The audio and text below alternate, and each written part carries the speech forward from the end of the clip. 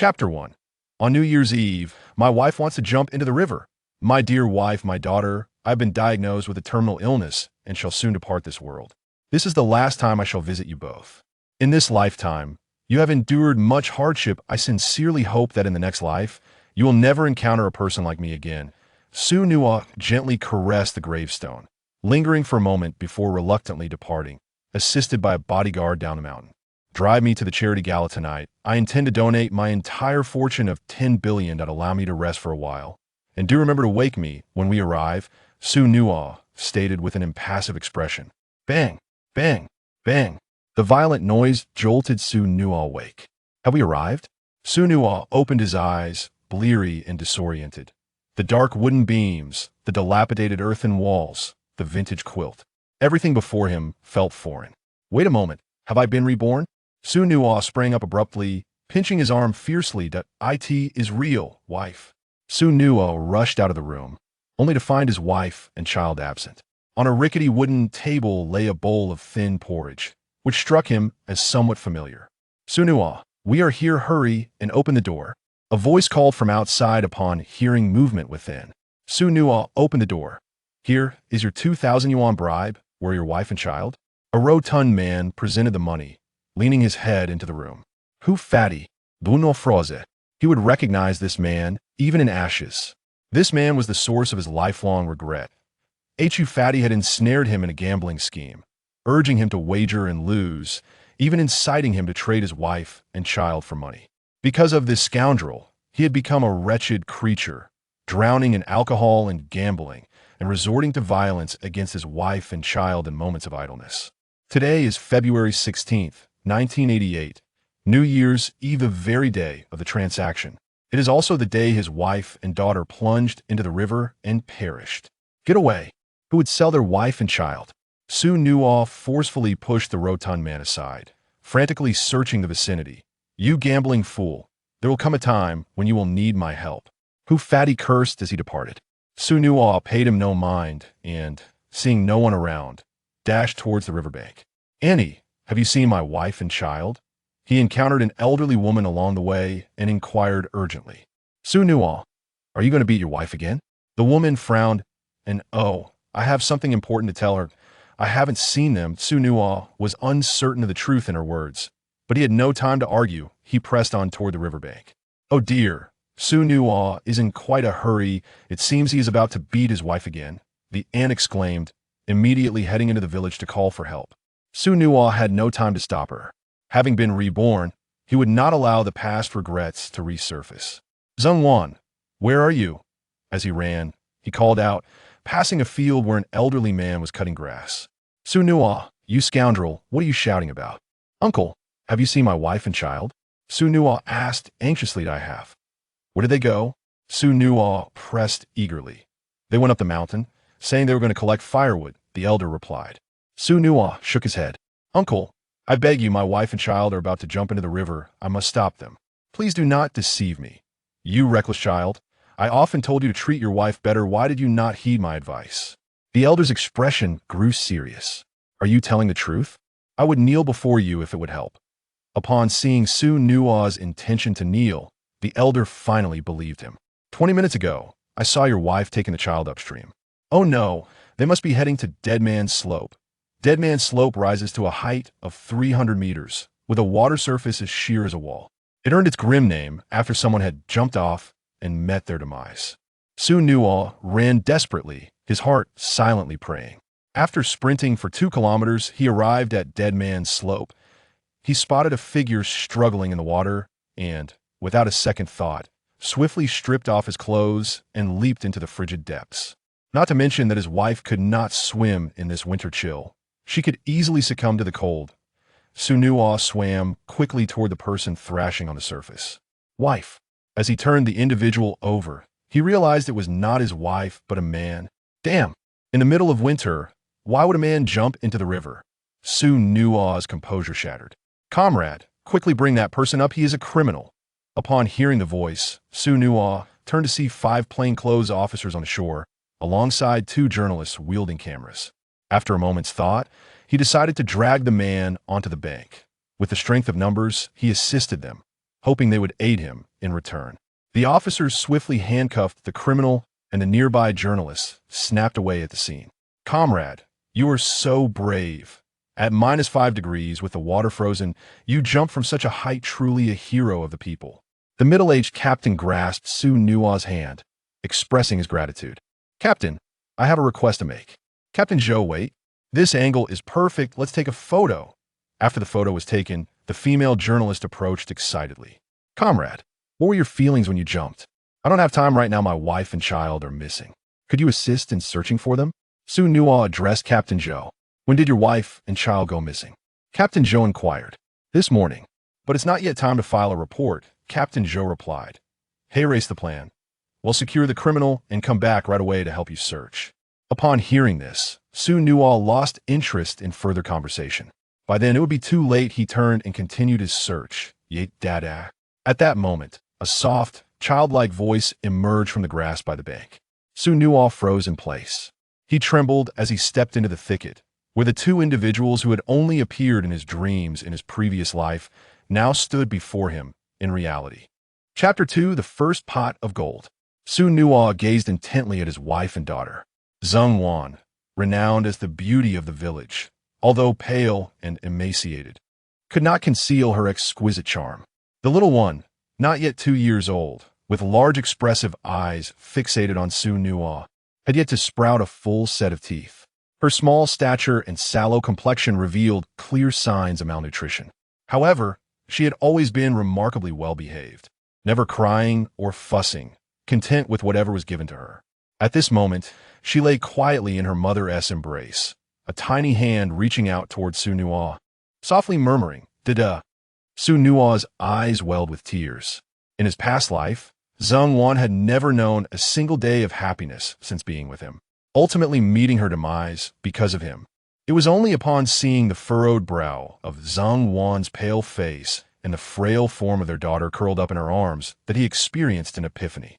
From that moment on, his heart had become desolate. Despite amassing a fortune of billions, he never remarried. Countless nights were spent in self-reproach and regret, relying on medication to barely find sleep. The greatest blessing in life is the return of what was once lost. "Wife Lele." Zheng Wan's face turned ghostly white, causing her to collapse to the ground.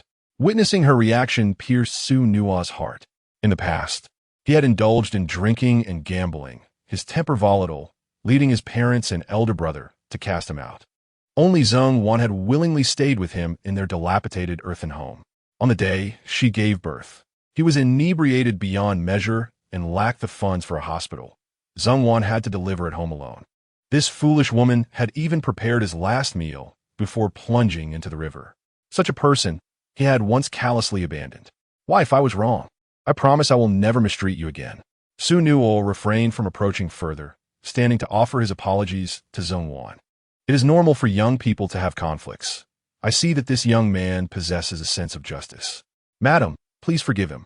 Captain Zhou returned Xu Nuo's clothing to him. Only then did Xu Nuo realize the cold, hastily retreating behind a tree to change. "Look at him. He jumped into icy waters from a height of 300 meters to help us capture a criminal, and his head is still freezing," Captain Zhou remarked. "This criminal is no ordinary felon. He is a notorious murderer who has brutally slain 5 respectable women. We have been searching for him for 3 years. If he escapes, it will be a disaster. Your husband is a hero." Upon hearing Captain Zhou's words, Zheng Wan stood frozen in place. Believing he had offered sufficient comfort, Captain Zhou added, "Young comrade, come with us to the station to make a record." "Captain Zhou, it's the new year." "I don't have time," Xu Nuo instinctively refused. "Your entire body is turning purple from the cold, and your foot is bleeding. Come with us to the medical room to prevent any lasting effects. Moreover, we can apply for a bravery award for you, which amounts to 100 yuan. Captain Zhou stated earnestly. 100 yuan. Xu Nuo's heart stirred. In 1988, the average monthly wage was only between 50 to 100 yuan, with poor priced at 1.8 yuan per jean and rice and vegetables at 0.3 yuan per jean. This sum represented a significant income in the countryside, with no money at home and the desire to provide a better life for his wife and child. He felt compelled to accept the offer. "Very well, You wait for me in the car. I will speak with my wife briefly and return. Captain Zhou and his companions returned to the vehicle. Noticing the absence of onlookers, Xu Nuo knelt down. My wife. I was wrong earlier when there were so many people around. I kneel before you now. Please do not leave me. Upon witnessing Xu Nuo's pleading demeanor, Zheng Wan hesitated momentarily before nodding in response. Xu Nuo's heart swelled with joy. My love, wait for me to return home for the new year. He climbed into the law enforcement vehicle, setting off towards the city. This scene was fortuitously witnessed by villagers who had come to lend a hand. What crime has this lad committed to be apprehended? They wondered. He spends his days in entertainment venues. It seems he has finally met his match. Xiao Wan, did that scoundrel Xu Nuo lay a hand on you? Zheng Wan shook her head. Xu Nuo has done a good deed. Can he really do good deeds? Xiao Wan, do not fear him. This time we will not let him off easily, declared Xu Nuo's uncle. Xiao Wan, you ought to divorce him. I will support you, lamented Xu Nuo's father. Father, he truly has done something commendable this time. He will return shortly. Seeing Zheng Wan's determination, the others could only disperse.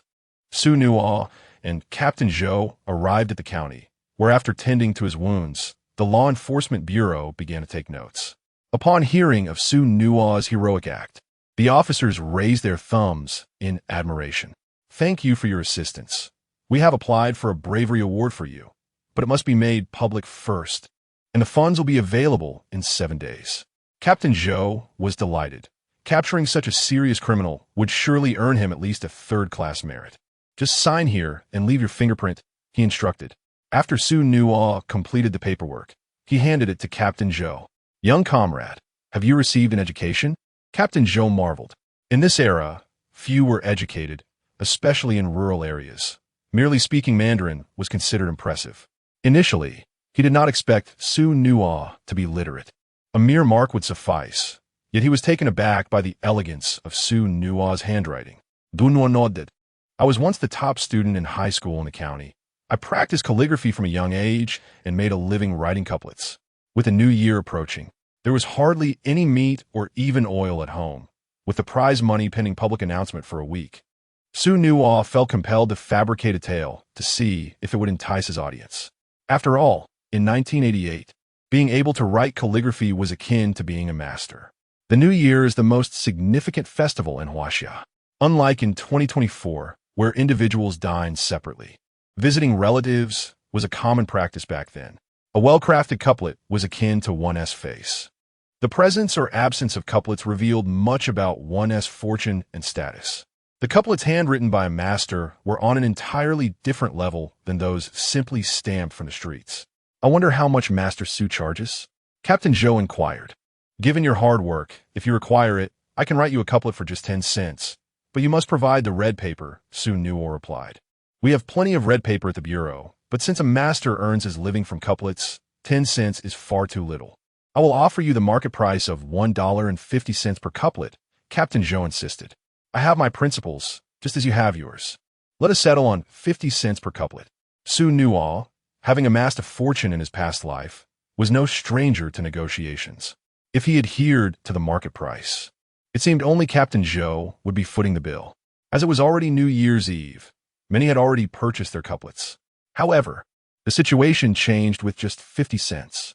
Xu Nuo possessed an aura of heroism and mastery, and it was said that Captain Zhou's reputation would shine brighter due to him.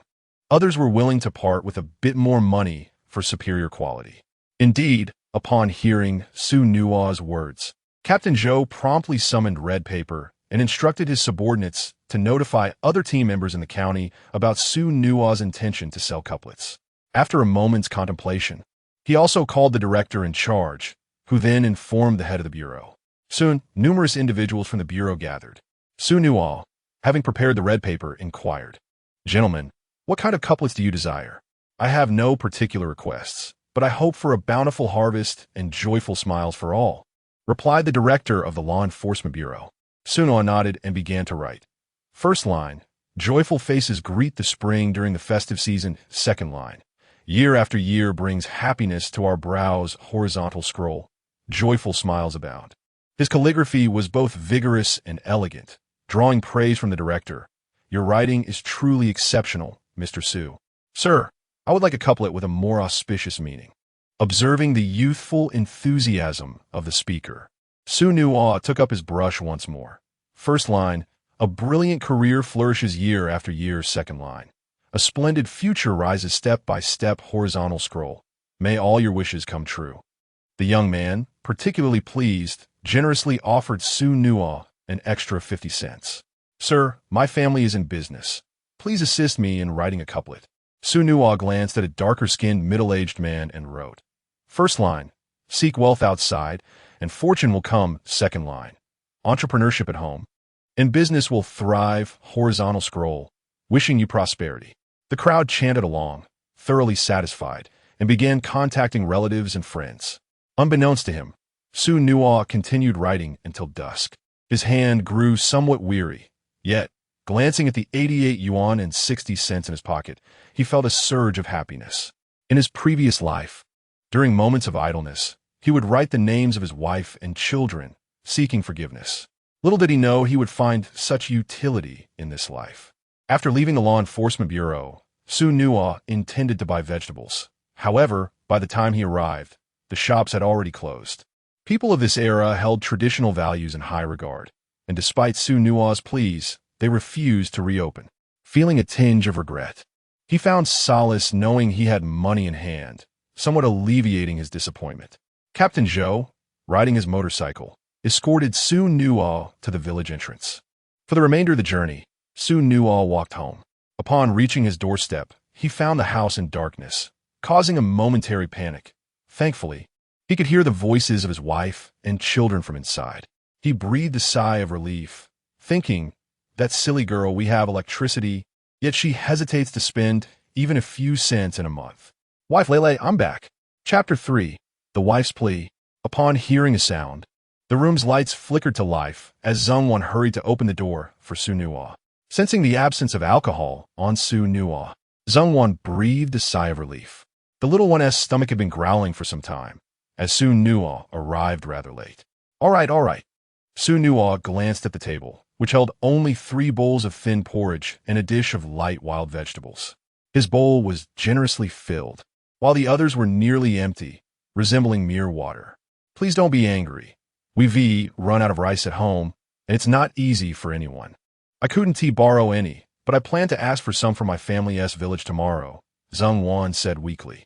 Xu Nuo felt a pang in his heart, recalling how he used to lash out when he couldn't find his way at night or when rice was scarce, never considering the hardships Zhongwan faced. If you must strike, then strike me. Do not harm the child, Zhongwan implored, noticing Xu Nuo's silence. No hitting, little Lele chimed in, extending his tiny hand. Listen to Lele. No hitting, Xu Nuo assured Zhongwan. I swear, I will never do it again. If I do, may heaven punish me. Zhongwan remained silent, lifting the bowl to feed the little one. Lele, eat up. Mommy's so good. The little one laughed. You too can share my bowl, Xu Nuo insisted earnestly. Lele's eyes sparkled with excitement. Lele, come here, Daddy will feed you. Xu Nuo reached out, but Zhongwan held Lele tightly, her expression filled with conflict. It's all right. I will not harm the child, Xu Nuo said, taking a seat beside Zhongwan. After a moment, she finally handed the child over to him, yet she remained vigilant, her gaze fixed on Xu Nuo. This was the first time Xu Nuo held Lele. Previously, he had refrained from embracing her, believing that having a daughter was unlucky. However, in that moment, he realized just how light and frail she was, as if nothing but skin and bones. To his recollection, the child had never tasted meat since birth. So happy, Lele exclaimed, overjoyed at being held by her father for the first time. Rest assured, you too. This will be our last night without rice and meat. From now on, I will ensure you have rice at every meal and meat with every dish, Xu Nuo declared, feeding Lele as he spoke. Zhongwan did not respond, saying, as long as you do not strike us and refrain from drinking and gambling, we will be content. It will not happen again. If it does, you have my word that I will pay the price, Xu Nuo replied. Zhongwan remained quiet, understanding that men often cared for their pride. And Xu Nuo was counting the days. He recognized that trust could not be established with mere words, so he offered no explanation. Darling, today I earned 88. 6 yuan. And I save someone, which will yield another 100 yuan, but that will take 7 days. For now, you can keep this money, Xu Nuo said, handing the cash to Zheng Wan. She was momentarily taken aback. The next moment, anxiety washed over her as she asked, "How did you earn so much money?" "Do not worry. It was tea obtained through robbery. In this day and age, one would be executed for such acts. I wouldn't be foolish enough to attempt that." Xu Nuo pointed to the red paper nearby. "I wrote nearly 100 couplets today. You can write couplets?" Zheng Wan asked. Her curiosity piqued. "You have forgotten that during our school days, I was the top student in the entire school." Xu Nuo and Zheng Wan became acquainted while attending school. At that time, he was regarded as the hope of the entire village, but a single mishap led him astray into a life of delinquency, altering his fate entirely. Fearing that she would not believe him, Xu Nuo entrusted the child to her and took a piece of red paper to compose a couplet. Upper line: a family with a wife thrives year after year. Lower line: a harmonious home flourishes in all matters. Horizontal inscription: family happiness. Zheng Wan, who could read, blushed slightly upon seeing the couplet. "What does it say?" she inquired. "I will hang it up to remind myself constantly that having a wife means having a home," Xu Nuo declared. He promptly exited to fetch some mud, affixing the couplet to the entrance. Upon re-entering, he found the little one had eaten and was now drowsy. Zheng Wan spread out a grass mat on the floor of the living room. The modest earthen house contained but a single living room and one bedroom. Previously, Xu Nuo had insisted that Zheng Wan, who bore a daughter, not allow them to sleep on the bed, leading the two girls to rest on the floor of the living room. Coupled with Xu Nuo's gambling away all their finances, the home was devoid of any comforts. Merely constructed of straw. "Go sleep on the bed," Xu Nuo suggested. "No worries, we can sleep on the floor," Zheng Wan replied. "Listen to me. This winter is damp and cold. You must think of the child as well as yourself." Xu Nuo lifted Su Lele and placed her on the bed. In the south, where there are no heated kangs, seeing the frigid conditions, Xu Nuo retrieved his own clothes from the wardrobe, layering them beneath the bed, and after covering it with a quilt, he spread his coat atop. Zheng Wan did not join him, as the bed was small enough for only two. 3 would be too cramped. "You should sleep on the bed. I still have to go out," Xu Nuo insisted. "Where are you going?" Zheng Wan questioned anxiously. "Rest assured, I'm not going out to drink or gamble." Xu Nuo left for the kitchen, gathering 2 sticks of firewood. Upon seeing the firewood, Zheng Wan instinctively recoiled. "Do not be afraid. This is for you. After I leave, use one to secure the door and the other to brace the room. I must protect my beautiful wife." Xu Nuo placed the firewood on the ground and turned to exit. After a moment, Zheng Wan realized what he had done. She secured the main door and propped it shut with a wooden stick. Subsequently, she climbed into bed, noticing the coat Xu Nuo had left for her. She contemplated for a moment before covering herself with it. Xu Nuo rubbed his hands together, braving the biting wind as he approached the kitchen. This winter was exceptionally cold. With light snow falling, the temperature was likely around -7 or 8 degrees. Xu Nuo murmured to himself.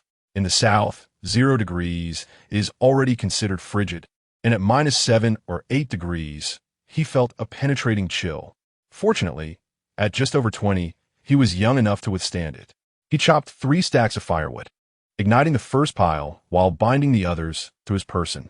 Lacking a flashlight, he had to resort to this method for illumination. Xu Nuo took up a fish spear and a basin, making his way to the river bank under the cover of night. In winter, no one ventures into the river to fish, thus the aquatic resources should be plentiful. Moreover, this winter marked a rare occasion of severe cold in over a decade. The river was frozen, causing not only the water to chill, but also the oxygen levels to diminish, prompting fish to rise to the surface. Xu Nuo felt that tonight he might just find fortune. Upon observing the shoreline, numerous fish could be seen surfacing for air, with some even leaping onto the bank. Xu Nuo could hardly conceal his delight. He had indeed guessed correctly. He first captured a small white fish that had ventured close to the shore. The fish at night were rather oblivious, remaining still, unlike during the day when they would vanish at the slightest hint of human presence. Xu Nuo, however, was not content with merely the small white fish. He cautiously overturned a large rock, revealing a palm-sized crab and a yellow-spined fish, estimated to weigh around 2 taels. The yellow-spined fish had few spines, making it suitable for his daughter's meal. However, it was quite slippery, and the spines along its spine were perilous, capable of inflicting considerable pain. Xu Nuo skillfully speared it with a fork and gently placed it into a basin. He then returned the rock to its original position, feeling an instinctual anticipation that this night would yield great fortune. The thought of his wife and daughter's joyful expressions at the prospect of a fish dinner quickened his pace. Within the span of half an hour, the basin brimmed with a bounty of river crabs and various fish, exceeding his expectations. Chapter 4. Providing meat for my wife and children. Xu Nuo ascended the riverbank, where he kindled a small fire, warming his hands and feet by its glow for a while. He resolved to cease his pursuit of the small fish and shrimp. In tranquil waters, large fish do not venture close to shore. It is at the confluence of swift and still waters that one finds an abundance of fish. As he traversed upstream, he indeed spotted numerous sizable fish in the eddies. With a deft thrust of his spear, he secured a black fish as thick as an arm, weighing an estimated pound. In an era marked by scarcity, children raised by the riverside regarded fishing as an essential skill. Xu Nuo suppressed his inner excitement, gripping the spear tightly while fixating upon the water's surface. In the evening, fish tend not to scatter, even if disturbed. They merely twist their bodies a few times before settling back. Any fish that manage to evade capture will soon return. Xu Nuo bided his time, striking again at a large fish. This time, he captured a grass carp, measuring a palm's width. He weighed it in his hands, confident it surpassed a pound. Energized by his success, he continued his pursuit, thrusting the spear once more to seize a perch. With few bones and delectable flavor, this fish requires little in terms of seasoning, and serving steamed perch to his wife and daughter would surely enhance their impression of him. The remaining fish were of similar size, and Xu Nuo, unwilling to squander time, plunged the spear into a fish-rich area, netting 2 more fish in quick succession. As the number of larger fish dwindled, Xu Nuo displayed restraint, opting not to deplete the waters completely. Given the unusual cold, he aimed to capture as many large fish as possible. Continuing upstream, he bypassed areas occupied solely by small fish. Soon, he arrived at a cluster of large stones, where he scrutinized his surroundings, discovering 2 soft-shelled turtles. Estimating their weight at around 3 pounds, these turtles are known to enhance memory and provide calcium, an excellent supplement for his growing daughter. Xu Nuo swiftly collected the 2 turtles. Suddenly, he spotted a large fish nestled within the crevices of the stones and thrust his spear once more. It was a mandarin fish, weighing approximately 2.5 pounds. The darkness of the night enveloped him, with scarcely any light illuminating his surroundings, and the cold wind occasionally whispered through the air, creating a haunting sound. Yet, at that moment, Xu Nuo felt no fear, nor did he perceive the chill. He continued to spear fish for a while longer. Concerned for his hands and feet, he gathered some wild grasses from the bank, igniting them to warm himself. After 10 minutes, he resumed his fishing. He walked and paused intermittently, traversing several kilometers until the dawn approached, reluctantly making his way home. On one hand, the fish became increasingly elusive. On the other, he feared being seen. Weighing his catch, he estimated at least 25 pounds, a significant haul, with many being large fish. Upon returning home, he found that Zhongwan had yet to awaken. Xu Nuo refrained from rousing the 2. He meticulously cleaned the fish, salting a portion to hang for later, intending to sell any excess in the county. He did not discard the entrails. After cleaning them, he placed them in a bowl. To be frank, these innards are often more delectable than the fish themselves. Once his task was complete, Xu Nuo gazed upon his laborious bounty, a satisfied smile gracing his lips. Xu Nuo, is it you? Awakened by the bustling sounds from the kitchen, Zhongwan hesitated for a moment before calling out, "It's me." Xu Nuo responded. Moments later, Zhongwan opened the door. Strutinizing do no karepuli. He stood firmly, without swaying, and there was no scent of alcohol about him. Curiosity piqued, Zhongwan inquired, "What have you been up to all night?" "My dear, come here, I have something wonderful to show you." Xu Nuo beckoned her into the kitchen. "Is this what you caught?" Zhongwan gasped, astonished by the numerous fish laid out before her. Xu Nuo nodded, speaking softly. I promised I would ensure you and our daughter enjoy rice and meat every day. A promise must be fulfilled. Rice can wait a few days. But let's indulge in meat first. I have already cleaned the fish. I'll rest for a bit, and later, you can choose the larger bass and black fish to steam for Lele to replenish her strength. And you don't hold back. You've endured a lot these past 2 years. Zheng Wan bit her lip, refraining from a response. Don't sleep just yet. After being out in the cold all night, let me prepare some hot water for you to wash up. After a warm bath, Xu Nuo climbed into bed. When she awoke again, it was already 1 p.m., and a tiny figure was curled up at the head of the bed. The little one, still asleep, clutched a small roasted fish in her hand, occasionally chuckling softly as if lost in a delightful dream. Gently, Xu Nuo lifted her onto the bed and removed her shoes, only to discover the child's feet were frostbitten, with cracks in several places. A glance at her hands revealed a similar plight. The little girl had no one to care for her. She worked alongside Zheng Wan, toiling in the fields. Being exposed to moisture inevitably led to injuries. And Xu Nuo felt a pang of heartache. She kissed Su Lele and carefully took the fish from her hand, urging her to rest. You're awake. Come out for a meal. Zheng Wan, glancing at Xu Nuo's expression, cautiously explained, Please don't blame Lele for bringing the fish to bed. She intended it for you, but after waiting so long, she fell asleep. It's fine. How could I ever blame my own daughter? Xu Nuo replied.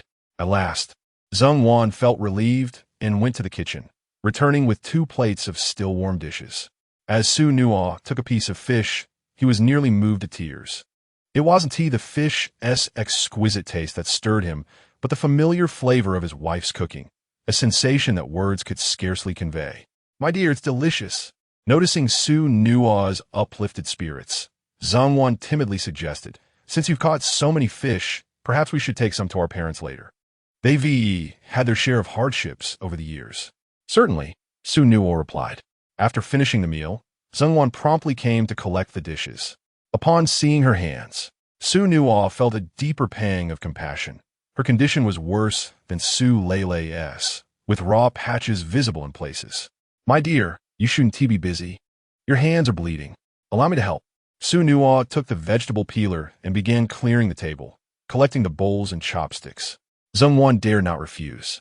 Merely watching him, Xu Nuo, what is the matter with you? Zheng Wan couldn't help but ask. I merely wish to take good care of my wife and child, Xu Nuo responded. Zheng Wan hesitated for a moment before softly voicing, Xu Nuo, the walls of the adobe house have cracked and let in the wind. The child gets cold at night while sleeping. Do you think I could patch the walls?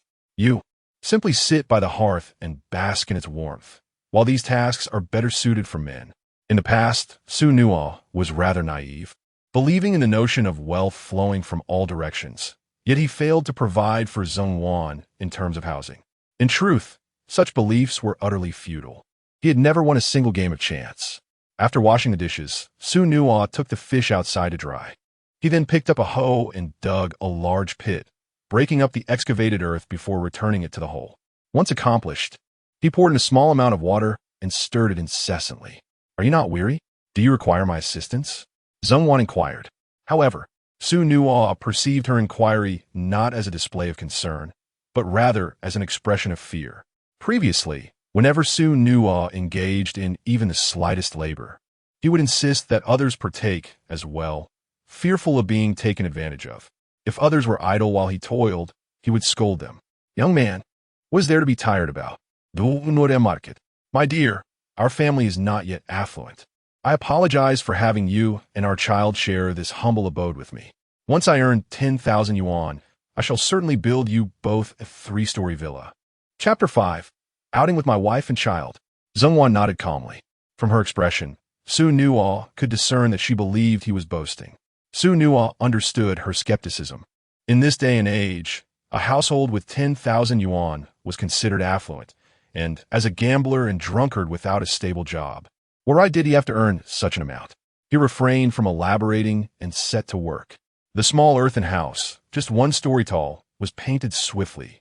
By the end of the afternoon, Xu Nuo had finished painting both the exterior and the interior walls. In areas with gaps, He stuffed them with stones and sealed them with mud. After completing these tasks, dusk was approaching. He tidied his tools and washed his hands. At that moment, the sound of little Su Lele crying echoed from the room. "Lele, what's wrong?" Zhengwan inquired as she entered. "It's dark and no one is here. I want to be held." Little Su Lele cried out. "Your child is calling for you," Zhengwan announced as she stepped outside. Xu Nuo responded with an acknowledgement. Yesterday, Zhengwan had refused to let him hold the child, but today she had agreed, indicating her growing trust in him. "Lele, Daddy is here, so stop crying," Xu Nuo said as he picked up the tiny one. Zhengwan continued to watch from the side, but Xu Nuo paid no mind. Empathizing, he too feared that a drunkard might suddenly lose control and harm the child. "Dada, where's the fish?" The little one asked with a forlorn expression, beginning to look around. Xu Nuo chuckled as he retrieved Su Lele's fish from his pocket. "The fish is right here." The little one held up the fish, offering it near Xu Nuo's mouth. "Dada, eat some." Xu Nuo took a bite. "All right, the little one can have some too." "Dada, if you eat my fish, then you won't scold Mama anymore." The child insisted, gazing earnestly at Xu Nuo. "Very well, I shall heed my little one's wishes." The child beamed, finishing the remainder of the fish. "Kulme, let Mama hold you while I widen the bed a bit," Xu Nuo said as he handed the child to Zhengwan. He then went to chop a few large bamboo stalks nearby, slightly expanding the bed. Having completed these tasks, Xu Nuo said, "Wife, it's almost time to cook. I've thought it over. You should take the fish to your parents. If I go, they might suspect I have ulterior motives." In the past, Zhengwan had often borrowed things from others, likely earning her a fair share of gossip behind her back. Now, bringing gifts was a commendable act, and it was only fitting that it be done by his wife. "Let's go together. It's not far anyway. You need to mend your relationship with your parents." Zhengwan replied, "I want to see Grandpa and Grandma too." The little one chimed in. All right, we shall all go." Xu Nuo selected 5 large fish for Zhengwan to carry while he hoisted Su Lele onto his back. The 3 of them set off towards his parents' home. Though his parents had cast him out, they had done so only after settling his debts. Because of him, they had sold the trees they had cultivated for decades. In his previous life, after Zhengwan and Su Lele drowned, his parents were so distraught that they passed away a few years later. Now, given a second chance, Xu Nuo was determined to ensure his wife and daughter found happiness while also honoring his parents. "Dada, I want to ride." "Su lao wimpa pelai. Lele, don't act up, or Daddy might not want you anymore," Zhengwan admonished urgently. The little one was taken aback and immediately burst into tears. "Dada, don't abandon Lele, it's all right." "It's all right, Daddy will be your steed." Xu Nuo hoisted Su Lulu onto his shoulders, with both hands clutching Xu Nuo's hair. Su Lulu erupted into peals of laughter. "Lulu, are you happy?" Happy Zhengwan observed the joyful interaction between father and daughter, her anxious demeanor softening into a smile. "Xiaowan, you smiled." In this second life, too much time had elapsed. Only the image of her anguished face remained in Xu Nuo's memory. He had forgotten what her smile looked like. Witnessing her laughter once more, Xu Nuo felt that the hardships of the past 2 days were indeed worthwhile. "I didn't," Zhengwan retorted, her expression stern as she walked away. Duh. Is Mommy angry?" the little one inquired curiously. "No, your mother is just feeling shy," Xu Nuo chuckled as he caught up with her. The villagers, upon witnessing the trio, wore expressions of disbelief. They refrained from speaking to Xu Nuo, hastily retreating inside and shutting their doors. Xu Nuo said nothing as the 3 continued towards his parents' home. From a distance, he noticed his elder brother ushering the family inside and locking the door. Wasn't he taken away? How did he return? Sumu asked. He was taken by the law enforcement bureau, as everyone saw. Just ignore him for now, Xu Nuo's brother replied. On New Year's Day, isn't it a bit harsh not to let the little brother's family in? Xu Nuo's sister-in-law expressed her concern. Although our family is poor, at least we can have meat during the new year, but their family has nothing. I heard that the villagers won't even lend rice to Xiaowan. That scoundrel, treating such a good wife poorly, forcing her to jump into the river. Just wait until I break his legs. Su Fu glanced around and picked up a pole. Su Fu was one of those who had apprehended Xu Nuo during the day, and only when they saw Xu Nuo being taken away did they relent. Father, don't act recklessly. You know Xu Nuo's strength. We are no match for that scoundrel, Xu Nuo's brother said earnestly. Let us just ignore him. Xu Nuo must be here to ask for money. If he can't get it, he'll leave on his own. That rascal can't stay here. Once he leaves the village, we can quietly send some food to Xiao Wan and her daughter. Shoo, he's at the door. Don't say a word. Knock, knock, knock. Dad, Mom, brother, sister-in-law. I'll come to see you. Xu Nuo knocked on the door. No one responded from within. Dada, grandpa, and grandma inti xulilichipt. Dad, Mom, brother, sister-in-law, I was wrong before, but now I've turned over a new leaf. This time, I came with Xiao Wan and Lilu to bring you food. If you don't believe me, you can trust Xiao Wan and Lilu. Xu Nuo glanced at Zheng Wan, who said, Dad, Mom. Xu Nuo caught quite a few fish. We left them here. Remember to eat them.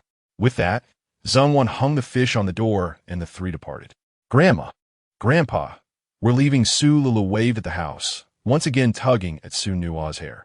Giddy up, let us go home. As Xu Nuo's family walked away, his parents stepped outside, staring silently at the line of fish. Why are you stopping me? It prevents me from holding my granddaughter. Su Mu expressed her dissatisfaction. What's Xu Nuo up to? Xu Fu frowned. Perhaps he has changed his ways. I observe that the child seems rather fond of him. And little one has also arrived. Mother Su proudly lifted a string of fish, exclaiming that it must weigh 5 pounds. What do children understand? As for little one, perhaps she was coerced. It is possible that Xu Nuo intended to poison us to sell off everything in the house. Let's not forget that Xu Nuo is a gambler. A single remark from brother Xu Nuo sent the collective joy of the gathering plummeting. Then throw it away. Father Su declared with a stern countenance. 5 pounds, and you suggest we simply discard it? Mother Su protested. Seeing the disagreement among the others, Sister Xu Nuo suggested. Give it to me. Let us try it first, and see if Xu Nuo has truly changed. I still have faith in little one. This is a splendid idea. In a few months, any poison will dissipate. Mother Su expressed her support. After some contemplation, the other two nodded in agreement. Upon their return, Xu Nuo and Zheng Wan remained silent, while the little one babbled incessantly. Xu Nuo, do not be upset. They were unwilling the first time. But we shall try again next time, Zheng Wan reassured. Indeed, let us persevere. We will go gather some wild vegetables. This visit did not earn their parents' forgiveness. Yet it did strengthen the bond with Zheng Wan, which was not without merit. Xu Nuo led the two girls to a shaded area to gather perilla, pig's ear root, shepherd's purse, and some cilantro. These vegetables will become quite popular in 2024, but in 1988, they were regarded as wild greens, primarily fed to pigs and found abundantly in the wild. Talp, talp?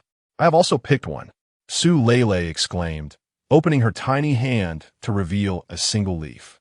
Chapter 6. The daughter cries for her father. Lele is truly wonderful.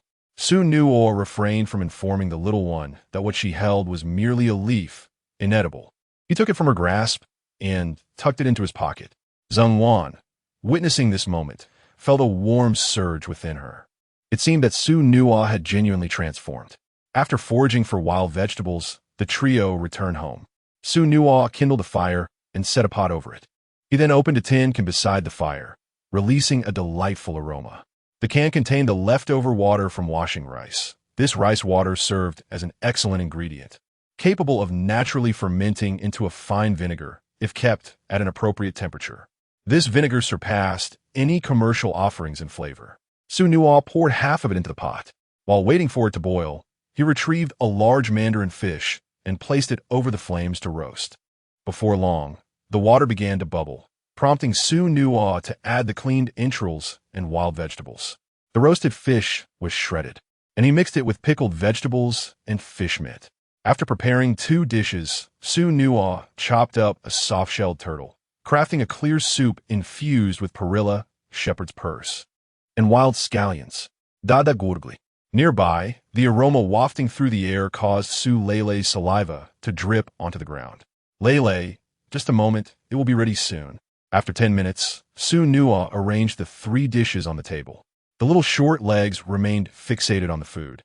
Xu Nuo ladled a bowl of soup for both Su Lele and Zheng Wan, adding pieces of turtle meat. Lele, eat slowly, Xu Nuo reminded her. The chicken is here. Su Lele exclaimed, her first experience with a rich, oily soup filling her with glee as she clapped her hands. Dada, it's delicious. Xu Nuo affectionately patted her head. Good girl. Eat plenty of meat to grow strong. Dada, I'm 7. The little one declared, reaching for a piece of meat with her tiny hands. Xu Nuo took a bite, and seeing the meat vanish from his hand brought her even greater joy than if she had eaten it herself. Wife, you should eat too. Noticing Zheng Wan watching the two, Xu Nuo served her a generous piece of roasted fish. Don't hold back. Eat until you're full. Zheng Wan cautiously tasted a bite. Observing Su Lele perched on a wooden stool, leaning over the table. Lele, don't lean on the table. It might collapse. Okay, Mama.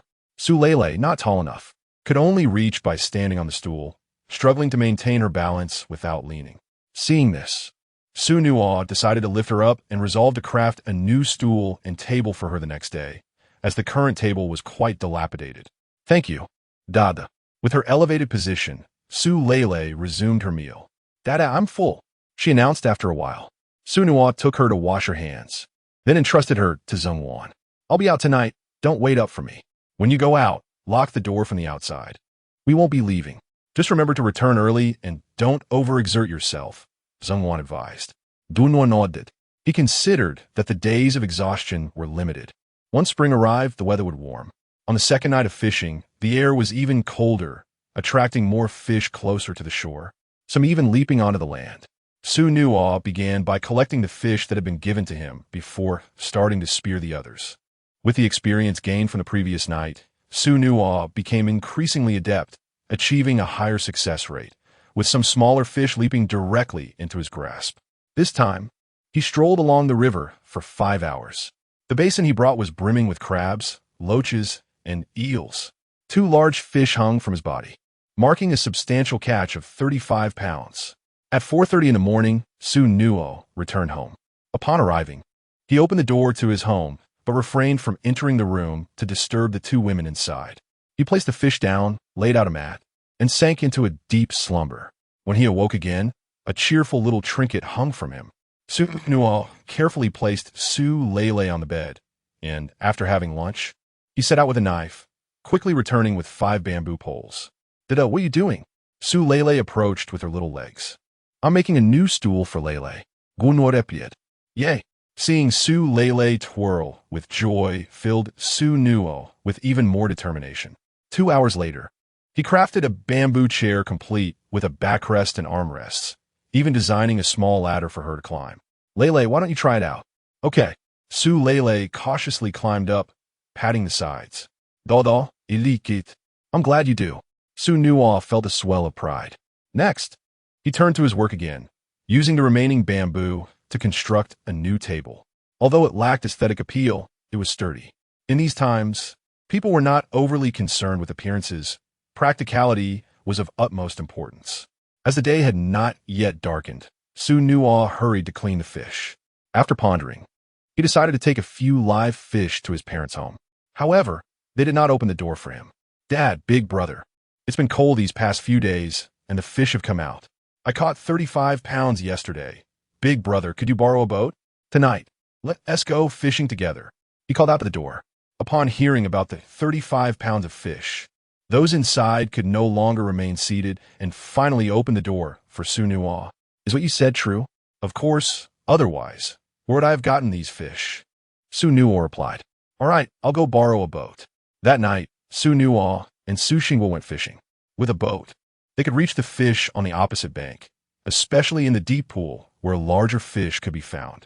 Su Xingguo speared a 2-pound carp, excitedly exclaiming, Brother, don't get too excited. Keep your voice down. Du Nuo kotionet. Su Xingguo immediately quieted down, suddenly spotting fish on the shore. Little brother, stop. There are small white fish on the bank. Brother, you don't understand. The weather will warm up starting tomorrow, and there won't be as many fish. Let us not waste time on small ones. We should catch the bigger ones. Xu Nuo Advi said.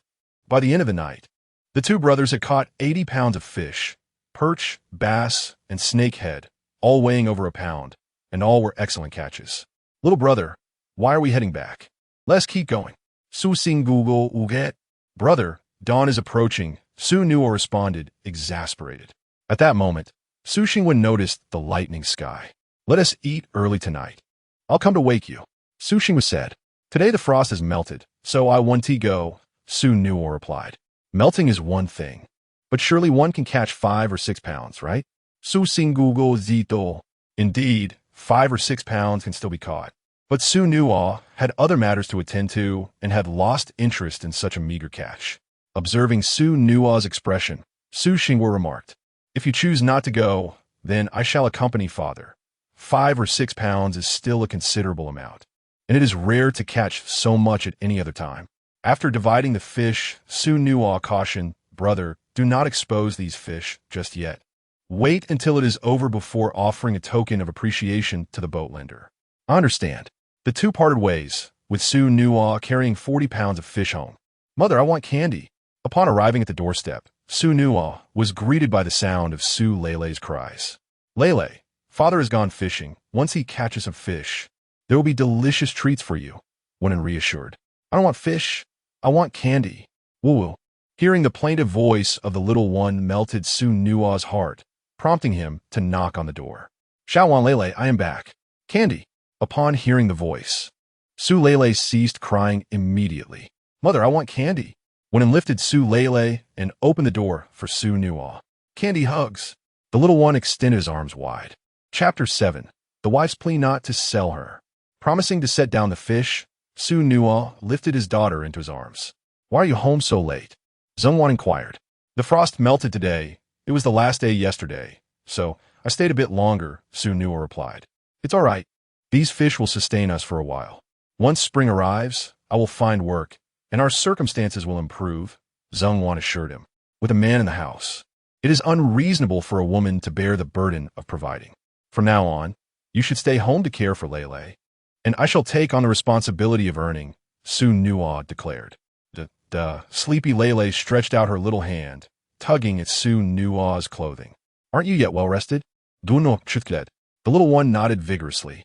"I cried for a long time and couldn't sleep, dear. Let us indulge in a few more hours of slumber." "It is likely only a little past 4, Xu Nuo suggested. Zhengwan's face flushed. Xu Nuo had a penchant for drinking and gambling, frequently absent from home. Since Leilei's arrival, they had not shared a bed again. "The baby wants to sleep in the middle," Leilei chimed. "Little Wan, then you sleep on the inside."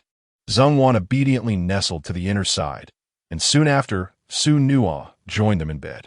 The trio lay together for a while. Little Leilei soon drifted off to sleep, but Zhengwan trembled, half of her body exposed to the cold air. "Why are you lying so far away?" "The blanket is a bit small. Come closer so we can share warmth," Xu Nuo urged. Zhengwan did not move closer. Xu Nuo understood her fear of him. She would only approach if commanded. He did not wish to frighten her further with a stern tone, so he gently pulled her closer. Zhengwan gasped but did not retreat, merely tensing up.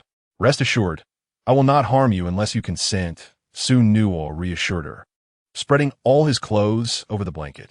It was the coldest time as the ice melted, and even 3 bodies huddled together could not generate sufficient warmth. Xu Nuo rose to chop wood. "I apologize, Xu Nuo, for not bringing back enough firewood. We are running low at home," Zhengwan pleaded. "Please do not scold me just yet. Let the child sleep a while, and after she is rested, you may reprimand me," she implored. "This is not your fault. It is my doing. In the past, you had to work while caring for the child, and with your poor nutrition, how could you have the energy to chop wood?" Xu Nuo replied. "Do not worry. When dawn breaks, I will go gather firewood. You two have suffered enough from a cold. We need not conserve the firewood." Seeing that Zhengwan had fallen silent, Xu Nuo brought over a large log and lit it with small twigs. The log burned slowly, providing warmth for a long duration. "Is it not much warmer now?" Xu Nuo asked, draping the blanket over his wife and daughter while he covered himself with just a few garments. Noticing Xu Nuo's gentle demeanor, Zhengwan hesitated for a moment before summoning her courage to say, "Xu Nuo, could you please not sell us?" Xu Nuo was taken aback, the image of 2 pale corpses flashing in his mind once more. Seeing his expression, Zhengwan quickly added, "Do not be angry. If you must sell someone, let be me. Our child is still young and has not yet experienced the joys of life. I do not ask that you treat her kindly. If you raise her to adulthood, I will bear no resentment towards you." Feeling her tremors against him. "Silly wife, do not overthink. I would never harm you, even if it meant selling myself. Xu Nuo, please do not deceive me any longer. I'm not foolish. I overheard your conversation with Huangshan. Zheng Wan confessed. My dear wife, I apologize. I was blinded by rage and lost my senses. Xu Nuo understood that some matters must be laid bare. Otherwise, they would become an insurmountable wall between them. After reaching an agreement with Huangshan that day, I began to have nightmares. I dreamt that you and our daughter jumped into the river, and thereafter I suffered for 36 years, writing your names every day and performing good deeds in your honor, donating to the Taoist ancestors, Buddha, and even to God. I begged the heavens to return you to me. Upon awakening, I realized that I had been gravely mistaken in the past. Xu Nuo fixed his gaze upon Zheng Wan's eyes. My wife, if you harbor hatred for me, you are free to divorce me. However, rest assured, I shall not seek another woman. I vow to make amends for my shortcomings and ensure you both live a good life. Is everything you said true? Zheng Wan inquired. If I were to betray you again, may I be struck down by lightning and meet a miserable end. All right, I believe you. But do not make such oaths recklessly. Zheng Wan interrupted Xu Nuo. After a moment, she asked, Xu Nuo, did you truly pray for us throughout your dreams? It was merely a dream. What is there to be joyful about? Zheng Wan's smile faded, and in the next moment, Xu Nuo replied, true guardianship occurs in reality. Regardless of whether we divorce or not, I will care for you both for a lifetime. Zheng Wan felt a surge of joy. Sleep now. Whether we divorce will depend on your future actions. Time passed, and Xu Nuo was the first to awaken. He glanced outside. The sun had risen high, at least 10 o'clock. Xu Nuo looked at the two treasures nestled in his arms. Both girls breathed evenly, still in slumber. Xu Nuo was exhausted from several sleepless nights, while Su Lei lingered in bed due to the warmth of the room.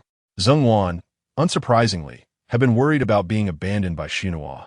The past few days had been tense, but after their conversation, she felt relieved, and drowsiness soon overcame her. After a while, the little one stirred and opened her eyes. As soon as she saw Xu Nuo, she burst into giggles. Zheng Wan also awoke. It's so late. I shall prepare breakfast for you. My dear wife, you stay put. I will handle it. Xu Nuo rose, cleared away the remaining ashes from the fire, and headed to the kitchen to heat water. 10 minutes later, Xu Nuo returned with a basin of warm water. Little treasure, time to wash your face. He gently wiped Su Lei's face clean and dressed her in her clothes and shoes. Now, big treasure, it's your turn. Xu Nuo prepared a towel and turned to Zheng Wan. No need for such sentimentality, she shyly replied, quickly taking the towel from him. Little treasure, would you like to help Daddy make breakfast? Xu Nuo asked the little one. Yes, let's make breakfast for Mommy, the little one exclaimed, stretching her arms and scampering after Xu Nuo with her tiny legs. Upon reaching the kitchen, Xu Nuo placed the little one on a chair, used tongs to retrieve the remaining red coals from the wood fire, set them beside her, and added a bit more firewood. Su Lei extended her small hands towards the fire, emitting a tinkling laughter. Thank you. Dada, the joy of a child is indeed so simple. Xu Nuo gently patted her head. Just a moment, breakfast will be ready shortly. At noon, after the meal, Xu Nuo took up his axe and said to Zheng Wan, My dear, I will go chop some firewood. You and Lei stay at home and wait for me. I would like to accompany you, Zheng Wan suggested. My dear, you are too frail. When I held you last night, I felt nothing but bones. Stay home and rest well, Xu Nuo declined. Zheng Wan's face flushed. But how can a woman not work? Who says women must toil? Xu Nuo replied. Moreover, today the sun has risen, the ice has melted, and the outdoors is filled with moisture. What if the child gets wet and catches a cold? You stay home and take care of the child. Be obedient. After much persuasion, Zheng Wan agreed to remain behind. Xu Nuo swiftly departed from home, with a clear objective in mind. Behind Huangshan Village lies a dense forest, where at the summit stands a chestnut tree that has been dead for many years, due to the steepness and height of the mountain. The chestnut tree is larger than an adult can embrace with both arms and weighs at least 200 jin. Moving it down the mountain poses a significant challenge. Hence, for many years, no one in the village had dared to touch it. However, now it was different. Xu Nuo possessed great strength, having only been lazy in the past. When he was a child, others praised him, and his father would tell them that their ancestors were martial champions. How formidable were the martial champions of ancient times? In a vast history of China spanning 5,000 years, there were 83 dynasties and 422 emperors, yet only 284 martial champions emerged. The assessments for martial champions included drawing a hard bow of over 140 jin, wielding a great sword of more than 180 jin, and lifting a boulder weighing 300 jin. Among other feats, before Xu Nuo's character changed, his father often praised him for his ancestral traits. Xu Nuo ran along the mountain path, reaching his destination in 3 hours. Upon seeing a chestnut tree standing 7 to 8 meters tall, Xu Nuo smiled. In the countryside, pines, chestnuts, and firs are considered domestic firewood, while other trees are deemed wildwood. Generally, if a family's firewood storage is filled solely with wildwood, even if it is brimming, they would be ridiculed for laziness. Conversely, if it consists of domestic wood, they would receive praise. This is because domestic wood ignites easily, burns steadily, produces a strong flame, and emits no unpleasant odor. Among domestic firewood, chestnut is the finest. As the saying goes, besides chestnut, there is no good firewood. Besides a maternal uncle, there are no good relatives. Chestnut wood not only provides great heat, but also has excellent burning qualities, with larger chestnut trees outperforming charcoal. This is the reason Xu Nuo was drawn to it. Chapter 8. Rescuing Lives, the Thoughts of Xu Nuo. After a brief respite, Xu Nuo commenced his labor. The chestnut tree towered high, its branches entwined with vines. Thus, prior to felling the tree, Xu Nuo ascended to sever the branches and vines. He proceeded with utmost caution, testing each branch with his foot before placing his weight upon it. The tree had been dead for at least 5 years, and no one could ascertain whether any of its branches were rotten. A careless fall could lead to disastrous consequences, and heaven had granted him a chance at rebirth, not to bring trouble and calamity to Zhongwan. Having carefully reached the top of the tree, Xu Nuo secured the vines with his feet to prevent the tree from breaking and causing him to fall. After 15 minutes of clearing the branches, he began to chop down the tree. He first carved a substantial notch into the trunk facing the mountaintop, followed by smaller notches on either side, before moving toward the base of the mountain. With great exertion, he struck nearly 100 blows, and upon feeling satisfied with his progress, he slowed his pace. Felling a large tree is a perilous profession. Even in 2024, lumberjacks are still dubbed widowmakers. The moment a tree falls is fraught with uncertainty, and its direction may not align with human intention. Should the tree topple askew or rebound upon hitting the ground, it could prove fatal. The safest method is to avoid severing it completely, allowing the tree to descend gradually. Xu Nuo sheathed his axe and gently nudged the tree toward the mountaintop before swiftly retreating. Everything transpired smoothly, and the great tree fell as Xu Nuo had envisioned. By 5 p.m., the 8-meter chestnut tree had been successfully felled. Noticing that the sun had yet to set, Xu Nuo proceeded to cut the branches into smaller sections and bound them to the trunk. Having accomplished this, he did not foolishly attempt to carry it down the mountain unaided, for he was a man of 2024. He then cut 2 long bamboo poles and a piece of wood, binding them to the end of the chestnut tree at an angle. He subsequently moved to the other ends of the bamboo poles and secured them together, creating a simple lever. Grasping the bamboo pole, Xu Nuo effortlessly lifted the majority of the chestnut tree. He dragged the wood down the mountain, returning to the village after 2 hours. The villagers were astonished to see Xu Nuo chopping firewood. "Xu Nuo, did you really fell that great tree?" inquired his uncle, who wore reading glasses and was one of the few literate individuals in the village, known for his fairness and warm-heartedness. "Indeed, this winter has been particularly cold. I brought it back to warm my wife and children," Xu Nuo replied. "You were just putting on airs. How could someone as good as you be taken by the Enforcement Bureau?" The elder's irritation stemmed from witnessing Xu Nuo compel his wife and daughter to jump into a river previously. "Old man, perhaps you should say less," remarked his aunt quietly. "Why should I fear him? Xu Nuo, this rascal, may indulge in drinking and fighting outside, but he doesn't even respect his own elders," the uncle retorted angrily. Xu Nuo chose not to engage in contention with the 2 elders. "Uncle, I was not taken by the Enforcement Bureau. Rather, I performed a good deed and received a commendation for bravery, which require my signature at the county office. Bravery, you say? Who do you think you're fooling? The uncle sneered. Xu Nuo refrained from further explanation and turned to leave. Xu Nuo, I warn you, if you continue to bully Zheng Wan and her daughter, I will report you to the county. Uncle shouted from behind. Did you hear that? Oh dear, old man, why are you chasing after him? Can't you just say a few less words? Aunt said sternly.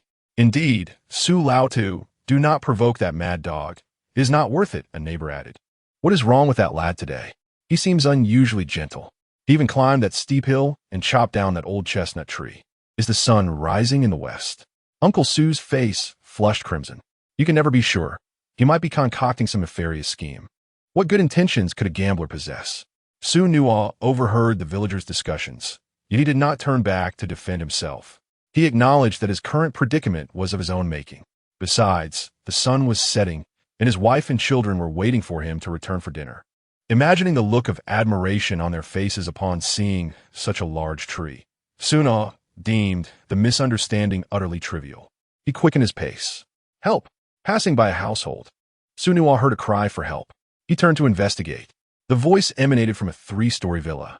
He recognized this family. They owned a farm, raising chickens and pigs, and were among the few in the village to have built a Western-style house, also the only family to have produced a university graduate. However, Xu Nuo recalled that in his previous life, that female university student had perished, choking on a bone during a meal. He had attended her funeral and had indulged in the feast. With that thought, Xu Nuo set down his firewood and rushed inside. In rural areas, etiquette and customs are highly valued, emphasizing reciprocity. For instance, one must pay a fee to a feng shui master, and even if one lacks money, they should offer some food as a substitute. If someone lends a helping hand, it is imperative to return the favor. Otherwise, misfortune may ensue. Saving a life typically warrants at least a basket of rice. There would be a supply of rice at home. Xu Nuo hurried into the living room, which was already crowded with people dining. Daughter, how is she? She seems to be choking. Quickly, fetch her some water. The crowd was in a frenzy, utterly unaware of the proper course of action. Xu Nuo pushed through the throng and quickly zeroed in on a young woman. At that moment, her eyes were bloodshot, her complexion ashen, and her lips a shade of purple. She clutched her throat in agony, even coughing up blood. Ah, she is spitting blood. What do we do? One of the ants cried out in despair. Make way, do not block the path. Xu Nuo could not afford a delay. He swiftly supported the young woman. Then, he positioned himself behind her, threading one leg between hers, his left fist pressing just above her navel, while his right arm encircled his fist. He then exerted force in an upward motion. Once, twice, thrice. Here comes the water. Xu Nuo, how dare you take advantage of my daughter? I'll have it out with you. A middle-aged man, fetching water from the kitchen, was incensed upon seeing Xu Nuo in such an undignified position with his daughter. He charged forward to pry Xu Nuo's arms away. Fortunately, Xu Nuo was quite strong. Otherwise, it could have led to a grave misunderstanding. Xu Nuo forcefully pushed him away. I am in the midst of saving someone. Your daughter is choking on a bone. Drinking water is futile. Do you wish for her demise? Upon hearing the word death, the middle-aged man lost all composure. Why are you all gasping for air? Don't crowd here, everyone. Get out. There is no oxygen left. Xu Nuo was notorious in the village as a ruffian, and many villagers feared him. With a thunderous roar, several individuals fled the premises. However, the young woman's parents remained. As seconds ticked by, Xu Nuo attempted the maneuver 12 times until finally, the young woman expelled a bloodied fragment of bone. At last, it's out. The couple exhaled in relief, yet Xu Nuo remained tense. The young woman had choked for too long and had lost consciousness. Hey, wake up! Xu Nuo patted her shoulder, but upon seeing her lifeless state, he laid her flat on the ground. What's wrong now? The middle-aged man asked anxiously. She is not breathing, Xu Nuo replied. The couple slumped to the ground, and the mother could no longer contain her tears, wailing, Oh, my poor daughter. Quiet. There is still hope. If you must cry, do so outside. You woman, go out and shut the door, the middle-aged man instructed. In this dire situation, they had to resort to desperate measures. Yet he was reluctant to leave Xu Nuo's side. Xu Nuo, preoccupied with saving the young woman, meticulously examined her chest, confirming there was no rise and fall. He knelt down, clasped his hands, and placed them on her chest, straightening his arms to apply pressure with his upper body strength. The middle-aged man, seeing this, was about to confront Xu Nuo, but a fierce glare from Xu Nuo silenced him. After 30 consecutive compressions, with no sign of awakening, Xu Nuo pinched the young woman's nose, preparing to breathe into her mouth. Unable to restrain himself any longer, the middle-aged man rushed forward in a fit of rage. "Dad!" Fortunately, the young woman was not severely injured and regained consciousness. Hearing her voice, the middle-aged man halted his advance. "Daughter, are you all right?" he asked anxiously. I feel much better," the young woman replied weakly. Only then did the father release Xu Nuo. Xu Nuo carried the young woman to the bed and checked her pulse, stating, "The pulse is normal. The bone should be intact. Feel your chest and see if there is any sharp pain or sensation of suffocation." The young woman tested it and shook her head. "Outwardly, there is nothing amiss, but internally there are some bruises. It's best to consult the village doctor for some herbal remedies," Xu Nuo advised. "Understood," the young woman on the bed responded, her face flushed with embarrassment. Xu Nuo, wishing to avoid further entanglement, departed the room. The middle-aged man followed closely behind, curiosity piqued. "What methods did you just employ? I have never heard of them before." Chapter 9. Eating Sticky Rice. "Uncle Lu, I was the top student in the entire county back in the day, even surpassing Lu Shi. I have thoroughly perused the Barefoot Doctor's Manual and can recite it by heart," Xu Nuo replied. "The Heimlich maneuver and cardiopulmonary resuscitation are fundamental knowledge in 2024. Indeed, the Barefoot Doctor's Manual contains such information, which Xu Nuo had reviewed. In 2024, the Barefoot Doctor's Manual, Military-Civilian Dual-Use Talent Companion, and Militia Military Training Handbook gained immense popularity and were regarded as the 3 paramount essential texts. They encompass a wide array of ailments, daily life skills, and even basic techniques for chemical and weapon protection. Oh, if only you and T gone astray back then. You could be with my daughter now." The middle-aged man did not continue, and Xu Nuo refrained from responding. As they exited the house, the people in the yard inquired about the situation. Lu Shi's mother was trembling with fear, utterly devoid of composure. "Life has been spared. My dear wife, go fetch a basket of glutinous rice and 2 roosters," the middle-aged man instructed. "Is everything truly all right?" the elder woman asked. "Everything is fine," the middle-aged man assured her. Lu Shi's mother promptly entered the house, cast a glance at her daughter, and then swiftly prepared the items.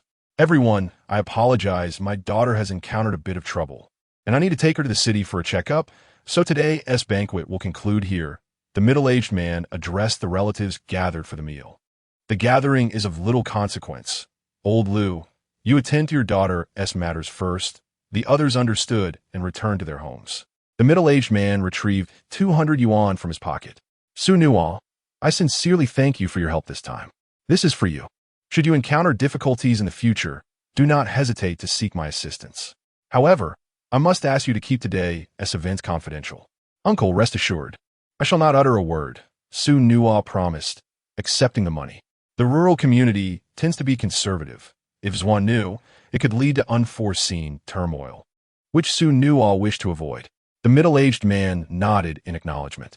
Shortly thereafter, Lu Shi's mother approached. "Young man, thank you ever so much," she smiled.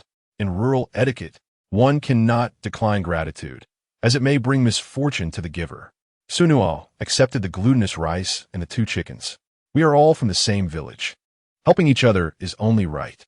You go on to see Lu Shi. I shall not intrude further." Xu Nuo stepped outside, hung the chickens and basket of rice on a chestnut tree, and continued his journey home. Though the burden was heavy, it was a weight of happiness.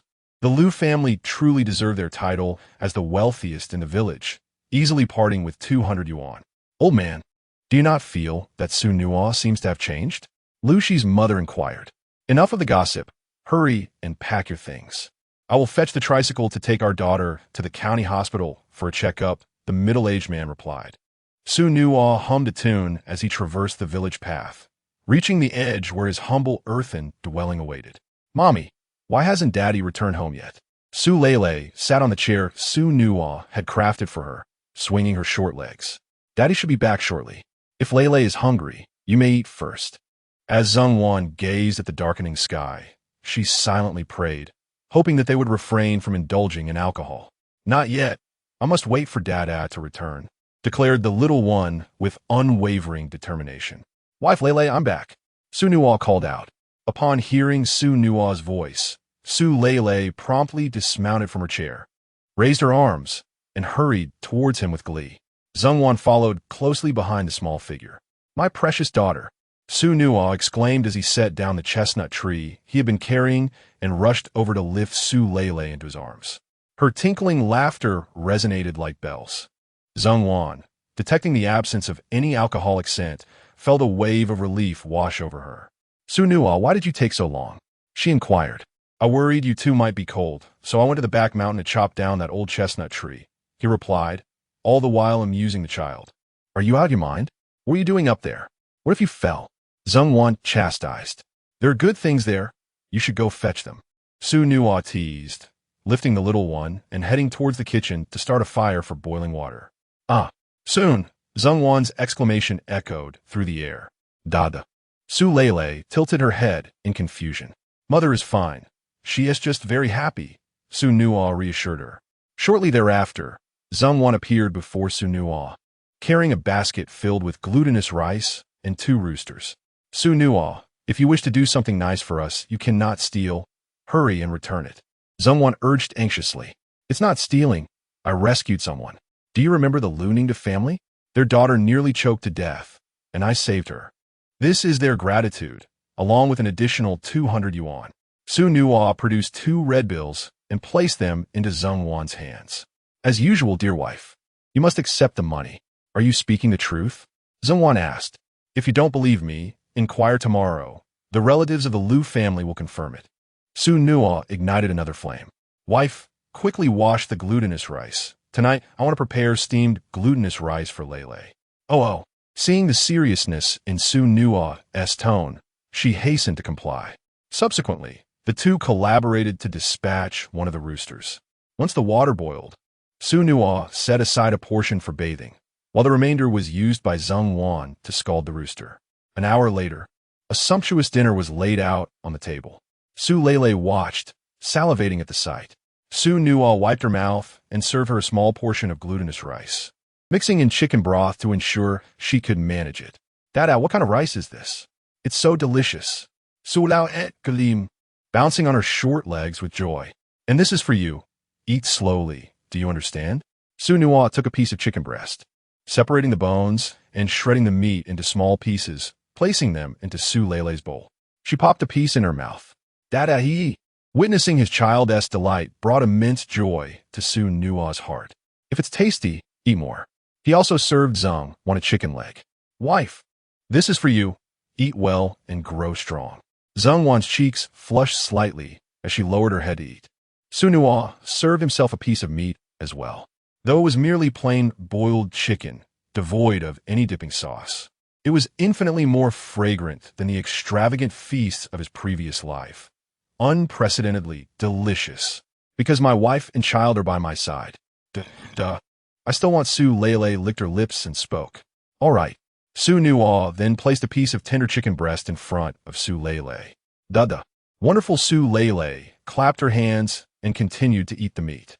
Xu Nuo noticed that Zheng Wan was reluctant to eat the meat, absorbed in her meal, so he continued to serve her chicken and fish.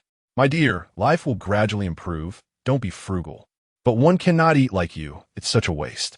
Zheng Wan gazed at the bowl brimming with meat, expressing her reluctance. If you cannot finish the meat in your bowl, you're not allowed to sleep. Xu Nuo issued a stern command. Zheng Wan, still somewhat intimidated by Xu Nuo, could only obediently comply. Duh. I'm full now. Daddy will take you to wash your hands. Xu Nuo lifted Su Lele, and after washing her clean, placed her back on the chair. Once Xu Nuo and Zheng Wan were also satisfied, Xu Nuo picked up the little short legs. My dear, let us go. Time for bed. Off to dreamland, the little one joyfully bounced on her short legs. Lele, stay on the bed and don't move around, all right? Gunoin struched it. I want to move. Moving around will make me fall, the little short legs replied in a sweet voice. Lele is truly clever.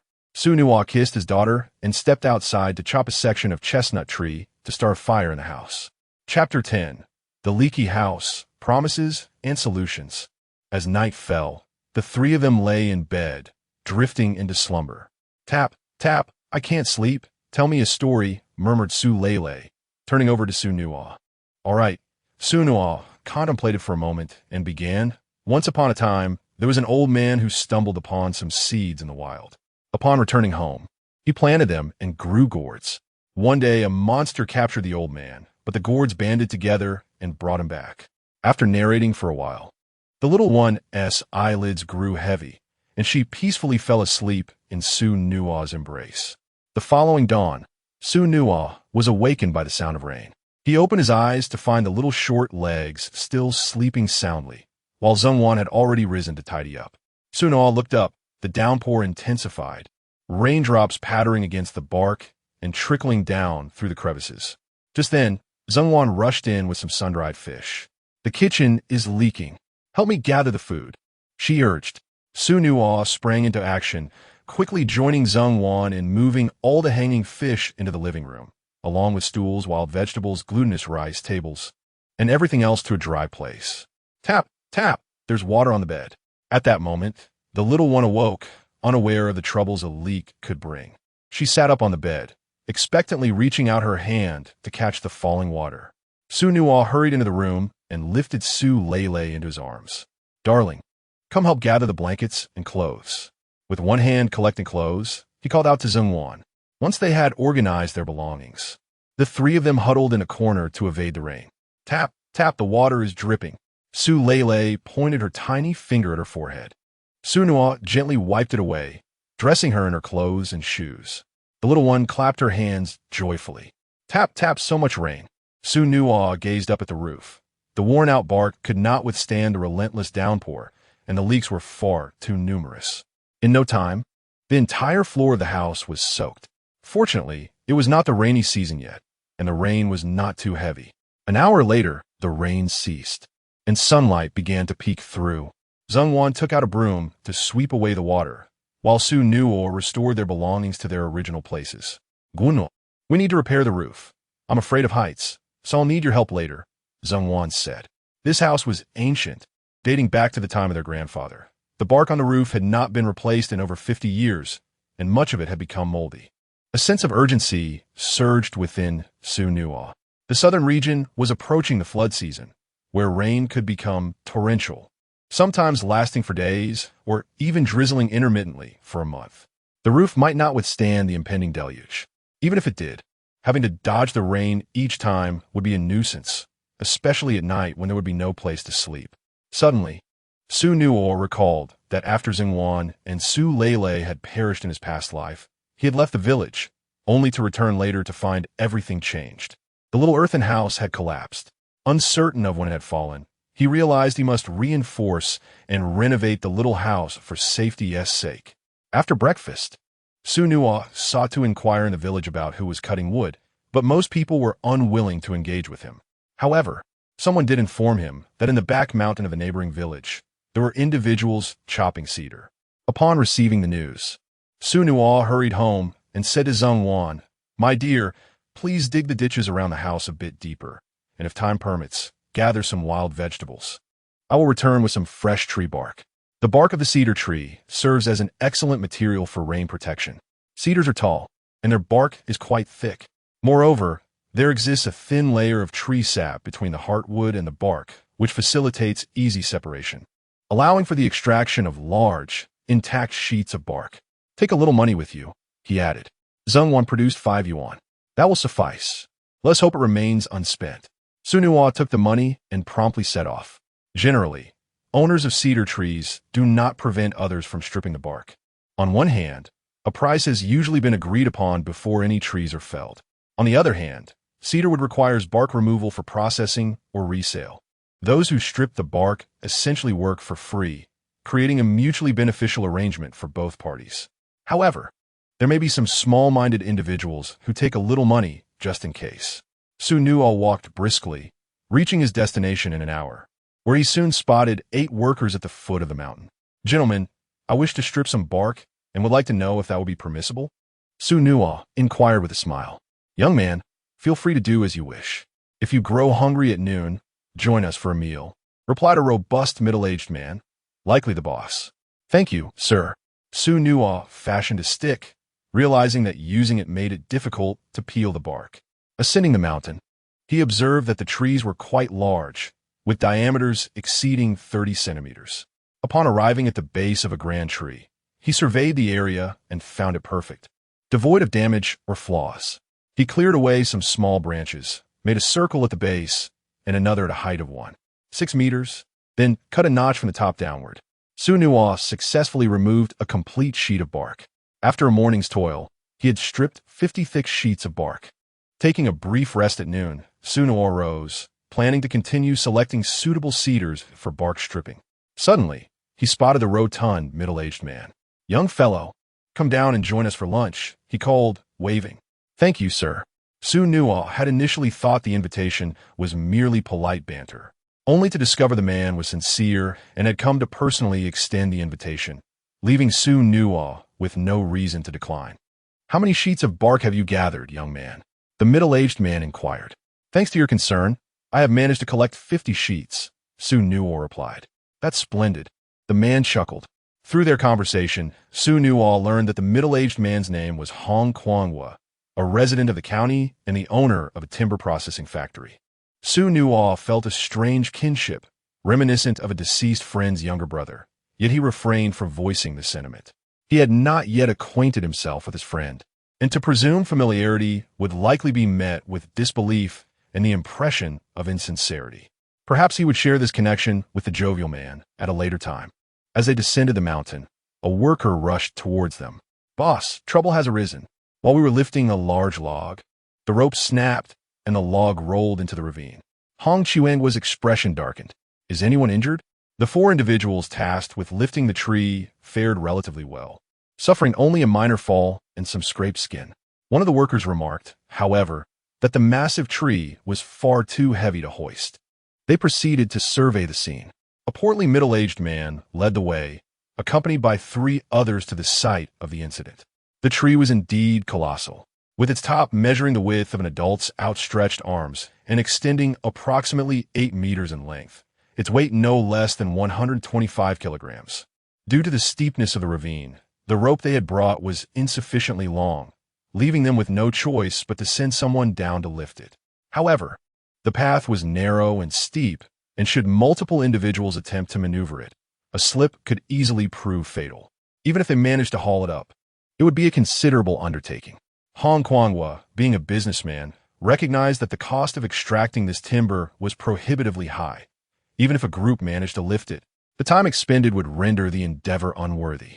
Yet, Xu Nuo sensed a lucrative opportunity. Lu Laoj, he proposed, "This piece of wood is likely worth around 100 yuan. It would be a shame to lose it. How about this? You give me 10 yuan, and I will assist you in retrieving it." Chapter 11. My wife wept. Promises are not exploitation. Although 10 yuan may seem considerable, the distance from the valley is no less than 400 meters, making his asking price quite reasonable. "Young man, if you can carry it up, I will give you 30 yuan, but if anything goes awry, do not blame me," replied Hong Kwangwa. The deal was struck. After swiftly finishing his lunch and drinking 3 cups of water, Xu Nuo rested to aid digestion. After 20 minutes, he felt invigorated. "Brother Hong, I am off," he announced, as he walked while clearing the obstructing underbrush. Before long, he encountered the cypress. Positioning himself at the center of the wood, he thrust his head through it, then summoned all his strength to lift the timber. The wood had dried out and was lighter than he had anticipated, yet to justify Hong Kwangwa's 30 yuan, Xu Nuo did not hurry. He paused frequently to catch his breath. It took him 15 minutes to ascend. "Young brother, you are quite impressive," one of the workers exclaimed, giving a thumbs up. "We 4 struggled to descend, yet you alone managed to carry it up. Remarkable." Another worker added, "Young man, here is your 30 yuan. Hong Kwang was stated as he handed over the money. Although the others envied him, they understood this reward was beyond their reach. "You are quite nimble. Would you be interested in transporting timber? I urgently need to send the wood down from the mountain." If you can carry such large logs down, I will pay you 10 yuan for each, Hong Guangwu said earnestly. It appeared that Hong Guangwu was astute enough to notice that Xu Nuo had not exerted his full strength earlier. Xu Nuo remained composed. Thank you, boss, I accept. He followed Hong Guangwu up the mountain, observing as the latter marked 20 logs that had been cleared, eager for the monetary reward. Xu Nuo took up the wood and departed. By around 4 in the afternoon, he had transported all 20 large trees to the roadside at the foot of the mountain. The workers gazed at him in astonishment. Moving timber weighing 200 pounds each in just 4 hours was no small feat, young brother. You have worked hard. Here, this is for you, 200 yuan. Hong Guangwu generously handed the money to Xu Nuo. After quenching his thirst and resting for half an hour, Xu Nuo continued to strip the bark. As the sun set, he tied the bark securely and made his way home. Wife Lele, I am back. Xu Nuo called upon arriving home. Pat, pat, pat, pat upon hearing his voice. Xu Lele joyfully squealed and rushed out of the earthen house, throwing herself into Xu Nuo's arms. He set down the bark and lifted his daughter high. Up we go, she squealed with delight. At that moment, Zhang Wan approached from the kitchen. Isn't that a heavy load of bark? She asked anxiously. Not all, Xu Nuo reassured her. He set down Lele and pulled a folded 10 yuan note from his pocket. Wife, let me perform a magic trick. Open it and see. Zhang Wan found it amusing. Yet she complied, unfolding the money to reveal 2 100 yuan notes, 2 tens, and a 5. Did you find this? Quickly, think of a way to return it. Zhang Wan urged urgently. In rural areas, 230 yuan is no trifling sum. It can purchase 2 pigs. For the elderly, every cent is meticulously saved, and losing 230 yuan at once feels akin to losing a precious life. Xu Nuo swayed her waist and replied, It's not found money. It's what I earned. My monthly salary is only 40 yuan, but in the wilderness, one can earn 230 yuan in a single day. Zhang Wan was somewhat skeptical. I went to peel bark, and coincidentally, a piece of cedar fell into the ravine. That log is worth at least 100 yuan, and no one on site could lift it. Even the boss had given up. I wagered with him that I could complete the task, and thus he rewarded me with 30 yuan. The boss was eager to deliver his goods, and, seeing my strength, assigned me another task to transport the logs from the mountain to the foot, earning 10 yuan per log. Isn't that cedar log quite heavy? Zhang Wan inquired, pulling at Xu Nuo's shoulder, which had turned red. Her eyes momentarily glistened with tears as she exclaimed, Why do you earn such money? What if an accident occurs? Mom?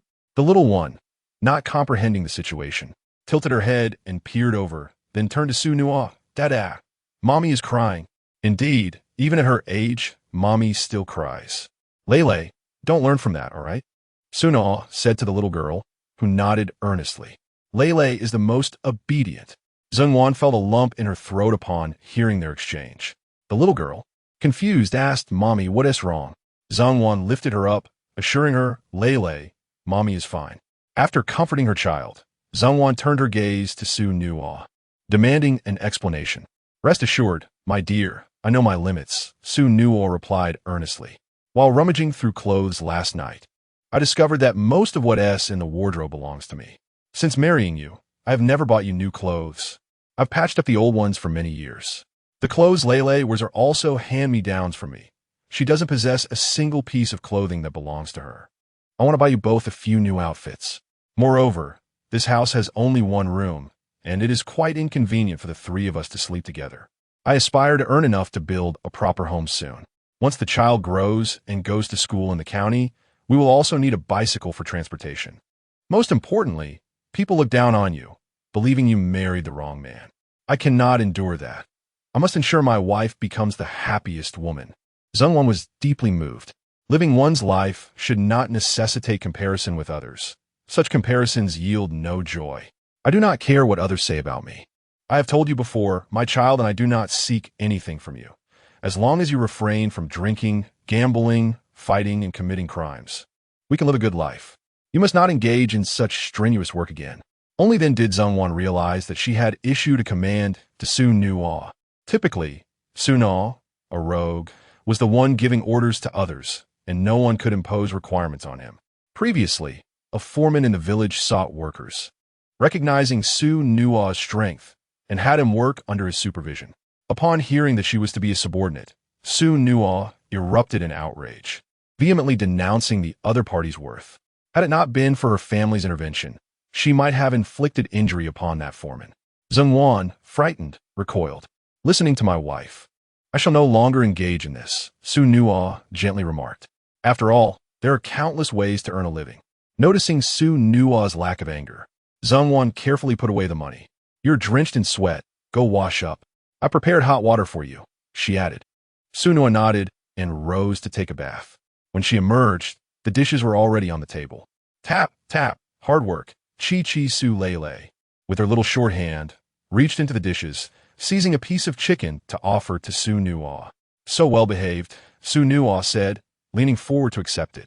Giggling, the little short legs laughed joyously. Lei also partook in a meal. As usual, Xu Nuo tore chicken for Su Lei, ensuring that all the bones were removed from the fish. She also served her wife, Zheng Wan, a slice of yellow thorn fish and a generous piece of chicken. Chapter 12. Earning money, 800 yuan. After dinner, Xu Nuo went to chop the chestnut trees, while Zheng Wan took the little one for a bath. As night fell, the three of them retired to bed.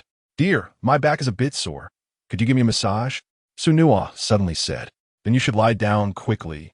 Zheng Wan replied. Xu Nuo leaned against the bed, allowing Zheng Wan to knead his back. Dada, I want to join too. The little one scrambled onto Xu Nuo's back, playfully hitting with tiny fists and laughing. You're amazing, Lei. Do not praise it. The little one put in even more effort. After a while, Xu Nuo embraced the little one. Lei, take a break. Dada, I want to hear a story. Lei exclaimed with wide eyes. All right, Xu Nuo responded. At this age, Lei could comprehend human speech, making it a suitable time for early education. Xu Nuo planned to share some fables with Lei. He did not expect her to excel academically in the future, merely wishing for her to grow into a well-adjusted individual. Once upon a time, there was a man named Zhang San who earned 300 taels of silver from his work. Fearing that others would steal his money, he buried it underground, marking the spot with a sign that read, "There is no silver here, 300 taels," Suna narrated. The neighbor, Wang Er, came to check and stole the silver. Wang Er was delighted but also frightened that Zhang San would discover his theft, so he wrote nearby, Wang Er did not steal from next door. The next day, upon rising, Zhang San went to check on his silver only to find it missing with a note on the wall. He quickly understood the situation. Little one, what did Zhang San realize? Xu Nuo asked. Without hesitation, Lei replied, it was Wang Er who stole it. Well done, my little treasure. Xu Nuo continued. What lesson does this story teach us? They are foolish. Lei answered. Xu Nuo nodded in agreement. Dada, I want to hear more, Lei insisted. In light of your earnestness, I shall tell another tale. Long ago, there was a musician whose piano playing attracted many onlookers. One day, he saw a cow grazing and played several pieces for it. Yet the cow remained completely unmoved. The musician lamented, playing for a cow is utterly futile. Little one, what does this story convey? Lei responded with a yawn. Xu Nuo looked down and realized the little one had fallen asleep. Dear, that's enough for now. Sleep well. In the following 2 days, Xu Nuo rose early to strip the tree bark, bringing back 4 loads. On the 4th day, after finishing the bark in the morning, he prepared to carry a load back home when he accidentally overheard Hong Guangwu on the phone. What? A landslide? The vehicles can't get through? Hong Guangwu exclaimed in agitation. Is there any way to make emergency repairs? I have a large order waiting for delivery. After listening for a while, Hong Guangwu hung up, cursing under his breath. After a moment of contemplation, he resolved to continue making calls just as Xu Nuo approached. Brother Hong, have you encountered some trouble? Do not mention it. A year ago, a wealthy entrepreneur sought to establish a grand farm. After considerable effort, I managed to forge connections and secure this tract of woodland. These past few days, I have personally ventured into the countryside to select timber for that affluent gentleman. Hong Guangwu sighed, lamenting that, just at this moment, the road collapsed, and repairs would take no less than half a month, exceeding the contractual deadline. Not only did I squander money to smooth out connections, but I also incurred the ire of that wealthy man, and it seems this batch of goods may very well become a burden. Indeed, Hong Guangwo was rather unfortunate. However, the other party turned out to be his lucky star, consistently providing him with opportunities to profit. Thus he could cultivate further relations with Hong Guangwo. Xu Nuo said, "Brother Hong, I possess a solution to deliver the timber, albeit it comes with challenges and requires payment. Money is no object. What is your plan?" Hong Guangwo exclaimed, as if seizing a lifeline. "We shall utilize the waterways. A batch of trees has already been felled and dried, and we can transport them via water to the county's dock," Xu Nuo explained. Hong Guangwo slapped his thigh. "Of course. How did I not think of that? Young brother, you shall take the lead on this matter. I will provide you with 800 yuan, and the others will receive 50 yuan a day. Negotiate with these workers and see who among them can navigate the water." Xu Nuo shook his head. "Brother Hong, matters are not so simple. Ordinary individuals cannot manage rafts. They lack the knowledge of the waterways, which is perilous and can easily lead to capsizing and loss of life. Moreover, navigating the waters comes with its own set of rules, and as we traverse various locales, strangers on the water are at a disadvantage. We must enlist the help of experienced raftsmen." Hong Guangwo furrowed his brow. "Raftsmen? Rest assured, Brother Hong, I am acquainted with individuals who make their living on the water. They are reliable and will not abscond with the cargo," Xu Nuo stated earnestly. "The price remains at 50 per person, totaling 12 individuals. Your goods will be delivered to the county before dawn tomorrow." Hong Guangwo replied, "If that is the case, I can offer 100 per person. Let us settle on 80, and I hope that for the subsequent batch, Brother Hong will again opt for the water route." Upon reaching a consensus, Hong Guangwo promptly handed Xu Nuo 800 yuan. Xu Nuo then commenced peeling the bark, and the two set off towards Huangshan Village. An hour later, they arrived at the village head's residence. "Uncle Wang, are you home?" Xu Nuo knocked on the door. "Xu Nuo, you rascal, do you dare come here to invite my third son for a drink?" The door swung open, revealing an old man accompanied by two young men. The last to emerge was a youth with a bruised face, who greeted Xu Nuo as Brother Xu. "Uncle Wang, I'm not here to seek Wang Hao. Rather, I have business to discuss with you." Xu Nuo set down his burden and instructed Wang Hao, "Go prepare a cup of hot tea for Boss Hong, while I converse with Uncle Wang." Hong Guangwo was ushered into the living room, leaving only Xu Nuo and the four others present. "Speak, but if your proposition lacks substance, I shall not hold back," Uncle Wang said sternly. "Uncle, it is the festive season. Do not chastise Wang Hao. This substantial opportunity has arisen because of him." Wang Hao and Xu Nuo shared a bond of misfortune, each having lost a considerable amount in gambling. Xu Nuo was expelled from his home, while Wang Hao had been severely beaten. "Do not mention that rascal. He brings bad luck," Uncle Wang waved dismissively. "Let us discuss the business at hand." Xu Nuo elaborated. "The owner Hong has felled a batch of cedar and is eager to deliver. We must set off this afternoon to ensure the goods reach the county by dawn tomorrow." Uncle Wang furrowed his brow. In the dead of winter, departing at night poses significant challenges. Many water bodies are swift, making this task arduous. It's hardly worth the effort unless one earns at least 10 yuan. I have already negotiated a price on your behalf. 80 yuan, Xu Nuo stated earnestly. "What?" Uncle Wang immediately raised his voice. "Is that for real? What benefits do I gain from deceiving you?" Xu Nuo replied. "If this order is fulfilled successfully, there will be a second and a third batch. That owner has contracted several mountain ranges, and each order will reward every one of you 80 yuan. How many people does he require?" Uncle Wang inquired. "There will be 12 of you, along with myself and owner Hong. A total of 14 of us will set off together," Xu Nuo responded. 12 people? Uncle Wang exclaimed with excitement. "In that case, we shall each pay you 8 yuan as a referral fee." Chapter 13. Su Lele exclaimed that she dreamt of her father. Both parties reached a consensus. Uncle Wang took charge personally and summoned the experienced strongmen from the village, equipped with steel nails to bind the logs. Xu Nuo promised to first collect tree bark and return home to fetch some supplies. "Darling Lele, I'm back," Xu Nuo called out. Xingwan stepped out, cradling Su Lele to greet him. "Dada, I want Dada." Upon seeing Xu Nuo, Su Lele was reluctant to remain in Xingwan's embrace and began to bounce energetically with her hands and feet. "Oh dear, don't move around so much. You'll fall," Xingwan exclaimed. Xu Nuo quickly set down his burden and took the child into his arms. "This child has as much strength as you. I want to be able to hold her much longer, Zheng Wan remarked. It's all right, I'll take care of her from now on, Xu Nuo replied, playfully tapping Lei Lei's little nose. You used to be undernourished and spoke weakly, but now you've improved. You're getting stronger, even more than your mother. Dada. I dream about you while napping, the little one stated earnestly. I appeared in Lei Lei's dream? Xu Nuo asked with curiosity. The little short legs nodded. Dada helped me fight monsters. Was Daddy formidable? Very formidable. The little short legs puffed out her chest proudly. The world of children is simple, and even the smallest things can bring immense joy. If there are any monsters in the future, just call Daddy's name, and he will come and protect you.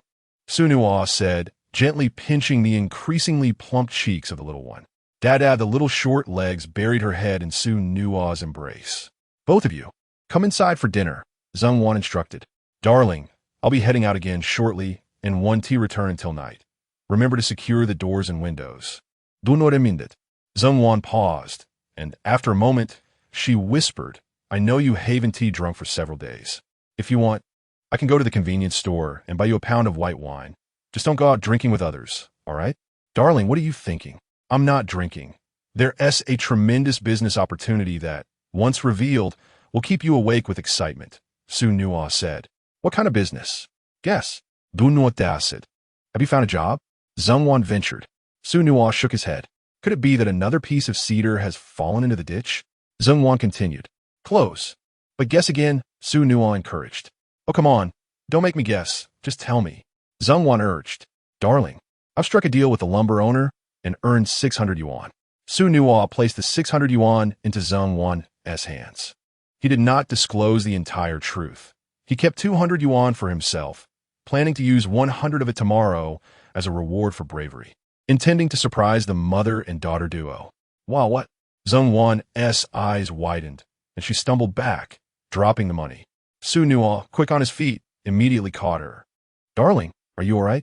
I'm fine, but where is the money? Zheng Wan hurriedly got up and picked the money off the ground.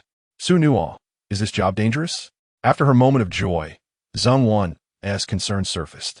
It is not merely I. The Wang family village will also dispatch 12 individuals. This time, our primary task is to assist the proprietor with urgent deliveries, necessitating an overnight journey, which accounts for the elevated price, Xu Nuo explained. Zheng Wan felt reassured. Be sure to wear an extra layer when you leave. It gets chilly at night. My dear, you now have 1118. 6 yuan in your pocket, bringing us a significant step closer to becoming millionaires, Xu Nuo remarked with a smile. With a new house, the two could finally enjoy their world together. Zheng Wan blushed. What are you thinking? This is still a small amount. We are far from 10,000. Xu Nuo offered no further explanation, merely tending to his hunger and donning a coat. Lei, I'm off. Don't cry or fuss when you sleep with Mama tonight, all right? The little one nodded earnestly. Let's make a pinky promise. Xu Nuo extended his finger. Giggling, Su Lei reached out her tiny hand, joyfully linking her pinky with his and shaking it. Xu Nuo planted a kiss on Lei's cheek before turning to leave the house. Once outside, Xu Nuo began to jog briskly. They needed to secure all the timber before nightfall. Upon arrival, the villagers of Wang family village had already transported most of the wood to the riverbank. Xu Nuo exerted himself, hoisting the heaviest logs. After 2.5 hours of labor, all the wood was secured, with each person managing 3 rows. Uncle Wang, are you able? Should I take the lead? Xu Nuo inquired of the frail elder. You young rascal, this is our livelihood. Do you doubt my capabilities?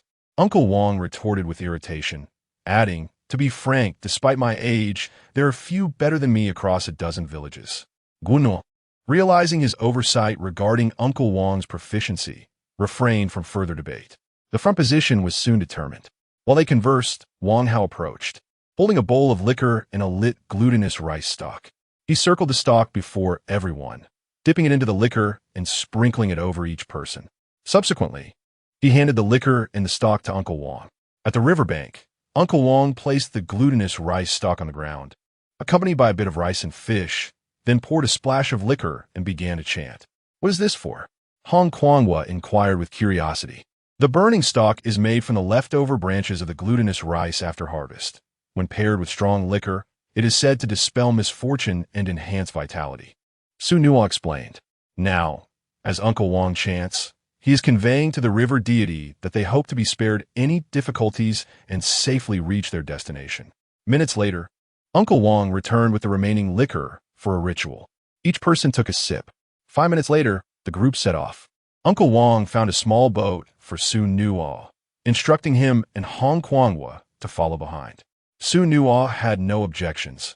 Uncle Wang, having spent decades navigating the waters, certainly possessed more experience. The group moved swiftly, eager to traverse as much distance as possible before darkness fell. Half an hour later, a shout rang from the front. There are rapids ahead. Slow down.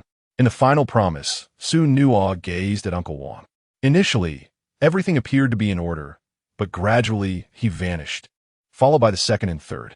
When it was Xu Nuo's turn, he realized that the terrain ahead was quite low and the current was exceedingly swift. The 300 meters ahead passed by in an instant. It seemed that this meal could not simply be consumed by those who could swim, sighed Hong Kuangwa. Xu Nuo refrained from responding, as long as the other party felt that the expenditure was worthwhile. After another hour of travel, darkness enveloped the surroundings, and the group halted to moor by the shore, igniting torches. Boss, the weather is too cold. We need to warm ourselves by the fire for a while. The next stretch has no perilous waters, and we shall soon reach the county, Uncle Wang remarked to Hong Kuangwa. It's all right. As long as we can arrive by tomorrow, Hong Kuangwa replied. Everyone, there's a small creek here. Let us prepare some late-night snacks, Xu Nuo suddenly suggested. Chapter 14. Trouble arises midway. The crowd turned their gaze towards Xu Nuo. You all must be weary. Feel free to rest. I shall venture to the creek to catch some small fish and shrimp, Xu Nuo declared. I will accompany you for a glimpse, Hong Kuangwa replied. The two removed their shoes and began searching along the small creek. Although there were no substantial fish in the water, they found an abundance of crabs, shrimp, loaches, and some stone fish clinging to the rocks. Hong Kuangwa, inexperienced in fishing, felt a surge of excitement whenever he spotted a fish. As a novice, he was fortunate enough to catch a 3-finger-wide carp, which brought him immense joy. After 20 minutes, the two returned with approximately half a kilogram of their catch. Although Hong Kuangwa felt a twinge of reluctance to leave, duty called, and he ultimately departed with Xu Nuo. The group placed their catch of fish and shrimp over the fire to roast. Half an hour later, everyone held torches as they continued to paddle down the river. After a while, Uncle Wang signaled to approach the shore. What is happening? Hong Kuangwa inquit. Someone is blocking our path. Xu Nuo responded. What? Hong Kuangwa's heart raced with anxiety. In this desolate wilderness, could it be an attempted robbery? Do not worry. As long as I am here, they cannot rob us. I shall investigate, Xu Nuo reassured him. Then we rely on you, brother. Hong Kuangwa relaxed slightly. Xu Nuo cast a glance at Hong Kuangwa, feeling that the trust placed in him was perhaps overly generous. Without further inquiry, he guided the small boat to the shore. As he approached the crowd, he overheard a heated argument. Unfamiliar with the maritime customs, Xu Nuo observed quietly to discern the intentions of the opposing party. Uncle Wang, this bickering serves no purpose. Let us speak plainly. You're in a hurry because this cargo is stolen. Am I correct? The leader of the opposing group asserted. If you believe it is stolen, you may report it to the authorities. What right do you have to obstruct us? A villager from Wang's clan retorted. Have you not heard the saying, this road is mine, and this tree is mine? Xu Nuo frowned at the response. It was evident that the opposition had resolved to extort them. Young man, summon your village chief. We all make our living on the water. We have already given you 10 pounds of rice. Your actions undermine centuries of established rules, Uncle Wang stated solemnly.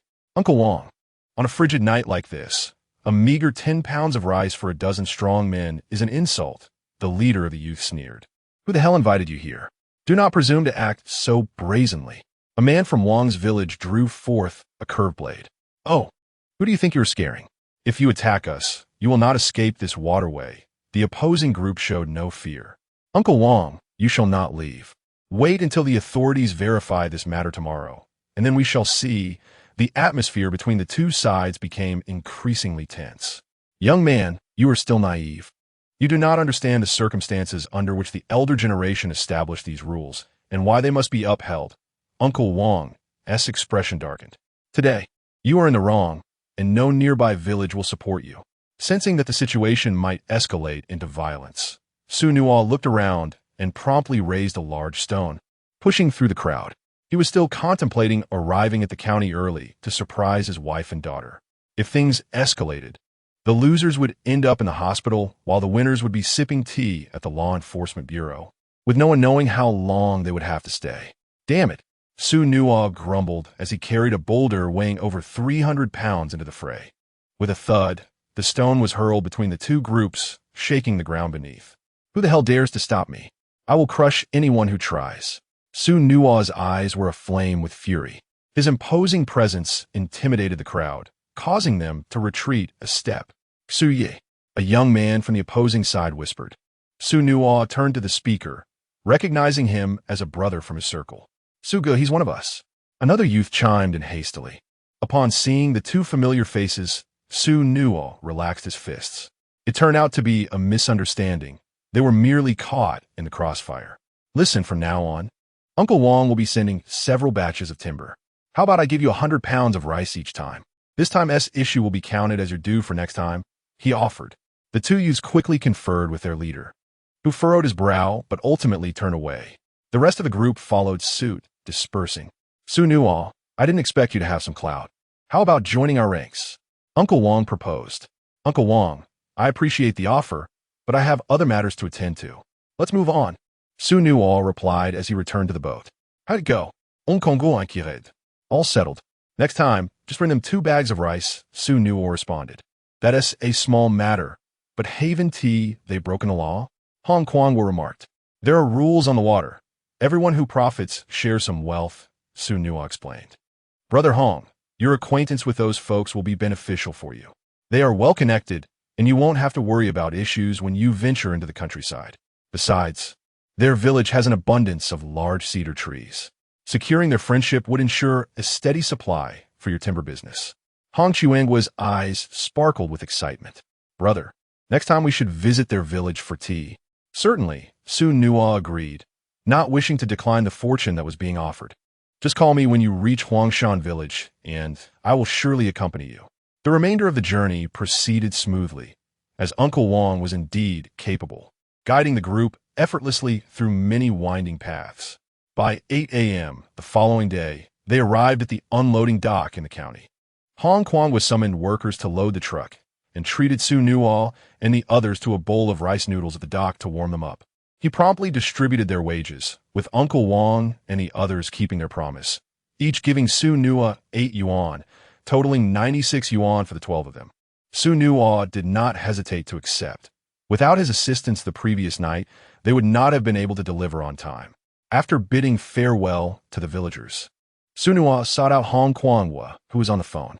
After a brief wait, once Hong Kwangwa finished his call, Xu Nuo said, Brother Hong, it was a pleasure to collaborate. If there is nothing else, I shall take my leave. Xu brother, I owe you a great deal for this. Once I have some free time, I will definitely seek you out, Hong Kwangwa replied, his expression bright with satisfaction, evidently pleased with the successful business transaction. After chatting for a while longer, Xu Nuo headed towards the county's law enforcement bureau. Greetings, is Captain Zhou available? Duno. Here to receive the Courage Award. The 7-day public notice period has elapsed, and today marks the 8th day. It is Comrade Xu. Please come this way. I shall escort you to Captain Zhou, the female officer at the service desk, remarked with a smile. You have worked hard, Xu Nuo replied. In comparison to Comrade Xu, my efforts are negligible. The female officer responded with particular courtesy towards Xu Nuo. Upon reaching an office, the female officer knocked on the door. Captain Zhou, Comrade Xu has arrived. Master Xu, you have come. Please take a seat, Captain Zhou said, rising from his position upon seeing Xu Nuo. I shall return to my duties now. You may converse, the female officer stated. Thank you very much, Xu Nuo replied, settling down in a chair. Chapter 15. Indulging in shopping for my wife and children. Master Xu, please have some tea. Captain Zhou poured a cup for Xu Nuo and turned to pick up a newspaper, saying, You may not be aware, but during these New Year days, the radio and television have been broadcasting your deeds daily. The streets are abuzz with discussions about you. I overheard a reporter from the newspaper mentioning that Thus far, 1 million copies have been sold. On the first day back at work yesterday, county leaders came to extend their greetings and specifically shook my hand. The director mentioned you, and the county leaders praised you highly. In the near future, the television station may come to interview you. Xu Nuo accepted the newspaper, and the front page showcased a large photograph of him leaping from a high mountain, with nearly the entire paper recounting his bravery and condemning the perpetrator. In this era, societal norms were still rather conservative. Even holding hands or embracing would incur a sense of obligation. It was unlike 2024, where a night spent together could be as casual as drinking water, and one might not even remember the other's name. In this time, the heinous act of abducting and murdering 5 women was regarded as an extremely serious crime, and despite the limited flow of information, it was known nationwide. By a twist of fate, Xu Nuo inadvertently assisted in apprehending a notorious criminal wanted nationwide. In truth, the newspaper has exaggerated my deeds. The real heroes are you and Captain Zhou. You were still out there capturing criminals on New Year's Eve, cornering them into a desperate situation. I merely lent a small hand, Xu Nuo replied humbly. Captain Zhou felt gratified and chuckled. This is the mark of an educated person. An ordinary individual would boast about their trivial accomplishments, while Master Xu, risking life to catch thieves, humbly brushes it aside. Master Xu, here is your certificate of merit, along with a monetary reward of 100 yuan. Xu Nuo accepted it with both hands, while a team member snapped a photograph of the two. Captain Zhou, if there is nothing else, I shall not disturb you further. You have work to attend to. Master Xu, take care. As Xu Nuo departed from the law enforcement bureau, the clock struck 9 in the morning, and the county began to bustle with activity. With a substantial sum of 396 yuan in his pocket, Xu Nuo felt a surge of confidence. He was the first to venture to the clothing market, entering a women's boutique. Sir, may I assist you with anything? A strikingly attractive young woman approached Xu Nuo, though she paled in comparison to his wife, who was not only the beauty of the village, but also the belle of her school in her youth. I'm looking to buy a few garments for my wife, Xu Nuo replied. Upon hearing that the purchase was for his wife, the woman became animated. Once a man makes a decision, he is sure to buy. Sir, you have come to the right place. Our store specializes in women's apparel tailored to their needs, far superior to those mixed-gender shops outside. I assure you, our garments are the finest in the county, and our prices are quite reasonable, focusing on thin margins for high sales. The young woman guided Xu Nuo, introducing him to the latest fashionable items that were trending abroad. I'll browse myself, Xu Nuo said to the saleswoman. Of course, sir. Should you need anything, please don't hesitate to call me, she replied with a smile before stepping away. Xu Nuo recalled that his wife had a fondness for the color black. He entered the area draped in black attire and picked up a trench coat, scrutinizing it with great attention. The garment had been meticulously designed, tailored to perfection, accommodating various body types, unlike ordinary clothing that is carelessly cut and tends to appear bulky. Crafted from wool, the fabric exhibited commendable stitching with no loose threads in sight. Although this trench coat could not compare to those from his previous life, it was still quite commendable. Naturally, its price was not trivial, 35 yuan, roughly equivalent to a month's salary. Hello, miss. Your height is similar to that of my wife. Would you mind trying it on? Xu Nuo addressed a nearby female attendant. Certainly, sir, she replied, donning the coat to present it to him. My wife is a bit slimmer than you. I'll need an M size, Xu Nuo remarked after observing the fit. Very well, sir. I will package it for you right away, the attendant responded with a smile. Would you like to take a look at the trousers? Our dress pants and flared trousers are currently in vogue. If you purchase 3 items from our store, we can offer you a 15% discount. All right, let me browse a bit more, Xu Nuo said as he moved to the trousers section, examining various pairs. Miss, do you have any recommendations? At a loss for which to choose, he sought the attendant's guidance, believing that a discerning eye often accompanies beauty. Sir, I am 167 centimeters tall. If your wife is of similar height, but slightly slimmer, I would recommend this pair of size 28 black dress pants. They create a flattering silhouette, particularly for those with longer legs, the attendant suggested, holding up a pair of elegant black trousers. Xu Nuo accepted the trousers, feeling the fabric. Rest assured, sir, these trousers are made of exceptionally soft silk, ensuring comfort and gentle on the skin, the attendant elaborated. Very well, I'll take this pair. Please also recommend a pair of jeans, Xu Nuo chuckled. Sir, how about these sky blue jeans? The fabric is excellent and particularly suited for young women, the attendant proposed. I'll take them. Please wrap them up for me, he affirmed. Certainly, sir. Please take a seat by the counter while I prepare your items. The attendant courteously invited him to a seat before heading off to package the clothing. Moments later, she returned, carrying 3 bags. Sir, the trench coat is 35 yuan. The jeans 9 yuan, and the dress pants 10 yuan. With a 15 discount, the total comes to 45. 9 yuan. I'll charge you 45. Additionally, we will gift you a membership card, which entitles you to a 5 discount on your next purchase. Thank you for your efforts, Xu Nuo paid, taking the garments and continuing on to the next store. After visiting over 10 shops, he purchased a down jacket, a pair of trousers, and 2 pairs of shoes for Zhengwan, spending a total of 55 yuan. Next was the clothing for the little one. Children's clothing typically uses less fabric and, lacking dedicated children's stores, tends to be more affordable. He managed to acquire 3 outfits, 3 pairs of charming cloth shoes, and a knitted hat for 100 yuan. In just one morning, he had expended 200 yuan, equivalent to 5 months' wages. For an ordinary person, such expenditure would surely be heart-wrenching. However, Xu Nuo, having witnessed the grandeur of the world, does not regard this modest sum of money with any significance.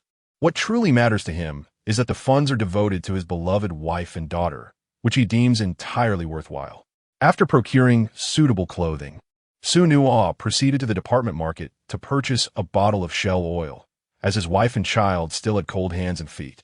With spring still more than half a month away, a bit of shell oil would hasten their recovery. Next, he ventured to the vegetable market. With no cooking oil at home, Xu Nuo first acquired a bottle of peanut oil, followed by winter melon, green beans, bok choy, and seed for rapeseed, intending to cultivate them himself upon returning home. Finally, he purchased a pound of pork, 5 pounds of chili peppers, and 2 bags of rice.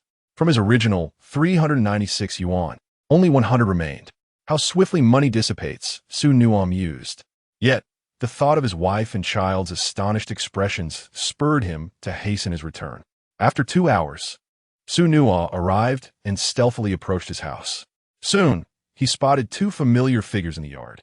The little girl sat on the bamboo chair Xu Nuo had crafted for her, swinging her little legs. The older girl was spreading out the bark Xu Nuo had brought back, carefully flattening each piece to dry under the sun. Chapter 16. The wife and child are hurt. Mommy, Daddy? Little Dot inquired. Your father should be home soon, Zhengwan replied. Oh, Little Dot nodded obediently. After a while, she asked again, Mommy, Daddy? I miss your father too, but didn't I just tell you that he will be back shortly? Zhengwan smiled. Oh, Little Dot swung her little legs, mumbling, Daddy upon hearing his daughter's call. Xu Nuo could not resist approaching. Wife Lele, I'm back. You finally returned. Your daughter has been asking me every few minutes if Daddy is home, Zhengwan remarked. Daddy Little Dot opened her arms, seeking a hug. Xu Nuo placed his belongings inside the house, then stepped out to lift Su Lele into his embrace. Daddy misses you too, Xu Nuo chuckled. Heje, Duno. How could you buy so many things for just 100 yuan? Zhengwan set down her work. Her curiosity peeked at the pile on the floor. My dear, I lied yesterday. I actually earned 896 yuan, and the items on the floor cost 300 yuan, Xu Nuo confessed. Where did you buy that so expensive? Zhengwan raised her voice in surprise. Wife, open it and see, Xu Nuo encouraged with a smile. Seeing her husband's eager expression, Zhengwan hesitantly opened one of the bags, revealing a beautiful black trench coat lined with cashmere, looking quite warm. Is this a brand? Zhengwan exclaimed. Darling, try it on and see if it fits, Xu Nuo urged. Why waste so much money on a brand? Regular clothes would suffice. We are not particular about such things in the countryside. Return it tomorrow, she insisted. No, I want my wife to wear the best. Unable to argue further, Zhengwan reluctantly removed her patched gray cotton jacket and donned the black trench coat, her slender figure immediately accentuated. Xu Nuo's eyes brightened. It fits perfectly. My wife deserves this kind of attire. Mommy, you look beautiful. Little Dot clapped her hands. How did you know my size? Zhengwan asked in astonishment. As my wife, how could I possibly not know? Keep exploring the other packages, Xu Nuo encouraged. More clothes? Zheng Wan continued to open the remaining packages, discovering a red down jacket, a pair of dress pants, a pair of jeans, a pair of sweatpants, one pair of heels, and a pair of canvas shoes. Wife, try them on. If they don't fit, we can return them, Xu Nuo said eagerly. Give it a try, Little Dot chimed in. Little darling, there are clothes for you too. Xu Nuo opened another package, revealing an array of adorable outfits. Are these for the little one? Su Leilei's eyes widened. Yes, they are for our little one. Du Nuo nodded. Daddy. The short legs of Little Dot bounced joyfully in Xu Nuo's embrace. Zheng Wan felt a swell of emotion. So much money spent on us. What about yourself? I have plenty of clothes. Xu Nuo set Little Dot down and left the room. After a while, Zheng Wan emerged alongside Su Leilei. In her early 20s, Zheng Wan had once been the belle of the school, stunningly beautiful, and she appeared even more enchanting in her new attire. What are you staring at? Zheng Wan shot a glare at Xu Nuo. Of course, it's because my wife is the most beautiful woman in the world. Xu Nuo replied candidly. Zheng Wan's face instantly flushed a deep crimson. But what's wrong? The little one exclaimed with excitement. My little darling is the cutest baby in the world, Xu Nuo said, lifting her short legs and planting a kiss on her cheek. Dada, dachi chiklis. Happiness was vividly manifested at that moment. Although Zheng Wan still harbored some reservations towards him, she had gradually transitioned from her previous despondency to a more relaxed demeanor.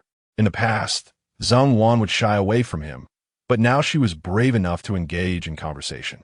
Everything was progressing in a positive direction.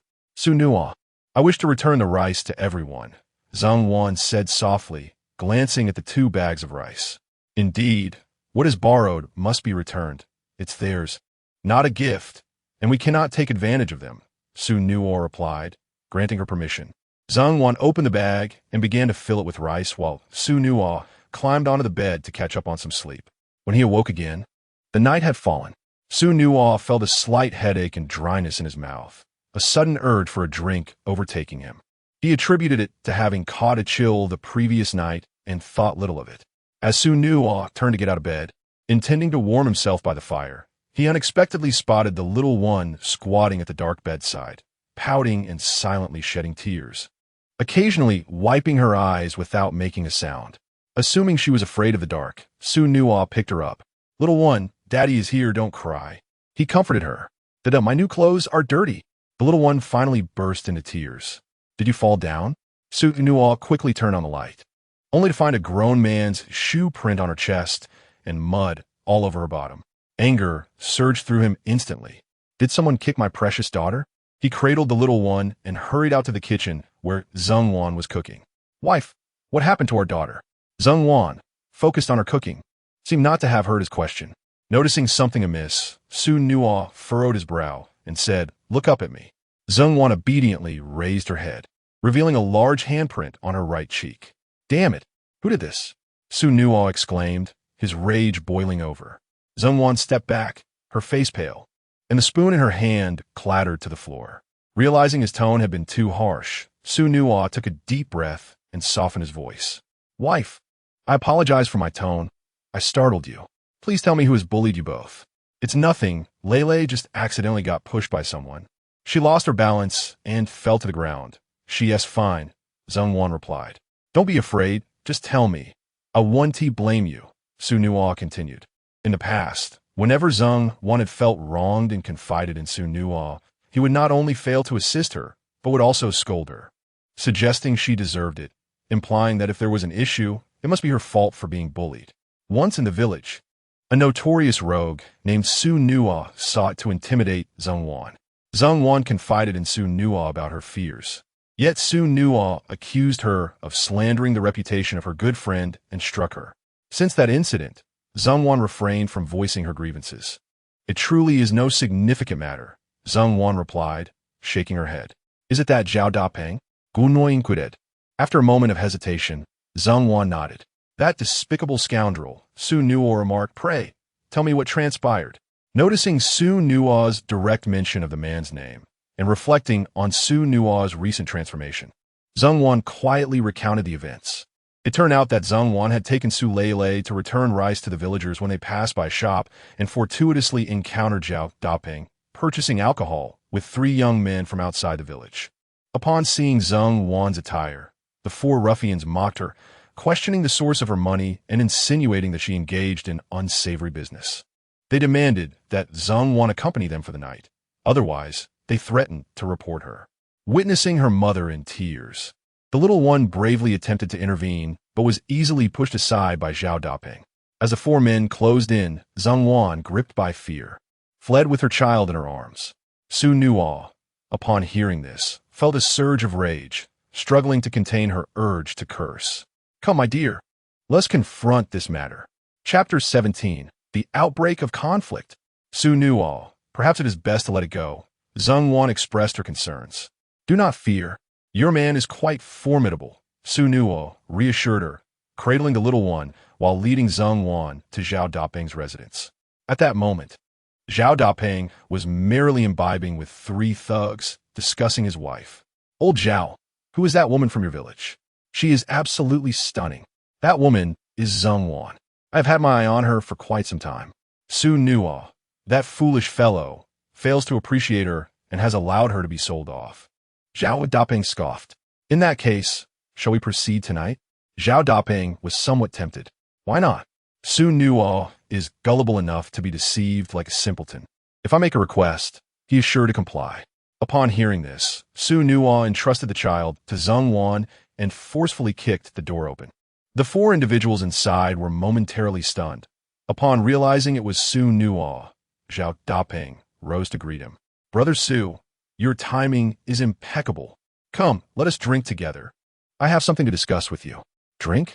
Xu Nuo overturned the table. Let us go. One thug sprang up and swung a punch at Xu Nuo. Xu Nuo reacted swiftly, evading the blow and delivering a kick that sent the man flying. The assailant struggled to rise, but was unable to do so. The second assailant lunged at Xu Nuo, who seized his arm and hurled him against the wall. Seeing this, the third thug attempted to flee, but Xu Nuo caught him from behind, lifting him off the ground. He's killed someone. Xu Nuo has killed someone. Zhao Daping yelled in alarm. Xu Nuo discarded the thug aside and directed a kick at Zhao Daping, who collapsed to the floor, howling in agony.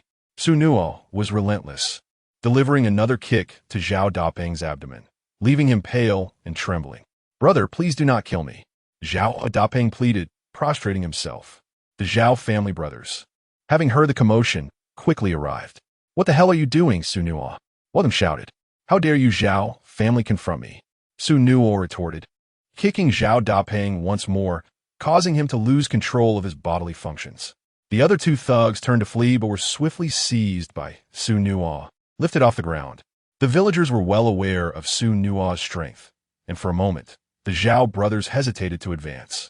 I'm telling you, if you do not leave, we will report you, the Zhao brothers threatened. Report me? Du no stukfet. You brothers have been harassing my wife, and you are unaware? Your silence is complicity in the crime. If you dare to report me, I would love to see who ends up in prison. Xu Nuo displayed no fear.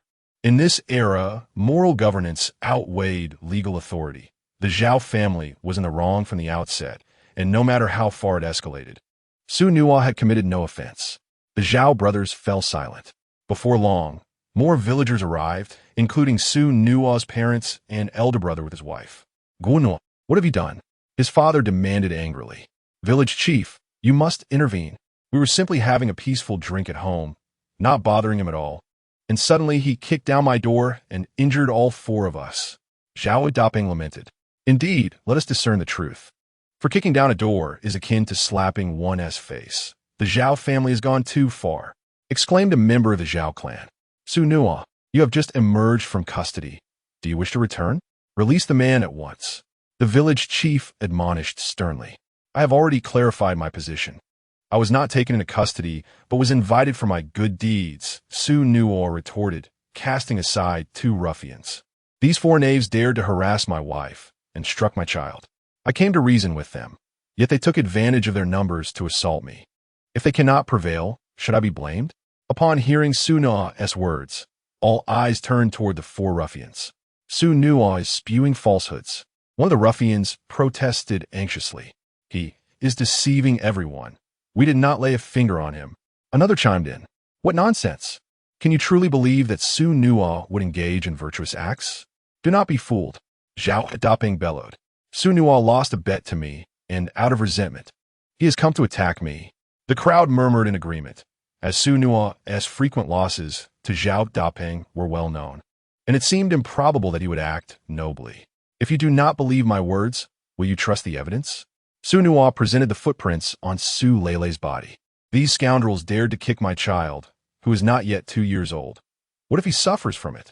And they even had the audacity to slap my wife. Why should they assault her? At that moment, Zheng Wan stepped forward, recounting past incidents where Zhao Daping had attempted to harass her, and how he had verbally abused her in broad daylight at the shop, insinuating she was of ill repute. Xu Nuo's father and elder brother grew incensed and seized a nearby bench. Zhao Daping, frightened, retreated, but the two Zhao brothers quickly intervened. Zheng Wan is Xu Nuo's wife. He often abuses her, so she must be coerced into this, they argued. The mark on her face could very well be from Xu Nuo himself, and he is maligning my brother. Moreover, Zhao Daping has not wronged Zheng Wan. She and the child are dressed in fine clothing, obviously a brand. So where would their family acquire such wealth? The crowd turned to Zheng Wan and fell into silence as she began to weep. I earned the money myself, Xu Nuo declared. Who can attest to that? The Zhao brothers demanded, glaring. I can. Lu Ningde and Lu Shi entered the scene. Their family had returned from a county inspection nearby and had overheard the commotion.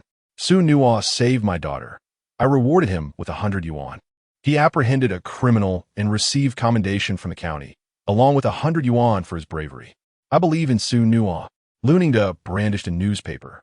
The village chief took the paper, and a group of esteemed individuals, including Xu Nuo's uncle, gathered to read it. It is true, we have wronged Xu Nuo. He was not taken by the law enforcement, but was invited. He leapt down a 300-meter precipice to capture a fugitive, the village chief asserted solemnly. All gazes turned towards Xu Nuo, as if they were seeing him anew. Falsehoods, all lies. Xu Nuo and Lu Ningde's daughter were seen embracing in a room during the day. They wish for him to become their son-in-law. The Lu family is affluent. This newspaper must be fabricated. The matriarch of the Zhao family exclaimed in agitation. The rumors surrounding Xu Nuo and Lu Shi have recently spread throughout the village, causing a wave of uncertainty among the villagers. I can attest to this. At this moment, Uncle Wang arrived with a group from Huangshan Village, proclaiming that Xu Nuo is now associated with the big boss, having amassed considerable wealth, which we too have come to enjoy. Just last night, we earned 80 yuan. Upon hearing this sum, the expressions of the crowd shifted dramatically. Xu Nuo, this is our token of gratitude, Uncle Wang said, handing her a package of steamed glutinous rice, along with a boiled duck and a chicken. Xu Ge, do you need assistance? Wang Hao inquired. No worries, I can manage, Xu Nuo replied. I found it hard to believe. Xu Nuo could not have transformed so drastically. These individuals must have been bribed by her. The matriarch of the Zhao family pointed at Wang Hao and exclaimed, that man is in cahoots with Xu Nuo. I've seen them drinking together before. They must be colluding to deceive us. Chapter 18. The Zhao family invokes public wrath. Village chief, in my opinion, we should cease our quarrels and head directly to the law enforcement bureau in the county, bringing the entire Zhao family along, Xu Nuo remarked with a cold smile. I am eager to uncover whose fingerprints mar my wife's face and whose shoe prints mar my daughter's body. Once the bureau has conducted their inquiries, should I be found to have lied, I shall accept execution without hesitation. However, if it is indeed Zhao Daping's fault, and the Zhao family continues to shield him, I demand that they all be imprisoned. Zhao family, do you dare face this? Zhao's mother opened her mouth, but ultimately said nothing, while the other members of the Zhao family lowered their heads. The crowd quickly grasped the gravity of the situation, their faces etched with indignation. In this era, the act of harassing women is regarded as an unforgivable sin, far more severe than mere brawling, potentially punishable by death. Look, Zhao Daping and his companions have escaped through the window. Someone shouted. The crowd turned to see only the fleeting silhouettes of the four men. All eyes then gravitated towards the Zhao family. What are you staring at? Even if my son is at fault, does that absolve Xu Nuo or Zheng Wan? If Zheng Wan did not dress like a temptress, wandering the streets, how would my son be drawn to her? Zhao's mother didn't allow her to finish before stepping forward and delivering a resounding slap. You vile woman! No wonder you bore such a wretched son. How dare you strike me? Zhao's mother retorted, her anger flaring as she attempted to confront Xu Nuo's sister-in-law, only to be met with a swift kick. Do you think there is no one in the Xu family to stand up for me? She challenged, glancing back at her sons and daughters-in-law. Are you all just going to stand there? Zhao's family members began to advance, but Xu Nuo stepped forward resolutely. Enough of this. The village chief interjected, halting the commotion. We must adhere to reason. This time, it is the Zhao family at fault. Xu Nuo, what do you propose? Firstly, I wish for the village to report Zhao Dapeng to the authorities, Xu Nuo stated. Secondly, the Zhao family has two options. Either each household compensates me 40 yuan, or we all go to see the officials together. 40 yuan per household is a fair request, equivalent to a stint in prison. The village chief concurred. What? Am I to endure this without recompense? Zhao's mother exclaimed in outrage. If you are dissatisfied, then report it to the authorities. The village chief retorted. The other villagers cast disdainful glances at the Zhao family. After this debacle, the Zhao family could not expect to maintain their pride in the village, even if Xu Nuo chose not to pursue the matter further. The Zhao family members fell silent, reluctantly producing the money. I warned you not to meddle in your brother's affairs. He is not a good person, one of the Zhao daughters-in-law lamented as she fled in tears. I have had enough of your family. I want a divorce, cried another daughter-in-law, also making her escape. In total, the two families owed 80 yuan. Many in the village were unemployed, often taking on odd jobs, and 80 yuan represented a significant amount. Savings painstakingly accrued over time now vanished in an instant, certainly causing great distress. This was precisely what Xu Nuo wished to witness. The Zhao family, devoid of shame, could endure public humiliation, but losing their money would truly strike at their hearts. Xu Nuo pocketed the 80 yuan, reveling in his triumph. The promised matter has been resolved, and now is my family's turn to speak. With everyone present, I shall express a few words. Lu Ningde, with a stern countenance, declared, Village chief, you must adjudicate this matter. My daughter is merely 18, just embarking on her university journey, still a delicate flower. To slander her with accusations of consorting with Xu Nuo tarnishes her reputation. How will she ever find a suitor in the future? It is imperative that we unveil the source of these rumors, and I shall reward anyone who reveals it with 50 yuan. Lu Ningde, renowned for being the wealthiest family in the village, was indeed generous, offering 50 yuan for merely a piece of information. Soon, an elderly woman raised her hand. I recognized her. It was Zhao's mother who had spoken to me. The old woman stated with sincerity on the day of spring, while hanging clothes upstairs. I glimpsed through the window Xu Nuo and Lu's niece in an embrace, both unclothed, sharing kisses. Furthermore, Lu's family rushed to the county that very night to ascertain if Lu's niece was with child. At this, Lu Shi's face flushed crimson. Preposterous! Lu Ningde exclaimed, his eyes ablaze with anger. I was hosting guests at home. Everyone knows my daughter was choking on a foreign object, and Xu Nuo was rescuing her. Moreover, my wife and I were present the entire time. Xu Nuo is a married man. Would I allow him to misbehave with my daughter? As he spoke, Lu Ningde brandished a medication in his hand. Behold, this is the doctor's diagnosis and medication. An anti-inflammatory for injuries, not for preserving a pregnancy. Other relatives and friends from the Lu family echoed his sentiments, affirming their presence at the time. The villagers present harbored an even worse impression of the Zhao family. This was not the first time Aunt Zhao had spread falsehoods. Previously, she had accused village officials of illicit affairs with the wives of villagers, only to receive a slap in return. No, I truly saw them enter the room, Zhao's mother murmured. Mother, please refrain from speaking further, the Zhao brothers implored. Village chief, I wish to take her to court, Lu Ningde asserted gravely. Several relatives who had benefited from the Lu family restrained Zhao's mother. Terrified, she immediately knelt, bowing her head. Master Lu, Miss Lu, I was wrong. I should not have spoken ill of you. Her weeping was truly pitiful, yet no one felt sympathy for her. Enough, father, let us not engage with such people. Let's return home, Lu Shi urged. Lu Ningda scoffed, the Zhao family shall no longer work on my farm. The Zhao brothers turned pale at this pronouncement. Brother Lu, our mother has knelt in apology. There is no need for such relentless retribution. They pleaded. At worst, we too could kneel in apology. You cannot dismiss us. Lu Ningda huffed. Do not think I am unaware of your persistent slander behind my back. Initially, out of consideration for our shared village, I chose not to hold it against you, but your audacity has grown intolerable. Today, I shall teach you a lesson. With that, Lu Ningda exited with his daughter, followed by their relatives and friends. Xu Nuo also departed with his family, turning to Uncle Wang. Uncle Wang, I had intended to invite you for drinks, but given this incident, it must be postponed to another day. It is but a trivial matter. Should you encounter any trouble, do not hesitate to seek us at Huangshan Village. Uncle Wang responded as he bid farewell to Wang Hao. Xu Nuo, my uncle previously misjudged you. Xu Nuo's uncle offered an apology. Xu Nuo, now that you have earned some money, treat Xiao Wan well and do not act foolishly again, his father advised. Xu Nuo, shall we pursue Zhao Dapeng? His elder brother suggested. No need for that. Let us disperse, Xu Nuo replied.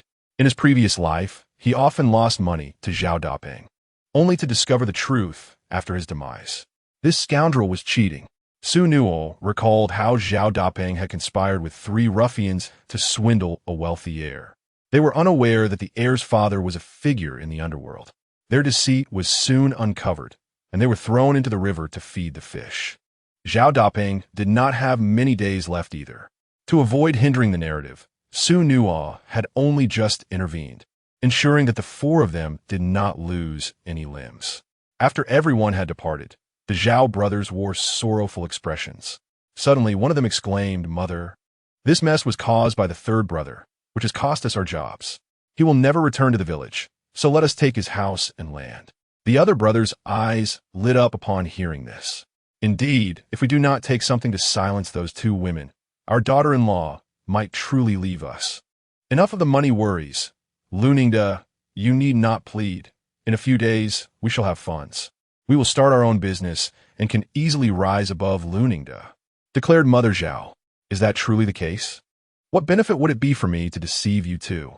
Hurry back and bring your wives home, she urged. Chapter 19. A Jealous Wife.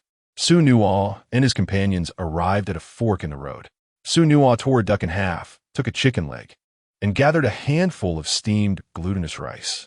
Father, mother, elder brother, sister-in-law, the chicken and duck are both cooked. If you don't eat them, they'll spoil. Please take these with you. The family's rooster, weighing over 4 pounds, remained uneaten, and another chicken had yet to be slaughtered. Had it not been for the return gifts from others, the host family would have needed to take something home for ancestral worship. Xu Nuo would have preferred not to carry the glutinous rice. Being family, his parents did not hesitate to accept the offerings. They then invited Xu Nuo's relatives to join them for dinner, as everyone had supported Xu Nuo in one way or another that evening. Xu Nuo did not stay with them. Having just witnessed his wife and child crying, his mood was less than cheerful, so he took his wife and child home. Oh no, my new clothes are dirty, Su Lele exclaimed with a frown. Don't worry, darling, a wash will do the trick, Xu Nuo reassured her. He helped Su Lele change into a new outfit adorned with a delightful rabbit pattern, making her look adorable. Once dressed in her new clothes, Su Lele quickly forgot her troubles and bounced back to life. She pointed at the pattern on her outfit, exclaiming, Look, it's pretty. Sweetheart, does your tummy still hurt? Xu Nuo asked, gently touching her belly. Nope, the little one shook her head. Let us go wash the clothes. Xu Nuo placed Su Lele on a chair and began washing her clothes. See, the dirt is gone. Once they dry, you can wear them again, he said as he hung them up to dry. Yay, so cool. Su Lele cheered. Now, let us go see Mommy in the kitchen. After a while, the dishes were ready, and the 3 of them sat down at the table. Su Lele, our little hero, the small one announced, reaching for a piece of duck meat and offering it to Xu Nuo. Xu Nuo opened his mouth to take a bite. Seeing his daughter's few little milk teeth, Xu Nuo felt that all hardships were worth it. His gaze shifted to his wife, who was unusually quiet. Noticing her silence, Xu Nuo assumed she was afraid of Zhao Daping as potential retaliation. Don't worry, Zhao Daping wouldn't dare to mess with us, he reassured her. Yet, Zheng Wanjing remained unresponsive, focusing solely on her bowl of glutinous rice, neglecting the vegetables. Darling, you're being too frugal, Xu Nuo chuckled, attempting to offer her a piece of duck leg, but she evaded him. What's wrong, dear?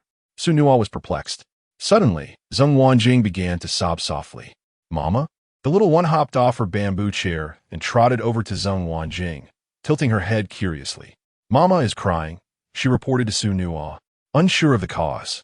Xu Nuo quickly stood up and embraced Zheng Wanjing. She resisted fiercely, but Xu Nuo's strength was too great for her to escape. Xu Nuo, let me go, she demanded. I want to let go, he replied. You're being ridiculous. Zheng Wanjing, tell me why I should let go. It is only natural for me to hold my wife. Xu Nuo countered. I'm not your wife. That Lu Shi is. She is a university student, while I'm just an uneducated, weary woman. Go embrace her instead. Zheng Wanjing glared at Xu Nuo. At last, Xu Nuo comprehended the situation. Zheng Wanjing was jealous. He tenderly brushed aside her hair, revealing a face streaked with tears. Xu Nuo promised to wipe away the tears. He had to admit that his fortune was indeed remarkable. He had married such a beautiful wife, one who could easily rival several starlets. Xu Nuo, you are being too cruel. You're about to divorce me, and yet you still dare to touch me. Zheng Wan pushed Xu Nuo lightly. Who told you I intend to divorce you? Given your situation with Lu Shi, and considering her wealth and parental approval, would you not marry her? Zheng Wan retorted indignantly. No, we had already cleared that up. It was mere gossip. I have no connection with Lu Shi. If you have no connection, then why does Lu Shi blush? Her gaze towards you is anything but platonic. You shan't deceive me. Zheng Wan turned her head away. Being so unjustly slandered, any woman would feel embarrassed, let alone Lu Shi, who is young and sensitive. It is natural for her to blush. You are overthinking it, Xu Nuo said as he turned to face Zheng Wan. She averted her gaze once more. Xu Nuo approached her again. Look, on New Year's Eve, I jumped from a 300-meter cliff, not to apprehend a criminal, but because I dreamed that you and our child fell into a river. I thought you were in danger, which compelled me to jump. If I were to marry Lu Shi, why would I risk my life for you? Zheng Wan hesitated to respond. Secondly, as you have seen, I have been busy these past few days fishing at night, chopping wood, carrying logs, repairing the house, and stripping bark. Who do you think I am working so hard for? Is it for Lu Shi? Who knows? Perhaps you are gathering a dowry for her. Zheng Wan pouted. So when I serve you food, keep you warm at night, hold you as you sleep, and buy you new clothes, is that also for Lu Shi? Xu Nuo countered. Zheng Wan found herself unable to retort, merely letting out a huff. Xu Nuo sensed that her heart was momentarily unburdened and offered her a piece of meat. My dear wife, I won't eat. Zheng Wan playfully protested. Alas, since my wife does not appreciate me, I shall seek out Lu Shi instead. Xu Nuo sighed as he stood up. Zheng Wan panicked and grasped him tightly. You are breaking your promise. You said you wouldn't seek another if we divorced. That you would care for us both for a lifetime. Have you forgiven me, my love? Not yet. Very well. I shall step outside for some fresh air. You must not go. Why not? Because I worry that Zhao Daping might retaliate, and we need a man to guard the home. Since my esteemed wife requests it, I shall comply. Xu Nuo picked up a piece of chicken and said, what do you mean, I'm not a child. I can feed myself. It appeared that his wife truly intended to divorce him. Xu Nuo sighed. All right, just it is then. Zheng Wan opened her mouth, waiting for a bite. Suddenly, Xu Nuo felt inspired, taking a bite of chicken himself and leaving the remaining half for Zheng Wan. What are you doing? Zheng Wan blushed. I need to eat too. It's perfectly fine for me to have half. I assent it. In the face of Xu Nuo's stubbornness, Zheng Wan found herself helpless. She had already promised him, and if she went back on her word, he would surely create a scene. Reluctantly, she finished the remaining portion. Clap, clap, clap. Let's make mommy happy. Su Lele cheered. Little one, come here, this is for you. Xu Nuo handed a chicken leg to Su Lele. After finishing dinner, the bond between Xu Nuo and Zheng Wan deepened significantly. Xu Nuo gazed at Zheng Wan, intending to steal a kiss. Xu Nuo, no. We promised to wait until we build a new house. Zheng Wan stood up to leave. Wife, you said it yourself. Xu Nuo chuckled. You're annoying. I won't talk to you anymore. Zhengwan picked up their little one and walked away. Xu Nuo did not press further. After all, she was his wife, and they already had children. Where could she possibly go? Their relationship was growing closer, and one day, Zhengwan would surely accept him. Xu Nuo whistled as he washed the dishes, then grabbed a chestnut tree branch to start a fire in the room. When his wife and daughter returned from their bath, Xu Nuo took out the shell oil. Little darling, this will make your hands and feet feel better. He applied it to Su Leilei's frostbitten extremities and then turned to Zhengwan. Big darling, it's your turn. I don't need it.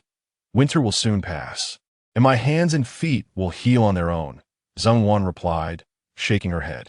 A woman should have beautiful hands, Xu Nuo remarked. Zhengwan immediately became anxious, fearing she would be compared unfavorably to Lu Shi. Give it to me. I'll help you apply it. After applying the shell oil, Xu Nuo added more firewood and helped Zhengwan dry her hair. Washing hair with soap isn't ideal. It makes it too dry and harms the scalp, leading to hair loss and graying. In a few days, I'll buy a bottle of shampoo, Xu Nuo said. The hair. Su Leilei pointed at her head from the bed. All right, it's my little girl's turn. Xu Nuo picked up Su Leilei and placed her beside the fire to warm up. After enjoying several delicious meals, Su Leilei had gained a bit of weight, her body beginning to round out, unlike before when she appeared all bones. I want to hear a story, Su Leilei pleaded. Of course, Xu Nuo replied.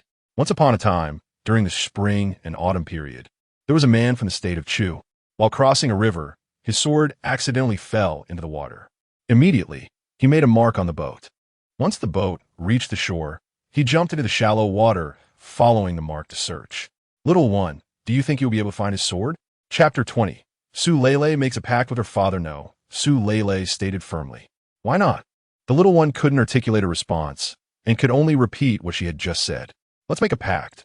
When you understand the reason, you can explain it to your father, Xu Nuo suggested, allowing the little one some space for contemplation. All right. The little one extended her tiny finger, intertwining it with Xu Nuo's index finger, giggling as they shook hands. Now, my dear little one, it's time for us to sleep, as the day has grown late. The following day, Xu Nuo rose early and began to till a patch of barren land beside their house, breaking up the soil. Afterwards, he made his way to his uncle's farm, where cattle were kept. The combination of cow dung and straw, along with other agricultural waste, serves as excellent fertilizer. Xu Nuo collected some and returned to the pit he had dug, mixing in a bit of ash and finally adding vegetable seeds. Although winter in the south can be quite chilly, it is still possible to cultivate vegetables. Xu Nuo chose to plant winter melons, green beans, rapeseed, and bok choy, vegetables suitable for winter planting. Once these tasks were complete, he cut some wild branches to create a simple enclosure around the vegetable patch. He then lit a fire in a makeshift shelter to promote growth. What are you doing, Xu Nuo? At that moment, Zhengwan awoke.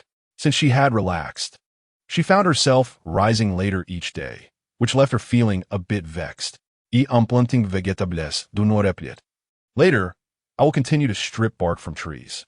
When you have a moment, please keep an eye on the vegetable patch and sprinkle the leftover charcoal and ash to the sides.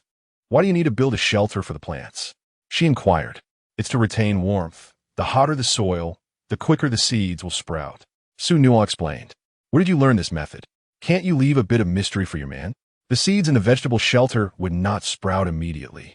It would take at least a month before they could be harvested. Therefore, Xu Nuo cut a bamboo stalk split apart and intertwined the pieces to create a rudimentary support structure. He placed the structure over one of the fires, covering it with large lotus leaves, and then added the crushed soil along with organic fertilizer, finally sprinkling in the seeds for cabbage and rapeseed, with the remaining bamboo and leaves.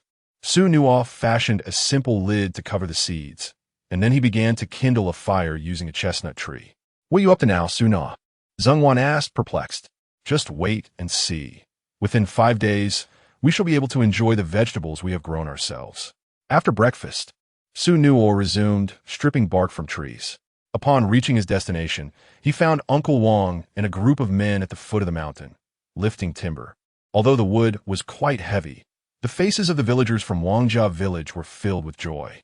Hong Kwangwa had not returned. It seemed that after the first batch of timber had been delivered, His urgency had diminished. "Good morning, Uncle Wang," Xu Nuo greeted him. "Good morning, Xu Nuo." Uncle Wang replied, "I still need to strip some bark to take home, so I won't be able to help you." Xu Nuo said, "Focus on your own work."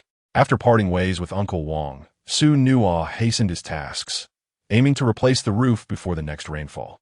As the sun dipped below the horizon, Xu Nuo meticulously peeled away 120 sheets of fine bark and carried them home. Tap, tap, tap, the sound of tiny feet echoed as she arrived, where her little one proudly showcased a small pile of firewood behind her. "What a clever darling! You can gather firewood now. I shall reward you with a succulent chicken leg later," Xu Nuo exclaimed, setting down her burden before leading her little one towards the woodshed. "Top, tap," her child pointed her cheek. Xu Nuo scooped her up and planted a kiss upon her face, eliciting a chorus of giggles. Upon reaching the woodshed, she found Zheng Wan arranging the firewood on the shelf, with 2 more loads awaiting attention. "My dear, did I not ask you to stay home and rest? Why burden yourself with so much firewood? Isn't it exhausting?"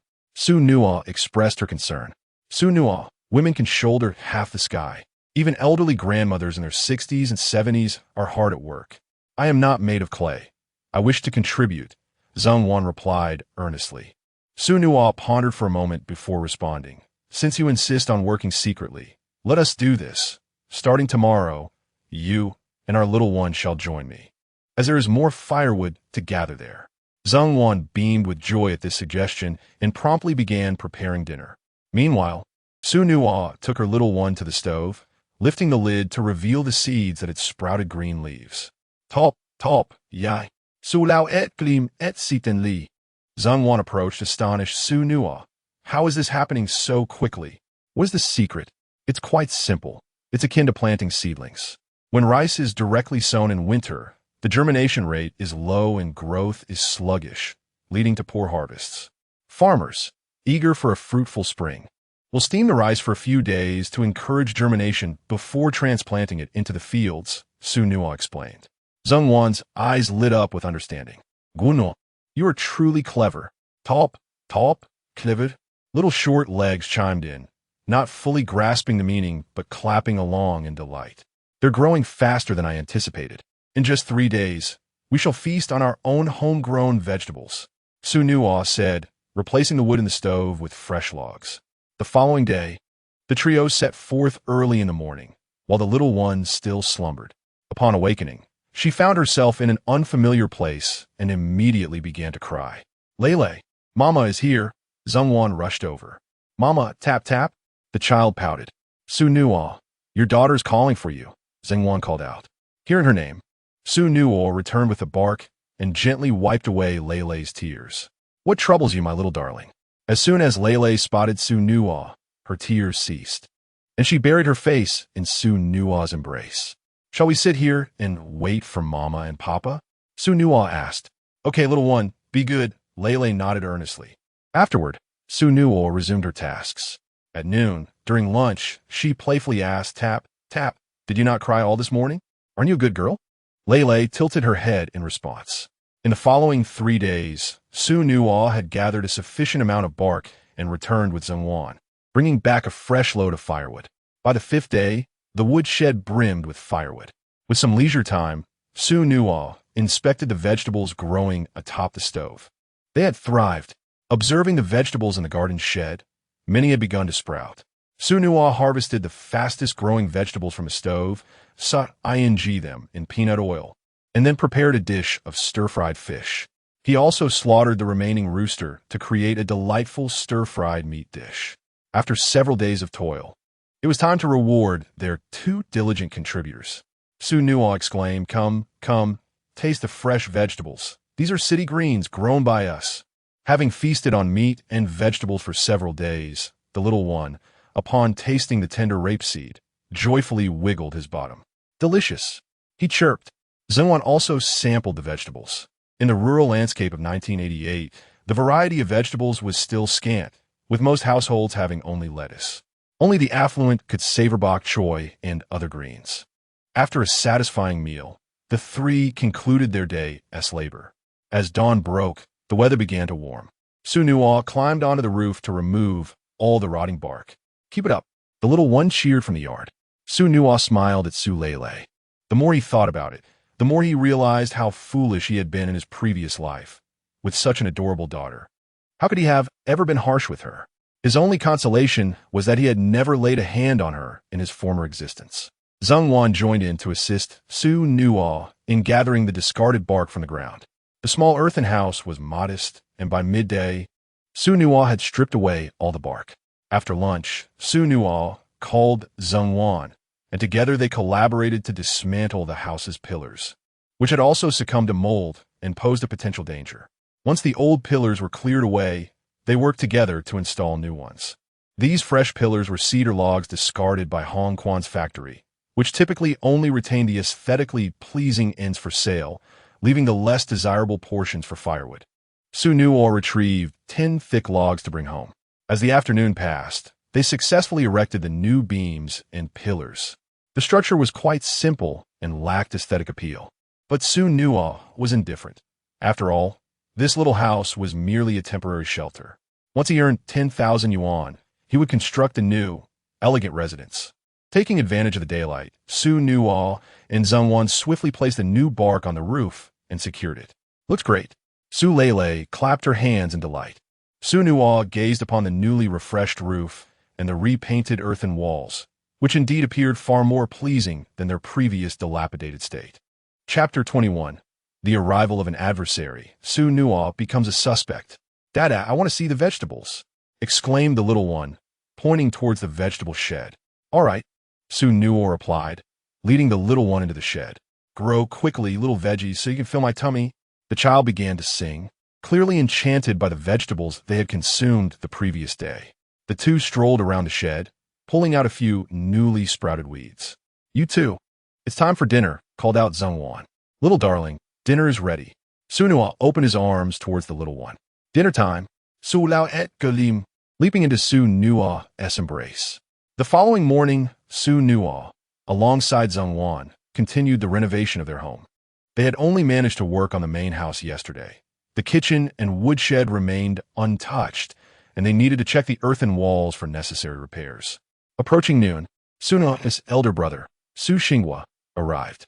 "Xu Nuo, there's a serious matter. The Law Enforcement Bureau is at the village committee. You need to come with me." "What is going on?" Xu Nuo inquired. "Zhao Dapeng is dead," Xu Xinghua replied solemnly. Upon realizing that the situation had not changed, Xu Nuo felt a surge of hidden delight. "This doesn't concern you, does it?" Xu Xinghua asked quietly. "Not at all. I've been at home fixing the house these past few days," Xu Nuo responded. Xu Xinghua scrutinized Xu Nuo's home. Although its size remained the same, it was no longer in a state of disrepair, now emanating a sense of hope. "Don't blame our parents for sending you away. They did it for your own good. We are happier than anyone to see you change for the better." Xu Xinghua patted Xu Nuo on the shoulder earnestly. "Zheng Wan is a good girl. I hope you don't let her down." "Brother, I understand," Xu Nuo replied, stepping into the kitchen and pulling Zheng Wan aside. "Why are you pulling me?" Zheng Wan wriggled free from Xu Nuo's grasp. Previously, Zheng Wan had relied on Xu Nuo not because of affection, but out of fear of his temper. After spending more time together, her attitude towards him had shifted, allowing her to stand her ground. Xu Nuo considered this a positive development. He did not wish for a timid puppet, but rather someone who could express her thoughts and nature freely, and still enjoy his company thereafter. "Darling, I'm heading to the village committee. If I'm late returning, you two should eat first," Xu Nuo said. "Why go to the village committee? Zhao Dapeng is dead, and the Law Enforcement Bureau is in the village. Given our past grievances, they probably want to ask us some questions," Xu Nuo explained. Zheng Wan was initially shocked, then insisted, "What does Zhao Dapeng's death have to do with us?" "No, I'm going with you." After a moment of contemplation, Xu Nuo did not refuse and instead picked up the little one. The four of them arrived at the village committee, where 2 law enforcement motorcycles were parked outside and a crowd had gathered. "Grandpa, Grandma." The little one spotted Xu Nuo's parents immediately. "Dad, Mom, watch the child for us. We're going inside to take a look," Xu Nuo said. "Guno, Zhao Dapeng, it has nothing to do with me."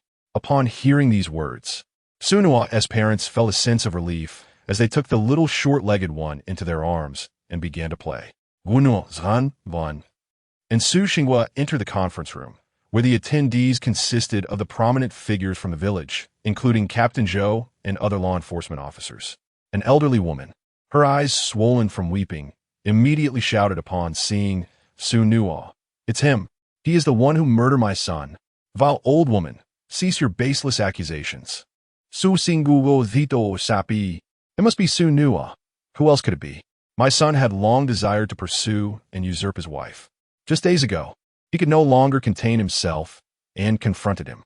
Had we not arrived in time, my son would have been killed then and there," Zhao's mother stated unequivocally.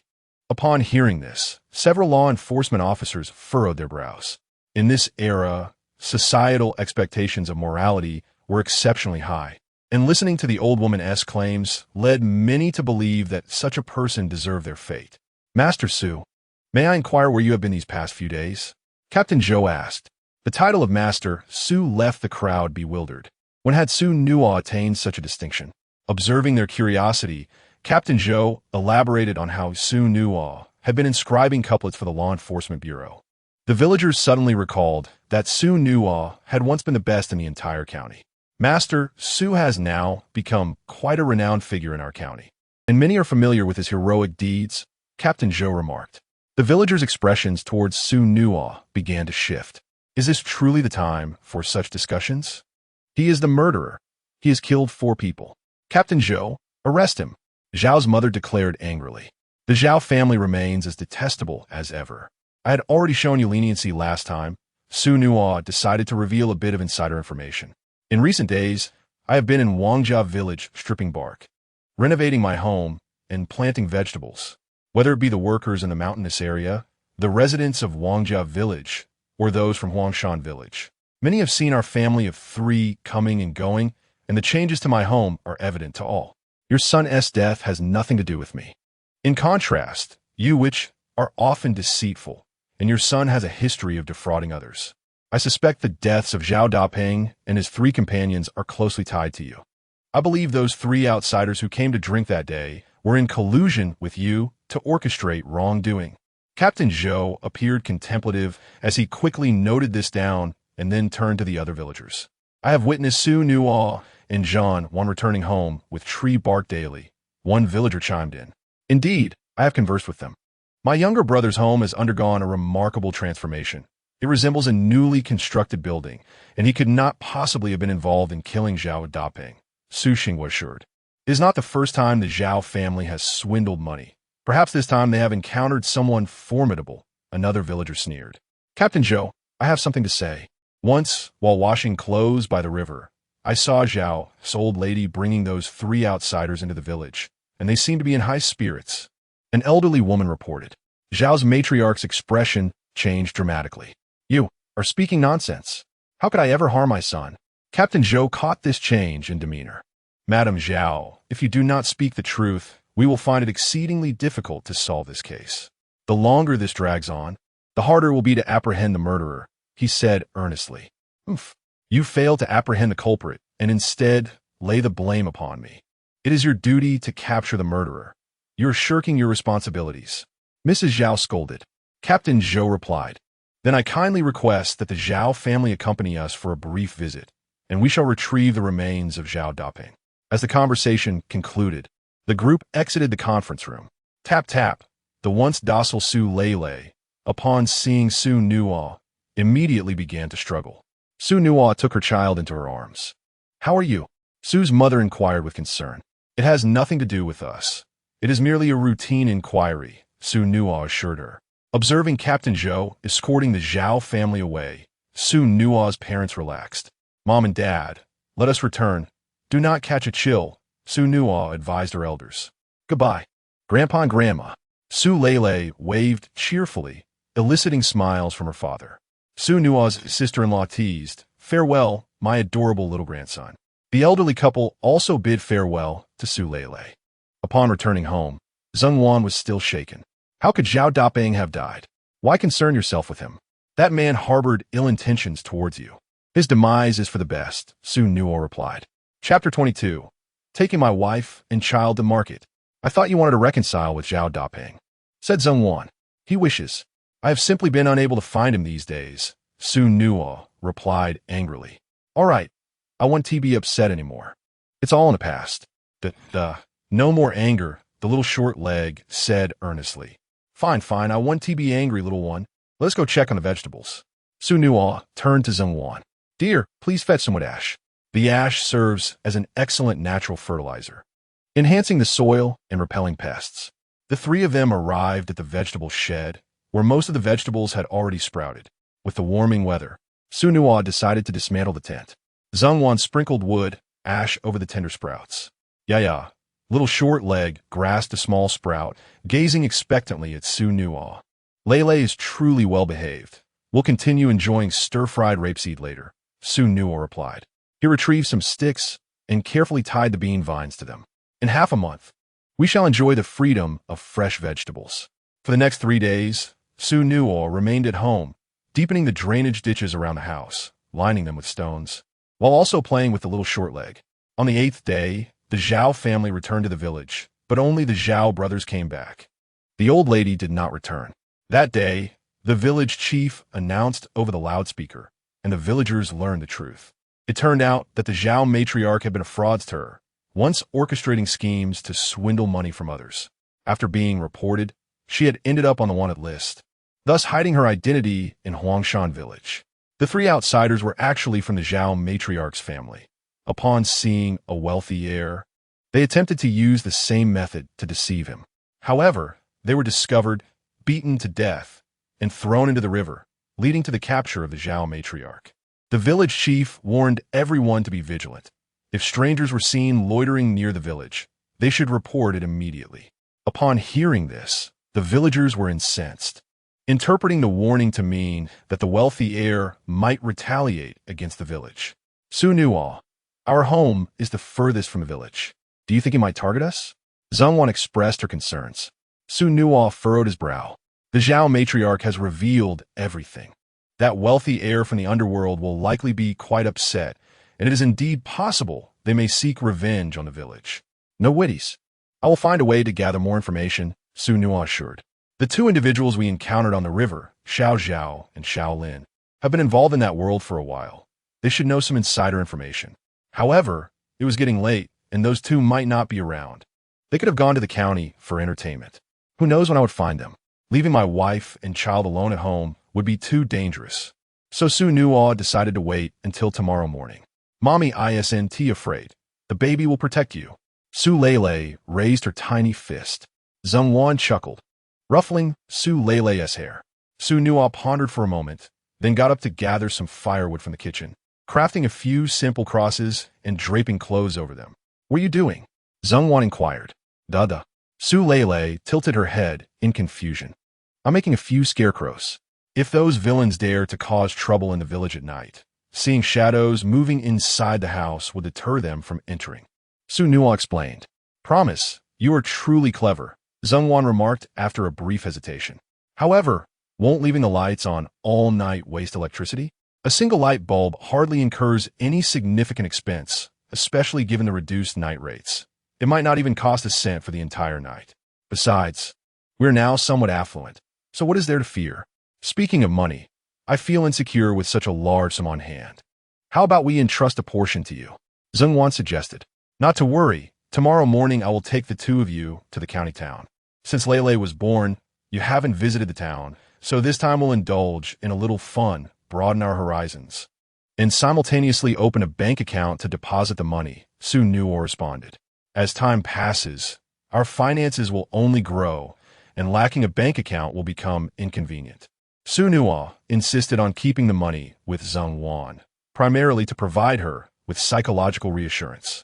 Once they amassed 10,000 yuan, it would signify the start of their life together as a couple. Zhongwan nodded, adding, but there are just a few fake people. I still have some reservations. Here's the plan. I'll sleep first, and you wake me at midnight to keep watch, Xu Nuo proposed. I need to keep watch too. Lele piped up with her little legs.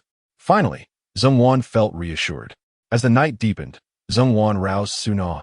Lele, who had claimed she would keep watch, lay peacefully in Xu Nuo's embrace, her breathing steady, unresponsive to calls. Xu Nuo chuckled softly, carefully placing the little one aside. Guno, I think I hear someone moving outside, Zhongwan said anxiously. Do not fear.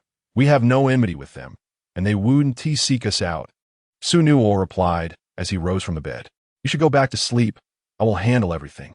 If anyone dares to act recklessly, I will ensure they realize they have come to the wrong place.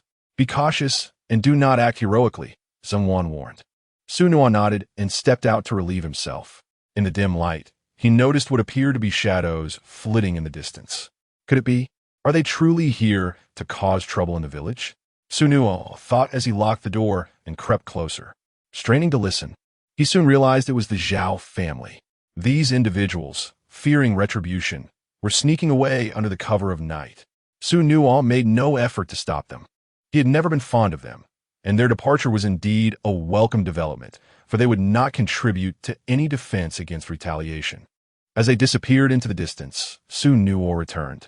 The following morning, Zhongwan donned a new outfit, her hair elegantly styled. With her slender figure, high nose, and fair complexion, she resembled a member of a wealthy family from the city. The little one also wore her new clothes, adorning a pair of charming pink tiger shoes. What are you staring at? Zhongwan noticed Xu Nuo's gaze fixed upon her. Because you look stunning, Xu Nuo replied. No woman can resist compliments from her own man, and Zhongwan was no exception.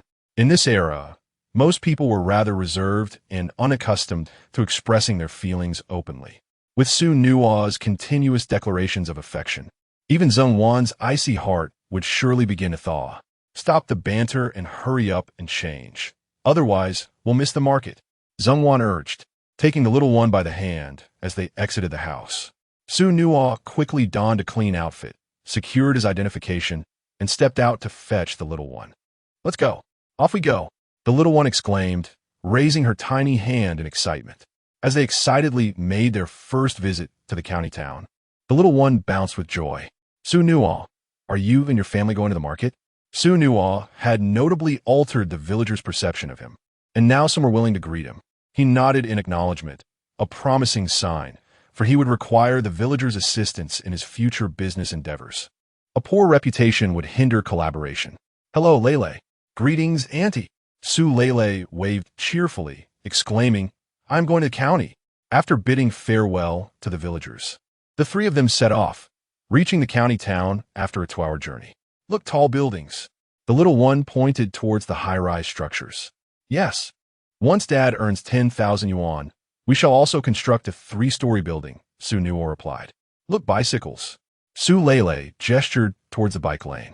In a few days, when Dad earns some money, he'll buy a bicycle to take you shopping, Xu Nuo assured her. Look, other children, the little one pointed out. In time, I will have younger siblings with your mother, Xu Nuo continued. Zhongwan blushed, feeling embarrassed by the commotion on the street. This being her first visit to the county town, Su Lele was filled with curiosity about everything around her. Arriving early, the bank had not yet opened. So Xu Nuo took the 2 girls to explore the morning market. It was the little one's first encounter with such a crowd, and they delighted in sampling snacks and pastries. The pastries are delicious, the little one exclaimed. Let's have some water. After browsing the morning market, the trio continued their expedition in the shopping mall. Xu Nuo purchased shampoo, soap, and laundry powder, along with new toothbrushes and toothpaste. Previously, he had relied solely on a single bar of soap for washing hair, bathing, and laundry, which was far from ideal. The toothbrushes and toothpaste at home, once gifted from vendors on the street, were now no longer usable. Xu Nuo, the bank is about to open. Let us go deposit some money, Zhongwan suggested. Chapter 23. Promise, you gave your wife to me. Very well, my dear. Xu Nuo, along with his wife, set forth towards the county's credit union. In this era, banks predominantly resided in large cities, with small towns housing merely one, while credit unions offered a modicum of convenience. As they passed through a street, Xu Nuo encountered several young men from the former chess room. Xu Nuo, come join us for a drink. Xu Nuo, it has been quite some time since we last saw you. Care to ascend and play cards? Xu Nuo, where did this lovely lady come from? Have you found a new companion? No wonder Xu Nuo has been so patient these past few days. Xu Nuo, how did you come to know her? Do introduce her to us. These young men were responsible for overseeing the venue and attracting patrons. Most clientele consisted of individuals seeking to drink and gamble, and disturbances were a common occurrence. Xu Nuo, being quite strong, often remained taciturn, which caught the attention of Boss Hu from the chess room, who appointed him as the head of the establishment. Enough with the nonsense. This is my wife. The four individuals before him were newcomers, unfamiliar with Xu Nuo's spouse. Previously, Xu Nuo often described his wife as a frail and unattractive creature, leading them to envision her as a dark, thin, and buck-toothed woman from the countryside, entirely oblivious to her true appearance as Zheng Wan. Zheng Wan tugged at Xu Nuo's collar, signaling him not to engage with those ruffians. No drinking, no playing cards. Zuliel, with her tiny hands, grasped Xu Nuo's face, turning it towards her with unwavering determination. We must heed the baby. Xu Nuo gently pinched the little one's cheek and addressed the group. Gentlemen, I shall no longer indulge in drinking or gambling, nor will I oversee any establishments. Gambling holds no future, and I hope you too will soon recognize the importance of pursuing legitimate endeavors. With that, he turned to leave with his wife and daughter. Is there truly a future in living off others? One of them scoffed. He calls himself Xu Nuo, yet he acts as if he were an elder brother. I may come to understand that excrement is sweet, but I cannot grasp this legitimate endeavor. The four youths snickered behind him, believing Xu Nuo to be merely a placeholder or a son-in-law. In this age, relying on a woman for sustenance was akin to a deep humiliation. Moreover, Xu Nuo had been absent for several days and had likely been dismissed by his employer. Initially, Xu Nuo's penchant for gambling allowed him to earn some extra income, and they begrudgingly referred to him as brother. With business failing to materialize, they saw no further reason to afford him any respect. Xu Nuo paid them no mind. However, their voices drew the attention of those inside. Everyone was curious to see what a man living off a woman looked like, for such a scenario was still quite rare in this era. Xiao Zhao, Shaolin, and Wang Hao emerged. These three also worked in the same building, and like Xu Nuo, were adept at losing, thus maintaining a decent rapport with him. That is Xu Nuo's wife. Do not speak so carelessly. Wang Hao interjected. I advise you to watch your words. Should you provoke Xu Nuo, you four will not be able to withstand the consequences. Xiao Lin mocked. You've only been here for less than a year. There is much you do not yet understand. Xu Nuo alone can manage an entire establishment, and dealing with you four would present no challenge for him. If not for his wife being present today, you would be in dire straits, Xiao Zhao added. It is indeed Xu Nuo.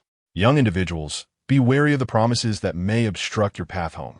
It seems ill-fated to provoke the wrong person.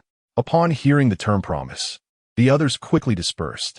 In recent years, Xu Nuo's influence in the gaming house has been formidable, deterring anyone from crossing him. The four young men, sensing the shift in atmosphere, promptly followed Xu Nuo. Brother Xu, we have been colleagues after all, since the child has come to the county. How could I not show some token of goodwill? The first one produced 3 yuan. Little one, take this to buy some sweets. Unlike other children who would shy away or refuse outright, Su Lele was undeterred by strangers and accepted it readily. Child, this is your New Year red envelope from your uncle. The second thug also offered 3 yuan. Su Lele, with remarkable speed, grasped it tightly, preventing the thug from retracting his offer. What a good little girl. The third and fourth men followed suit, each presenting 3 yuan. Brother Su, we'll head back to the shop now. Enjoy yourselves. Having dispensed the money, the four quickly made their exit. Zheng Wan found it perplexing. Weren't these four quite arrogant just moments ago? Why had their demeanor changed so suddenly? They're villains. We took their money, Su Lele declared proudly. Lele is truly good, Xu Nuo remarked, affectionately ruffling the little one's hair. After the four departed, Wang Hao and his companions approached to greet them. I was just looking for the 3 of you, Xu Nuo said, handing the child over to Zheng Wan and gesturing for her to take her aside. Do you have any inside information regarding Zhao Daping's death? Gu Nui inquired. Brother Su, why do you ask about that? Xiao Zhao instinctively glanced around. Brother Su, it's best if you avoid this topic, Xiao Lin advised, shaking his head. Xu Nuo had no intention of meddling in others' affairs. However, given its connection to Huangshan Village and his wife's anxiety about potential repercussions, he casually inquired. In his previous life, Xu Nuo had only heard that the individual was a wealthy second generation from the underworld, with no further curiosity. After leaving in sorrow to develop in the province, He remained unaware of whether that affluent individual was ever captured. There are certain laws you may not comprehend. In our country, every homicide must be solved. With 4 lives lost, the city will undoubtedly be alerted, and perhaps even provincial authorities will take notice. Xu Nuo warned. You know Zhao Dapeng often gambled in the building. They will surely trace it back to you. If it is discovered that you withheld information, you may find yourselves in serious trouble. If you confide in me, I might be able to assist you. Brother Su, this is not our concern. It was Zhao Dapeng who cheated young master he out of his money and was killed on the spot. We had no way to intervene. How could we dare confront that young master? Xiao Zhao replied, a pained expression on his face. Young master he? A figure flashed through Xu Nuo's mind. He recalled that in his previous life, when Hu Pengzi was apprehended, involved a powerful figure managing a brothel closely associated with the He family. Could it be? Brother Su, please do not disclose that we revealed this to you, Shaolin urged. Very well. You 3 should leave quickly and keep your mouth shut. After gathering this information, Xu Nuo reconvened with Zheng Wan. Wang Hao and his companions exchanged glances, deciding to return to their hometown for safety. Let's depart, my wife, Xu Nuo said. At this moment, the owner of the game room, who had descended to procure some sustenance, approached. Their gazes met, and a myriad of images flashed through Xu Nuo's mind. Had it not been for this scoundrel, it is likely that Xu Nuo would now be a university student. It was this rotund rogue who deceived him into leaving campus, claiming he could provide part-time work to alleviate his family's financial burdens, thus introducing him to alcohol and entangling him in gambling, which led to his moral decline. Moreover, it was because of this man that in his previous life, his wife and child had perished in the river. Xu Nuo, I brought your wife and child. I wondered why you would forsake 2,000 yuan. The rotund man scrutinized Zheng Wan and her companion, a satisfied expression gracing his face. They were even more captivating than he had anticipated. Since you have taken the initiative to bring them, I shall add an additional 100 yuan to your reward. Chapter 24. Heartbroken. Su La Weep beat the Zheng Wan's body instantly stiffened. Had Xu Nuo done all that merely to lower her guard, to fetch a handsome price? Shut your mouth, and cease to plot against my wife and child, or I shall pay you a visit. Xu Nuo declared vehemently. Is the price unsatisfactory? I am willing to add an additional 500 yuan, the rotund man, who continued. Xu Nuo suddenly regained his composure and replied, All right, grant me some time to contemplate. Agreed, but be swift. If you can deliver your wife and daughter tonight, I shall promote you to supervisor. Who exclaimed with delight. Very well, Gunoradili acquiesced. After parting ways with Hu, Xu Nuo grasped the still-dazed Zheng Wan and departed. Upon passing a corner, Zheng Wan forcefully withdrew her hand. Xu Nuo, I despise you, she exclaimed, her eyes reddened. Darling, allow me to explain. I was merely deceiving him. I have no intention of selling you and our daughter. My aim is to trap that rotund man. Bunoi insisted earnestly. I can no longer place my trust in you. Zheng Wan turned to leave, but Xu Nuo seized her arm. Little Su Lei, bewildered by the sudden quarrel between her parents, burst into tears. Hand the child to me, Zheng Wan demanded. Wife, if you do not believe me, surely you can trust the Law Enforcement Bureau. Allow me to clarify everything, and you shall understand, Xu Nuo continued. Zheng Wan, though skeptical, contemplated Xu Nuo's recent behavior and decided to grant him one last opportunity. As the tears streamed down Su Lei's face, her mouth forming a perfect square as she sobbed, Xu Nuo's heart ached. In his previous life, when he had drunk and bullied Zheng Wan, Su Lei had reacted similarly, helplessly crying nearby. At that time, Xu Nuo had ignored her, allowing her to cry herself to sleep on the floor. Reflecting on the past, his resentment towards Hu intensified. Do not cry, my dear. Father was wrong. I spoke too loudly, Xu Nuo said, holding Su Lei close. Do not quarrel, let us not argue, little Su Lei urged, using her small hands to cover Xu Nuo's mouth. Let us heed Lei's words and refrain from fighting, Xu Nuo replied. Mommy. The little one turned to glance at Zheng Wan, who hesitated, showing no response. Lei. The child looked up at Xu Nuo. Smile for me, dear. If you smile, your mother will too, Xu Nuo said, tapping her nose gently. With a giggle, the little one tried her best to muster a smile. Let us proceed, my love. Xu Nuo led the way. Zheng Wan followed closely behind. Upon seeing Xu Nuo enter the law enforcement bureau, her confidence surged. "Excuse me, is team leader Zhou present? I have crucial information to share with him." Xu Nuo addressed the woman who had guided him previously. "It is Comrade Xu. Team leader Zhou is indeed here.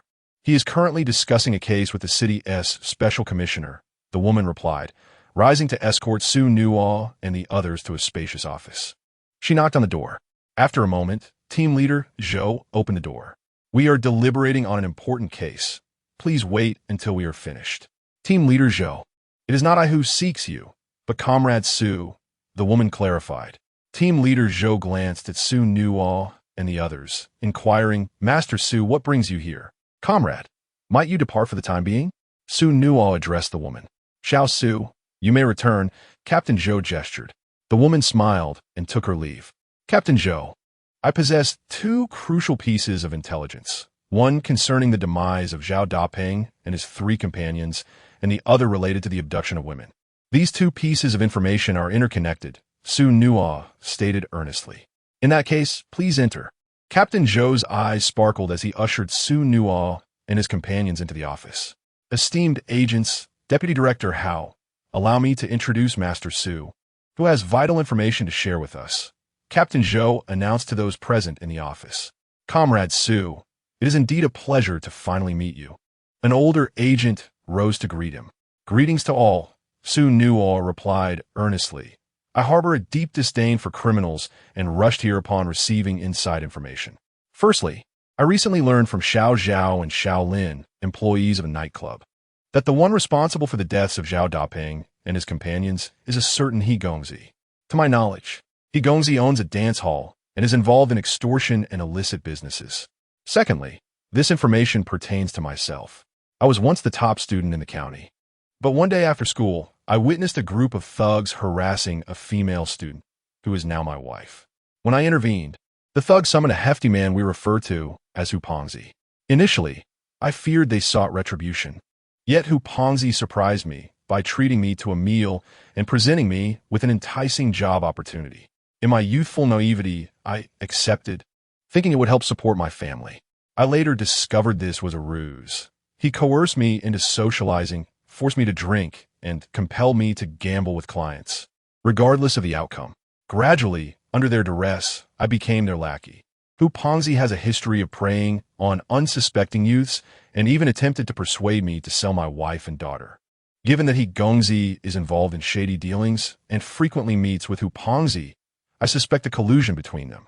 My wife was the belle of the school, and Hupongzi has repeatedly sent thugs to block her path. I fear they intend to sell her into such a fate. I even suspect that previous disappearances of students may be linked to Hupongzi."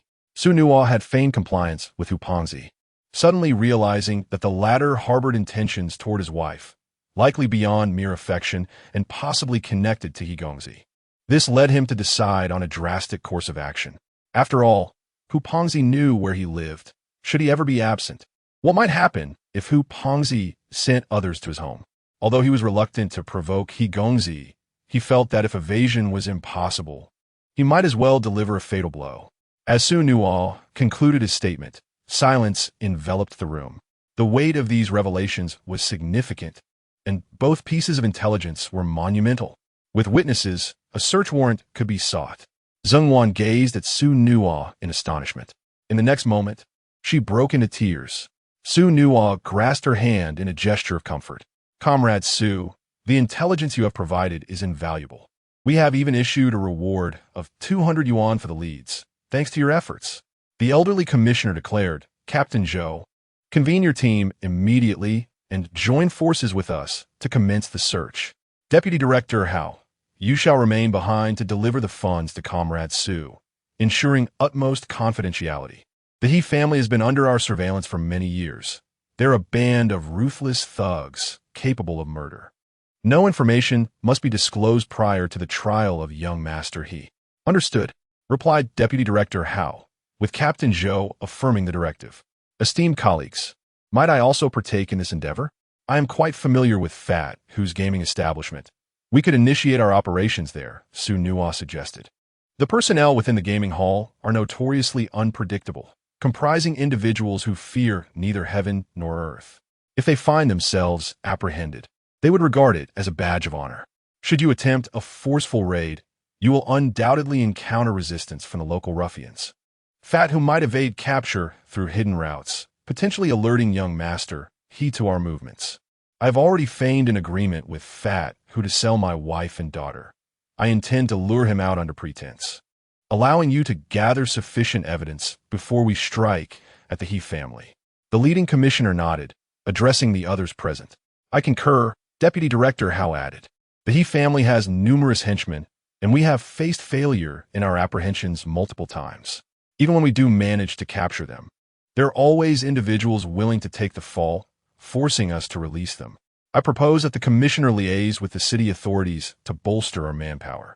Meanwhile, we should interrogate Fat who to secure definitive evidence, enabling us to proceed directly to our target with absolute certainty. All present nodded in agreement. Wife, please wait for me at the station with the children. I shall return shortly. Xu Nuo instructed Zhongwan. Xu Nuo, do exercise caution, Zhongwan advised. Indeed, be careful. The little one chimed in. Very well, you all wait for me in the lobby, Xu Nuo concluded, before finalizing the details with Captain Zhou and proceeding to the gaming hall. Suga, what brings you back? Several ruffians inquired curiously. My apologies, esteemed friends.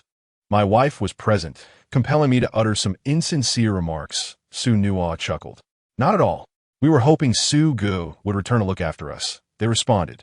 Come, let me take Su Gu to meet Fat Hu. We shall strive to reclaim your position. No need. I will seek him out myself. Once I am reinstated, I shall treat you all to a meal. Ascending the stairs, Xu Nuo made his way directly to Fat Hu's office. Chapter 25, Dealing with Fat Hu. A fresh start with my wife. What are you doing? Three towering brutes obstructed the entrance to Fat Hu's establishment. Hey, it's me. Don't you recognize me? Xu Nuo, you've been dismissed. What are you doing here? The trio showed no inclination to let him pass. Realizing the situation, Xu Nuo understood that his former strength had earned him Fat Hu's favor, leaving these three thugs feeling neglected. Now that he had departed, they were reluctant to allow his return. Xu Nuo promptly lost interest in conversing with them. Basu, I'm here. Xu Nuo shouted. Kumein, came Fat Hu's voice from within. Good dogs don't block the way. Step aside. Xu Nuo Motskit. One of the brawny men stepped forward, but was halted by the leader in the middle. Xu Nuo, just wait. Your time will come, the dark-faced leader warned. We shall see. Perhaps misfortune will befall you first. Xu Nuo retorted, opening the door and stepping inside. Basu, I made up my mind. I'll sell my wife and child to you, but I want 4,000 yuan. 4,000 it is. Where are they? Fat Hu inquired. I have them under control. I can't bring them out in broad daylight. They're at Hua Hotel. We could go tonight, Xu Nuo suggested. At the hotel? Fat Hu stroked his chin, a sudden grin breaking across his face. No problem, we have a van. The sooner we get them, the sooner I can pay you. Then let us go, Xu Nuo replied, excitement bubbling within him. As they exited, Fat Hu called the three thugs to join them, and the group drove to Hua Hotel. Good day, sir, greeted the woman at the front desk, undoubtedly an undercover agent. Xu Nuo nodded in acknowledgement, leading the four men upstairs. Xu Nuo, I bought the girls from you. I can do what I want with them, right? Fat Hu asked. Of course, it's all yours. Xu Nuo opened a room door. Are they tied up? Fat Hu queried. Naturally, or how would I prevent them from escaping? Xu Nuo replied. You stay outside, Fat Hu insisted eagerly. Let us inspect the goods first, Xu Nuo suggested. No need. I still trust you, Fat Hu waved dismissively. Suddenly, Xu Nuo sees Fat Hu. What's wrong? With great force, Xu Nuo delivered a kick to Fat Hu's knee, instantly shattering his leg. As Fat Hu opened his mouth to scream, Xu Nuo swiftly covered it, twisting his arm until it broke, then dashed inside. The three thugs, witnessing this, charged into the room. Xu Nuo, you're asking for death. The three men drew their daggers, momentarily stunned. Every corner of the room was occupied, and they all brandished firearms. Xu Nuo, did you bring the cops? The thugs hadn't anticipated such a turn of events. These types were sworn enemies of law enforcement and would never collaborate with them, regardless of their circumstances. Xu Nuo stuffed a rag in a Fat Hu's mouth, seizing the opportunity as the law enforcement's attention focused entirely on the thugs. He broke Fat Hu's other arm, leaving the unconscious man crumpled on the floor. Not convinced. Come at me. With a smirk curling at the corner of her mouth, Xu Nuo addressed the three ruffians. I warned you that misfortune would befall you first. As the three thugs attempted to advance, Captain Zhou's authoritative voice rang out. Drop your weapons, crouch down, and cover your heads. Otherwise, we will open fire. Realizing resistance was futile, the three thugs gritted their teeth and complied. The enforcement officers swiftly kicked away the knives and promptly subdued the ruffians. How could Fat Hu be injured so severely? Captain Zhou furrowed his brow as he examined Hu. It wasn't intentional. The foolish fat man insisted on entering alone. If those three strong men had escaped and leaked information, not just my family, but the entire Huangshan Village would be at risk. I merely aimed to restrain him, never anticipating Hu's frailty. Xu Nuo waved her hand dismissively, feigning innocence. In truth, she harbored deep resentment. Had it not been for the presence of the officers, she would have gladly twisted Hu's neck. Oh well, perhaps his excessive weight caused him to twist something when he fell. At least he is still alive. Captain Zhou chose not to dwell on such minutiae. Change everyone into new clothes and put on hoods. We must not allow anyone to be recognized. Once the enforcement officers departed, Xu Nuo returned to the cardroom. Sugo, how did you return so quickly? Where's Fat Hu? Asked the four young men guarding the entrance, their curiosity piqued. I came back to retrieve my belongings, Xu Nuo replied, irritated. I pleaded for ages, but Fat Hu refused to let me join. Those four were so secretive that they just dropped me off halfway. She scoffed, if I'm not welcome here, I shall find elsewhere to be appreciated. After spending a brief while in the cardroom, Xu Nuo made her way back to the enforcement bureau. Comrade Xu, Deputy Director Hao is calling for you, announced a female officer in the lobby. Xu Nuo nodded and proceeded to Deputy Director Hao's office. There, she was handed 250 yuan and asked to sign. Comrade Xu, your collaboration this time has been invaluable. We have added an additional 50 yuan as a reward for police community cooperation, Deputy Director Hao said with a grin. When I consulted with the county earlier, your commendable handwriting was mentioned.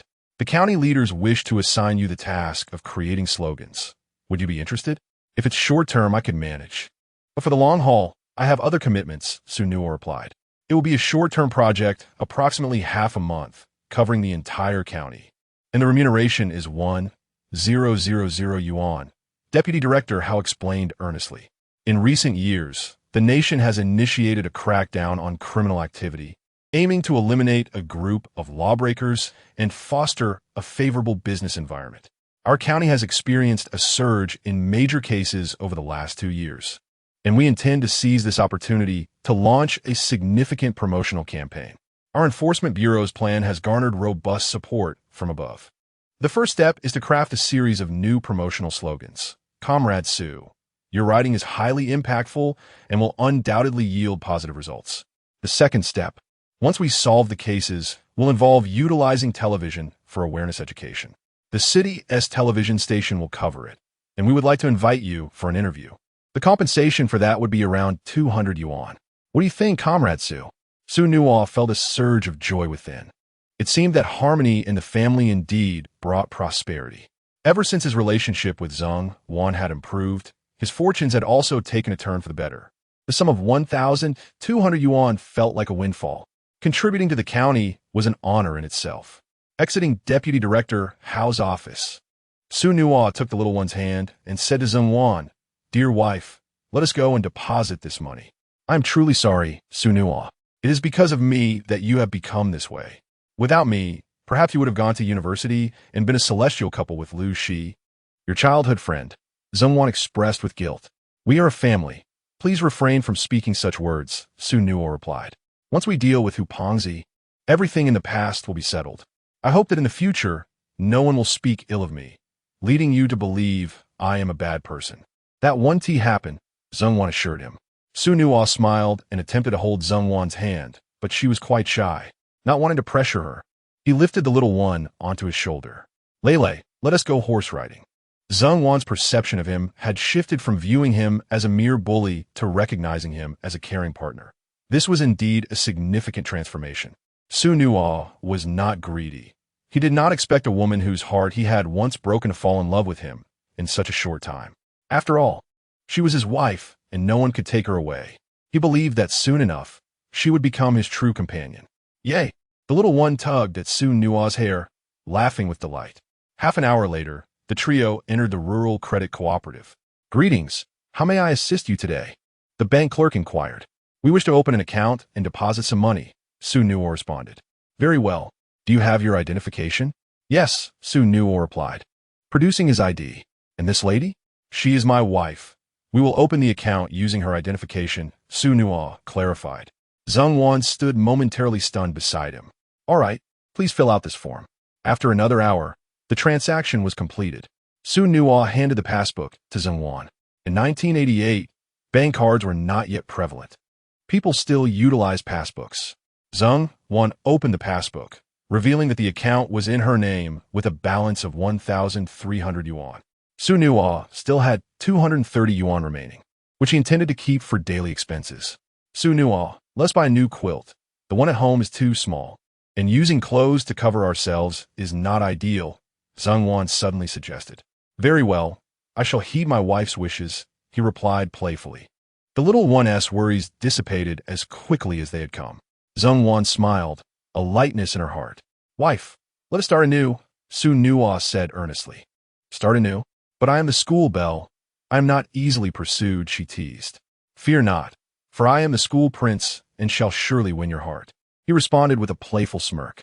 How vain. Zheng Wan blushed. By the way, for the next half-month, I will be working with the county's publicity department. Think of anything else we may need to purchase, Xu Nuo mentioned. Chapter 26. Shopping with my wife and child. Let us purchase 2 padlocks. It would be safer to secure the door in your absence, suggested Zheng Wan after a moment's thought. Very well, Xu Nuo replied, leading the 2 girls to the department store. It was the little one's first visit to such a marketplace, and her curiosity was palpable. Each time they passed a shop front, her small head would peek inside to investigate. This one sells bowls, and this one offers cabinets, she exclaimed. Lele is truly clever. Xu Nuo praised her. Zheng Wan was also embarking on her first excursion to a large mall. Although her family was wealthier than Xu Nuo's, they hailed from the countryside and had only frequented small markets before. Xu Nuo was not in haste, as they could always compare prices. Look, this shop sells locks. The little one exclaimed as she walked ahead, turning back to take credit for her discovery. Lele, you have been a tremendous help to Daddy by finding the shop we need. Xu Nuo commended her. Giggles erupted from the little girl, who was 2 years old. In a relaxed setting, Xu Nuo allowed her to walk on her own to strengthen her legs. So, all your efforts today were for a cuddle. Xu Nuo scooped her up and planted a kiss on her cheek. Having lost interest in the shops, the little girl nestled in Xu Nuo's arms and soon fell asleep.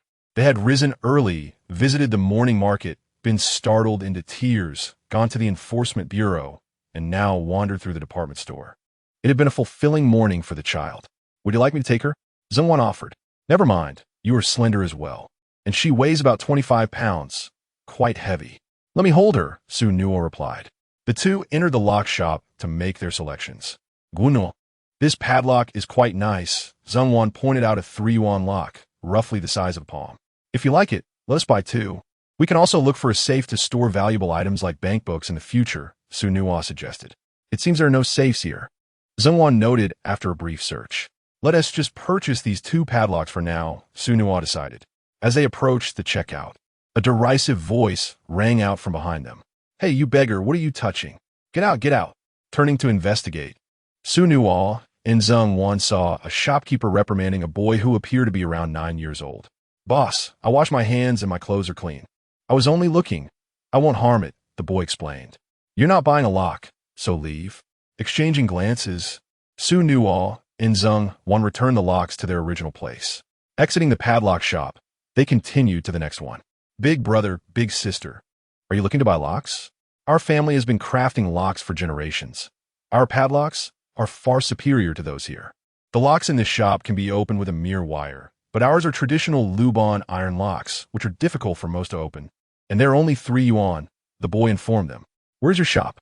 We don't have a shop. We only have small card. The boy replied. Xu Nuo took out a yuan coin. This is a deposit. Please fetch 2 locks for me. Let's purchase a few items first, and we shall gather at the entrance in an hour. The boy took the deposit and happily ran off. Xu Nuo and her companion continued to explore them all. After a while, they entered a bedding store. Do you wish to see our quilts?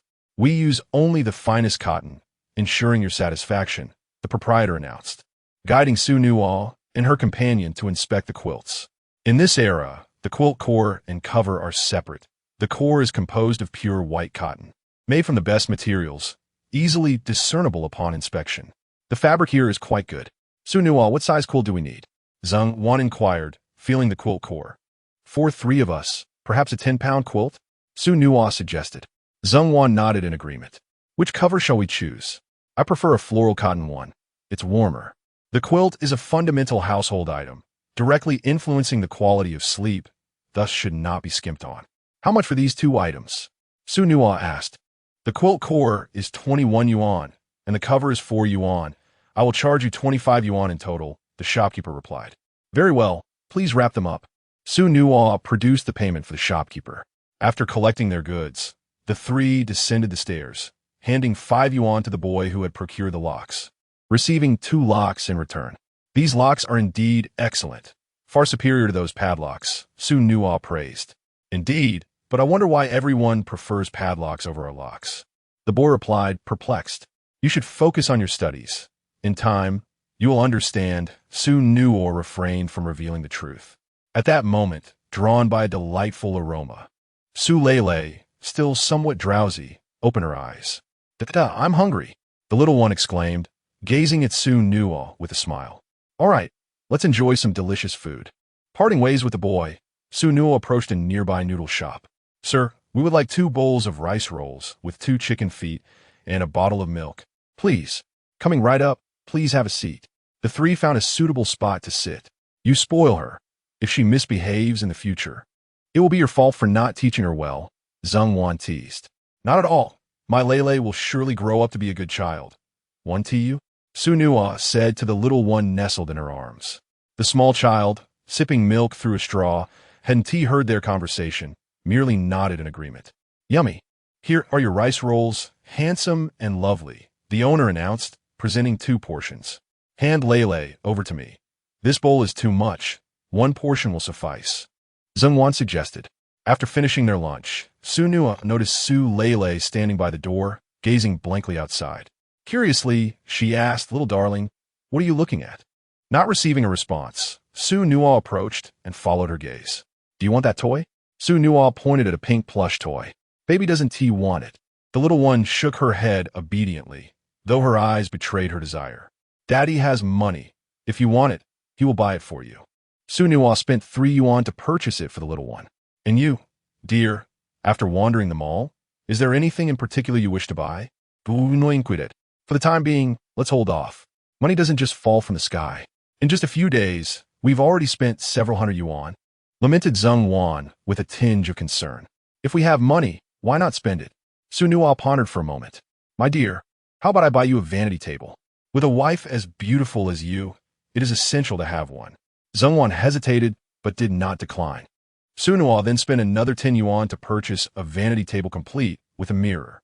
Zheng Wan felt a pang of regret, yet the vanity was undeniably attractive, and she ultimately acquiesced. Subsequently, Xu Nuo bought 2 kilograms of pork from a street vendor, leaving him with 180 yuan in his pocket. Xu Nuo, we've had enough for today. Let us head home, suggested Zheng Wan. Xu Nuo nodded in agreement. Little one, did you enjoy shopping with Daddy in the county today? It was fun. The little one hugged her plush toy tightly. Next time, I want to go shopping with Daddy again. There were too many matters to attend to this time, but next time, Daddy will take Lele to the amusement park, Xu Nuo promised. Amusement park? The little one, unfamiliar with the concept, simply picked up the new term. Xu Nuo suddenly realized that his child was more astute than he had anticipated. When they next visited the county, he would buy her a children's storybook to begin imparting the lessons of life. Upon returning home, Zheng Wan divided the pork in half. Let us take some to your parents as well. When you have money, You must fulfill your filial duties. Chapter 27. My wife is injured. Upon seeing her grandparents, the little one opened her arms wide to Xu Nuo. Xu Nuo, having brought some meat, lifted the tiny figure into her embrace. The little one began to sing a tuneless song, her short legs swaying rhythmically. This melody was one she had inadvertently heard while shopping.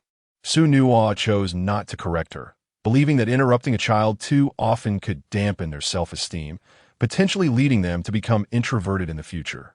Such a development would not bode well. It is imperative for children to express their thoughts boldly, for it equips them to face various challenges later on. Soon, they arrived at Xu Nuo's parents' home. "Grandpa, Grandma, we're here," the little one exclaimed joyfully. "My dear grandchild, why are you so happy? Where did you go today?" Xu Nuo's father responded, his heart lifted by his granddaughter's voice as he came out to greet them.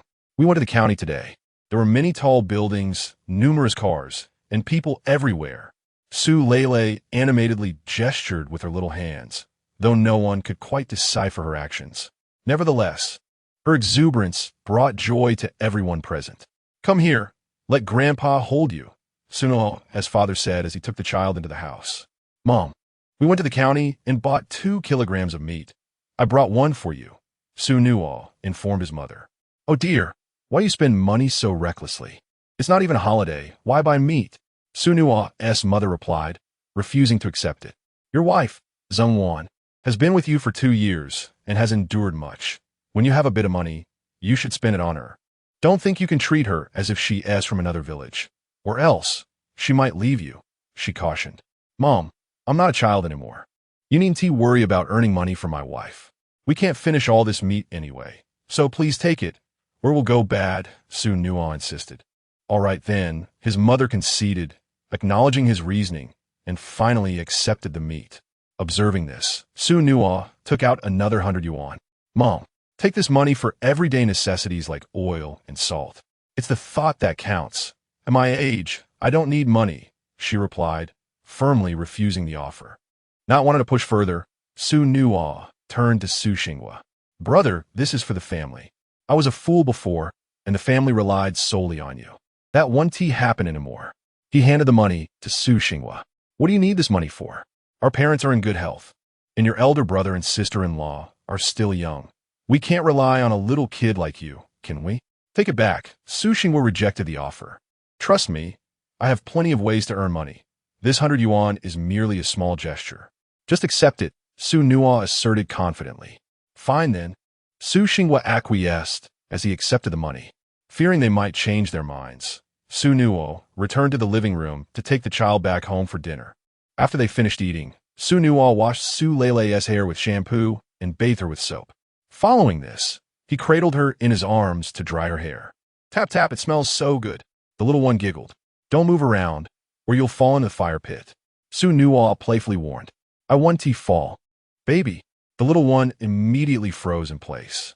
After a while, Xu Nuo led the little one to bed. The old quilt had been used by Zheng Wan as a cushion beneath, while the new quilt adorned the top. Su Lele tossed and turned a few times on the bed. "Dada, soft and cuddly, stay on the bed for a while. Daddy will help Mommy with the chores. Don't fall off, understand? Just a little longer short legs. Tuck in." Seeing this, Xu Nuo exited the room. By the time Xu Nuo and Zheng Wan returned, Su Lele, who had spent the day playing, had already fallen asleep without having the chance to hear a story.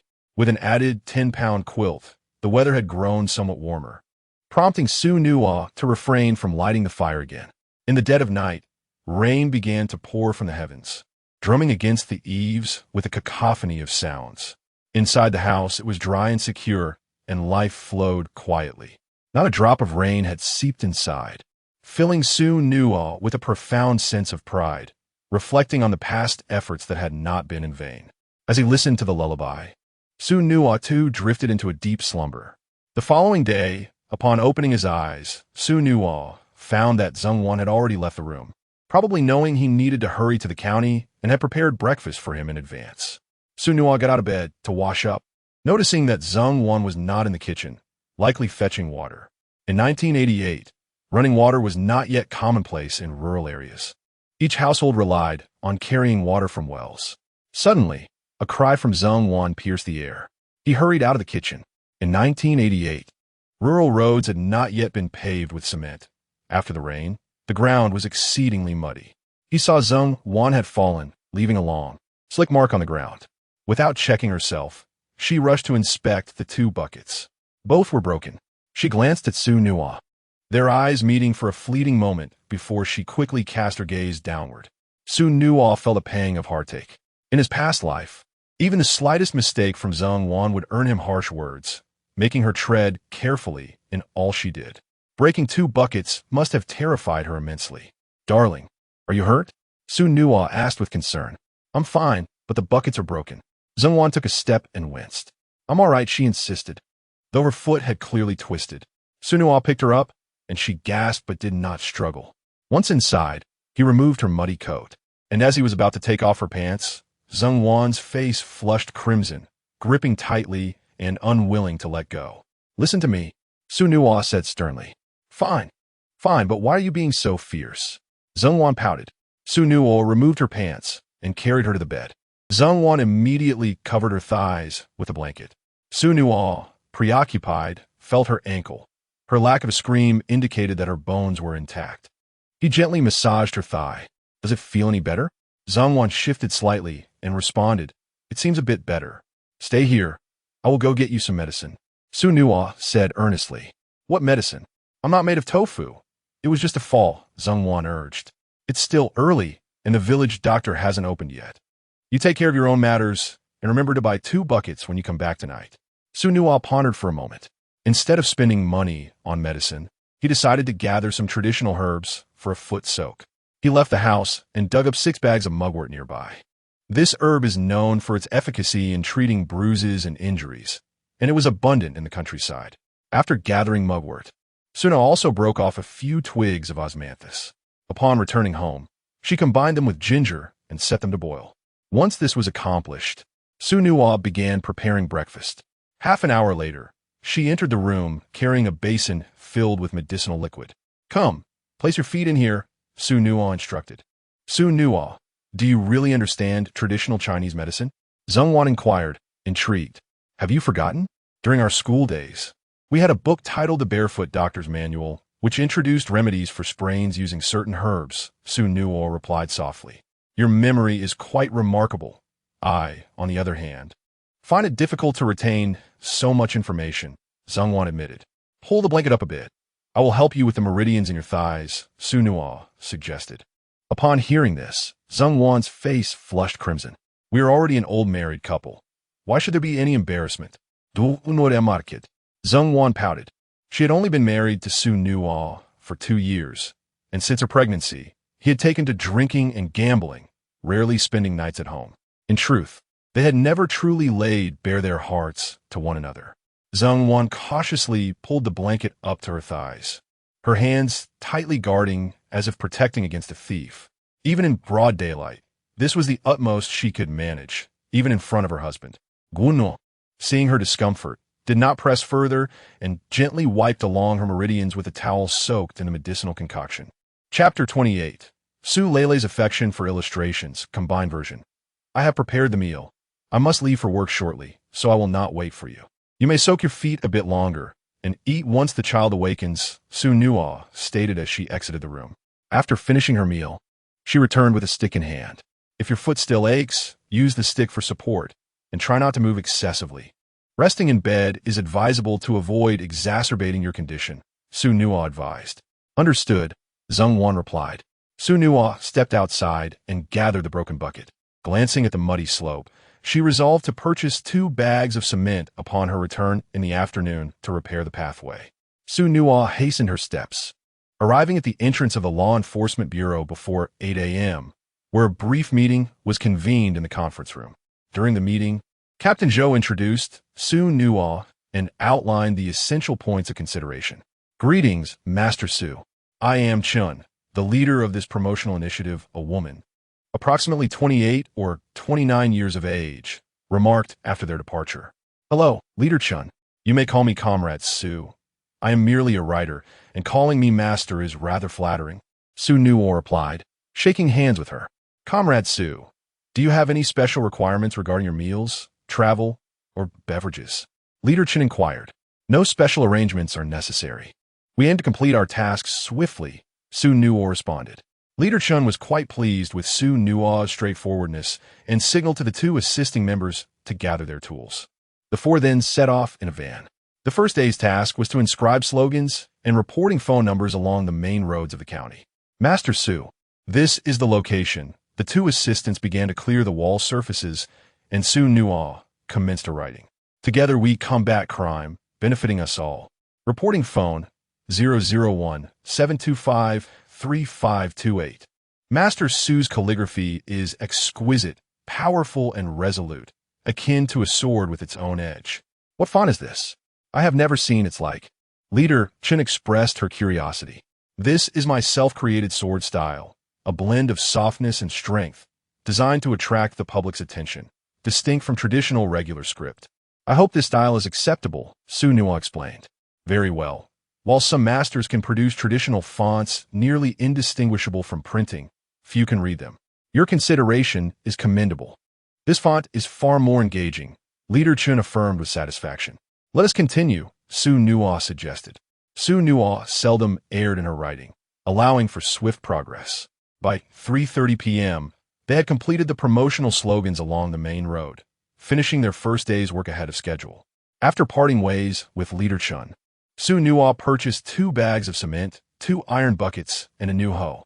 With 160 yuan remaining in her pocket, she entered store, selecting 2 children's books for the little one, and then acquired a reclining chair and a dining table. The reclining chair, taller and smoother than the bamboo chair he crafted, posed less risk of injury to the little one, facilitated mealtime, and could be taken outdoors for shade in the summer. Truly a multifaceted choice. With her shopping nearly complete, Xu Nuo exited the store, purchasing a dozen eggs and half a pound of beef, leaving her with 130 yuan. He asked the master to ride the tricycle to take him home. Wife Lele, I'm back, Xu Nuo called out. The creaky wooden door opened with a squeak, and the little short legs waddled over, chirping. She opened her arms, swaying left and right as she walked toward Xu Nuo. Xu Nuo set down his belongings and quickly walked over to embrace Su Lele. Little darling, did you eat well today? I had 4 meals. Su Lao An Su Ao Set Stili. Such a good little one. Xu Nuo kissed her. This is a book for you, a comprehensive guide to animals and a collection of fables. Xu Nuo opened the animal encyclopedia, pointing at the whale. This is a fish. It is a blue whale, the largest whale in the world. Su Lele nodded and turned a page, gleefully exclaiming, Tiger. It was evident that she adored this book. There's also a chair here. In the future, you can lie down and take a nap on it. Xu Nuo unfolded the lounge chair and placed Su Lele on it. She rolled around, clearly delighted with her new seat. Let us go inside and see Mommy, Xu Nuo said as they walked. Did you cry today? Yes, I cried twice. The first time was because I couldn't see Daddy, and the second time was because there were people, the little one replied seriously. People? What kind of people? Xu Nuo continued to inquire. Just people, the little one answered. Xu Nuo carried her into the house. Wife, is your foot feeling any better? It's fine now. Inside, Zhang Wan had already relaxed, although a kitchen knife lay beside her. Du no fronet. Wife, what happened? Some troublemakers from the Zhao family came to the village. Several houses from the Zhao family were set on fire, and they passed by our home. Fortunately, the door was locked during the day, and they thought no one was home. Plus, there were neighbors around, so they didn't approach. Zhang Wan said anxiously, This young master, he must be tired of living, acting so brazenly in broad daylight. Have you reported it to the enforcement bureau? Xu Nuo asked. Yes. The village chief announced it through the loudspeaker. Villagers who saw the troublemakers have already sketched their portraits, and the enforcement team is currently investigating, Zhang Wan replied. It's all right, I'm home now. Xu Nuo took the kitchen knife away, reassuring her, Don't worry, Fatty has been caught. They won't last long. I'll go to the county tomorrow and inquire about the situation. Zhang Wan thought for a moment and said, Without them, there may be others in the future. Xu Nuo, our front door is just a single-layer bamboo door. It's not very sturdy. Please reinforce it. All right, I'll reinforce both doors right away. And later I'll make a fence, Xu Nuo replied, placing the child on the chair. Lele, Can you sit there and read your book by yourself? Mommy and Daddy need to work. Okay. Su Lele was engrossed in her drawings and didn't look up. Wife, you dig a step out with the hoe at the door while I gather some materials, Xu Nuo said as he took a bamboo basket and went out, collecting some sand and stones by the river. He then opened the cement bag, poured in water, and began to mix. Having accomplished these tasks, he painted the path in the front yard. As a result, even in the rain, there was no need to worry about slippery roads. Next, he harvested bamboo to reinforce both doors, making them impervious to casual kicks. Subsequently, he utilized the remaining bamboo to construct a simple fence around the house's courtyard, ultimately adorning it with various twigs. These twigs had a high survival rate and grew rapidly, reaching considerable heights within just a few months. My dear, I have procured eggs and beef. Please prepare a meal while I venture into the village to acquire a dog. For safety's sake, having a dog for warning would be advantageous. Upon entering the village, he perused the surroundings but found limited options. Some were too old, while others were not for sale. Eventually, he paused before a household where a litter of puppies frolicked at the entrance. In rural areas, when a dog gives birth to numerous puppies, it is customary to give them away, as one household cannot adequately care for so many. Kind-hearted homeowners often go door to door seeking new owners for the puppies. Though these pups were somewhat small, raising them oneself would ensure their obedience. Auntie, may I request a puppy from you? I hope that is permissible, he inquired. It's you, Xu Nuo. Feel free to take one. Choose as you wish, the aunt replied candidly. Xu Nuo gazed at the 5 puppies and waved, 4 of which timidly scampered away, while one little black dog approached him, wagging its tail. Auntie, I'll take this one, he declared, producing 2 coins for her. In rural customs, despite the gift nature of the puppies, it is essential to reciprocate in some manner. Otherwise, it is believed the dog may not thrive, a lesson passed down through generations. The aunt accepted graciously, adhering to the traditions without bargaining. Upon returning home, Xu Nuo addressed the little dog. Dear pup, from now on, this will be your home, and you must guard it well, understood? Stepping inside, he immediately spotted Su Lele, who was nestled in a recliner, cuddling a teddy bear. Lele, look what I brought you. Xu Nuo edflimet. Hearing his voice, Lele turned, her eyes sparkling with excitement. A puppy. Come, let us pet it. Xu Nuo guided her hand to the puppy's head, eliciting delighted giggles from her. The vegetables in the garden are ready for harvest. If we don't eat them soon, they'll spoil. Since we can't consume all, I picked a handful for you to take to Mom and Dad, said Zhengwan. All right, Xu Nuo replied, accepting the vegetables and recalling that he still had plenty of seeds left, which he decided to take along. Tap, tap, tap. As Xu Nuo prepared to leave, the little dog excitedly barked. You want to see Grandpa and Grandma too, don't you? Xu Nuo asked while lifting Lele into his arms. Puppy. Lele pointed at the little black dog. All right, let's bring the puppy along, he agreed, handing it to her. Upon arriving at his parents' home, Lele erupted with joy. Grandpa, Grandma, puppy. Hearing the commotion, Xu Nuo's parents emerged with warm smiles. My dear grandchild, you've come, and you've brought a puppy, Haven to you? The elderly couple beamed with affection. Dear parents, our garden has yielded vegetables. Please have a taste. Here are some new seeds that we cannot use. You may take them to plant in your garden, lest they spoil and go to waste. Xu Nuo entrusted the vegetables and seeds to his parents. That sounds good. Once we have grown our vegetables, you can come over to pick some, Su's mother remarked. Woof woof. The little dog barked. Doggy, this is Grandpa and Grandma. Don't bark randomly, Su Lele said. Xu Nuo allowed Su Lele to play with their parents for a while he exchanged a few words with his elder brother. After half an hour, Xu Nuo brought Su Lele and the puppy back home. At dinner, the family gathered around a seamless, luminous table. This table is much more attractive. It truly enhances our appetite, Xu Nuo remarked. Clap clap, so smooth. Su Lele clapped her hands. Slow down, do not clap while eating, or the food will fall to the ground, Zhengwan reminded her. Doggy 7. Su Lele pointed at the little black dog sitting nearby and then at the food on the ground. The little black dog immediately wagged its tail and happily approached to eat. This little dog is quite clever, Zhengwan praised. I searched the village and saw many little dogs, but this one has the most spirit, Xu Nuo replied. Tomorrow, You will go to work on your way back. Please buy Lele a spoon. She still cannot use chopsticks and ends up dirtying her sleeves every time she tries to grab food with her hands, Xu Nuo suggested. Xu Nuo nodded in agreement.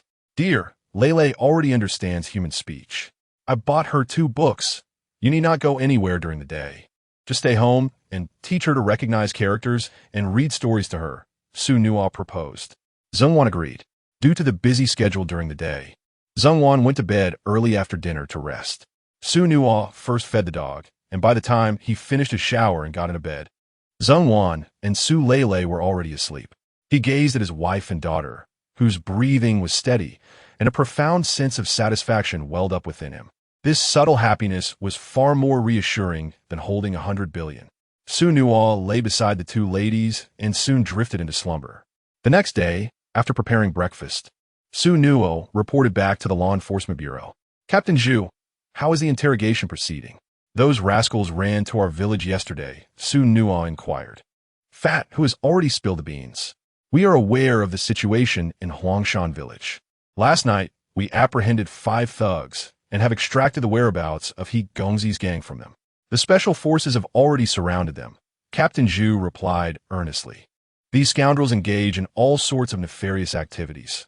Once caught, they're destined for execution, so you need not worry.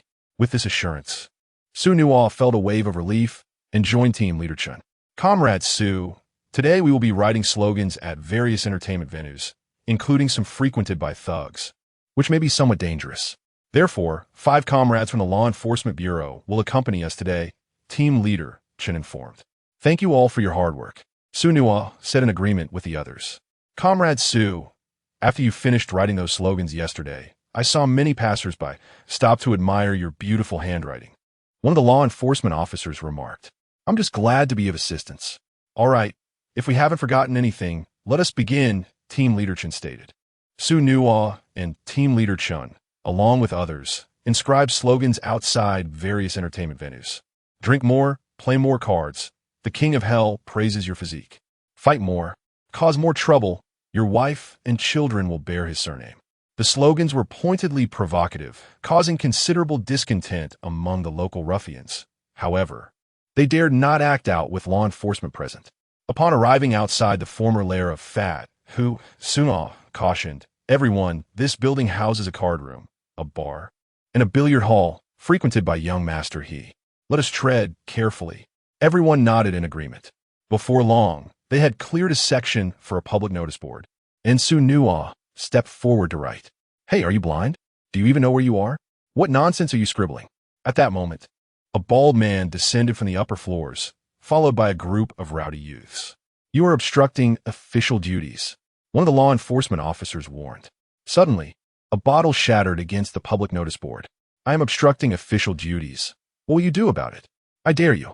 One bottle after another flew through the air, initially targeting the notice board, but gradually shifting to strike the individuals present. Watch out. Xu Nuo intercepted a bottle that was about to hit Team Leader Chun. The law enforcement officer called for reinforcements, then brandished a baton, charging at the thugs. The ruffians at the entrance were swiftly subdued.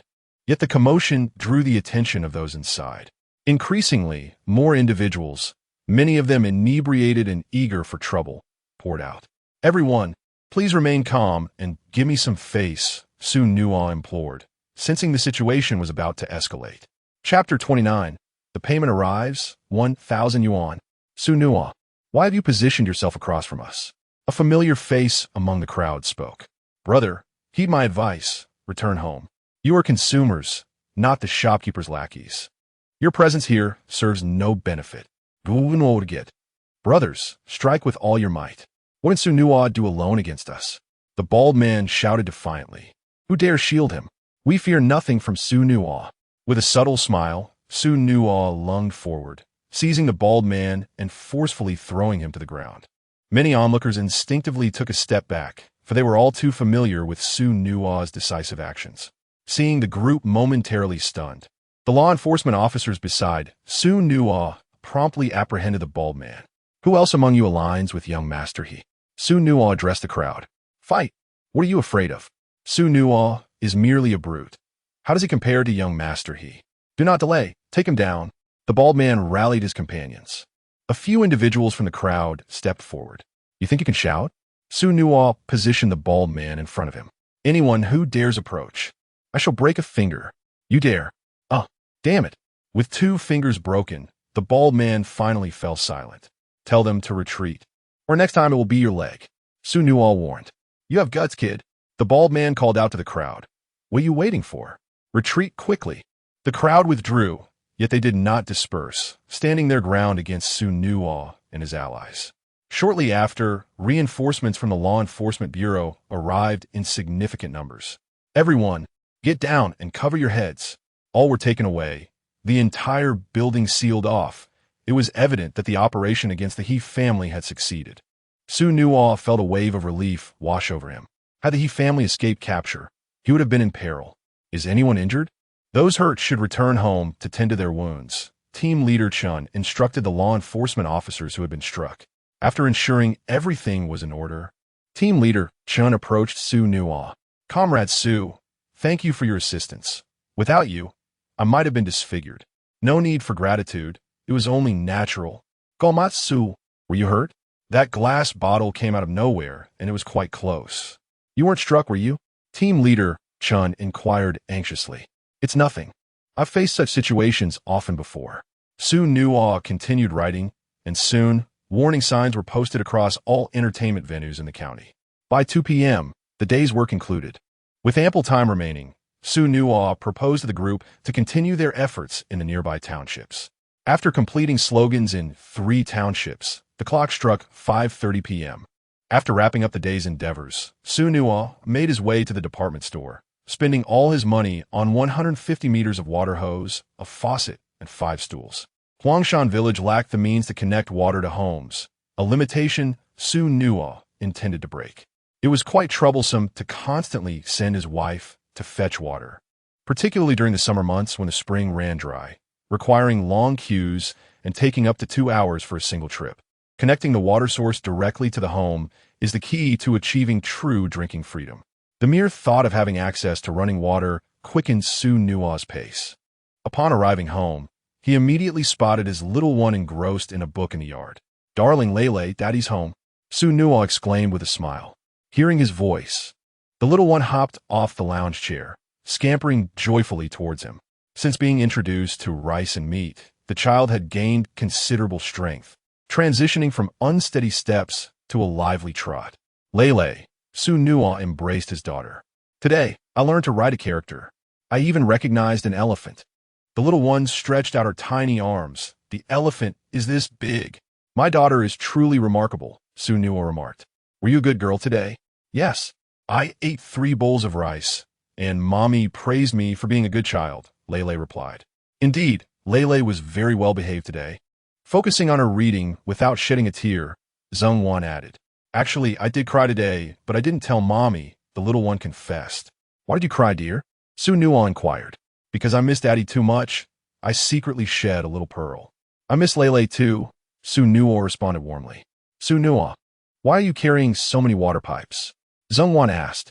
Of course, I intend to bring the water home. It would be quite arduous for my wife to fetch water every day, Xu Nuo replied. You tend to spend money recklessly. Even elderly women in their 60s and 70s still carry water. It's the norm in the village.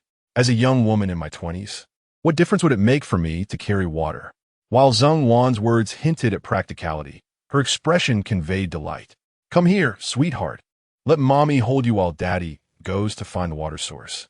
Xu Nuo recalled that the valley near their house was often damp, and during summer, the water was refreshingly cool, with more lush vegetation than elsewhere. He was convinced there would be a spring. Armed with a hoe and knife, he set out to clear a path while digging. After an hour of searching, he discovered a pit beginning to accumulate water and, following the flow, quickly located the source. Returning home, Xu Nuo brought out the remaining cement and mixed it with sand and gravel. Having prepared the materials, he dug a large pit and directed a water channel to divert the flow elsewhere. Next, he applied cement around the edges of the pit, laying down a layer of cement at the bottom and covering it with lotus leaves to allow water to flow out from above. I'll help too, Zhongwan offered. All right, please fetch another hoe so we can dig a trench leading to the house, ensuring the water pipes are buried underground to protect them from the sun's heat. Xu Nuo responded. The water source was only about 100 meters from their home, and the trench was not deep. It was completed within an hour. Xu Nuo placed the water pipes into the trench and covered them up again. Done. The first step is complete. We can expect water tomorrow.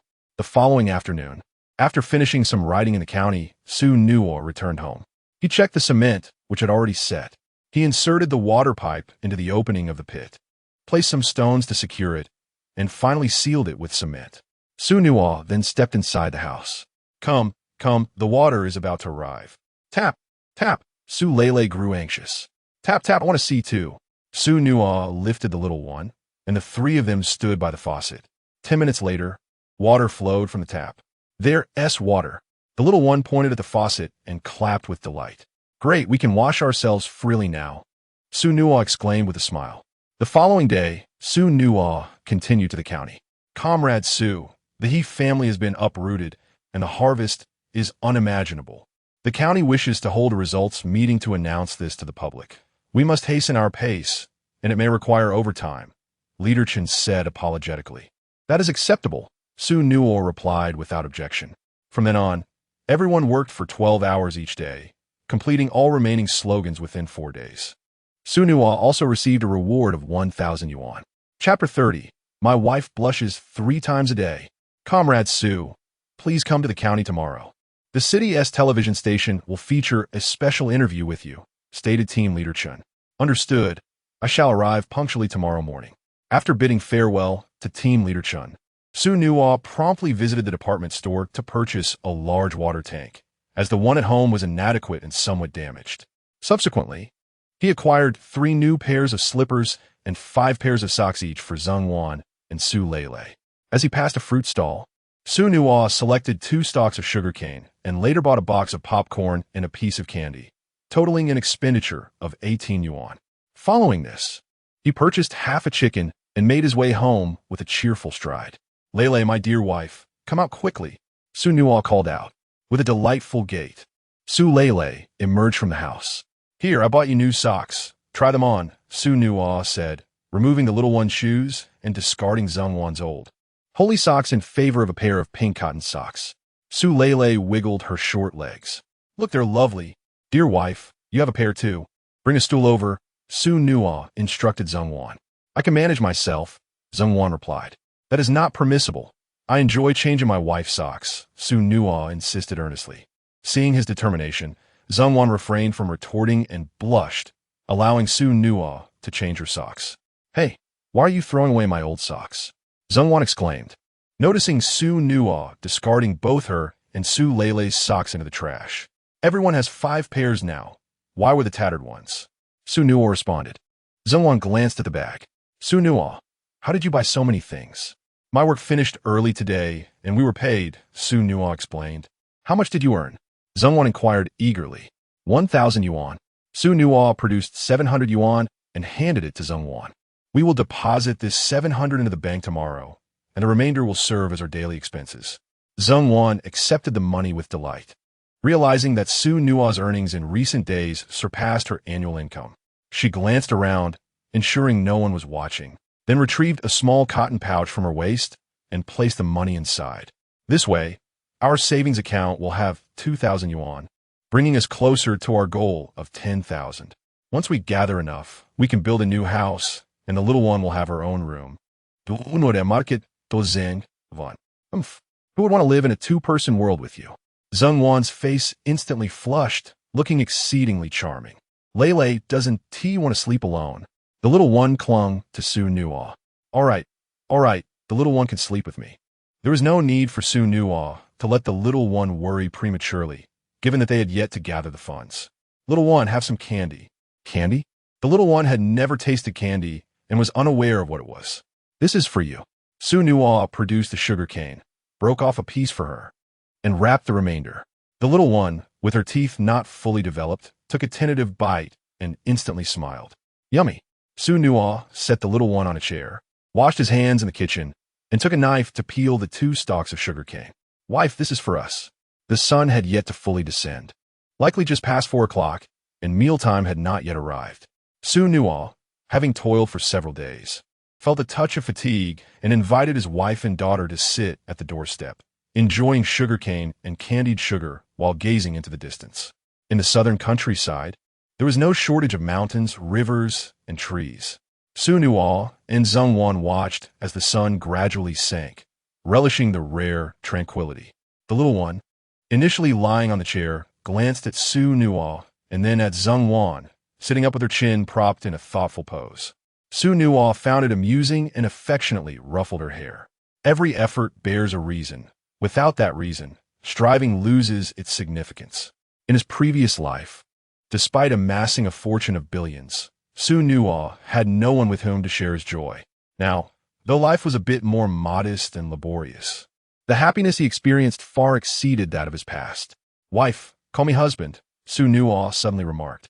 "Aren't you ashamed?" "I'm ignoring you now," Zhongwan replied. Her cheeks flushed as she ran away. The little one looked on in confusion. "Husband?" Xu Nuo laughed heartily, picking up the little one. "Come, let us help with dinner." He grabbed half a chicken and followed Zhongwan. "Dada, what are we having for dinner?" "Su lao in guit." "We'll make shredded chicken," he answered.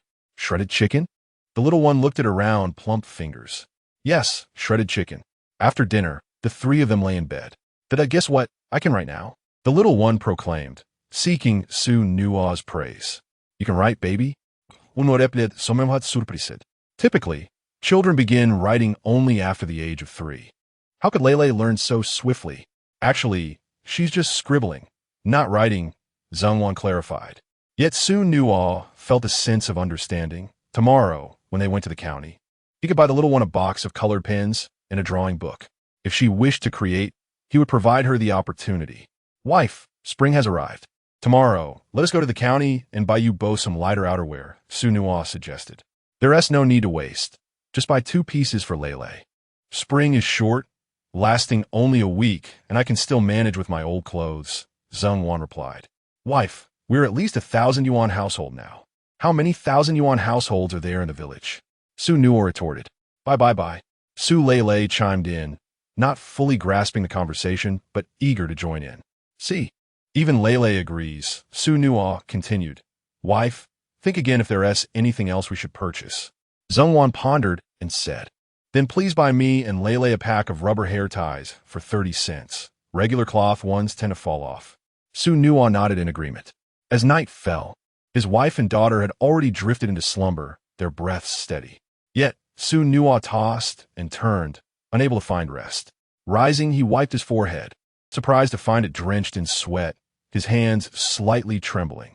Frowning, he stood to let in some cool air before returning to bed, ultimately managing to fall asleep. The next morning, the 3 of them dressed neatly once more and set out for the county. "Come, let us go have dumplings. A full belly gives us strength." Xu Nuo entered a wonton noodle shop with his wife and child. "Boss, 2 bowls of wontons with an egg, please," Xu Nuo inquired the shop owner. "Certainly. Dear customer, please take a seat. It will be ready shortly," the owner replied. Ready. Little Lele clapped her hands in excitement. "Young man, you and your wife truly are a handsome couple," the owner's wife remarked. "And your baby is quite adorable as well." Lele chimed in eagerly. "Indeed, your baby is very charming," the owner agreed. After a short while, 2 bowls of wonton noodles were served. "Let's do the math," Lele said, counting on her fingers. 1 bowl of noodles is 50 cents, and an egg is 20 cents, totaling $1.40. The owner's wife was astonished. "Young man, your daughter is a genius." Xu Nuo was also taken aback. How could this little one possess such intelligence? "Dada." Lele, unsure of her calculations, hugged Xu Nuo tightly and tilted her head in question. "You calculated correctly, sweetheart." "Give me a kiss," Xu Nuo replied, kissing the little one before starting to feed her wontons. "Okay, 7. Lele reached out for a piece of wonton. "Dada, iu 7. "All right," Xu Nuo opened his mouth, allowing her little hand to place the wonton inside. "Yay!" Lele exclaimed with delight. Chapter 31. A Wife's Jealousy. Lele delivers the message. "Darling, I have an interview this morning. We should attend to business first," Xu Nuo informed Zhongwan. "Business? Money, the little one chimed in, singing cheerfully. "Who taught you that?" Xu Nuo leaned closer to the little one. "Mommy did. She said if I sing this song, The dough will bring home money. The little one suddenly paused. Mommy, we've revealed our secret to Dada.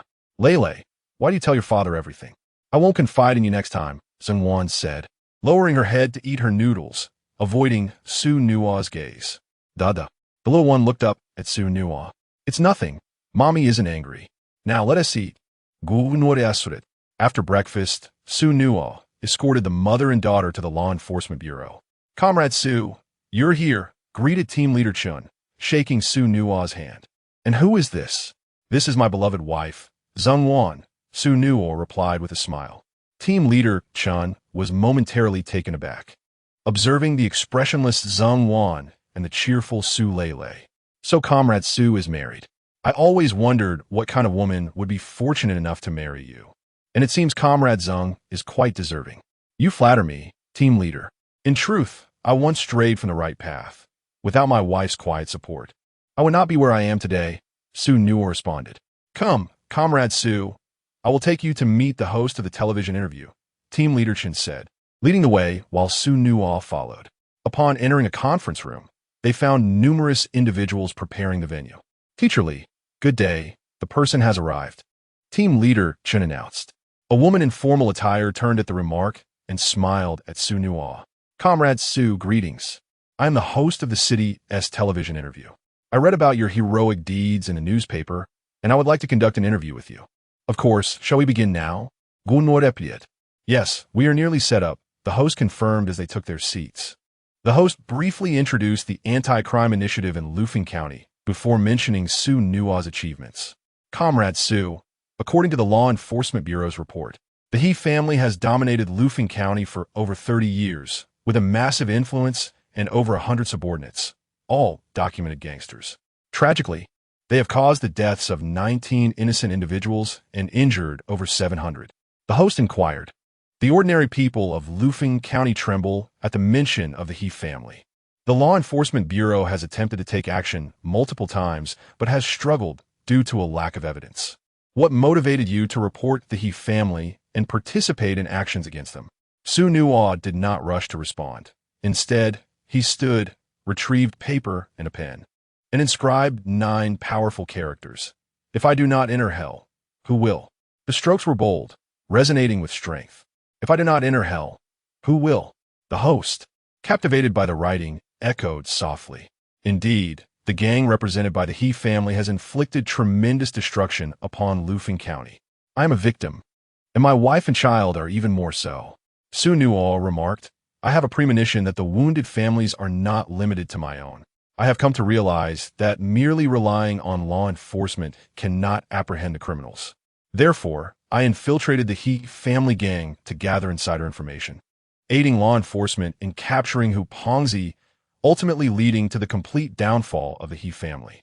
I firmly believe we must unite and courageously declare our opposition to crime. Only then can we cultivate a harmonious and beautiful environment. In his previous life, Xu Nuo was also quite astute, adept at discerning the desires of the program.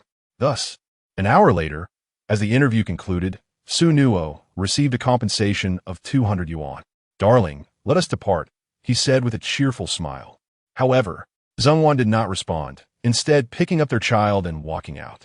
Xu Nuo was taken aback and hurriedly followed. Dear, what is the matter?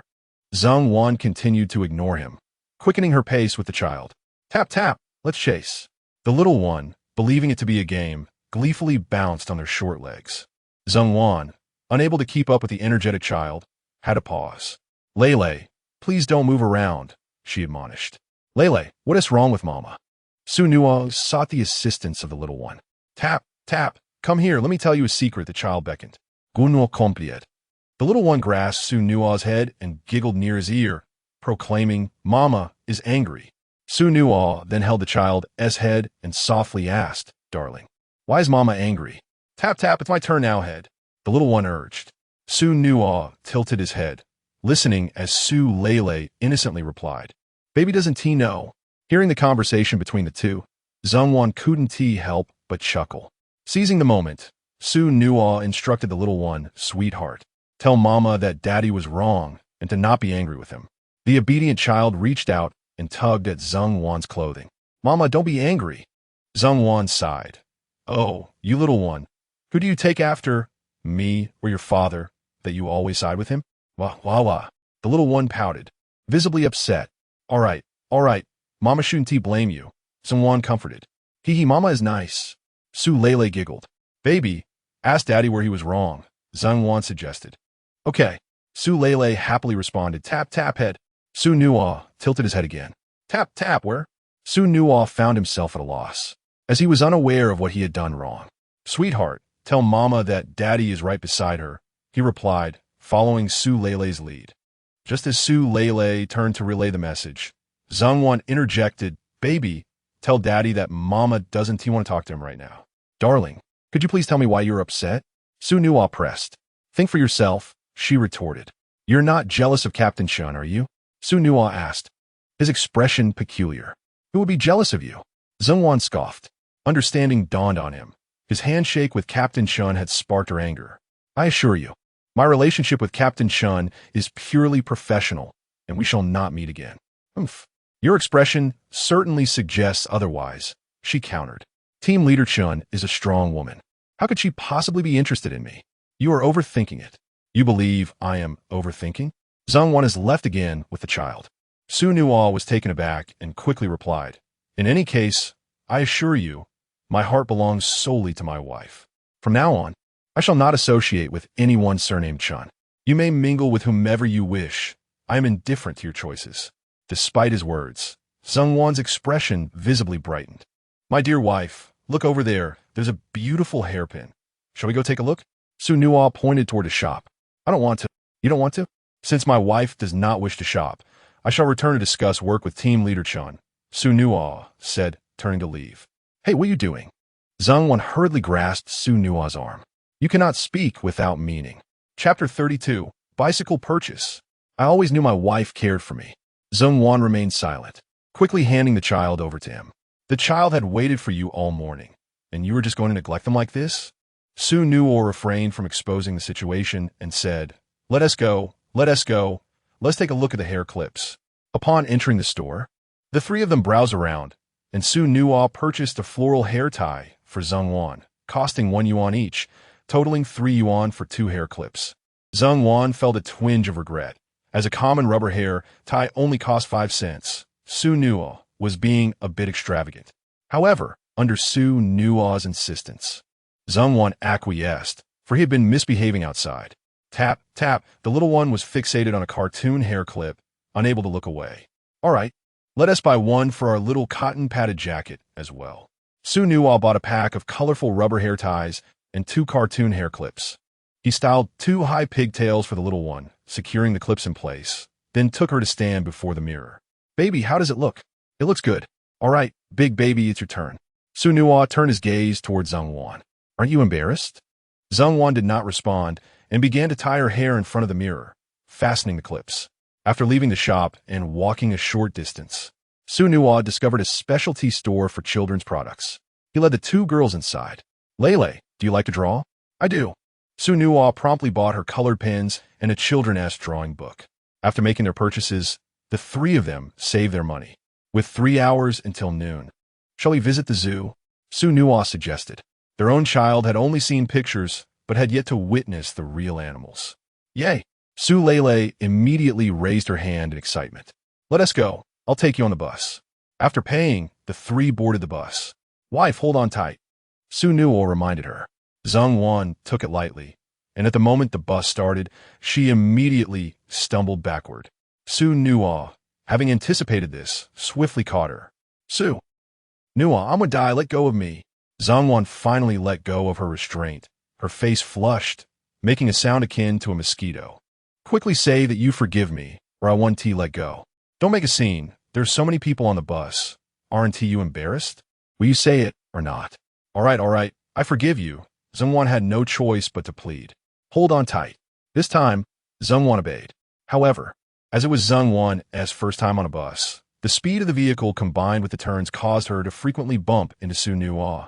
Zhang Wan's face turned crimson, making her particularly adorable. Mommy, it's so fast. Su Lele exclaimed joyfully, watching the bus navigate through one street after another. Zheng Wan had little inclination to respond. After a considerable effort, they finally reached their destination, and Zheng Wan hurriedly disembarked, not daring to linger for a moment. Xu Nuo, it's all your fault. The people on the bus must think I am a bad woman. Zheng Wan playfully punched Xu Nuo in the chest. Wife, you can't blame me. There is nothing to be done if the bus goes too fast, Xu Nuo teased. Oomph. You must have known beforehand and purposely made me look foolish. Zheng Wan turned her head away. In this era, those who are willing to take the bus are either worldly wise or well-read, unperturbed by minor inconveniences. Moreover, as husband and wife, there is no harm in drawing closer. No one would whisper about it. Listening to Xu Nuo's words, Zheng Wan's once racing heart began to calm considerably. In any case, I shall not take the bus again upon returning. If not the bus, we shall find another means of transport. Xu Nuo purchased tickets for the zoo for himself and the two girls. Upon spotting a tiger, the little one exclaimed with excitement. This was a Siberian tiger, the heaviest of all feline species, with adult males averaging 500 pounds and measuring up to 3 meters in length, with maximum lengths reaching 9 meters. The tiger's coat is adorned with stripes, particularly prominent on its head, where the black horizontal stripe resembles a king's insignia, coupled with its remarkable speed and strength. It is rightly dubbed the king of the jungle, Xu Nuo elaborated. The little one listened intently and immediately applauded upon the conclusion of Xu's narration. Excellent. After observing the tiger for a while, the trio proceeded to the next exhibit. To look at the nose. This is an elephant, the largest terrestrial animal, with some weighing up to 8 tons. Elephants are intelligent and adept learners, capable of performing various acts in collaboration with humans. Elephants are amazing. The zoo was modest in size, lacking an aquarium, featuring only common animals such as tigers, giraffes, elephants, bears, camels, monkeys, swans, peacocks, kangaroos, and fish. They completed their visit in just 2 hours. Nonetheless, it was sufficient to broaden the children's horizons. Any more would be hard for them to remember. This outing brought immense joy to both wife and daughter, making the 8 yuan ticket worthwhile. Darling, your smile is truly beautiful. Upon hearing Xu Nuo's words, Zheng Wan immediately ceased smiling. Mama, smide. The little one chimed in. Observing Zheng Wan's lack of response, Su Lele remarked to Xu Nuo, I will smile for you. What a good baby. After leaving the zoo, the trio sought a place to dine. Since Zheng Wan preferred to avoid the bus, Xu Nuo pondered for a moment and decided to purchase a bicycle. It would be more convenient for business in the future. Little darling, hop on. Xu Nuo placed the small one in the front basket. Wife, get on. Zheng Wan settled onto the back seat. Hold on tight. We're off, Xu Nuo declared. The little one grasped the handlebars while Zheng Wan held on to Xu Nuo. He pedaled at a safe and moderate pace. Riding a bicycle, how thrilling, exclaimed Su Lele, experiencing the joy of riding for the first time.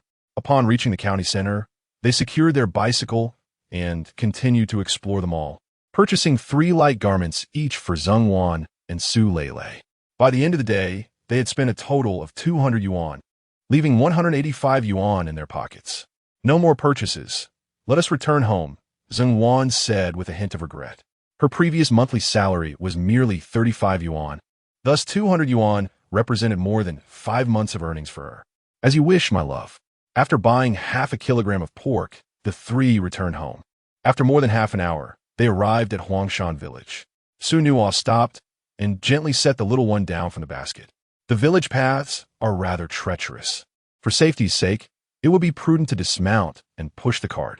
The elderly at the village entrance, noticing Zheng Wan's charming appearance, adorned with various bags, cast curious glances her way. Grandpa, Grandma, look at her riding his bicycle. The little short-legged girl waved enthusiastically. What a lovely little girl. What is her name? Inquired one of the grandmothers. I am Sulele, she proclaimed, forming a heart shape with her hands. Grandma, do I look pretty? Indeed, you are quite beautiful, the grandmother praised. Grandma, let me tell you, did bought me a pack of strings, 2 clips, and 3 outfits today, and we even went to the zoo. Su Lele recounted, counting on her fingers. Lele, you are truly impressive, and you can count too, one of the elderly gentlemen complimented. Lele, it's time to go home. Su Nuo called out. Goodbye, Grandpa and Grandma. Su Lele waved her hand and skipped along to join Xu Nuo. I never imagined that this idler would actually manage to buy a bicycle, remarked one elder. What kind of miracle has occurred to change his nature? If only my son could be so fortunate. Every day, he takes Zhongwan out, purchasing countless items. I wonder where he finds such wealth. At last, Zhongwan's days of hardship seem to be drawing to a close. It appears that Xu Nuo possesses some hidden talents. The elders' perceptions of Xu Nuo began to shift. Hearing their remarks, Zhongwan felt a swell of pride within her. Chapter 33. Su Lele weeps from the bed. Xu Nuo and the others arrived home. Xu Nuo, you have worked hard these days. Please take a good rest. I will prepare the meals, said Zhongwan earnestly. All right, I cherish the dishes you cook the most. Xu Nuo replied. For the next 5 days, the weather was rather dreary, and the next opportunity for earning money had yet to arrive. Xu Nuo did not rush to go out, but instead stayed home to accompany Su Lele in drawing and teaching her to recognize characters. Dada, Luki. Su Lele presented a drawing featuring 3 stick figures, 2 with long legs and 1 with short legs. What is Lele drawn? This is Dada. Su Lele pointed with her tiny finger at one of the stick figures. This is Mama. She indicated another. And what about this one? Xu Nuo asked, gesturing toward the smallest figure. This is our puppy, Su Lele responded. Xu Nuo was taken aback that the little one would give such an answer. But where is Lele? He asked. Lele is right here, silly dada. She giggled, pointing at herself with her short little legs. Ah, I see now. The thoughts of children are indeed difficult to decipher. At that moment, Zhongwan approached. Xu Nuo, spring has arrived, and my factory is recruiting again. If you haven't found work yet, I can return to the factory while you take care of the child. Xu Nuo shook his head. You earn only 35 a month. How long must we wait to become affluent? Rest assured, I will take care of everything. Xu Nuo then rose to soak 3 bowls of glutinous rice. The following morning, Xu Nuo rose early and steamed glutinous rice along with the fish. Dear, I'll be going to a far-off place today, so I won't be back for lunch, he informed. After packing the meal and taking a hoe and knife, he set off briskly towards a place known as Ghost Mountain. Ghost Mountain often emits sounds resembling a crying infant and occasionally the screams of adults, yet no trace of anyone could be found nearby. Especially at night, it is nearly impossible for anyone to appear in the mountains, hence its ominous name. 50 years prior, 5 daring villagers ventured into the mountain, yet only 2 returned home, with the others vanishing without a trace. The 2 who returned fell gravely ill, and 1 later succumbed to death. Since then, Ghost Mountain has gained its notorious reputation, and no one has dared to approach it again. In truth, Ghost Mountain is devoid of any spirits. The so-called infant cries are merely the calls of a bird known as the red-bellied pheasant, while the alleged human screams come from a bird called the cuckoo. Those who entered the mountain failed to return due to the significant temperature fluctuations and rapid fog formation at night, leading them to lose their way. Coupled with the eerie bird calls, they frightened themselves, resulting in their demise. In his previous life, after Zhongwan and Su Lele passed away, Xu Nuo buried them atop Ghost Mountain. His intention was for them to become spirits and accompany him. Yet for 36 years, he visited their graves annually, never once able to see them again before his own death. This time, Xu Nuo's journey to Ghost Mountain was not driven by curiosity about the mountain itself, but rather the treasures it concealed. In his past life, he had discovered an abundance of bamboo shoots, including tender bamboo shoots and chicken shoots, all of which were delectable delicacies at the foot of the mountain. The treasures hidden within the mountains are truly astonishing. In a past life, Xu Nuo had little interest in foraging, but in this life, he eagerly embraced the opportunity to gather resources for his business venture. Upon reaching his destination, he quickly spotted the emerging bamboo shoots sprouting from the ground. With a hoe in hand, Xu Nuo began to excavate the bamboo shoots. By midday, he had traversed the entire bamboo forest in the valley, collecting a remarkable 200 pounds of bamboo shoots. After a modest meal, he set off again, climbing higher to gather whip bamboo shoots and chicken bamboo shoots. As the sun began to set, he reluctantly made his way home. Darling Lele, I'm back, Xu Nuo called out. But, Su Lele rushed out of the house. Pat, I missed you. Why are you so late returning? Where did you get all these bamboo shoots? Zhongwan exclaimed in surprise. It's a man's secret. Once spoken, it loses its magic, Xu Nuo replied, choosing not to disclose the details to spare her worry. Little Lele, wait a moment, and Daddy will make you bamboo tube rice, Xu Nuo announced. Yay! Little short legs jumped with joy. Xu Nuo entered the kitchen, cleaned the whipped bamboo shoots, retrieved the glutinous rice that had been soaking all day, chopped some meat, and sealed it inside the bamboo tubes. Once prepared, he placed them in water to steam. Let's have dinner first. We can enjoy the bamboo tube rice as a late-night snack, he stated. Xu Nuo, how will we finish all these bamboo shoots? Zhongwan inquired, glancing at the several hundred pounds of bamboo shoots. I have a plan. Tomorrow, I intend to take them to the county for sale. The fish is dried as well. I'll sell them together, Xu Nuo assured her. In that case, I shall accompany you, Zhongwan insisted earnestly. Do not worry. I have my channels and know where dried fish and bamboo shoots are in demand. They'll sell quickly, Xu Nuo reassured. Then when you return, I'll join you in gathering bamboo shoots, Zhongwan continued. The mountain paths are slippery. If you go, I fear you may get hurt. Oomph. So now I'm like an 80-year-old grandmother, dragging you down at every turn, Zhongwan pouted. Xu Nuo suddenly realized that by handling everything himself, he had inadvertently stripped Zhongwan of her sense of involvement. This, he reflected, was not conducive to nurturing their relationship. All right, since my dear wife has spoken, we shall go together. Tomorrow, our family will head to the county and clear out our stock. After dinner and a bath, the little one remained awake, gazing intently at the fire, occasionally drooling. Little one, are you still hungry? Xu Nuo asked. Pat, let me tell you a secret. I just had a little bit, and my tummy is still this big. Little one spread his arms wide. Why didn't you eat earlier? Because I wanted to save room for bamboo tube rice. Xu Nuo lifted the little one and planted a kiss on his cheek. Though small, the child had a remarkable ability to provide emotional value, completely captivating him. Moments latte. Xu Nuo opened the lid, took out the steamed bamboo, placed it in a bowl, and handed one to Su Lele after blowing on it. Su Lele took a bite, and her eyes widened in delight. Pat, it's so delicious. If it's good, have more, Xu Nuo encouraged. Passing the bowl to Zhongwan. Wife, come and eat. Zhongwan picked up a bamboo shoot, took a bite, and revealed a satisfied expression.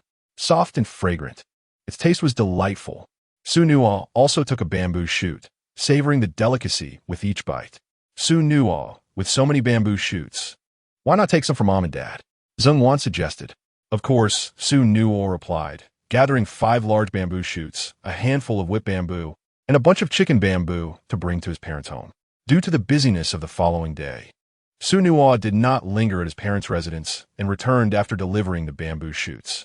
That night, as the weather grew warmer, Zhongwan removed all the straw that had been placed beneath the bed, leaving only a sheet. After resting for a while, the little one suddenly awoke, turned over, and clung to Xu Nuo.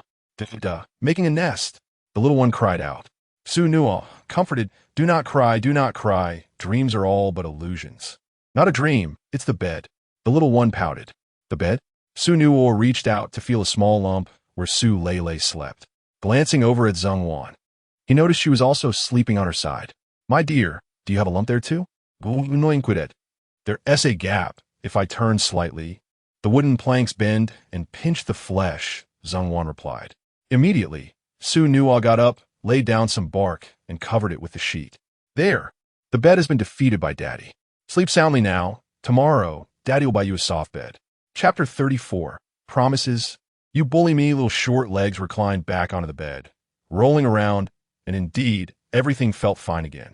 Tap, tap, singing, little Lele, so adorable, my sweet little treasure. After humming a little tune, Xu Nuo found Lele fast asleep in her embrace. The following day, after lunch, Xu Nuo placed dried fish and bamboo shoots into a basket and secured it to the back of her bicycle. Upon reaching the village entrance, she gently placed the little one into the front basket of the bike, fastening it with a piece of cloth to the front bar. Dear, I appreciate you sitting on the front bar for me, Xu Nuo said. Zhongwan's face flushed crimson. She hesitated to refuse, knowing that if she did, she would be unable to catch up with Xu Nuo and her companion, ultimately succumbing to sit in front of Xu Nuo. Let us go. Feeling the warmth radiating from Xu Nuo's back, Zhongwan dared not look up, fearing an encounter with an acquaintance. Xu Nuo found this amusing. Annie, tending to the cattle? Oh, upon hearing someone, Zhongwan wished she could vanish into the ground. Don't move around too much, or you might fall, Xu Nuo reminded her. Zhongwan, not hearing the warning, glanced around and saw no one by the roadside. Xu Nuo, you're bullying me, she huffed. Xu Nuo burst into laughter. A few minutes later, he said, Brother Liu, are you heading to the county as well? Xu Nuo, you're back again. Indeed. Are you all going to the market? Upon hearing the response, Zhang Wan's body tensed. It was Luningda's voice. Oh no, oh no. Brother Liu, we'll be on our way. The bicycle was faster than a tricycle, and within half an hour, the three of them arrived at the county town. Xu Nuo, Liu Shishun TB on the vehicle, right? Zhang Wan asked anxiously. Liu Shi has already gone to school. It's just Luningda and his wife. Xu Nuo reassured her. Zhang Wan exhaled in relief. However, they all say you enjoy clinging to your husband. Zhang Wan's face turned red once more. Xu Nuo chuckled as he pushed the cart forward. The little one, lacking in subtlety, mimicked Xu Nuo's words, calling out red, only be swept up by Zhang Wan and tickled. Tap, tap, giggle.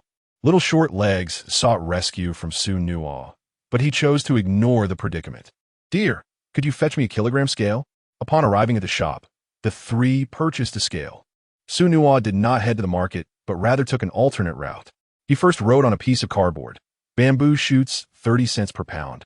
Dried river fish 1, 2 yuan per pound. Chicken shoots, whipped bamboo shoots, 1 yuan per bundle. And then pushed the cart toward the industrial park. In 1988, southern cities experienced a wave of development, establishing industrial clusters within parks. The workforce in these parks amassed to tens of thousands. Not far from the entrance of the park, Xu Nuo set up the sign he had prepared, and the three waited beside it. Tap, tap, what's that writing? Little Lele asked curiously. Bamboo shoots, 30 cents per pound. Dried river fish 1, 2 yuan per pound. Chicken shoots, whipped bamboo shoots, 1 yuan per bundle.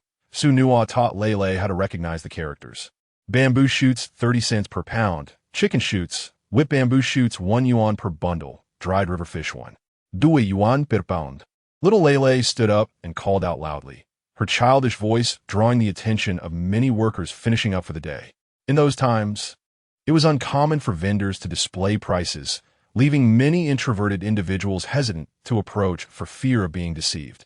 The promised stall was clearly marked with prices, creating a pleasing atmosphere. Truly a well-behaved child. Xu Nuo kissed Xu Lele and addressed the gathering crowd.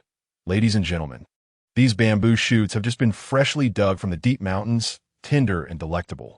The dried fish is made from authentic river fish. Once this season passes, they will be gone. Purchasing them now is a profitable venture. Profit, exclaimed the little short legs beside her, clapping enthusiastically. Boss, I'll take 5 of those bamboo shoots. Boss, I would like a bunch of chicken bamboo shoots. Boss, please give me 4 pieces of dried fish. Zhang Wan quickly picked up the sticky rice stalks to help tie up the bamboo shoots and dried fish for the customers. Comrade, your handwriting looks quite familiar. Did you write the slogans in the county? At that moment, a middle-aged man in a suit rode up on his bicycle. That would be me, Xu Nuo nodded. Is the legendary Xu Nuo truly you? Another inquired. Xu Nuo nodded once more. With such attention, it was essential to make good use of it.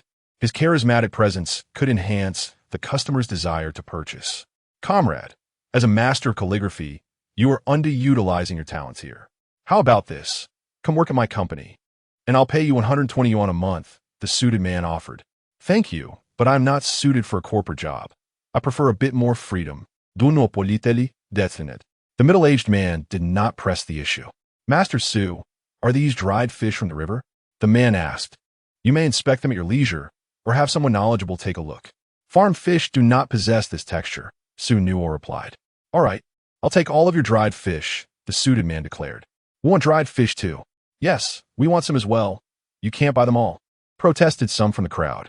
The middle-aged man ignored their objections and produced 300 yuan. First, I asked for the price. Second, the highest bidder wins. These dried fish weigh nearly 100 jin. I'm offering 300 yuan. Does anyone dare to outbid me?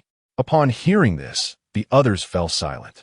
The middle-aged man handed the money to Xu Nuo and loaded all the dried fish onto his bicycle.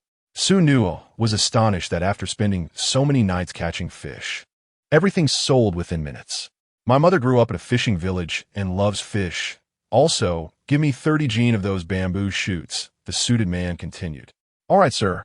Within just half an hour, Xu Nuo sold all the bamboo shoots and fish, making a total of 420 yuan. Let us go, my great contributor. I'll treat you to something delicious. Xu Nuo lifted Xu Lei with one arm while pushing the cart with the other. The three of them went to buy groceries and deposited 300 yuan into a savings account, which now had a balance of 2,300 yuan. Xu Nuo also had 300 yuan in his pocket. Later, Xu Nuo bought Xu Lei a lollipop and a string of candy hawthorns. That's sweet. Xu Lei exclaimed joyfully. Let's go buy a bed. Xu Nuo took the two girls to a furniture store, spending 130 yuan on a comfortable mattress and a bamboo mat, arranging for the owner to deliver them to the village. Xu Nuo, why not buy some yarn? I'm not working now, and staying at home all day is rather dull. I plan to knit a few sweaters for everyone, Zheng Wan suddenly suggested. That sounds good, Xu Nuo nodded in agreement. That evening, after dinner, Xu Nuo promised to dismantle the old bed and replace it with a spacious 2-meter-wide mattress. Lei, come here quickly, it's time to sleep. Xu Nuo beckoned to the little one with short legs. The little one scampered over joyfully. Xu Nuo lifted the tiny figure, removed her shoes, and placed her on the bed. Xu Lei gazed at the expansive bed with delight, exclaiming, "Dada, what a big bed." She patted the mattress, saying, "Good bed. Don't scold the baby." Xu Nuo lay down beside her, reassuringly. "Rest assured, this bed will not scold you." Xu Lei nestled down, turning over to reveal her few tiny white teeth. "This bed is so nice. Wife, are you ready?" "It's time for bed," Xu Nuo called out. "Brainy wife, are you ready?" The little one echoed. Coming.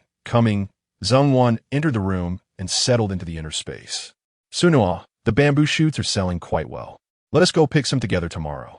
I hesitate to mention the location. I fear it might frighten you," Xu Nuo replied. "You can earn 420 yuan in just one day. What is there to fear?" Zheng Wan insisted.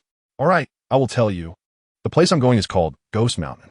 Upon hearing Xu Nuo's words, Zheng Wan's complexion turned pale, and she was taken aback. "Why would you go to such a place? Are you disregarding your life?" Zheng Wan's eyes glistened with concern. "Dear, let me assure you, there's truly nothing there." "How can it be nothing?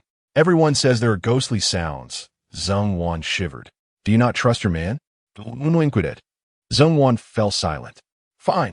I will accompany you tomorrow," Zheng Wan declared resolutely. Chapter 35. The enthralling adventure the following day, after the trio enjoyed their breakfast. They packed a lunch and filled a bottle with water. Xu Nuo carried Xu Lei on his back, and the three set off towards Gue Mountain. "Xu Nuo, are you heading to the county town again?" a villager inquired. "You go there every day. Where do you earn your money?" Xu Nuo replied. "Perhaps you could teach us a thing or two." As they journeyed, they encountered more villagers. "We're off to work." "Su lao et galim." "Work? But you have no fields or lands. What kind of work can you do?" a villager questioned. "Just a bit of searching." The short-legged one shook his head. "Spring has arrived, and we're going to look for some bamboo shoots," Xu Nuo explained. "Rest assured, when business picks up, I will surely call upon you for assistance." "Xu Nuo, I advise against it. The nearby mountains have already been thoroughly searched. To find bamboo shoots, one must venture far. Yesterday, I spent the entire day in the mountains and only found a few tender shoots," Xu Nuo acknowledged, nodding in gratitude for their advice. He did not disclose to anyone that they were headed to Gue Mountain. He feared that they might suspect he was possessed by spirits, wishing to set fire to his home or drive his family out of the village, which would indeed create trouble. Bidding farewell to the villagers, the trio continued on their path. "Xu Nuo, slow down a bit. Why the rush?" Zheng Wan tugged at Xu Nuo. "My dear, we are almost there, look." Xu Nuo exclaimed with excitement. "It's all foggy and eerie. Perhaps we should turn back," Zheng Wan said nervously. Xu Nuo grasped Zheng Wan's hand reassuringly. "With me here, you need not worry. Mom, I'm not scared." Xu Lei, perched on Xu Nuo's back, declared confidently. Xu Nuo turned to glance at the earnest little one and smiled. "Why aren't you afraid, Lei? Not scared means not scared." The short-legged child pouted. "Lei is truly brave, even more so than Mommy," Zheng Wan remarked. "Lei is not brave. Dada is." The little one exclaimed, gripping Xu Nuo's head. In that moment, Xu Nuo felt invigorated. Onward, he declared, leading the way. Zheng Wan followed closely, glancing left and right. As they entered the fog, her heart raced. After a strenuous trek, they finally reached the foot of Gui Mountain, where a bamboo grove awaited them. The spring bamboo had grown remarkably fast, with new shoots sprouting overnight. Wow, these bamboo shoots are so tender. Upon seeing the bamboo shoots, Zheng Wan momentarily forgot the terrors of Gui Mountain and began to dig. My dear, the fog is dense on Gui Mountain. Do not wander too far, or you might get lost. Xu Nuo cautioned from nearby. I understand. Zheng Wan responded while gathering the bamboo shoots. Duh, over there is one. The short-legged one pointed at a bamboo shoot. All right, let us go dig it up. Duh, over there is another. After 2.5 hours of searching, the little one grew tired and fell asleep on Xu Nuo's back. Xu Nuo glanced at the little one and continued to gather bamboo shoots. Suddenly, he heard Zheng Wan's panicked voice. My dear, are you all right? Xu Nuo called out, following the sound. I'm so scared, where are you? Zheng Wan cried. Stay where you are and don't move. I'll come to you. Xu Nuo instructed as he made his way towards her voice, only to find Zheng Wan crouched on the ground, bamboo shoots scattered around her. Darling, did you fall? Xu Nuo asked anxiously. Zheng Wan, upon seeing Xu Nuo, finally exhaled, gripping his arm tightly. Xu Nuo, there's a ghost. Xu Nuo found it amusing. Where? Zheng Wan dared not look up, pointing upwards hesitantly. Following her gaze, Xu Nuo observed something bouncing amidst the thick fog. After a moment, he remarked, Where's the ghost? It's merely a squirrel. See for yourself. Cautiously, Zheng Wan lifted her head, noticing the squirrel nibbling on something, and she sighed in relief, releasing Xu Nuo's arm to begin gathering bamboo shoots from the ground. By noon, the fog had lifted somewhat, and the three of them piled their harvested bamboo shoots together. Look, there's nothing in these mountains, is there? Xu Nuo commented. We still need to be careful, Zheng Wan replied. Xu Nuo then woke up the little one. Where is this? Su Lao Mumut Salipi Li. We are still in the mountains. We want to return home for another 5 hours, Xu Nuo explained. Where's Dada? Where's my nest? The little one inquired. Wash your hands. It's time for lunch. Xu Nuo led Su Lele to a stream to wash his hands. After lunch, the three rested for a while. In the afternoon, Xu Nuo took Zheng Wan to continue foraging for chicken bamboo and whip bamboo. This time, Zheng Wan was wiser, staying close to Xu Nuo. At 5:30, the fog began to thicken again. Xu Nuo, we've gathered quite a bit. Shall we head back? Zheng Wan suggested. That sounds good. Xu Nuo placed all the bamboo shoots into a large basket and estimated their weight to be around 280 pounds. Child, you carry this. If it's too heavy, let her walk a bit, Xu Nuo instructed. Lele is only about 20 pounds. Carrying her won't be a problem. After more than an hour, the trio arrived back at the village. Zheng Wan let out a sigh of relief. We made it back safely today. Dear, keep your voice down. We wouldn't want others to hear. If they ask, it'll be hard to explain, Xu Nuo cautioned seriously. Oh, Zheng Wan nodded. Dada, should I speak softly too? The little one chimed in. Lele should be quiet as well, Xu Nuo said. Understood. Su Lao Zitga. The next day, after finishing lunch, the villagers went to till the fields. Xu Nuo took the bamboo shoots to sell in the county. Since the previous batch sold quickly, he decided not to bring Zheng Wan again. She readily agreed, fearing another encounter with passers-by. Timing it perfectly, Xu Nuo arrived just as the workers were getting off work. This time, the bamboo shoots did not sell as swiftly. Nevertheless, with 280 pounds and amidst the throng of thousands of workers, he managed to sell them all, earning a total of 130 yuan. On his way home, Xu Nuo bought 2 jars. Dear, here's 100 yuan. You keep it safe, he said. Did you sell everything? Zheng Wan asked. Did you sell it all? The little one chimed in eagerly. All sold out, but the excitement has waned. People were just eager to try something new. I doubt we'll need as much next time. Xu Nuo gently tapped the little short-legged one's nose and said, Tomorrow, we shall return to gather bamboo shoots. I intend to reserve some for our own pickled bamboo shoots and share a portion with the villagers who have previously lent us a helping hand. You take charge. You are the pillar of our home, Zheng Wan replied. You take charge, echoed the little short-legged one. Xu Nuo affectionately ruffled the little one's hair and rose to prepare a meal in the kitchen. After a while, the little one, tugging at Zhengwan's hand, scampered into the kitchen, pouting and gazing at Xu Nuo with a hint of displeasure. Lele, what troubles you? Inquired. I want to be in charge, Lele expressed with a sense of grievance. All right, let my daughter take charge. Xu Nuo responded. Yay. The little one instantly brightened up, looking up at Zhengwan. Mama, I am in charge. Lele's capacity for learning has notably strengthened. Having previously engaged in arithmetic, it is now time to introduce her to some simple mathematics books. I have also noticed that Lele's memory has significantly improved.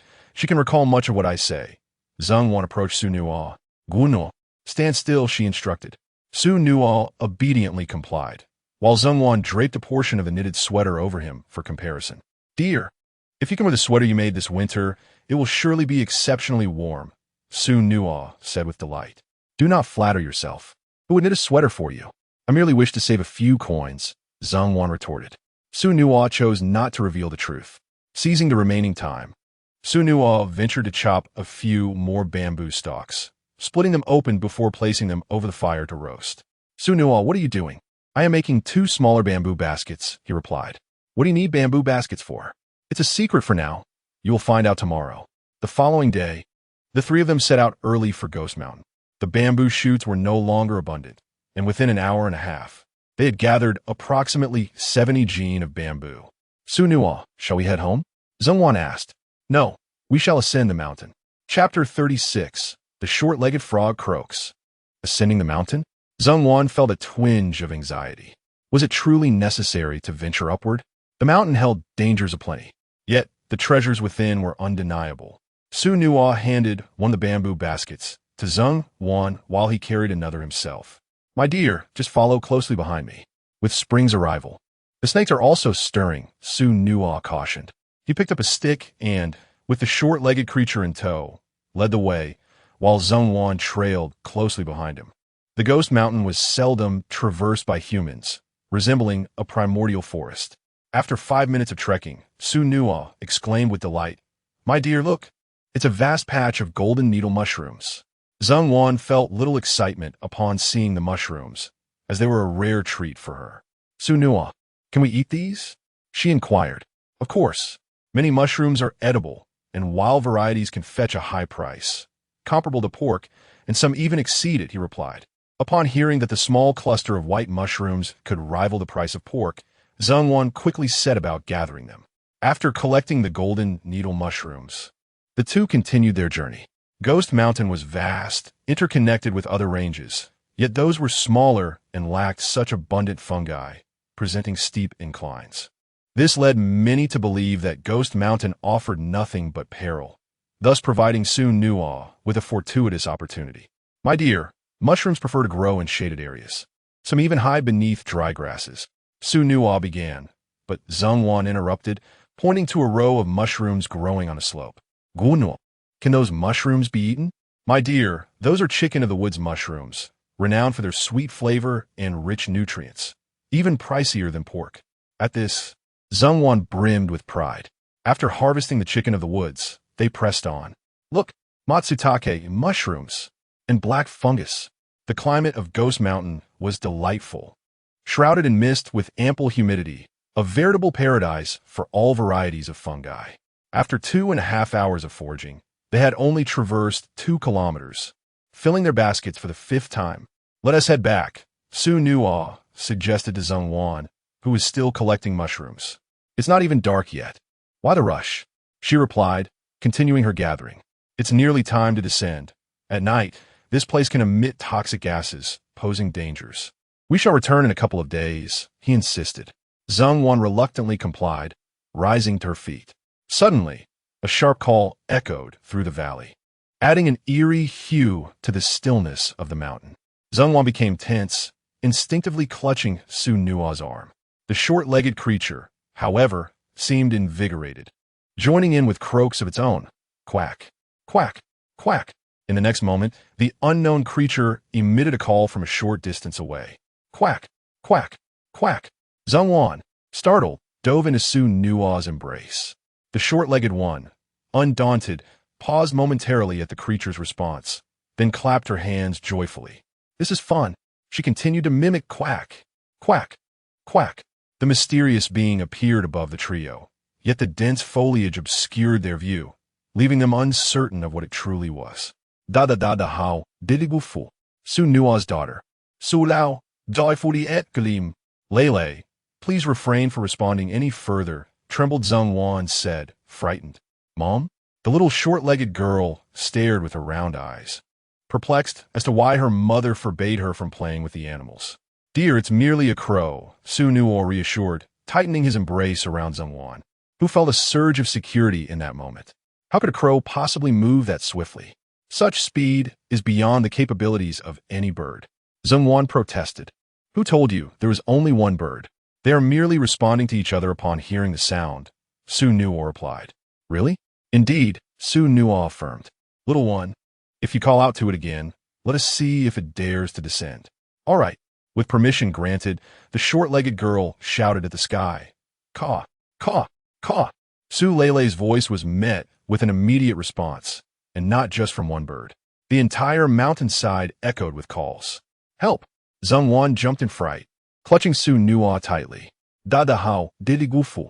The little short-legged girl was unperturbed, joyfully bouncing on her feet. Caw, caw, caw. She called out once more, and in the next moment, a multitude of animals responded. All right, we shall head down the mountain now, Xu Nuo smiled at Zheng Wan. She clung to him, unwilling to let go. Xu Nuo had no choice but to support her with one arm to prevent her from falling. After all, his wife weighed only about 90 pounds, so carrying her was no burden. Xu Nuo jested, Dear, you have gained a bit of softness. You are much more pleasant to hold now. Zheng Wan's thoughts were momentarily diverted, yet she did not dare to leave Xu Nuo's side and merely huffed in reply. Upon reaching the foot of the mountain, Zheng Wan immediately leaped away. Xu Nuo, why is your hand on my backside? If I don't hold on there, how can I keep you from slipping? Xu Nuo replied with a straight face. Zheng Wan found herself at a loss for words and huffed again. Xu Nuo poured the mushrooms into the baskets, filling 2 large baskets completely, with half a basket still remaining. He estimated the total weight to be around 200 pounds. Gazing at the overflowing baskets, Zheng Wan inquired, Xu Nuo, are these mushrooms truly worth 8 yuan per pound? My dear, prepare to collect your earnings tomorrow, Xu Nuo replied. Upon returning home, the family of 3 delivered bamboo shoots to those who had assisted them, offering 1 shoot to each household. Uncle, we found some bamboo shoots today. This is for you, Xu Nuo said, presenting a shoot along with a handful of whipped bamboo shoots and a small bag of chicken mushrooms to his uncle's family. Despite being the one who scolded Xu Nuo the most, his uncle treated him with the utmost kindness. Just leave it there. Your aunt will sort it out when she returns, his uncle said nonchalantly while reading the newspaper. All right, we shall take our leave, Xu Nuo replied. Caw, caw, caw. The little short-legged girl laughed as she continued to call out. As Xu Nuo and his family departed from his uncle's house, they encountered his aunt on the way, to whom Xu Nuo nodded in acknowledgement. Xu Nuo had indeed changed. In the past, they would beg for food, but now they were the ones giving gifts. This month alone, they had done so several times, and it was unclear where Xu Nuo had procured the bamboo shoots, as they were not exclusive to their family. Upon arriving home, the aunt noticed bamboo shoots on the ground and chuckled, remarking that it was too early to draw conclusions after just a few days. The uncle responded nonchalantly, though it was evident that his demeanor had improved significantly. The final destination for Xu Nuo and the others was the home of their parents. Grandpa, Grandma, quack, quack, quack, the little short-legged one exclaimed joyfully. What are Xu Nuo and Lele up to? Why are they so cheerful? Xu inquired with curiosity. Today we went mushroom foraging. When Lele heard the birds chirping, she joined in, and the birds responded to her, which made her exceedingly happy. Now she quacks at everyone, hoping for a reply. Xu Nuo explained. Ah, I see, Xu said, playfully quacking back 3 times, which sent Lele into fits of laughter. The next day, Zheng Wan and Lele were at home peeling bamboo shoots to prepare pickled bamboo. Meanwhile, Xu Nuo ventured to the county to sell mushrooms. Fresh wild mushrooms were available, priced at 1 yuan per handful and 1 yuan 80 per pound, an opportunity not to be missed. Chapter 37. Zheng Wan's attitude is quite arrogant. Xu Nuo displayed all his mushrooms. In this era, agriculture is not particularly advanced, and mushrooms are quite rare. Even cultivated varieties come at a steep price. Xu Nuo's call immediately drew attention. "Young man, how did you procure such large black fungus? It's almost the size of a palm. And these enoki mushrooms, they must be over 10 centimeters tall. Simply splendid. These chicken mushrooms are magnificent and sizable." Xu Nuo replied with a smile, "Ladies and gentlemen, these treasures were gathered by us farmers after traversing great distances into the remote forests. They are all spring mushrooms. Once this opportunity passes, it will not return. Much like spring bamboo shoots, they were abundant just 2 days ago, but now they are gone." Having set up his stall for 2 days, Xu Nuo had already established a commendable reputation. People began to trust him. "I'll take 10 pounds of black fungus to sample," one customer said. "I want 15 pounds. A little of everything to share with friends," another added. "We're hosting friends at home. Make that 12 pounds. In the industrial park, wealthy patrons did not hesitate to seize the opportunity to acquire these rare delicacies at reasonable prices. Within an hour, all the mushrooms were sold out, and Xu Nuo earned 410 yuan. He sighed inwardly, lamenting the low prices, yet he did not dwell on it. This money was merely a transitional phase for him, as his true business had yet to commence. Xu Nuo packed up his stall and headed to the general market, where he purchased a mathematics book for his little one, a duck, and a bottle of beer before racing home on his bicycle. Upon seeing Xu Nuo, the little one, affectionately known as Short Legs, immediately beamed with joy. The simplicity of a child's happiness is astonishing. The mere sight of a beloved person brings them profound joy. Xu Nuo took the little one's hand. "Darling, I've earned 400 yuan. Take care of it." Seeing the substantial amount of money, Zheng Wan felt somewhat numbed, although she wore a smile. It lacked the euphoric thrill of earlier moments. "Dear, can you keep track of how much we have now?" "Bu noinquidit. How much do we have, mother?" Su Lei chimed in. "Altogether, we have 2,800 yuan. 2,800 yuan is a bit slow. Let us aim to gather 10,000 yuan before October, so we can build our new home before the spring festival," Xu Nuo declared with determination. "Umph," Zheng Wan replied. Her cheeks flushed as she walked away. "Umph." Little Short Legs mimicked her mother, heading toward the room. However, Little Short Legs walked slowly and was caught by Xu Nuo. "Let go of me." Su Lao et Ge Lim. Reluctantly, Xu Nuo released her. Once in the room, she looked up at Zheng Wan and said, "Mama, couldn't he catch me?" Zheng Wan gently patted Su Lei's head, not revealing the truth. "Our baby is grown. Even daddy can't catch up." He. Upon receiving the praise, Su Lei returned to Xu Nuo. "Dada, Mama praised me. Lei, come, let us go cook. Let us cook." Xu Nuo took Su Lei's hand and led her to the kitchen, placing her on a bamboo chair. He then chopped the duck in half, cooking one portion in a pot while preparing the other for a delightful beer duck dish. After the duck in the pot was cooked, Xu Nuo went to the vegetable garden and picked a winter melon. After washing it, he placed it into the pot along with rice. Come, the dish is ready." The aroma wafted through the air. "Lei, it's time for porridge." The congee, made from duck meat, winter melon, and rice, was both nutritious and delicious. Fan, I'm going to eat now." The little one opened his mouth and took a spoonful of white rice. After dinner, the three of them went to bed to rest. "Dada, my belly is so big." Su Lei pointed at his round tummy. "You've eaten too much, so don't rush to sleep just yet." Oh, Su Lei obediently nodded, sitting up with wide eyes. After a while, the Little Short Legs asked, "Dada, can we sleep now?" "Not yet. It's still too early." An hour later, the little one's eyelids were growing heavy. "Dada, can we sleep now?" "Good baby, go ahead and sleep." Receiving the affirmative response, the little one hugged Xu Nuo and soon fell asleep. Xu Nuo gently placed the little one down and adjusted the wooden pillow beneath the sheets. He still had 200 yuan in his pocket, which was a bit of spare change. He planned to buy a soft pillow next time he visited the county. Early the next morning, Xu Nuo rose as usual. "Xu Nuo, I'm too scared to go to Ghost Mountain with you," said Zheng Wan in a hushed tone. "It's fine. You and the child can stay home and continue making pickled bamboo shoots." After some thought, Xu Nuo went to find Su Xinghua.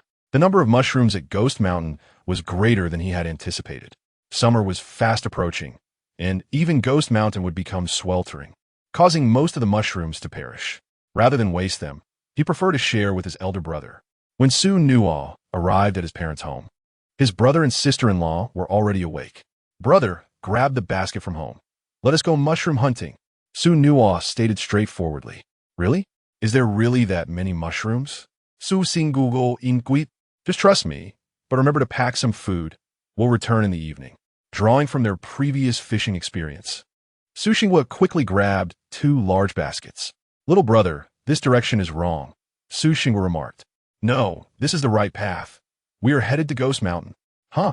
Su Sing Google Zponde." "Don't panic. There are actually no ghosts at Ghost Mountain. I've been there for 3 days, and each time I brought goods to the county. I made 400 yuan.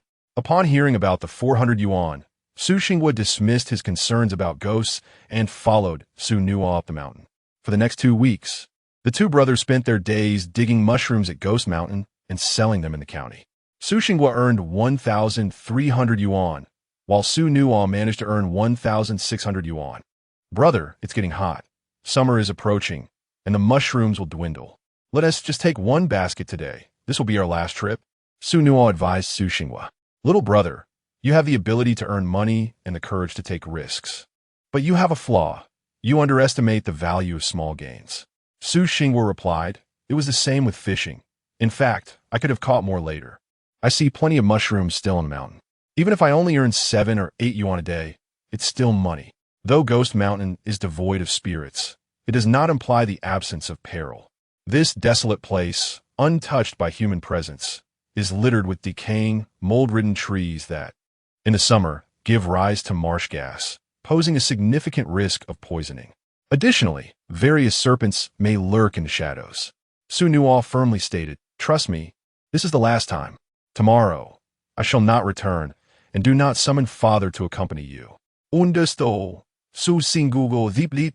This marked their final expedition to Ghost Mountain, and Xu Nuo resolved to refrain from foraging for mushrooms. He ascended to the summit, heading straight for his destination. In his previous life, while burying his wife and daughter, he had encountered a large, at least 300-year-old Reisher mushroom at the mountaintop as workers cleared land. This treasure was of considerable worth, even with a 36-year advance. It could fetch a handsome price. Upon reaching the peak, Xu Nuo began his search. After half an hour, beneath an ancient tree, he discovered a magnificent black-red Reisher mushroom. "Indeed, you are still here?" he murmured, plucking the mushroom and casually taking 3 smaller ones nearby. Xu Nuo recalled a dear friend from his past life who had a profound appreciation for traditional Chinese medicine. A 300-year-old Reisher could easily command 3,000 yuan. He delicately placed the mushrooms into his basket before seeking out Su Xinghua. At 2 p.m., Xu Nuo assisted Su Xinghua in filling his basket, and the 2 made their way home. "Why are you back so early? Dinner has yet to be prepared," Zheng Wan remarked. "I have thoroughly explored Ghost Mountain. There is nothing left to find," Xu Nuo replied. "If there is nothing, then so be it. We have earned 400 yuan. We could afford to take a year off from work," Zheng Wan responded nonchalantly. With a substantial sum in hand, Zheng Wan's demeanor grew more assertive. "What? Do you not aspire to earn 10,000 yuan sooner?" Chapter 38. Unexpected. A new opportunity for earning money. I have no interest in it." Zheng Wan pouted. "Little short legs, do you want to earn 10,000 yuan?" Xu Nuo inquired of Su Lele beside her. "That I want to." Little short legs answered without thinking, raising her hand. "You 2 are bullying me." "Mom, I'm not bullying you." Little short legs clung to Zheng Wan's thigh, her face filled with grievance. Xu Nuo and Zheng Wan were merely joking, but little short legs, lacking in comprehension, took it to heart. "Baby, don't worry. Mommy doesn't blame you," Zheng Wan comforted. "Mom, I'm going to play now." Upon hearing this, little short legs happily picked up her sketchbook and began to doodle. "This is Dada, and this is Yun Yun." Xu Nuo and Zheng Wan exchanged smiles. As they entered the house, Xu Nuo pointed to the covered basket. "Dear, can you guess what's inside?" "Mushrooms?" Xu Nuo shook his head. "It's quite valuable." "Herbs?" "You're getting close." "Come on, just tell me." "Then you must shout." I want to be a millionaire. I want to be a millionaire. My wife is so obedient. Xu Nuo revealed the contents of the basket. What a large lingji, Zhengwan exclaimed. This lingji could sell for 80 yuan, right? 80 yuan? It can sell for at least 3,000 yuan. I won't sell it for less, Xu Nuo replied. Such wild. Aged lingji is extremely precious, and by 2024, its value would start at a minimum of 1 million. Had Xu Nuo not been in a hurry to save money, he would have preferred to keep it for himself. 3,000 yuan? Zhengwan was somewhat dizzy. Woof, woof, woof. At that moment, a dog basking in the sun on the road barked and ran over. Upon reaching Su Lei, it nudged her while she was drawing. Doggy, stop it. Little short legs pushed the dog away. Woof, woof, woof. Now, aren't you gonna eat? Little short legs pouted. The dog, anxious, turned in circles and then barked at the gate. Carrying her drawing supplies, Su Lei sensed something and turned around, only to see a plump uncle entering the courtyard. Uncle, who are you? Su Lei asked curiously. What a delightful little girl. What's your name? Little short legs didn't respond and instead scampered away. Dada, helpy. There's a bad person trying to catch me. Xu Nuo and Zhengwan heard the commotion and hurried outside, discovering that it was Hong Kuanghua who had arrived. Brother Hong, it's you. Gunosmiled. Dada. Little short legs paused, tilting her head. He has a friend of dad. Xu Nuo said to Hong Kuanghua. Brother Hong, I apologize. No worries, in these times, it's quite common for children to go missing. It's a good thing Lei is so clever. Hong Kuanghua looked down at Su Lei and asked, Little friend, how do you know to run away when you see a stranger? Uncle, Dada told me that if someone I don't know approaches, asking for my name, offering candy, or clothing, it's all fake, and I should shout loudly. Su Lei counted on her fingers. Oh dear, you're quite remarkable. How old are you? Hong Kuanghua inquired, intrigued. Soon, the child will be 2 years old. The little one is remarkable. Dear brother, we must nurture him well for the future. Hong Kuanghua expressed his astonishment. What a commendation. I do not seek for her to achieve great success in life. As long as she is happy, that is enough for me, Xu Nuo replied. Hong Kuanghua presented a bag of fruit. I apologize for interrupting you. What interruption? Brother Hong, your presence brings me joy. Come in for some tea, Xu Nuo said as he accepted the gift. Upon entering the room, Hong Kuanghua noticed the Ganoderma on the table and inquired with curiosity, Xu Nuo, where did you acquire this Ganoderma? It appears to be at least 400 years old. Hong Kuanghua scrutinized the Ganoderma, noting its vibrant black and red hues, indicating its premium quality. I'm not entirely certain of its exact age, Xu Nuo replied as he poured tea for Hong Kuanghua and brought over some bamboo shoots and mushrooms. I have recently been foraging in the deep mountains.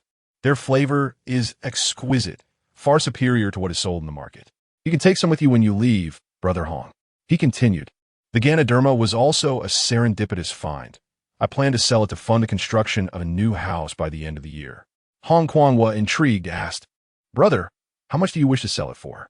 To be frank, I intend to sell it for 3,500 yuan. Initially, Xu Nuo had aimed for 3,000 yuan, but upon encountering a stroke of fortune, he felt compelled to raise the price by 500 yuan to honor that luck. Only 3,500 yuan? That price is quite low. Brother, I will offer you 5,000 yuan. Hong Kuanghua stated earnestly. Beside them, Zhengwan observed Hong Kuanghua in astonishment. She had witnessed many attempts to haggle down prices, but never one to increase them. Was this the fabled phenomenon of a fool with abundant wealth? Xu Nuo's expression was inscrutable as he pondered the offer, eventually agreeing. Hong Kuanghua picked up the Ganoderma, growing increasingly satisfied. Xu Nuo, you truly are my lucky star. Ever since I met you, fortune has favored me.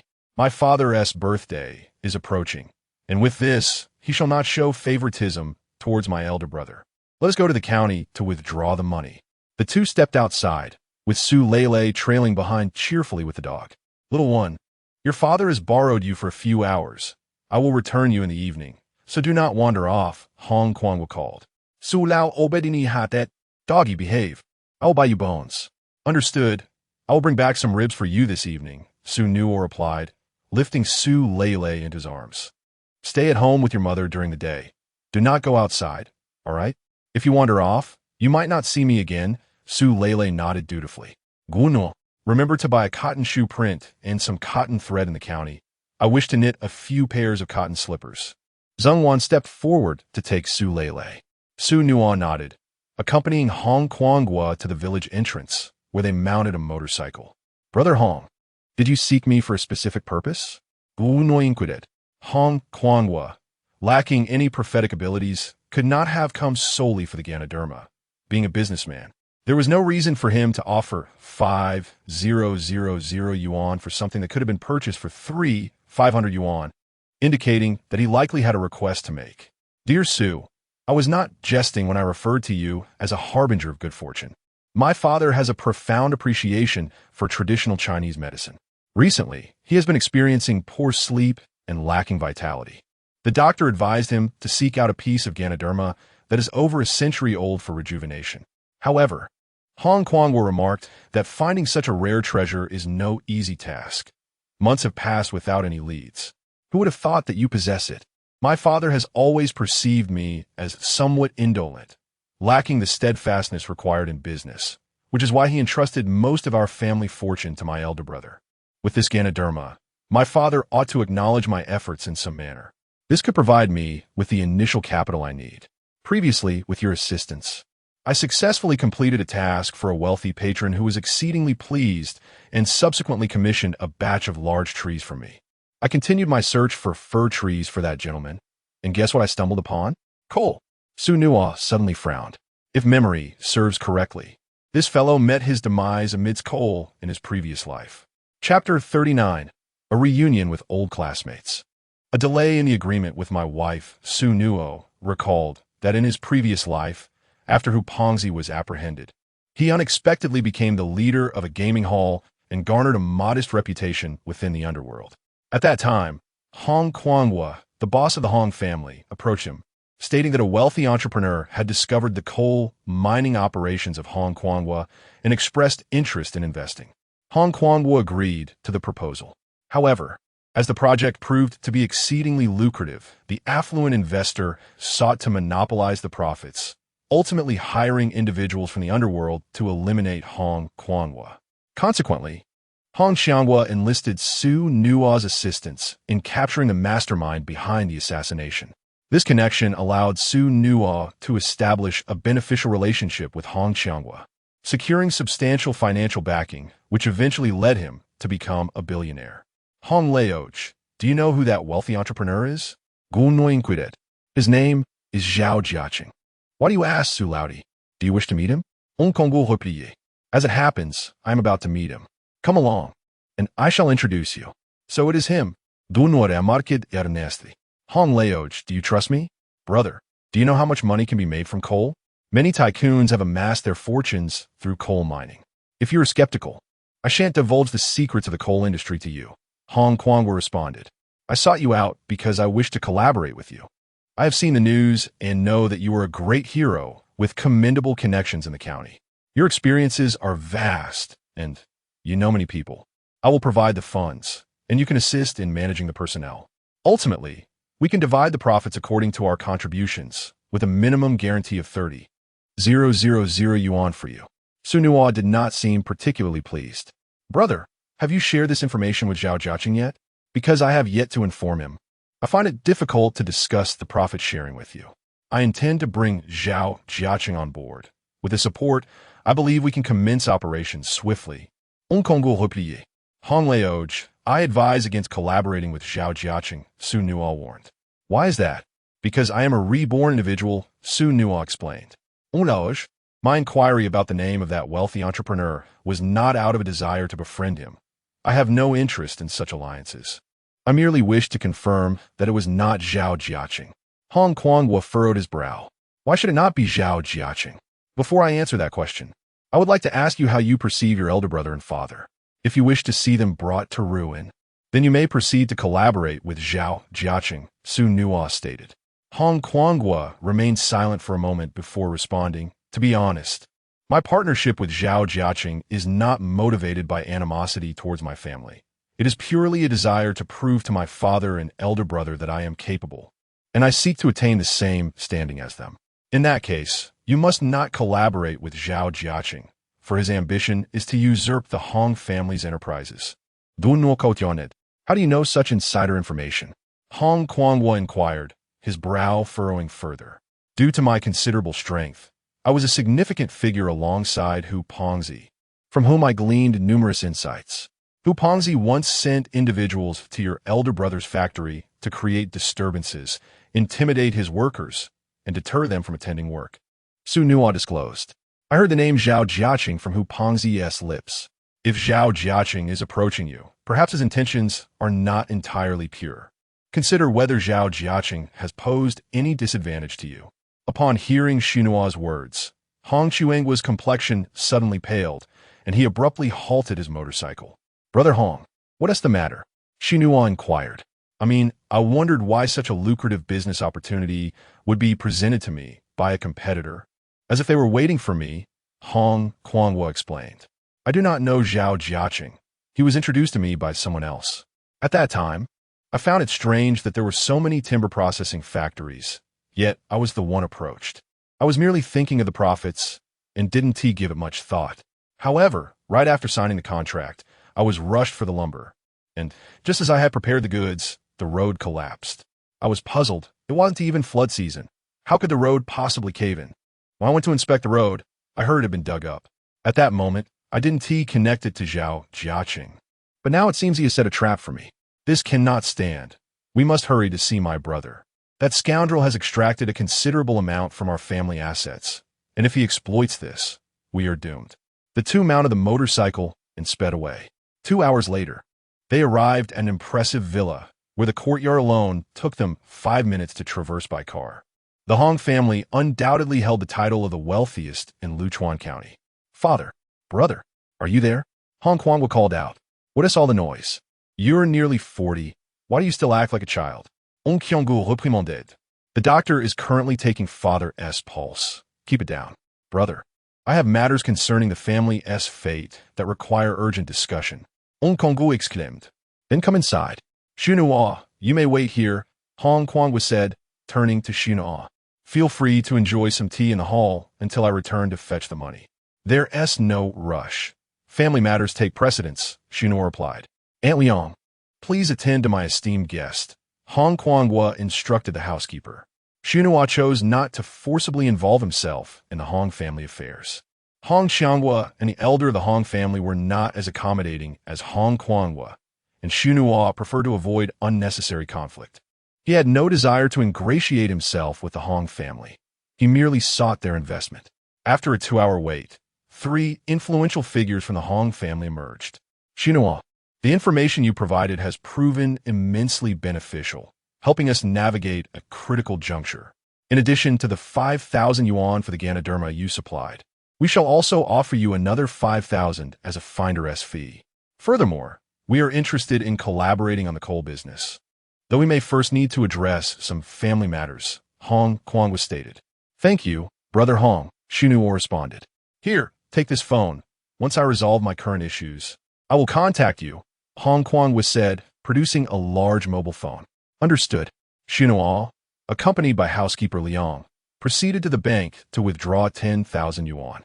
Gazing at the heavy bag containing the substantial sum, Xu Nuo momentarily found it hard to believe. He never anticipated achieving his goal of becoming a 10,000 yuan household so swiftly. Xu Nuo ventured to the market, purchasing skeins of yarn, 2 pounds of pork ribs, along with chili peppers, ginger, and scallion seeds. Anticipating the delightful expressions that would adorn his wife and daughter's faces upon his return, he quickened his pace homeward. Along the way, he was captivated by a melody, and upon turning to investigate, he was struck motionless. There stood He Xiangyang, a former classmate and dear friend, with whom he had once vowed to pursue higher education. In times of hardship, when Xu Nuo's family struggled to afford meals, He Xiangyang generously shared his own sustenance. Despite hailing from a rural background, He Xiangyang's family was relatively affluent, having purchased a home in the county. Yet in the fleeting span of 2 or 3 years, how had circumstances deteriorated so drastically? He Xiangyang's arm was broken, his leg limped, and he appeared as a beggar, soliciting alms on the street. Xu Nuo felt a sense of responsibility toward He Xiangyang. After all, It was Xu Nuo's descent into mischief that had led He Xiangyang to intervene on his behalf. However, Xu Nuo had been too entangled in his own troubles to heed the advice, even inviting He Xiangyang to partake in his reckless escapades, which ended in discord between them. Eventually, he learned that He Xiangyang had also succumbed to a life of delinquency, and thereafter, news of him vanished. Never did he imagine that their reunion would reveal such a tragic transformation. Upon encountering the beggar on the ground, He Xiangyang averted his gaze, and Xu Nuo understood the shame that prevented recognition. He too refrained from acknowledging him. The promise he made to his wife would have to be postponed. With a heavy heart, Xu Nuo discreetly placed 2,000 yuan into He Xiangyang's bowl. Chapter 40. The wife begins to feel something. Do not engage in this any longer. Once a man's dignity is trampled upon, it can never be restored. Should you encounter difficulties in the future, do not hesitate to seek my assistance. 2,000 yuan is a considerable sum in this era. It represents the earnings of an ordinary individual over 4 years. This should suffice for He Xiangyang for a while. If it proves insufficient, Xu Nuo has 400 yuan at home, along with 150 yuan on hand and a coal business about to commence, which should enable him to extend further help to He Xiangyang. In the past, He Xiangyang had always come to his aid when others looked down upon him. It was He Xiangyang who helped him rise, sharing good books and seeking him first for favorable opportunities. Conversely, after being deceived by Fatty Hu, he even attempted to drag He Xiangyang down with him, leaving him with a sense of indebtedness towards He Xiangyang. The young man, covered in dust and grime, stood speechless as he accepted the money. Xu Nuo, preoccupied with his thoughts, made his way home. As he turned a corner, an unfamiliar elderly lady stopped him. "Young man, I just saw you give him a considerable amount of money. Let me tell you, you have been deceived." Xu Nuo paid her no mind. He merely nodded and continued on his way. "Young man, my daughter and I were deceived by him. Just yesterday, we saw him on the street and, feeling pity, gave him 2 yuan. Upon our return, guess what happened?" The old lady exclaimed. That scoundrel stood up. His amputated limb was fake. Xu Nuo was taken aback. "Young man, do not doubt my words. They are true. My daughter has already reported him to the authorities." Xu Nuo did not question the authenticity of the prosthetic limb. He had seen countless deceptive short videos in his previous life. What puzzled him was how He Xiangyang, once a kind and warm-hearted individual, had changed so drastically in just 2 short years. Had he perhaps fallen into some nefarious organization? No.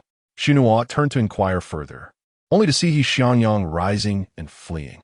"Hey, don't run," shouted the newly arrived enforcement officers, but He Xiangyang did not stop, disappearing into the distance.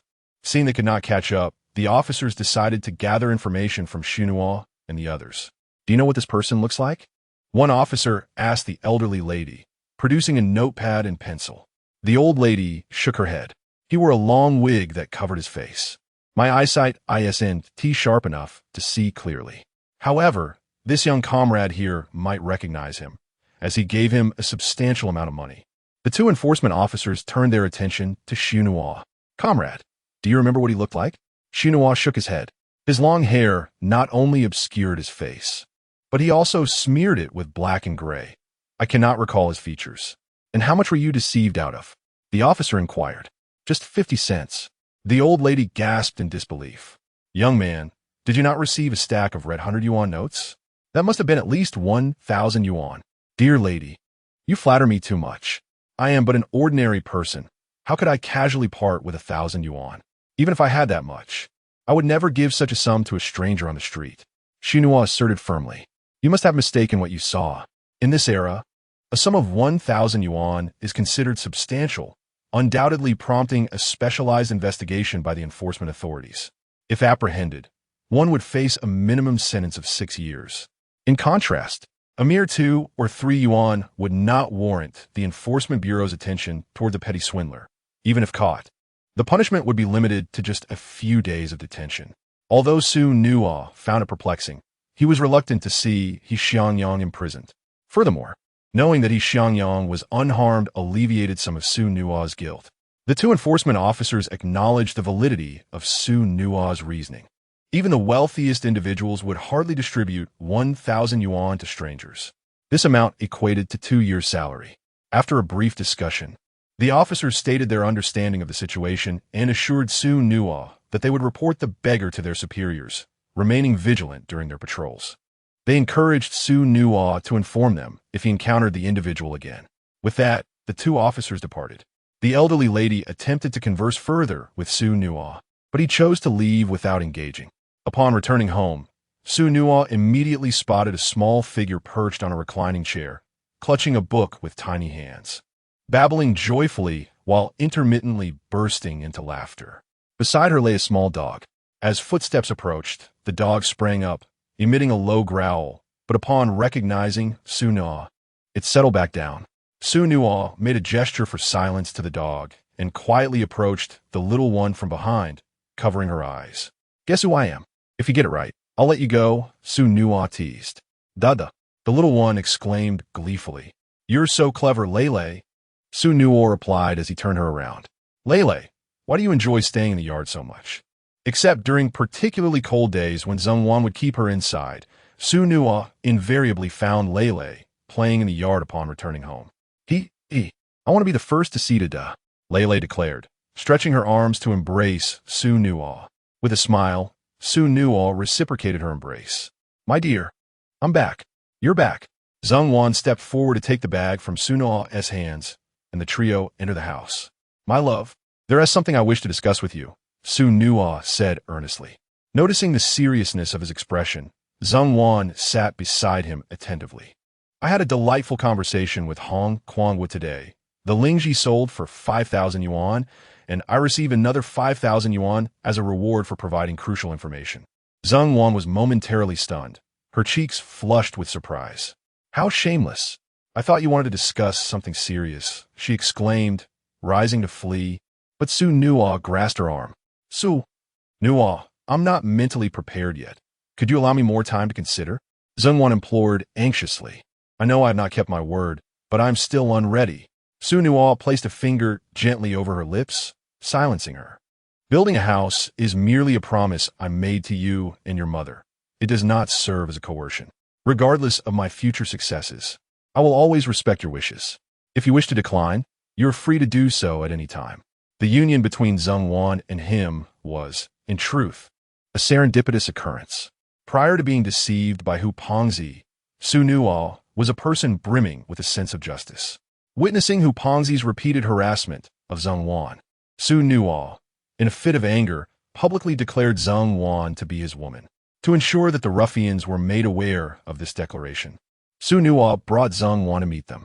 That night, a group of individuals toasted Xu Nuo, repeatedly referring to him as Big Brother, Zhengwan as Big Sister, playfully urging the couple to kiss, even arranging a private room for them.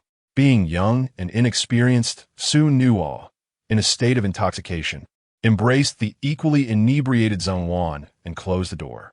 Upon waking the next day, Xu Nuo realized the gravity of the situation. Those raised in the 1980s held rather conservative views, and Xu Nuo had not intended for such events to unfold. Thus, Zhengwan felt compelled to remain with him. What he did not anticipate was that Xu Nuo would become increasingly entrenched in this lifestyle, ultimately transforming into a complete rogue. Xu Nuo was acutely aware that since Zhengwan had chosen to be with him, he had failed to leave a favorable impression on her, and she would undoubtedly struggle to overcome that hurdle. Zhengwan was the kind of girl who would prepare his last meal before leaping into the river. Thus, he knew he must exercise patience. "Xu Nuo, thank you," Zhengwan said, her voice thick with emotion. Respect is of paramount importance to a woman, and Xu Nuo could sense that she was beginning to harbor feelings for him. Chapter 41. A tender kiss to my wife, a step forward in our relationship. "My dear wife, it seems we cannot yet build that villa," Xu Nuo remarked. "On my way back, I encountered Xiangyang. He had been a great help to me in the past, a true brother. Now that he is in distress, I offered him 2,000 yuan, leaving me with just over 8,000 yuan. Of this amount, I can only give you 3,000 yuan. The remaining 5,000 yuan, I wish to allocate to my elder brother and sister-in-law. As you know, they have been married for 5 years without children. The cedar trees at home were meant for their medical expenses, but due to my debts, I have had to use them all to settle my obligations. Consequently, My brother and sister-in-law had to suspend their plans, yet they harbor no grievances. Upon reflection, my elder brother did not perform poorly academically. He voluntarily left school for my sake, and I have not lived up to expectations. Overall, while my brother and sister-in-law occupy ancestral land, our family has received nothing. It is I who have benefited all along. Now that I have a little money, I wish to seek your opinion. Do you agree? Zheng Wan, wise and understanding, did not react with anger upon hearing Xu Nuo's words. Instead, she smiled. The money was earned by Xu Nuo, and he had every right to spend it as he pleased without needing to consult her. His desire to include her in this decision underscored her importance in his life. Giving to He Xiangyang was an act of gratitude, and she wholeheartedly supported it. Zheng Wan took Xu Nuo's hand in hers.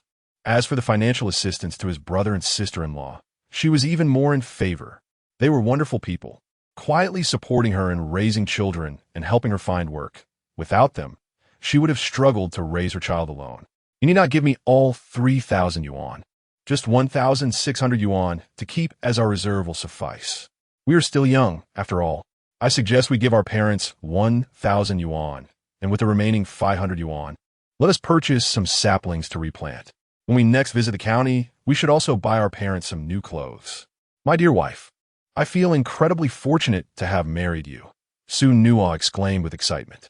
5,000 yuan could indeed buy a modest home in the county. For rural folk, it was a substantial sum. Others might have refused, but Xu Nuo had prepared himself for Zheng Wan's possible rejection. Coming from a humble background, he was astonished by her resolute spirit. Baba, balala, how fortunate we are. Xu Nuo spoke rapidly, while their little one, unable to catch the words, could only mimic along. My dear wife, though the villa remains unbuilt, surely you must grant me a kiss for a bit of motivation. Xu Nuo suddenly declared. If you keep this up, I will have to go prepare dinner. Zheng Wan replied with a smile. Lele, let daddy give you a kiss, Xu Nuo said, turning to their bewildered child, who promptly pointed to her cheek. Nana Zheng Wan couldn't help but giggle at their adorable daughter. Xu Nuo seized the moment, leaning in to plant a kiss on Zheng Wan's cheek while she was momentarily distracted. Oh my! Zheng Wan's cheeks flushed a deep red. She had not anticipated such a playful strike. Dada. The little one queried, puzzled. Now, it was Lele's turn. Xu Nuo also gave a kiss to little short legs, leaving no time for Zheng Wan to say anything. My dear, I will go deliver the money first. Wait a moment. Didn't you see your daughter yearning for a hug? She has been waiting for you for quite some time. Take Lele along. Observing that Zheng Wan was not upset, Xu Nuo felt more assured in his thoughts, believing their relationship had advanced once again. He smiled at little short legs as they departed. Xu Nuo first arrived at the vegetable garden, picked a winter melon, and grabbed a pound of ribs before heading to his parents' home. Grandpa, Grandma, the little one called out. Lele, you're here. His parents joyfully came out to greet him. Xu Nuo, oh dear, why is it always vegetables and meat? You're spending too extravagantly. My child, Su's mother lamented upon seeing the meat. Mom, money is meant to be spent. What is the point of earning it if not to use it? Xu Nuo handed the vegetables to his mother, allowing Lele to play with his parents. Elder brother, come here for a moment. I need to talk to you, Xu Nuo said to Xu Xinghua.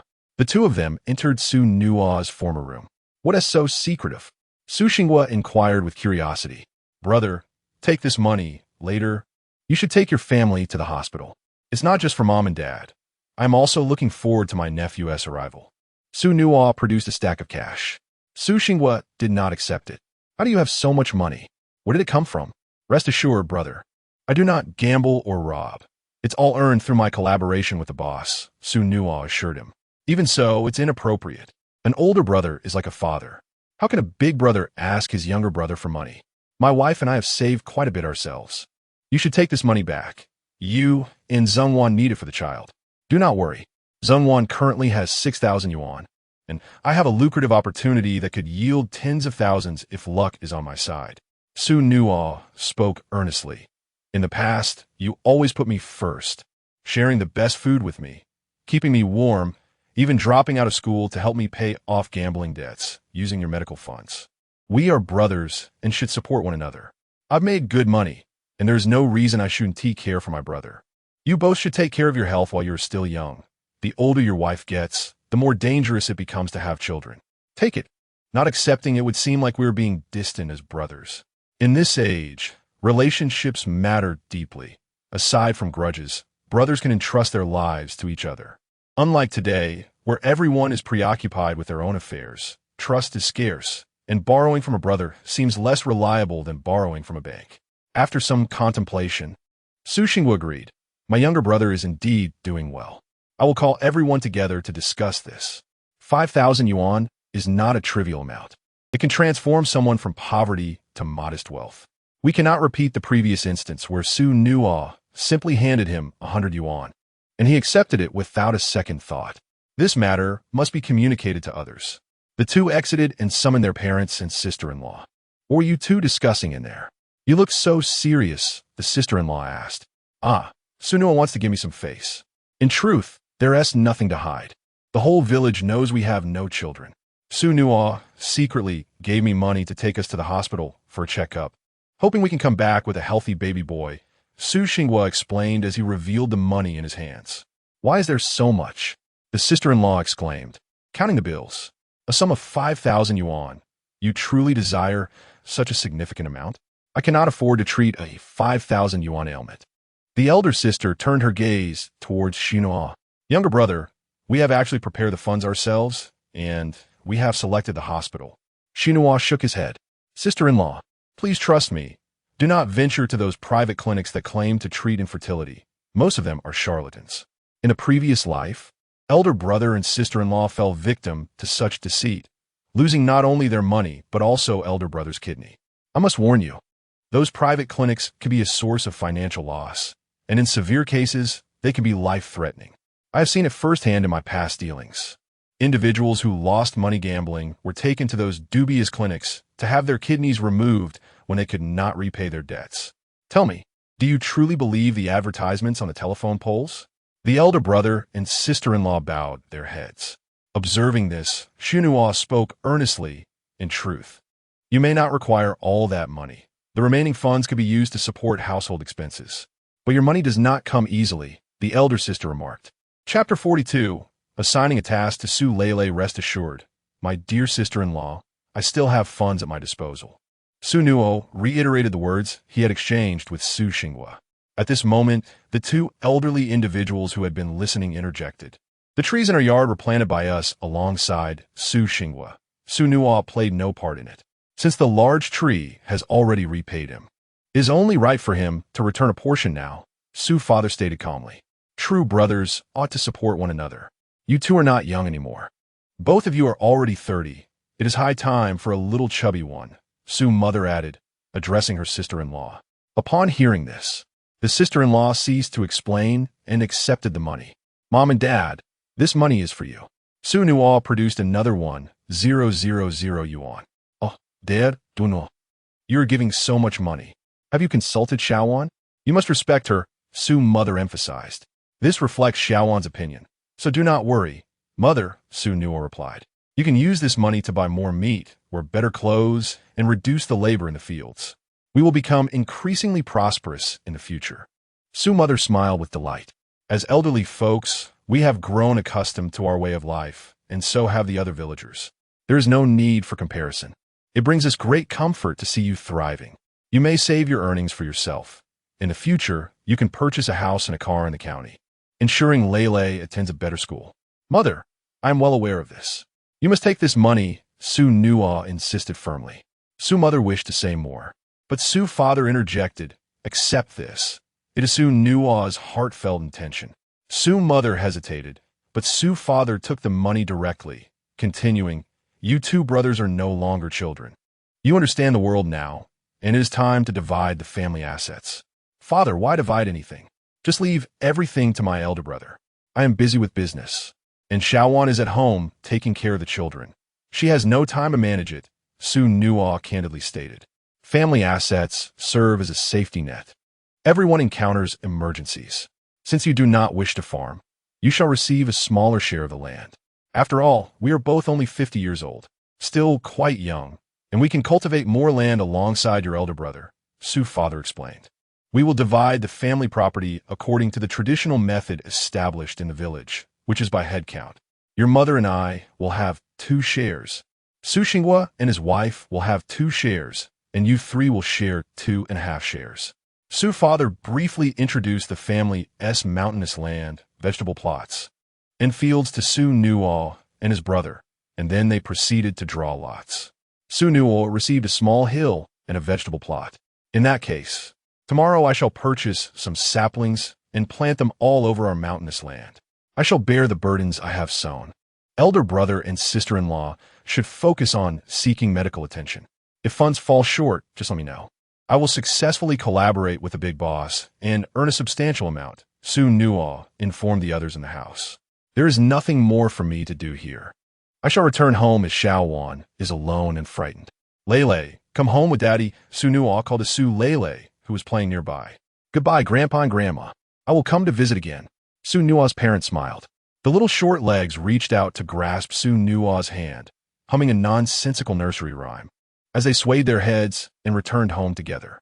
Upon returning home, Xu Nuo informed Zheng Wan about the division of the family estate. Do I have a share?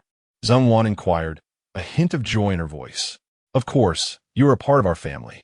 The little one pointed to herself. Lulu has a share too. She will receive a large vegetable plot, and tomorrow we shall plant delicious crops there, Xu Nuo said, gently ruffling Lulu's hair. Yay! Exclaimed Lulu, clapping her hands in delight. When a meal is ready, let us eat, Zheng Wan announced. Here, little dog, this is for you. You did splendidly today. Xu Nuo tossed a meat-laden bone to the puppy. The puppy wagged its tail joyfully and began to gnaw at the bone. Slow down, little pup. L'elocution. The next morning, Xu Nuo rode to the county to purchase cedar seedlings, as well as seeds for corn, eggplants, cucumbers, chili peppers, and ginger. The small vegetable patch adjacent to their home would primarily host fast-growing greens, while the larger plot would accommodate longer-growing crops, enriching their culinary repertoire. Upon returning home, Zheng Wan had prepared breakfast. After the 3 of them ate, they packed the meals, collected a load of organic fertilizer, and took their sickles and hoes to the garden. Dada. Dada. Le pointed excitedly at a butterfly. That is a butterfly, transformed from a caterpillar. Look over there, on the maple tree leaves. You can see the caterpillars. Xu Nuo lifted the little one, directing her gaze toward a maple tree. These caterpillars are quite large now. In time, they will spin fine white threads and encase themselves. Before long, they will transform into butterflies that can fly. The little one listened intently, captivated by Xu Nuo's words, which held significant impact for her. Even Zheng Wan found herself observing closely, marveling at the slow-moving caterpillars and the wonder that they could one day become butterflies soaring through the sky. Dada. The little one reached out to touch one, but Xu Nuo quickly intervened. Lulu, the caterpillars are toxic. They could make you cry. Startled by this warning, Lulu withdrew her hand and bared her teeth at the caterpillar. Caterpillar, don't hurt the baby. Nevertheless, her eyes remained fixed on the creature. If you wish to witness the butterflies emerging from their chrysalises, I will bring one home for you tonight. But for now, we must focus on planting the vegetables. Xu Nuo reassured her daughter. Okay. The little one nodded obediently. The trio continued on their way and soon arrived at the vegetable patch. Lulu, this is your share of the inheritance, Xu Nuo explained. The garden was quite expansive, roughly the size of half a football field. However, due to the scarcity of resources in this era, there was little that could be grown in winter, leaving the plot overrun with weeds. Xu Nuo spread a blanket beneath a large tree and placed Lulu and their meal upon it. The vegetable patch belongs to Dada, the little one stated earnestly. Children possess a pure and simple understanding of love. Xu Nuo immediately responded, Yes, Lulu can help the family now. Dada, the little one pointed to her cheek. Xu Nuo planted a kiss there. Lulu, I entrust you with a task. Protect our lunch while we assist Mama in planting the vegetables. A few moments passed, and the little one with short legs nodded enthusiastically as she swiftly crawled over to the food. In a sweet, childlike voice, she said, Little Kai Kai, you must be good and not run around. Xu Nuo smiled and joined Zheng Wan in tending to the vegetable garden, where they began to clear the weeds. My dear, are you tired? If so, take a break, Xu Nuo gently suggested. Zheng Wan shook her head, replying, I've already rested for over a month.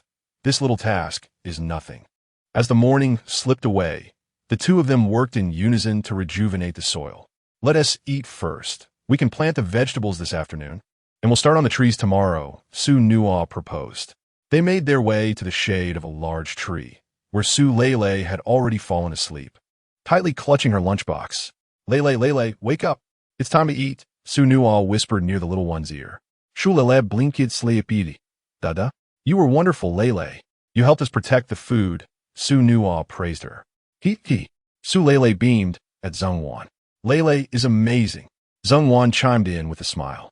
After their meal, the two resumed their work, planting corn, chili peppers, eggplants, cucumbers, ginger, and scallions within an hour and a half. With the abundant rainfall in the south, the vegetable garden remained moist, and there was no need for them to water the plants. Taking advantage of the daylight, Xu Nuo searched among the maple trees and soon discovered 3 pupae on a branch. He snapped the branch and brought it before Su Lele. Chapter 43, Baby, please drink water. Lele, I have found it for you. The butterflies are about to emerge from these pupae. Thank you, Dada. Upon returning home, Xu Nuo fetched a small bucket, leaving a bit of water at the bottom, and then propped a branch across the bucket. With a knife, he gently slit the outer layer of the pupa and positioned the bucket near the heat source. After more than 5 hours, one of the pupae began to stir, prompting Lele, who had been intently watching, to exclaim loudly. Xu Nuo, recognizing his child's insatiable curiosity, was pleasantly surprised by its intensity. Not wanting to disappoint Lele, he called for Zhongwan, and the 3 of them focused on the pupa. Before long, a butterfly emerged from the pupa, gradually unfurling its wings. Just as the little one was about to shout, Xu Nuo quickly intervened. Lele, don't frighten it. The little one nodded obediently. Moments later, the butterfly began to flutter its wings and took flight, which Xu Nuo did not hinder, allowing it to soar away. Lele pointed at the departing butterfly. Lele, we must cherish small creatures and refrain from capturing them. Dada, you are so knowledgeable, Zhongwan remarked. Just a small matter, Xu Nuo replied, lifting Lele into his arms. Little one, it's quite late. It's time for bed. The following morning, Lele struggled to rise due to staying up late the previous night. Dear, why don't you stay home with Lele? The mountainous terrain is quite far. I can manage alone since it's my own doing, Xu Nuo suggested. Zhongwan shook her head. This concerns me as well. If it weren't for me, you wouldn't be in this predicament. I will accompany you. I can carry Lele on my back. In the subsequent 5 days, the couple planted all the unseeded cedar trees on the mountainside. At last, we have completed it. Dear Lele, you have both worked hard, Xu Nuo said, relaxing his body. Let us return home. On their way back, Lele suddenly became discontent. Dada, the fish is biting. What fish are you referring to? Before Xu Nuo could clarify, rain began to cascade from the sky. Xu Nuo, look over there. A heavy downpour is approaching. Let us seek shelter under the tree. Zhongwan urged. Hide. Lele echoed. No, the clouds above are dark, accompanied by rumbling thunder. Taking refuge under the tree could attract lightning. Xu Nuo removed his jacket and covered Lele. Dear, hurry over. The rain will pass shortly. After a moment of contemplation, Zhongwan took off her jacket as well and draped it over Xu Nuo's clothing. Xu Nuo held Lele in one arm while wrapping the other around Zhongwan, and the 3 of them made their way home slowly. By the time they arrived, both adults were thoroughly soaked. Fortunately, in this era, the air was pristine, and the rain felt akin to a refreshing shower, posing no risk of catching a cold. After bathing, Lele approached Xu Nuo, taking his hand. Dada, you've worked hard. Where are we headed, my dear? Xu Nuo asked, following Lele into the kitchen, where Lele pointed towards the water jar. Dada, drink water. Do you wish to drink water? The little one shook his head. Dada, water. Oh, you mean for me to drink water? Xu Nuo picked up a ladle and took a sip. My daughter is truly well-behaved, even offering to fetch water for her father. Mama, Su Lele chimed in again. Xu Nuo nodded, taking the ladle of water to Zhongwan. Dear, this is the water Lele has kindly brought for you. Lele, is that so? Zhongwan inquired, gazing at Su Lele, who nodded eagerly in affirmation. After drinking the water, Zhongwan handed the ladle back to Xu Nuo. Dada, I want some too. All right, sweetheart, you can have a little. As Xu Nuo prepared to serve Su Lele some good water, he turned to Zhongwan and said, Dear, The day after tomorrow marks our daughter's birthday. Let us go to the county tomorrow to deposit some money. With March drawing to a close and summer approaching, we should buy her some summer clothes and perhaps take her to the amusement park for a bit of fun and get a cake to celebrate. That sounds wonderful. Zhongwan agreed. The next day, the three of them did not rise early, as they had been working tirelessly for 5 days and needed to replenish their energy. Around 11:30 in the morning, they rode their bicycles to the county. After depositing their money, they strolled through the shopping mall. Oh look, a new children's store has opened. Let us take a look, Xu Nuo suggested. Upon entering the shop, Xu Nuo set down the little one and encouraged her to choose for herself. Excuse me, are you Zhongwan? The shop owner, a woman, exclaimed in surprise. You are? Zhongwan turned, her curiosity piqued. I am Xiao Nalin. Nalin, it has been so long. Zhongwan exclaimed, astonished. You've changed so much in over 2 years. You've lost quite a bit of weight and become even more beautiful. Xiaowan, you're still as lovely as before, but you seem more mature now, the shop owner remarked, glancing at Xu Nuo and the little one nearby. Are they your husband and daughter? Zhongwan shyly nodded. I never expected you to marry so early, especially to Su Shuzhong. If I were in your shoes, I would have accepted too, given such an adorable daughter. The shop owner approached Xu Nuo. Su Shuzhong, do you remember me? I was quite the admirer back in the day and even wrote you love letters. Xu Nuo hesitated to respond, knowing Zhongwan's jealousy could flare up at any moment. Having already faced her ire twice, he wished to avoid any misunderstandings. Ha ha, how amusing. Su Suedang, you used to be so articulate. How have you become so shy? The shop owner turned to Zhongwan. Xiaowan, you were such a gentle girl back then. It's surprising to see you managing your husband so strictly now. Rest assured, I have a partner too, so I won't be competing with you. Dada. At that moment, the little one called out. Sweetheart, have you found something you like? Xu Nuo asked as he approached her. Dada. Dada. The little one pointed to 3 different patterned short-sleeve shirts. One was pink with a cute bear, another white adorned with a large red flower, and the last was teal featuring a dog. If you like them, let us buy them all, Xu Nuo said with a smile.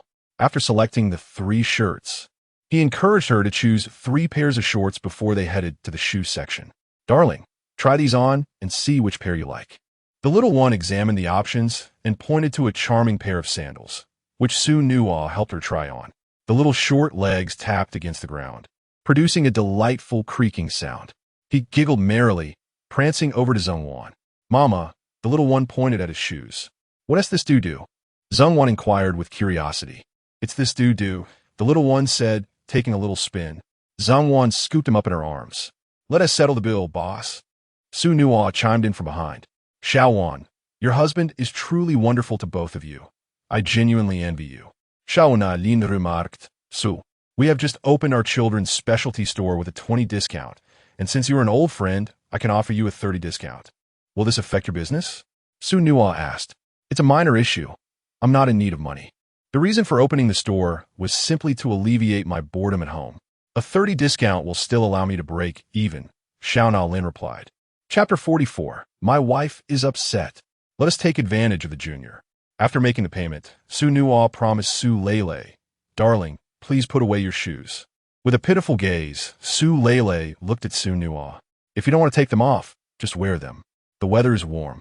It's nearly 20 degrees in the afternoon, so wearing sandals isn't too cold. Thank you, Su Lele said cheerfully to Zhongwan. Mama, I want to walk. All right, my dear. You're growing up. You can walk by yourself. Zhongwan set Su Lele down. Immediately, Su Lele raised her arms and began to trot around Xu Nuo, her sandals making a delightful squeaking sound beneath her feet. Giggling, Su Lele was overjoyed. Wife, it's your turn now. Let's buy you a few outfits. Xu Nuo took hold of her little legs. As they stepped outside, Su Lele swayed her head in rhythm with her sandals, humming a little tune. Spotting passers-by, she deliberately extended her foot to showcase her shoes, but alas, the hurried pedestrians paid her no mind. Nonetheless, she remained undeterred in her delight. Wife, this specialty store looks promising. Shall we take a look? Xu Nuo inquired. Zhongwan nodded. The 3 entered the shop. Look at my shoes, the little one exclaimed, parading in front of the shopkeeper. Young lady, your shoes are adorable. Who bought them for you? The shopkeeper asked. Yes, Daddy is so good to me. He even bought me 3 lovely outfits and 3 pairs of shorts, making it 7 in total. Su Lele counted on her fingers. You are quite clever, little girl. The shopkeeper remarked, astonished. Goodbye, shopkeeper. The satisfied little one held one hand of Xu Nuo and the other of Zhengwan. Lele, let's lift you high. Xu Nuo looked at Zhengwan, and together they hoisted Su Lele up. Daddy, I'm flying. The trio circled the shop, and Xu Nuo spotted a yellow dress. Wife, take a look at this dress. Do you like it? Zhengwan picked it up. Yes, it is pretty, but it's a bit pricey at 15 yuan, which is nearly half a month's salary for me. Plus, it's a bit short, reaching my knees. That's all right. There are plenty of village women wearing shorts, and even more in the city. As for the money, 15 yuan is a trivial sum. I actually think it's quite inexpensive, Xu Nuo decided firmly. If you like it, let us buy it. After purchasing the dress, the 3 continued their shopping spree. By noon, Xu Nuo had bought Zhengwan 3 tops, 2 pairs of pants, and each of their parents 2 tops and 2 pairs of shorts. Now that we've left them all, you should buy a few things for yourself as well, Zhengwan suggested. Buy. The little one echoed enthusiastically. All right, wife and Lele. Help me pick out something nice for myself, Xu Nuo suddenly proposed. You're grown. You still need others to choose clothes for you?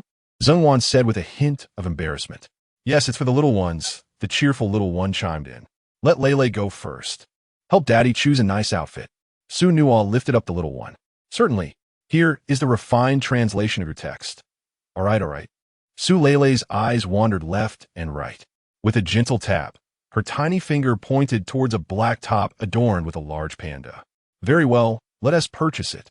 Xu Nuo removed the short-sleeved shirt and said to Zhengwan, My dear, it's your turn now. Zhengwan nodded seriously, meticulously selecting items. After visiting 10 shops, she finally chose a shirt and a short-sleeve top for Xu Nuo. After enjoying lunch, with 180 yuan still in his pocket, the trio headed to the largest Children's South amusement park in the county. They spent 15 yuan to enjoy the slide, bumper cars, carousel, and building blocks. By 5 p.m., little short legs were tired, prompting Xu Nuo and the others to leave the amusement park. Xu Nuo, there is something I wish to discuss with you, Zhengwan remarked. This morning, while chatting with Xiao Nalin, she invited me to tonight's class reunion. Do you think I should attend? If you wish to go, then by all means. It wouldn't hurt to reconnect with old classmates. If you're concerned, I can accompany you, Xu Nuo replied. The affairs of the Hong family would take some time, so they might as well enjoy themselves a little longer. Once the coal business commenced, Xu Nuo would be quite occupied. However, the reunion might last quite late. Delaying our return home, Zhengwan added, No worries, we can stay overnight in the county. We can bring the cake home tomorrow. And it will be even fresher if we pick it up later, Xu Nuo suggested as he sought a hotel for the 2 women. Guno, why book a 35 yuan hotel when we could stay at a 5 yuan lodging? Zhengwan expressed her concern. There is a reason for the expense. Primarily, I want to provide you both with a better experience, Xu Nuo replied as he opened the door to their room. The interior of the room was spacious, featuring 3 distinct areas, a living room with a large sofa and tea table for brewing tea, an entertainment section with a television, and a bedroom with a large bed exceeding 2 meters. After placing the little short legs on the bed to sleep, Xu Nuo and the 2 women took turns bathing, then turned on the television. An hour later, the little one awoke. Dada, they're here. Xu Nuo entered the room. Lele, let's wash up first. He filled the bathtub with warm water and placed the little one inside. Dada, this is fun. The little one splashed joyfully in the tub. After bathing her, he led her to the entertainment area to watch television. Dada, there are people in the box. The little one, having never seen television before, was quite curious. This is called a television. The people inside are not real. They are performers captured beforehand for our viewing pleasure, Xu Nuo explained, picking up the remote to find the Children's channel, showing Hulu Wa. Su Lele clapped her hands at times, while at others, she fearfully hid behind Xu Nuo. There's still 20 minutes until dinner, Zhengwan reminded. Let us go, little one. We'll have dinner first, and then return to watch more television, Xu Nuo said. Dada, I don't want to leave, Lele pleaded, reluctant to part from the captivating screen. Xu Nuo looked at Zhengwan. You stay here with Lele. I could go on my own, she suggested. After a moment of contemplation, Xu Nuo nodded in agreement. The county is currently waging a vigorous campaign against crime, and no one dares to act unlawfully in broad daylight, especially since the hour has not yet turned dark. Moreover, that restaurant belongs to the Hong family, which holds a certain sentimental value for him. Take this mobile phone, and if anything arises, call this landline number, Xu Nuo instructed.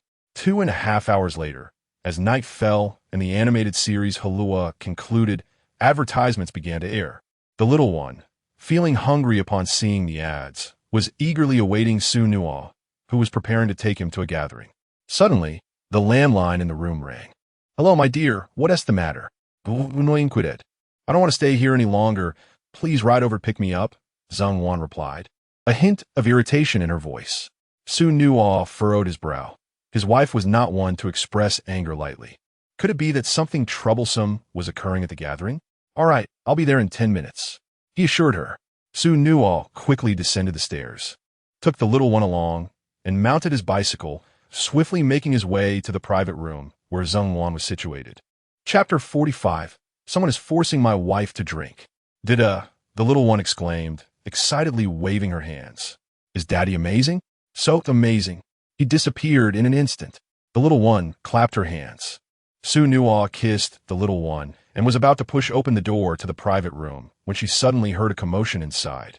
"Zhang Wan, I have liked you for a long time. You once said you wanted to study, but now that you're not in school, I have succeeded. Be with me, and I will treat you well. Together. Xu Nuo squinted her eyes. Su Lele, hearing the noise inside, chuckled, "Mommy." "Lele, don't speak. Let's listen carefully." Xu Nuo lowered her voice. After a moment's thought, she decided not to rush in. She wanted to see just how many were courting disaster. "Dada," the little one asked, her round eyes wide with curiosity.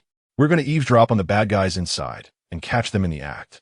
Lele, you must listen attentively too." Guno etplinet. The little one's eyes sparkled as she mimicked a salute from a TV show. "Received." "Sure." Xu Nuo placed her finger to her lips. "Sure." The little one also extended her tiny hand, placing it on her nose. At that moment, inside the room, "What are you making a fuss about?" "Zhang Wan already has a man." Xu Nuo recognized Xiao Nalin's voice. "Zhang, do you have a boyfriend?" The first male voice inquired. "She just has a boyfriend. If they break up, it's fine. With our Chengge, Zhang, you definitely won't lose out." The second male voice chimed in. "I not only have a boyfriend, I am married and have children. Please show some respect and refrain from playing such trivial games." Zhang Wan replied, displeased. "Xiao Wan, don't deceive me. I once inquired in your village, and the villagers said you weren't married. I also asked your parents, and they said you went out to work, and Haven Tea returned in 2 years." The third male voice stated, "Xiao Wan, do you know how hard I searched for you during these 2 years? I thought I would never see you again, but unexpectedly, you appeared tonight. I believe this is destiny. Xiao Wan, I have grown a lot over the years. Please give me a chance." "Indeed, Zhang. Brother Chun is now the manager of this restaurant. Following him, you will surely enjoy a life of luxury. Zhang, once you miss this opportunity, it will be gone. Do you not understand? I'm married," Zhang Wan said coldly. The man who professed his feelings continued, "It doesn't matter. You can get a divorce and marry me. I will take care of your child." "Your child? You are not worthy to raise him." Zhang Wan turned to leave, but was stopped. "Xiao Wan, don't be hasty. If you don't agree, that's fine. Let us continue playing games. It's a rare reunion of classmates. Let's have a drink," the suitor suggested. Zhang Wan furrowed her brow. "Shen Liangxin, that's enough." The fourth male voice spoke calmly. "Zhao Zwufeng, are you trying to compete with me?" The room fell silent. Hee. Su Lele, eavesdropping at the door, found it amusing and giggled. "Who is outside?" The people inside questioned. Suddenly, the little short-legged one covered her mouth in surprise. "Oh no, I've been discovered. Run. No need to flee. Let us enter the house." Xu Nuo had heard enough and pushed open the door, stepping inside. "Xu Nuo, you have arrived." Zhang Wan relaxed upon seeing him and quickly approached. One of the men attempted to block Zhang Wan, but Xu Nuo swiftly pushed him against the wall. Xu Nuo caught a whiff of alcohol on Zhang Wan. "My dear, have you been drinking?" he asked, frowning. "Guno, I didn't want to drink." And he insisted that I join them for a game of truth or dare, all of which are rather vulgar games that I despise. When Xu Nuo was absent, Zheng Wan refrained from speaking loudly, but upon his arrival, she showed no reservations and directly named the three culprits. These individuals had entirely tarnished the atmosphere of the reunion. The little short-legged one, influenced by Zheng Wan, spat at the three men. Tui, Tui, bad eggs. One of the men who had been pushed down retorted brusquely, "Who do you think you are? We are at a class reunion, and you are not welcome here. So, please leave," said another man pointed out by Zheng Wan. The man in a black leather jacket, with an oily middle part, remained silent but wore an unhappy expression. "Who am I?" Xu Nuo wrapped an arm around Zheng Wan and coldly replied, "I am Zheng Wan's husband." "Xu Nuo, what are you doing?" Zheng Wan blushed. Xu Nuo handed the child to Zheng Wan and approached the table, lifting it with one hand. "This gathering is not worth holding." "What are you doing?" One shouted. "I remember now. Who has such a loud mouth? Isn't this Xu Nuo?" "After dropping out, where are you working now? Aren't you the one who was once top of the class, but has now become a ruffian?" The man with the middle part sneered. "What give you the right to compete for Zheng Wan?" "Shen Liangxin, you three are drunk tonight. Hurry back." Xiao Naolin stood up. "What's wrong? Are you worried? I know your boyfriend. If I tell him you still have feelings for another man, do you think he will still marry you?" The man with the middle part mocked. Xiao Naolin was instantly taken aback. "Shen Liangxin, don't think that just because you've had a bit to drink you can do as you please. Apologize now, and you still have a chance to redeem yourself." Xu Nuo stated expressionlessly. "A chance to redeem myself? If I recall correctly, you're a drunkard and a gambler, right? In that case, I will give you 500 yuan to leave Zheng Wan alone." Shen Liangxin pulled out 5 bills. Xu Nuo scanned the 15 people present. Most remained silent. He strode directly in front of Shen Liangxin. "I never expected you to be this kind of Xu Nuo. Kneel and call me brother, and I will give you an extra 100, a lackey beside," Shen Liangxin taunted. Without hesitation, Xu Nuo stepped on the lackey's foot. Just as the lackey was about to retaliate, Xu Nuo slapped him, sending him rolling away to lie down and sleep. Perhaps fueled by alcohol, another lackey advanced rather than retreating, aiming a kick at Xu Nuo. Xu Nuo seized the man's leg and retaliated with a swift kick, sending him crashing against the wall, unable to rise again. "How crude! Xu Nuo, have you abandoned the scholar within you?" Shen Liangxin scolded. Yet in the next moment, he found himself at a loss for words, for Xu Nuo had delivered a kick to him as well, leaving him kneeling on the ground, grimacing in agony. Xu Nuo crouched down, grasping Shen Liangxin's hair. "Given your inebriated state, I shall grant you a mere trivial lesson this time, should there be a next occasion. Do not expect me to show mercy." The commotion in the room attracted the attention of the outside world, prompting a waiter to enter. Upon seeing the newcomer, Shen Liangxin's confidence surged. "Xu Nuo, I warn you, your time is up." He hastily addressed the waiter. "I am the manager of the logistics department.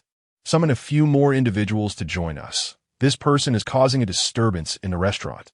Restrain him." Chapter 46. The worries of a wife as the restaurant staff stepped outside to summon assistance. Zheng Wan anxiously approached and grasped Xu Nuo's arm. Xu Nuo felt a surge of joy within. At home, Zheng Wan treated him with indifference, yet in public, she was quite protective of him. At that moment, Su Lei, emulating her mother, tightly clutched Xu Nuo's arm with her tiny hands. "Don't be afraid, Daddy, I'll protect you," she exclaimed, giggling as if they were engaged in a delightful game. Xu Nuo chuckled, sensing that the little one believed in his strength, as long as he was by her side. She felt entirely secure. He gently patted Zheng Wan's hand, signaling her to relax. Before long, 5 servers entered the scene. "Sir, please come with us," the lead middle-aged server instructed. "Very well," Xu Nuo replied, and 3 of them followed the server outside. Shen Liangxin was immediately bewildered. If a fight did not ensue, would he not suffer in vain? "No, you cannot let Xu Nuo leave. He broke the dishes and assaulted someone. He must compensate tenfold," Shen Liangxin shouted. "Guno." One of the young male servers looked at Xu Nuo in astonishment. "Are you the hero, Xu Nuo?" Upon hearing this, Shen Liangxin suddenly felt a foreboding sense of dread. "Do you know me?" "Guno Inguidet Puzdet." "Suga, I'm a student working part-time here, and I know about your newspaper articles and reports." The young server replied excitedly. "Everyone, do not assist Shen Liangxin. We belong to the front desk, not the logistics department." Brother Xu is the hero who captured the bully woman maniac and a key figure in dismantling the He family. Let us not act rashly. There must be a reason behind this. The servers awaited further clarification. Brother Xu, what is going on? The young server asked. Chun Liangxin is a bully. He relies on his position as the manager of this restaurant. My wife does not drink, yet he conspired with 3 large men to force her to drink. And he even confessed his feelings for her in my presence, offering me 500 yuan to sell her to him. What do you think of such a person? Although Xu Nuo embellished the account, the essence of the truth remained intact. How outrageous! In this day and age, people have high moral standards and despise oppression, particularly against women. The 5 servers immediately picked up objects from the ground and hurled them at Chun Liangxin and his companions. Stop! You must cease this at once. Chun Liangxin exclaimed, alarmed. I'll have you know, I'm acquainted with the Hong family.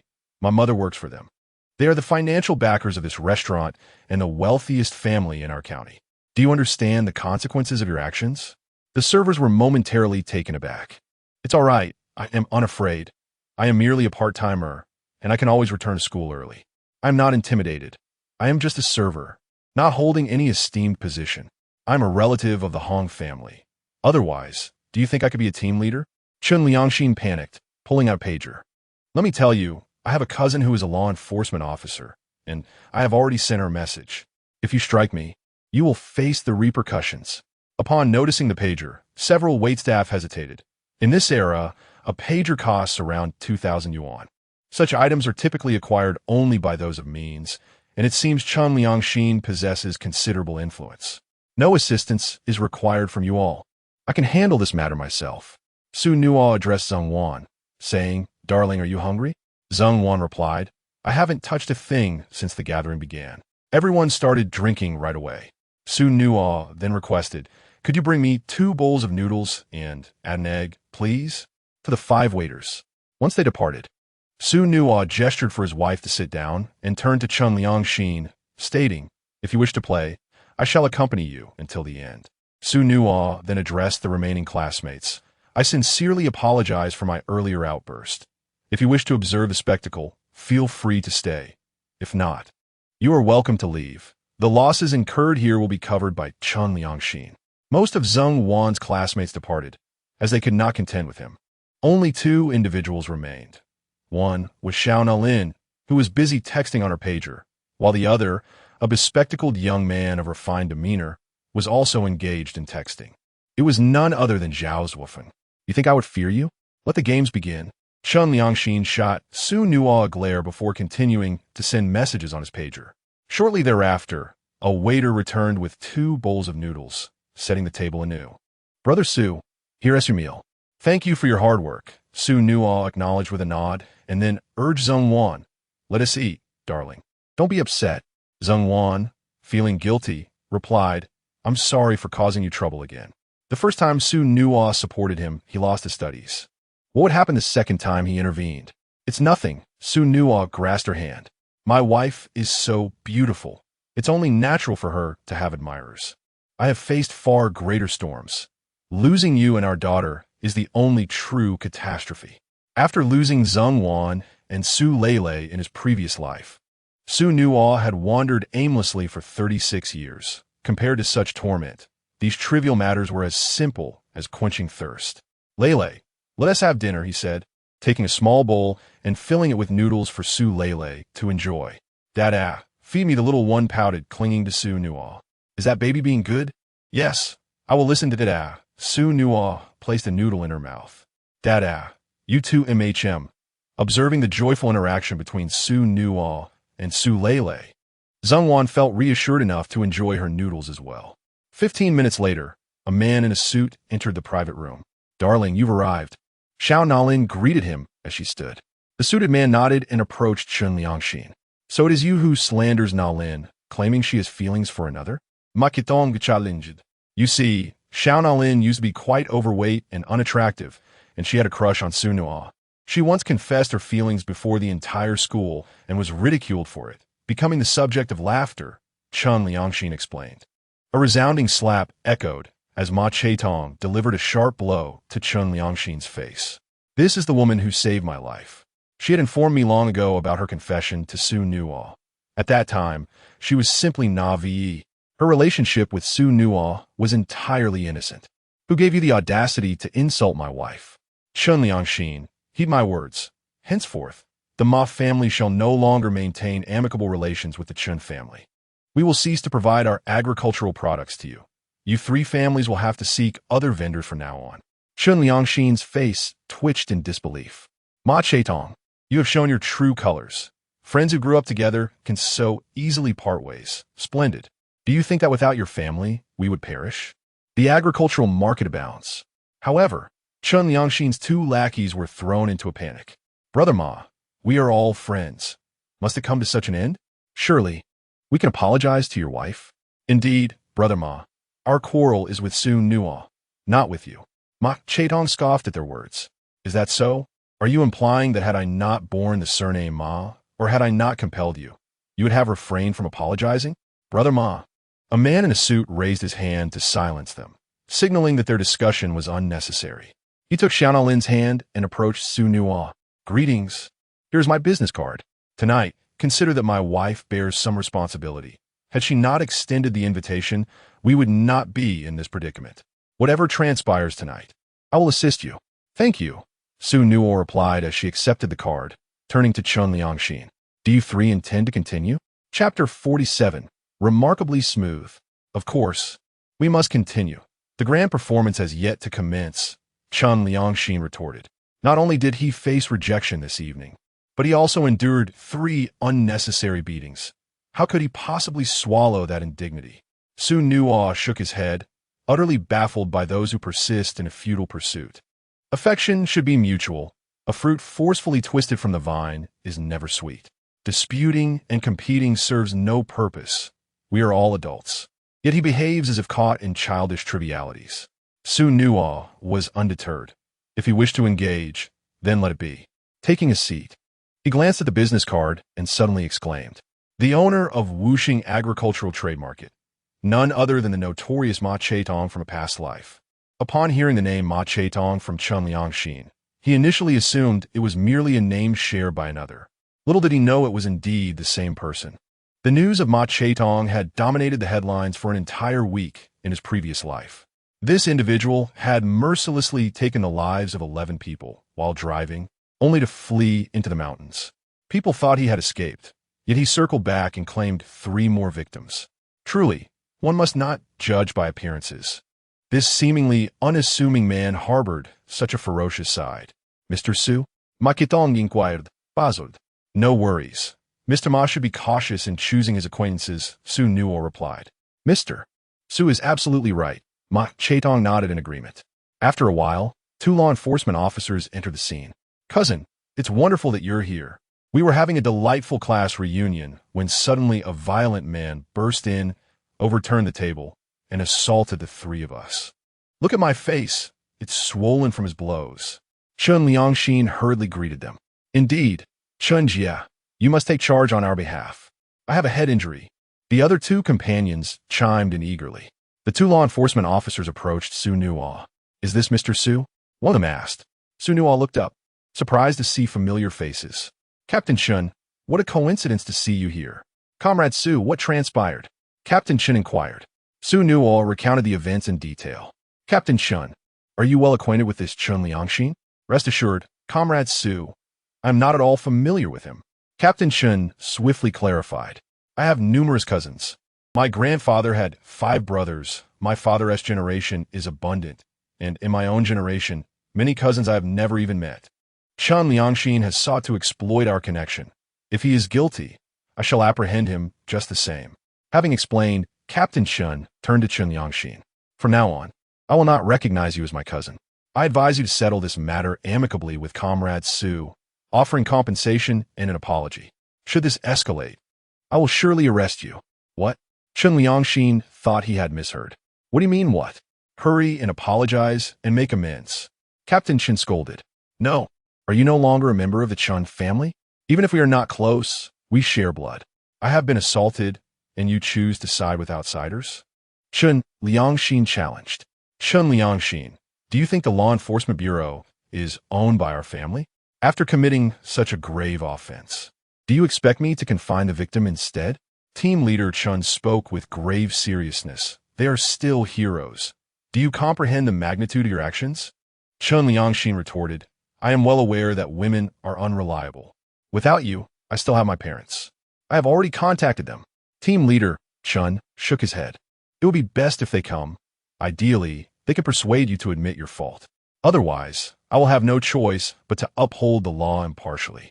After a while, Chun Liangxin's parents arrived, accompanied by 5 bodyguards. Dad, Mom, I've been assaulted. Chun Liangxin lamented. Who dares to act so brazenly? Chun's father raised his voice. It's Xu Nuo, that ruffian. Chun Liangxin pointed at Xu Nuo. Chun's father turned to Xu Nuo. Quickly, kneel before me.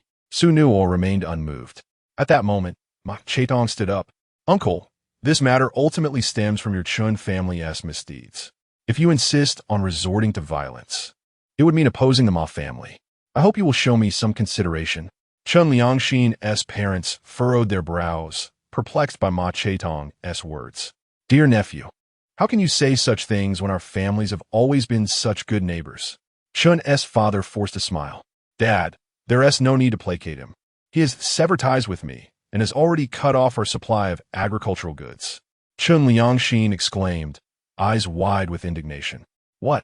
Chun's father was taken aback and immediately slapped Chun Liangxin twice. Dad, what are you doing? Chun Liangxin felt aggrieved, but his father ignored him, instead addressing Ma Cheitong. Dear nephew, is this enough? If not, I can allow you to strike a few more times. A good business relationship cannot simply be terminated. Ma Cheitong glanced at Chun Liangxin, but did not approach. Uncle, tonight is merely a trigger. You have taken advantage of our relationship to purchase goods from us at a low price, only to sell them at a higher price to others, even exploiting our connection for personal gain. Others believe it was us, tarnishing our reputation. Now that I have severed ties with you, it is to grant you dignity. If this escalates, all matters will be brought to light. Chun's father's expression darkened as he cast a glance filled with resentment towards Xu Nuo. Uncle, vergeting Xu Nuo is unlawful.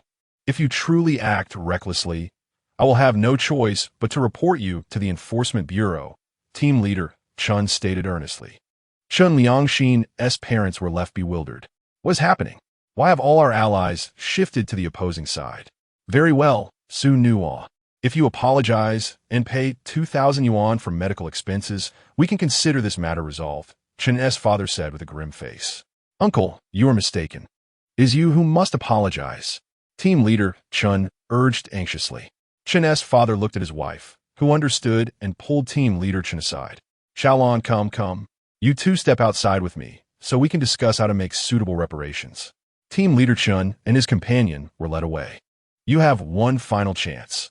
Compensate or face the consequences. Chun's father commanded. Xu Nuo remained indifferent. Very well, Chun's father signaled to the bodyguards. Ensure there are no visible injuries. Just as both sides were about to clash, a bespectacled man who had been sitting in the corner stood up, applauding.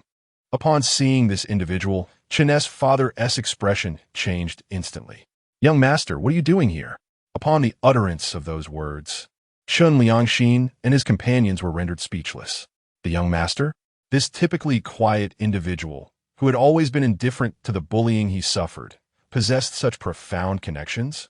Chun, is this how you employ the bodyguard for my family? Remarked the bespectacled youth with a hint of disdain. Chun's father felt an icy chill envelop him. Young master. The bespectacled youth raised a hand to halt his words. Go settle your wages. Starting tomorrow, you need not return to work. This pronouncement struck like a thunderclap. Young master, after so many years of service to the old master, you cannot dismiss me so lightly. Chen's father's complexion shifted dramatically. Cannot dismiss? What if I were to say otherwise? At that moment, a middle-aged man entered, accompanied by the two brothers, Hong Quanghua and Hong Xianghua. Old master, after all these years working for your family, I have not only contributed but also endured hardships. Remove him. The middle-aged man disregarded Chen's father's pleas, instructing the bodyguards to escort him out. Chapter 48. Unexpected Gains. The middle-aged man glanced at the bespectacled youth. Is everything all right? The youth shook his head and approached Xu Nuo. I also have a fondness for Zhengwan, but I never anticipated you would take advantage of the situation. You have done well. Here is my business card. Should you encounter any troubles, do not hesitate to reach out to me. Xu Nuo examined the card. Goodness, another acquaintance. He realized this was his greatest adversary from his previous life. He had been perplexed by the man's relentless pursuit of him, having never provoked him. It turned out to be for this reason. At the entrance, Chen's mother, gritting her teeth, addressed the Hong brothers. Mr. Hong, I have been your family's maid for many years. I implore you to advocate for my son. The root cause of all this turmoil is Xu Nuo. I demand he pays for his actions. Upon hearing this, the bespectacled youth turned to his father. Father, you must assist with this matter. If you agree, I shall return to inherit the family business. Very well, this is your word, replied the middle-aged man, then turned to the Hong brothers. Dear brothers, I hope you can grant me this favor. I have acquiesced to your requests and trust you will handle this situation appropriately. Rest assured, Brother Zhao, we will resolve this matter, even without your intervention. Hong Xiangwa led the Zhao father and son away for tea, while Hong Quangwood disregarded the maid and turned to Xu Nuo. My dear brother, you are truly my lucky star. Without you, Brother Zhao would not dare to offend others or agree to protect our interests. What transpired here? Hong Xiangwa's words drained the color from Chen Liangxin's face. Xu Nuo recounted how Chen Liangxin had coerced Zheng Wan into drinking and marrying, humiliating him in the process. The situation escalated due to Chen Liangxin's malicious accusations, which prompted him to summon the waiter, Chen Lan, and his parents to pressure him. As Hong Xiangwa listened, his expression darkened. My dear brother, I owe you an apology. He turned to Chen Liangxin and his mother. You no longer need this maid. As for you, manager, your relationship with the Ma family has soured, and with no source of goods, you need not continue as the logistics manager. You have harmed Brother Su and offended many on my behalf, resulting in substantial losses. If you do not provide 6,000 yuan in compensation, I shall take legal action against you. Chen's mother was so frightened that she immediately knelt down. Mr. Hong, please don't. Chen Liangxin followed suit, kneeling before him.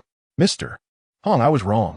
Seeing that Hong Xiangwa was unyielding, Chen Liangxin turned to Xu Nuo and bowed deeply. Brother Su, I was in the wrong. Please do not treat me this way. I implore you to speak on my behalf. I shall never again lay eyes on Zheng Wan. Xu Nuo, une entristade, adressée en Qianggu. Brother Hong, I appreciate your assistance. What trouble is this? If anything, I have caused my brother some inconvenience. Hong Xiangwa replied as he summoned a waiter. Make your choice. Will you act voluntarily, or shall I have my lawyer send a formal notice? Chen Liangxin and his mother could only place their hopes on Chen Lan.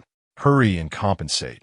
Assaulting a woman is a serious crime, and the losses inflicted on the Hong family's restaurant can vary greatly. It would be wise to settle now. Should this escalate, you could face up to 15 years in prison, Chen Lan warned. Mother, you must save me. Chen Liangxin panicked. We will compensate. Chen's mother stepped out to withdraw money and handed it over to Hong Quangwa, who then gave 5,000 to Xu Nuo. My dear brother, once the issues at home are resolved, I will come looking for you. In the meantime, see if anyone is willing to join us for work. I can guarantee a minimum of 10 yuan a day. All right, Xu Nuo replied.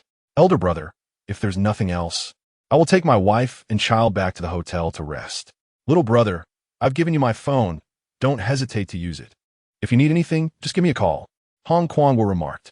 Chen Liangxin and his companions were taken aback. In 1988, mobile phones were a rarity, priced over 18,000 yuan. The relationship between the Hong family and Xu Nuo was indeed extraordinary. Chen Liangxin's 2 lackeys instantly despised him. Damn it, our store relies entirely on the Ma family. Without their support, we are finished, and you won't fare any better.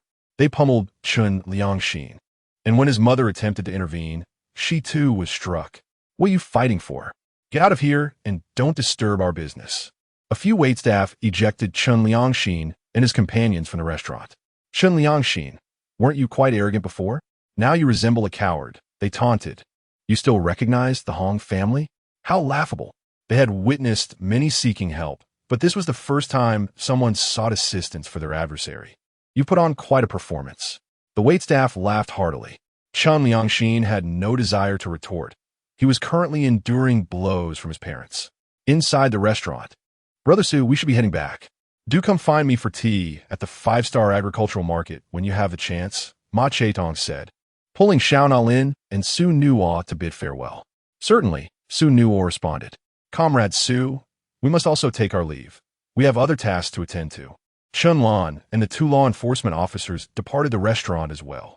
After bidding farewell to everyone, Xu Nuo and his companions set off back to the hotel. Xu Nuo, thank you. Zhengwan expressed her gratitude. After all I've done for you, are you only going to say thank you? Bu Nuo contended. Then I suppose I'm permitted to pursue you, right? Zhengwan pressed eagerly. Does such a thing require your permission?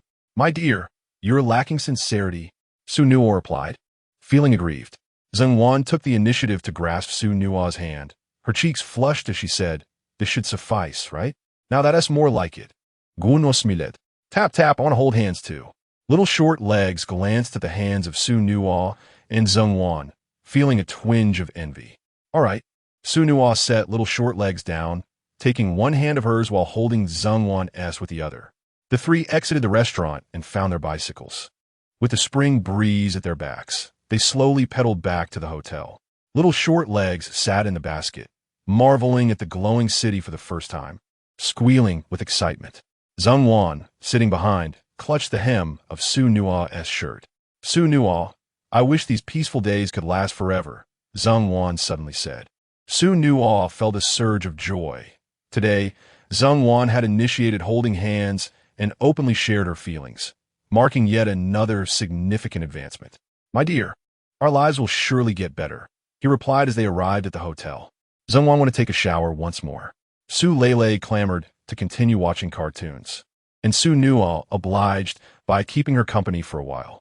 Suddenly, Xu Nuo let out a hiccup and asked Zhengwan, who had just finished bathing, to accompany Su Lele in front of the television. He then retreated into the bathroom, rinsing himself with cold water. In the dead of night, as he lay in bed, Xu Nuo tossed and turned, unable to find rest. Xu Nuo, what is wrong? Your forehead is drenched in cold sweat, Zhengwan said anxiously. My dear, it seems I am experiencing withdrawal symptoms from quitting alcohol, Xu Nuo confessed after a moment of contemplation. The first time his body reacted, he thought it was merely a cold, but as the episodes continued, he realized it was not an illness. At this moment, he acknowledged that he was indeed facing difficulties stemming from his decision to abstain from alcohol. What sort of reaction? He explained, it is simply that I had consumed too much alcohol before, and suddenly ceasing all intake leads to a profound sense of discomfort. Perhaps you should drink a little? Zhengwan suggested. All right, let's have a bit then. But let me clarify, it is not out of a desire to indulge, rather. It is a necessary process in my journey to sobriety, Xu Nuo insisted earnestly. I believe you, she replied. Chapter 49, Buying a Television. Having received permission from Zhengwan, Xu Nuo hurried downstairs and found a local tavern, purchasing 5 jin of sweet rice wine with a low alcohol content. My dear, this is glutinous rice wine. Sweet in taste. After savoring a cup, Xu Nuo felt significantly more at ease. The next day, as Xu Nuo opened his eyes, he realized it was already late. The clock read 10 in the morning.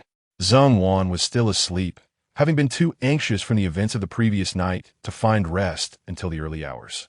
Turning his attention to Su Lele in the middle of the bed, he noticed she was already awake, not crying or fussing, but gazing at him with her round eyes, offering him a silent smile. Quietly, Xu Nuo arose and scooped up the little one with short legs. Dada Mama is sleeping in the sun, is tickling, the little one murmured. Typically, when she dawdled in bed, Xu Nuo would tease her, saying that if she slept too late, the sun would come in and tickle her. This time, she had caught him in a playful contradiction. Sweetheart, when did you wake up? Buno inquired. A long time ago, the little one glanced around and whispered, I blocked the sun from tickling Dada. It would have tickled me. The sun tickled you? Is her bottom red? Suddenly, she recalled something and began to whimper. What is wrong, my dear? Mama, the little one looked toward the corner of the room, realizing in that moment that she hadn't protected her mother. Do not cry, my love. Daddy and Mama are good friends with the sun. We can ask for a break. Xu Nuo pondered for a moment before responding. Upon hearing this, Su Lele exclaimed, Dada, I want to ask the sun for a break too. The sun only allows adults to ask for breaks. You must grow up first before you can make such requests. Oh, come, come. Let us wash our faces and brush our teeth. Xu Nuo guided the little one through her morning routine and helped her put on her shoes. Dada, let us watch television, the little one urged. Do you enjoy watching television so much? Yes, yes. If you love watching it, then let us buy you a colorful television. Xu Nuo declared with enthusiasm. In 1988, a color television would typically cost around 2,000 yuan, a considerable sum for an average person. Yet Xu Nuo was now in a position to afford it. Yet the little one joyfully ran in circles. Xu Nuo placed her on the sofa and turned on the television. Lele, Daddy is going to buy breakfast. You must stay put, all right? Descending the stairs, Xu Nuo purchased 2 servings of wonton noodles, along with 2 duck feet and 3 boiled eggs. Upon his return, Zheng Wan was still asleep, while the little one was intently watching television, not even noticing Xu Nuo's presence beside her. Rather than calling out to her, he took out a boiled egg and waved it in front of her. Dada smelling the delightful aroma, the little one turned, reaching out for the food. First, let us wash our hands, and then we can eat in the living room, after which we shall return to watch television. Having washed their hands, they made their way to the guest area where Xu Nuo served a portion of noodles to Xu Lele and peeled an egg for her. Eat slowly, my dear. Yum. The little one took a bite of the egg and joyfully wiggled her body. Mama? The little one suddenly turned her head to ask. I want to wake my mother. Xu Nuo entered the room, gazing at the beautiful woman in slumber, and leaned in to plant a kiss on her. Darling, it's time to rise. Zheng Wan, still in a haze, turned over but did not awaken. Little sleepyhead, Guno bin Dong. Lifting Zheng Wan into his arms and kissed her again. Zheng Wan blushed, yet her eyes remained shut. Since his wife did not stir, he decided to relent. Zheng Wan immediately opened her eyes, discovering Xu Nuo chuckling to himself, and she huffed in response. Xu Nuo, you're being mischievous. Put me down. All right, no more fussing. If you fall, I'll have to carry you to freshen up. The two made their way to the washroom. You can set me down now, Zheng Wan whispered. Breakfast is ready. I'm waiting for you and the baby. At noon, Xu Nuo reluctantly led Xu Lele to check out. The little one adored television, and today was her birthday. He intended to gift her a color television as a present. Du Nuo said, though he currently had 11,000 yuan in hand. He anticipated a busy period ahead. Thus he resolved to postpone building a house for the time being. It would be prudent to indulge the little one's wishes. Zheng Wan nodded in agreement. Buy a TV. Buy a TV. The little short legs chanted as they walked. The trio initially set aside 2,000 yuan for cake and groceries, then purchased an 18-inch television and a DVD player for 200 yuan, with the shopkeeper generously including 10 classic animated DVDs. Could you assist us in installing the satellite dish? Xu Nuo requested. The satellite dish, known as a Tianhua, became essential in 1988 when ground signal stations were inadequate, enabling television broadcasts through satellite signals. Upon returning home, they set up the television. Da-da, ya-ya, the little one shouted, pointing at the television. Our television is clearer than the one at the hotel, Xu Nuo explained. The little one nodded eagerly. Let's watch cartoons. Our family is the first in the village to own a television. With this, you and your mother will never feel bored at home, Xu Nuo assured Zheng Wan. That evening, Xu Nuo invited his parents and some relatives to celebrate Xu Lele's birthday. The following day, Xu Nuo met with the village head of Huangshan Village, requesting the village committee's assistance in conveying that he had a mining job available, requiring strong men with a guaranteed daily wage of 10 yuan, with the potential for more based on labor. After briefing the village head, Xu Nuo proceeded to Huangshan Village, where he informed Wang how about the job opportunity. Xu Nuo then continued to his next destination. Having navigated the roads for 2 years, he had not gained much, but had made numerous acquaintances. After a few days, enthusiasm ran high. The guaranteed 10 yuan a day amounted to 300 yuan a month, a staggering 6-fold increase compared to their usual monthly salary of 50 yuan. Guno, has the sweet wine run out? Are you feeling better? Should I buy you some more? Zheng Wan inquired. I'm much improved. The first cycle has concluded. We'll see about any recurrence next time. Another day passed. Xu Nuo received a call from Hong Kuanghua, who informed him that the Hong family decided to invest, with the coal mine project being led by Hong Quanghua, who invited Xu Nuo to join him in acquiring the mountain. After hanging up the phone, Xu Nuo promised to find Zheng Wan. "My dear, I'm stepping out to earn a living. I may not return until late tonight, so please do not prepare dinner for me. Take care of yourself and enjoy a good meal outside. Do not overexert yourself." "Understood," came the reply. As Xu Nuo stepped outside, a tiny figure trailed behind. You haven't given me a hug yet." Almost forgetting the little one, Xu Nuo scooped up Su Lei. "You must listen to your mother at home. Do you understand? Be sure to return home early, all right?" The little one planted a kiss on Xu Nuo's cheek. With a smile, Xu Nuo twirled around with the little one in his arms before reluctantly stepping out. Upon arriving in the county, Xu Nuo met with Hong Quanghua, who was accompanied by a business partner and 5 bodyguards. Chapter 50. A commission of 30,000. "Brother, you have arrived." Hong Quanghua greeted Xu Nuo with a handshake. "Hong Leoj, I have gathered the men. They are all robust individuals, and mining will surely pose no challenge," Xu Nuo replied.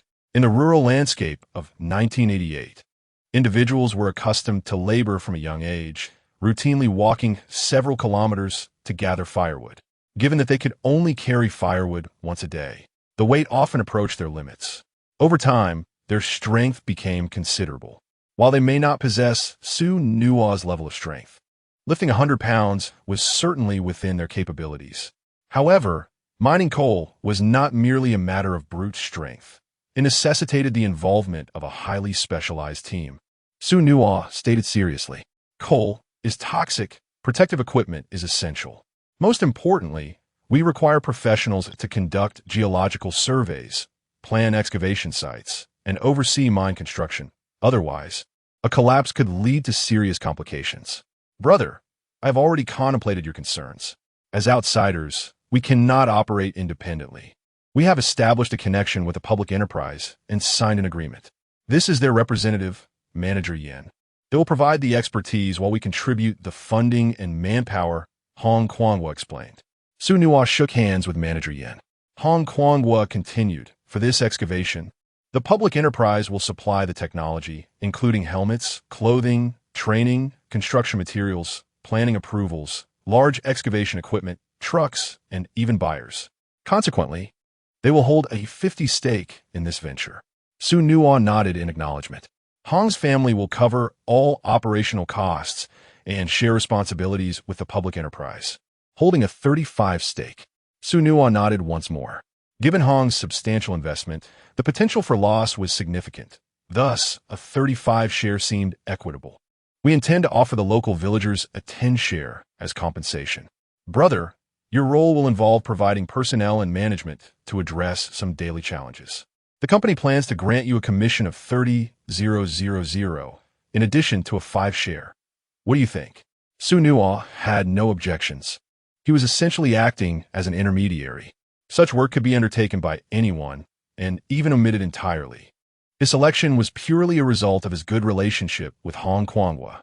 "All right, since you agree, let us proceed to the village together." The group summoned the public enterprise's technical personnel and boarded 3 vans. On the journey, Hong Quanghua shared the current challenges. First, a few days prior, the technical experts attempted to visit the sulfur village to assess the coal reserves, but the local villagers denied them entry, resulting in failure. Second, mining operations would impact the local community, necessitating negotiations for the villagers' relocation. Only with their consent could construction commence. Xu Nuo understood, realizing why the commission was substantial. Formidable issues awaited him. However, Sulphur Village? Wasn't it the hometown of his good friend, He Xiangyang? Recently, he had sent the latter 2,000 yuan. He wondered if he was still home. 2.5 hours later, Xu Nuo, along with Hong Quanghua and the public enterprise representatives, entered the village. "Not you again. We have already stated that we will not sell our forest land to you," an elderly villager shouted, clutching his chest and erupting into a violent cough. Xu Nuo noticed that the old man's fingers were clubbed, with thickened tips and slightly calcified joints, an unsightly sight. Suddenly, an idea struck him. He approached the elder and said, "Elder, I am not here to buy the mountain. I am a brother of He Xiangyang, seeking him. I am unsure if he is in the village. The old man scrutinized Xu Nuo from head to toe. You are the heroic Xu Nuo? Xiangyang spoke of you? Xu Nuo was intrigued. This lad often mentioned you, claiming you were his best friend. Just days ago, he recounted your valiant deeds in the county and referred to you as his benefactor. The elder pointed in a direction. The He family is over there, in the most dilapidated house. Elder, I have not seen Xiangyang for quite some time. The last meeting was brief. I thought the He family had prospered and purchased a house in the county. How did they fall into such dire circumstances? Xu Nuo continued. Do not mention it. Xiangyang's grandfather and parents fell ill, leading to the sale of their county house. They could only return home to recuperate. The elder shook his head. In these times, houses in the county are not particularly expensive. Even the cheapest ones cost over 3,000 yuan. This sum is indeed insufficient for medical treatment. Realizing that the elder's begging was for the purpose of treating his ailing parents rather than being involved in any nefarious organization, Xu Nuo felt a significant alleviation of guilt. Had he been the cause of their plight, he would have been at a loss as to how to repay them. Thank you, elder. After bidding farewell to the old man, Xu Nuo led the group onward, observing the villagers along the way. The more he saw, the more resolute he became in his convictions. Hong Leoj, could you please make a call home and summon some doctors? Hong Kuanghua, with a flash of inspiration, slapped his thigh. As expected of my younger brother, you've instantly devised a strategy. Addressing issues individually is indeed a prudent approach. If we can heal the elder of the He family, using them as a breakthrough, perhaps we can accomplish our relocation task within 2 years. Brother, what is our relocation compensation plan? Xu Nuo inquired. The preliminary plan is to adhere to national standards, providing each household in the county with a house. The fir trees and farmland in their village will be purchased at market price, granting them a 10% stake, Hong Kuanghua explained. Additionally, I will leverage my connections to secure jobs for them in the restaurants and factories beneath Hong's family. Du Nuo nodded. You can begin coordinating with the finance department. With a stroke of luck, we might finalize the arrangements in the coming days. Really? Is that true? Relocating an entire village is no simple feat, especially with some of the older residents being quite obstinate, Hong Kuanghua remarked. Let's give it a try. The majority will prevail. I am confident in securing the village committee's vote. Undoubtedly, most will choose to leave, and we can initiate preliminary work, Xu Nuo asserted. Seeing Xu Nuo's determination, Hong Kuanghua promptly dialed Hong Xinghua, requesting him to bring over some doctors. Soon, Xu Nuo and his companions arrived at Xiangyang's home. Xiangyang, are you home? It is Xu Nuo. Xu Nuo knocked on the door. After a long silence, the door creaked open, revealing a gaunt young man with sunken eyes, who locked gazes with Xu Nuo before quickly lowering his head. Beside him stood a little girl with wide, curious eyes, gazing intently at Xu Nuo. Are you Xu Nuo? She inquired. I'm Du Nuo. And what is your name, little sister? Upon noticing her frail appearance, Xu Nuo was instantly reminded of his own daughter, and a wave of compassion washed over him. Brother Xu Nuo, my name is Yun Kai, like the clouds in the sky, the little girl replied. Zun Kai, what grade are you in? How many characters can you recognize? Xu Nuo asked. I used to be in the 2nd grade, but I'm not studying anymore. My brother needs to earn money, so I stay home to take care of my grandfather and my parents, she explained. Wow, Yin Kai is so well-behaved, Xu Nuo said, offering her the fruit he had purchased. Just then, Xiangyang spoke up. Brother Xu, I am sorry. I have used your money and cannot repay it. Chapter 51, Progressing Smoothly. Xiangyang, we are brothers. Why speak of such things? Xu Nuo said earnestly. There is something I must convey to you. We cannot remain in this village. Why? Xiangyang inquired, puzzled. I will reveal the answer once the doctor arrives. For now, I kindly ask you to gather everyone in the village. I have an important announcement to make, Xu Nuo replied. Without hesitation, Xiangyang responded. When our family was prosperous, we often assisted other villagers. Although that may not be much, we do possess some reputation. He then stepped outside to call for the villagers. An hour later, a crowd had gathered in the village square. Suge, everyone is here, Xiangyang reported. Hong Leoj, has the doctor arrived? Xu Nuo asked. Yes, he has. Good. Let us begin. Xu Nuo approached the square, his confidence growing upon seeing the villagers gathered. Fellow villagers, I am Xu Nuo. and I come with a significant matter to discuss with you all. First and foremost, I have invited a doctor to conduct a free medical consultation for everyone.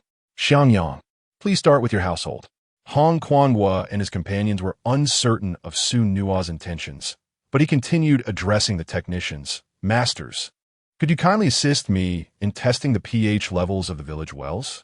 By noon, the examinations were concluded. Most villagers appeared anxious.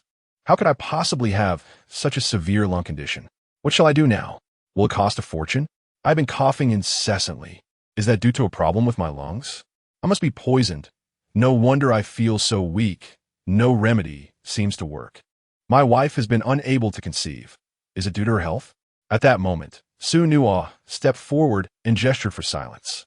Dear villagers, you're likely aware of the expert diagnoses from the county hospital. Now, I will explain why you're suffering from these ailments. Xu Nuo produced a test strip. Behold, this is pH test paper. From this strip, you can see that the water you consume is acidic. Your persistent coughs and various skin ailments arise from silicosis, a result of the mines in our village. Over the years, geological changes have caused these mines to surface. You have been inhaling toxic gases and drinking contaminated water. My dear brother Xiangyang's family exemplifies this. Chronic illnesses may not seem severe, yet the damage is ongoing. If this continues, not only will your lifespans be shortened, but your descendants may also suffer deformities. Due to Xiangyang's influence, the villagers largely believed Xu Nuo. Upon hearing his words, panic ensued. What shall we do? Our livelihoods are here. Where can we go? Indeed, even if we wish to relocate, we lack the funds. Even without money, we must leave. So my child's deformity is due to this, not a curse upon my family. Xu Nuo once again signaled for quiet. Everyone, an opportunity lies before you. The local government and a corporation are preparing to mine in this area. Xu Nuo outlined the terms proposed by Hong Guanghua. I would like to add an additional condition. Once the mine is established, you shall have the opportunity to work here, starting at a daily wage of 10 yuan. Please deliberate this matter thoroughly upon your return.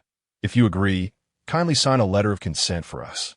The conditions proposed by Xu Nuo are not unfair to the villagers. They lack the means to exploit the coal mines independently, nor can they relocate.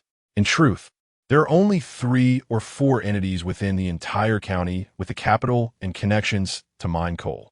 In this era, offering a house, compensation, and shares, alongside providing free employment, is a privilege seldom afforded by companies. Particularly, given the threat to the villagers' lives necessitating their departure, Xu Nuo and his associates could have offered less. Yet they chose to maintain a sincere approach. Dear friends, should you reach a consensus within 2 days, I will present an additional condition, Hong Guanghua added. My family's expert can assist in providing medication to alleviate health conditions. This statement prompted many families with severe illnesses to agree on the spot. Xu, you truly are remarkable.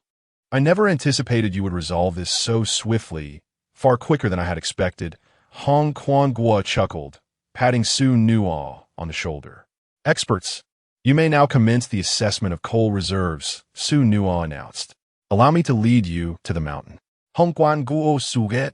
One technician shook his head, stating, if even the water sources are contaminated, it indicates that coal is not only present in the ancestral mountains of the village.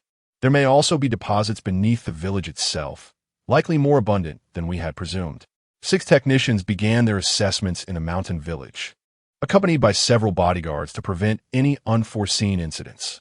Xu Nuo, Hong Guanghua, and manager Yin could not be of assistance and had to wait in place. Contemplating their next steps, Xu Nuo decided to visit Xiangyang's home. Xiangyang's father had gone to represent them in discussions, while Xiangyang remained at home. Brother Xu, thank you immensely. Your visit has been a tremendous help. We were previously unaware of the underlying reasons. Xiangyang expressed gratefully. We are brothers. There is no need to be overly formal, Xu Nuo replied. Are you still studying? He inquired. Xiangyang shook his head. Brother Xu, I stopped studying long ago. This is not your fault. It is due to my own reasons. I have long recognized that Hu Pengzi and his group were not of good character. When you invited me to join you, I was cowardly and fled midway. I failed to pull you out of that den of iniquity. I was not a good brother. He Xiangyang lamented. Had you continued your studies, you would surely be attending university in the capital by now. Let bygones be bygones. We shall not dwell on the past. Dunwood market. If the villagers agree to relocate and some are willing to mine, you shall lead a team, earning no less than 20 yuan a day. Thank you. Brother Su. 3 hours later, the majority expressed their agreement, though a few wished to ponder their decision.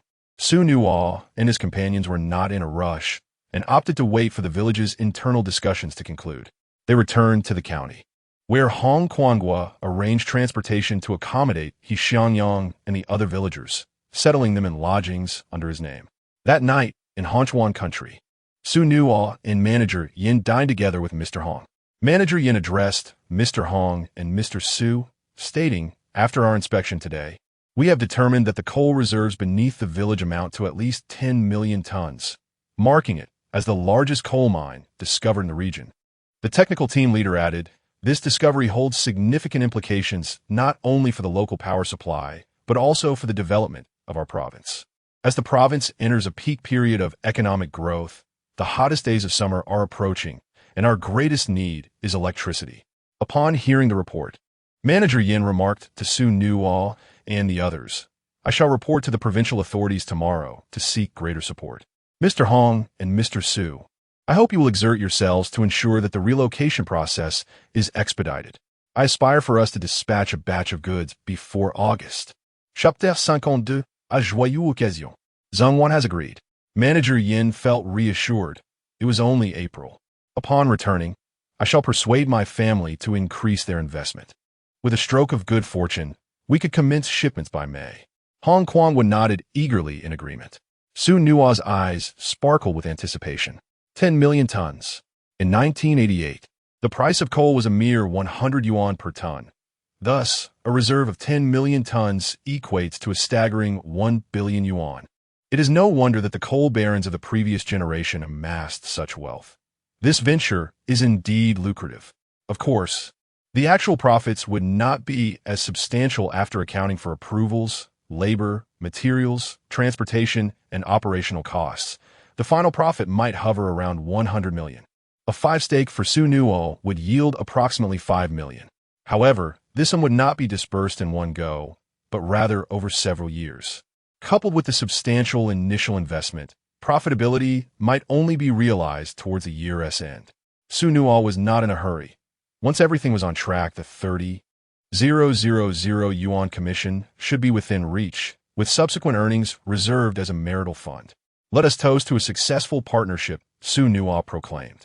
During the banquet, both parties engaged in jovial conversation, and Xu Nuo found himself obliged to share a drink with his counterpart. After the gathering, as Hong Kuangwa appeared somewhat inebriated, Xu Nuo assisted him down the stairs. He had consumed quite a bit, while Xu Nuo had refrained from drinking much due to his agreement with Zhongwan. Brother Hong, my apologies. I have recently taken to abstaining from alcohol, Xu Nuo said apologetically. Hong Wangwo patet Dunuo es shoulder. You are too modest. Without you, I fear I would never be able to hold my head high before my elder brother and father. To be frank, I have suffered losses in business for many years until I met you. My luck has turned for the better since we began collaborating. 1 billion.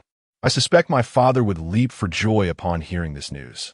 This time, I could secure at least 6 million from the Hong family as initial investment. Xu Nuo was momentarily taken aback.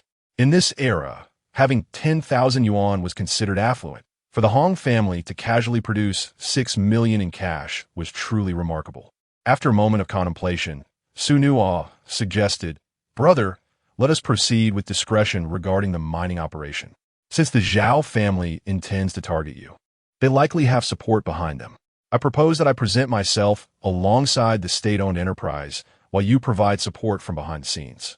As the project progresses, I shall keep you informed. What do you think? Hong Kuangwa nodded in agreement. I trust you to handle matters well, dear brother.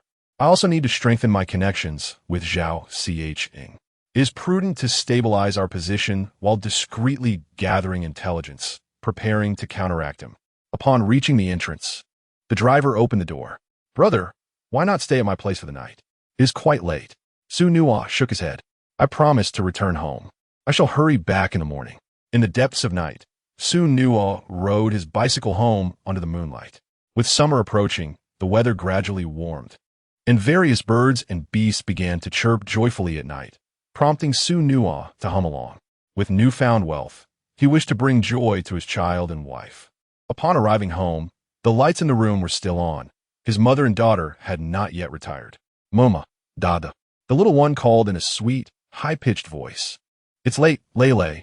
You should sleep now. Daddy won't be home just yet. Zheng Wan comforted. Yvonne told Dada, the little short-legged one exclaimed. You know, Daddy won't be home every day. If Daddy is not here, will you stop sleeping? Yvonne told Dada. The little one insisted, growing impatient. Hearing the voices of mother and daughter melted Xu Nuo's heart. Honey, Lele, I'm back. Dada, the little one exclaimed excitedly to Zheng Wan. Zheng Wan got out of bed, and the little one turned over, slowly placing her feet on the ground, then scampered after Zheng Wan as they left the room. Upon reaching the door, Zheng Wan opened it for Xu Nuo. The little one immediately started to whimper. Baby, what's wrong? Xu Nuo, thinking the little one had hurt her foot, quickly picked her up. The door. Xu Lele pointed her tiny finger at the door. What's wrong with the door? Xu Nuo inquired. It's the door. It's bullying Lele. Then we shall confront the door. Xu Nuo said, taking Xu Lele to the door and giving it a few taps. Wah wah wah, door. The little one continued to cry. Does the baby wish to open the door for Daddy? Xu Nuo asked. The little one stopped crying and nodded earnestly. All right. Xu Nuo set Xu Lele down, stepped outside, closed the door, and then knocked. Honey, Lele, I'm back. The little one giggled, her tiny fingers grasping the door frame as she gently pulled it open. Dada. Oh my. You're amazing, baby. No one opened the door for Daddy. Hee hee. Xu Lele danced joyfully. Let's go to sleep now. Xu Nuo took Zheng Wan's hand with his other. They climbed into bed. Sleep tight, baby. You've been so good tonight that Daddy will ask the sun for a favor to let you sleep in tomorrow. Xu Nuo said to his daughter in his arms. Yay, Dada is great. After lying in Xu Nuo's embrace for a while, the little one drifted into slumber. Honey, Xu Nuo called. Honey, what is it? Nothing. Just like calling you. Silly. Sleep now, and I'll tell you good news in the morning. Early the next morning, Zheng Wan rose early to prepare breakfast for Xu Nuo, and by the time he awoke, the meal was ready. Let us eat first, then we can head out, Zheng Wan said, helping Xu Nuo straighten his disheveled collar. Dear, from this mining venture, I will earn 30,000 in commission. It won't be long before we can build a 3-story villa, Xu Nuo remarked, looking at Zheng Wan. All right, let us build it, Zheng Wan replied, her cheeks slightly flushed. Hearing her agreement filled Xu Nuo with joy. I'll keep an eye on construction companies while I'm in the county and discuss it with you when I return. Since we have 30,000, let us also consider replacing my parents' house. It wouldn't be right for our descendants to live in a new home while the elders remain in a mud house. People would talk, Zheng Wan advised. I will heed my wife's words, Xu Nuo chuckled. Silly, what are you laughing at? Because I'm happy. My wife agreed to build the house. I won't talk to you anymore. Zheng Wan stepped out with little strides. Xu Nuo suddenly felt invigorated. He quickly finished his meal, grabbed some clean clothes, and bid farewell to Zheng Wan. My dear, this time I cannot ascertain when I shall return home. It may be several days before I do. Please keep this phone with you, and if you need anything, do not hesitate to call this number. Xu Nuo handed over Hong Qiang's phone number. Wishing you a safe journey. Du Nuo nodded, humming a cheerful tune as he set off on his bicycle to meet Hong Qiang. My brother, everything has gone even more smoothly than anticipated. I have secured the investment from the Hong family, an impressive sum of 8 million. Hong Qiang exclaimed, grinning. In a moment, I shall have my accountant, lawyer, and driver accompany you. Feel free to spend as you wish.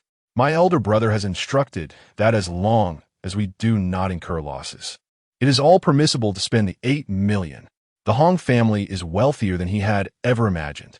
In his previous life, when Xu Nuo ventured to the province, he encountered numerous challenges that seemed to vanish effortlessly. At that time, he believed it was merely luck. Could it be that it was the Hong family's influence all along? After a moment of contemplation, Xu Nuo resolved to emulate his past endeavors. Once the coal business concluded, he would continue to broker the grand business dealings that he had pursued in his past life. My brother, my wife and children are at home. I have left your number with them. If anything arises, please inform me, Xu Nuo stated. Very well, no problem at all. Now, I must attend to matters. I will do my utmost to secure the villagers' consent before manager Yin returns with his report. Xu Nuo, accompanied by the Hong family's personnel, embarked on their journey to Sulphur Village. Chapter 53. The completion of the agreement signing. Sulphur Village is a remote hamlet, nestled amidst mountains, situated 120 kilometers from Lufeng County. The mountain roads are arduous and bumpy, causing several staff members from the Hong family, who are unaccustomed to travel, to experience headaches shortly after departure. In consideration of their discomfort, the vehicle's speed was kept moderate, with occasional stops to allow them to inhale the scent of orange peels for a boost of energy. After more than 3 hours of travel, they finally arrived. We're almost there, just a little longer, Xu Nuo reassured them. As they approached Sulphur Village, the winding mountain road revealed a succession of wooden houses. The village, rich in cedar trees, featured predominantly timber constructions, imparting a nostalgic ambience. Upon entering the village, Xu Nuo advised the women beside her, "Do not wander off. Stay close behind me. Rural areas are not as innocent as you might think, and getting lost can be perilous." The two younger women, delicate and seemingly city dwellers, appear to have limited understanding of rural life, while the countryside boasts genuine farmers. It is not devoid of rogues. Xu Nuo harbored concerns that they might be lured away and coerced into unwelcome situations. "Mr. Xu, rest assured, we will be fine. I have studied martial arts," one of the women assured him. Xu Nuo nodded and led the group to meet with the village committee, gathering the villagers. "Xiao Su, we have reached a consensus regarding the relocation. Most villagers agree, but some wish to return for farming or ancestral rights. Is it possible to refrain from acquiring all the land?" The village chief inquired. "Certainly. We only require the village and a few nearby hills. The reason for acquiring the remaining land is to facilitate your transition. If you have sentimental attachments, you may choose not to sell," Xu Nuo replied to the assembly. "Ladies and gentlemen, I have brought financial advisors, accountants, and lawyers. The sooner you sign, the sooner you will reap the benefits. If you sign today, we can purchase homes for you in the county within 3 days. Additionally, we will provide you with a travel allowance of 300 yuan.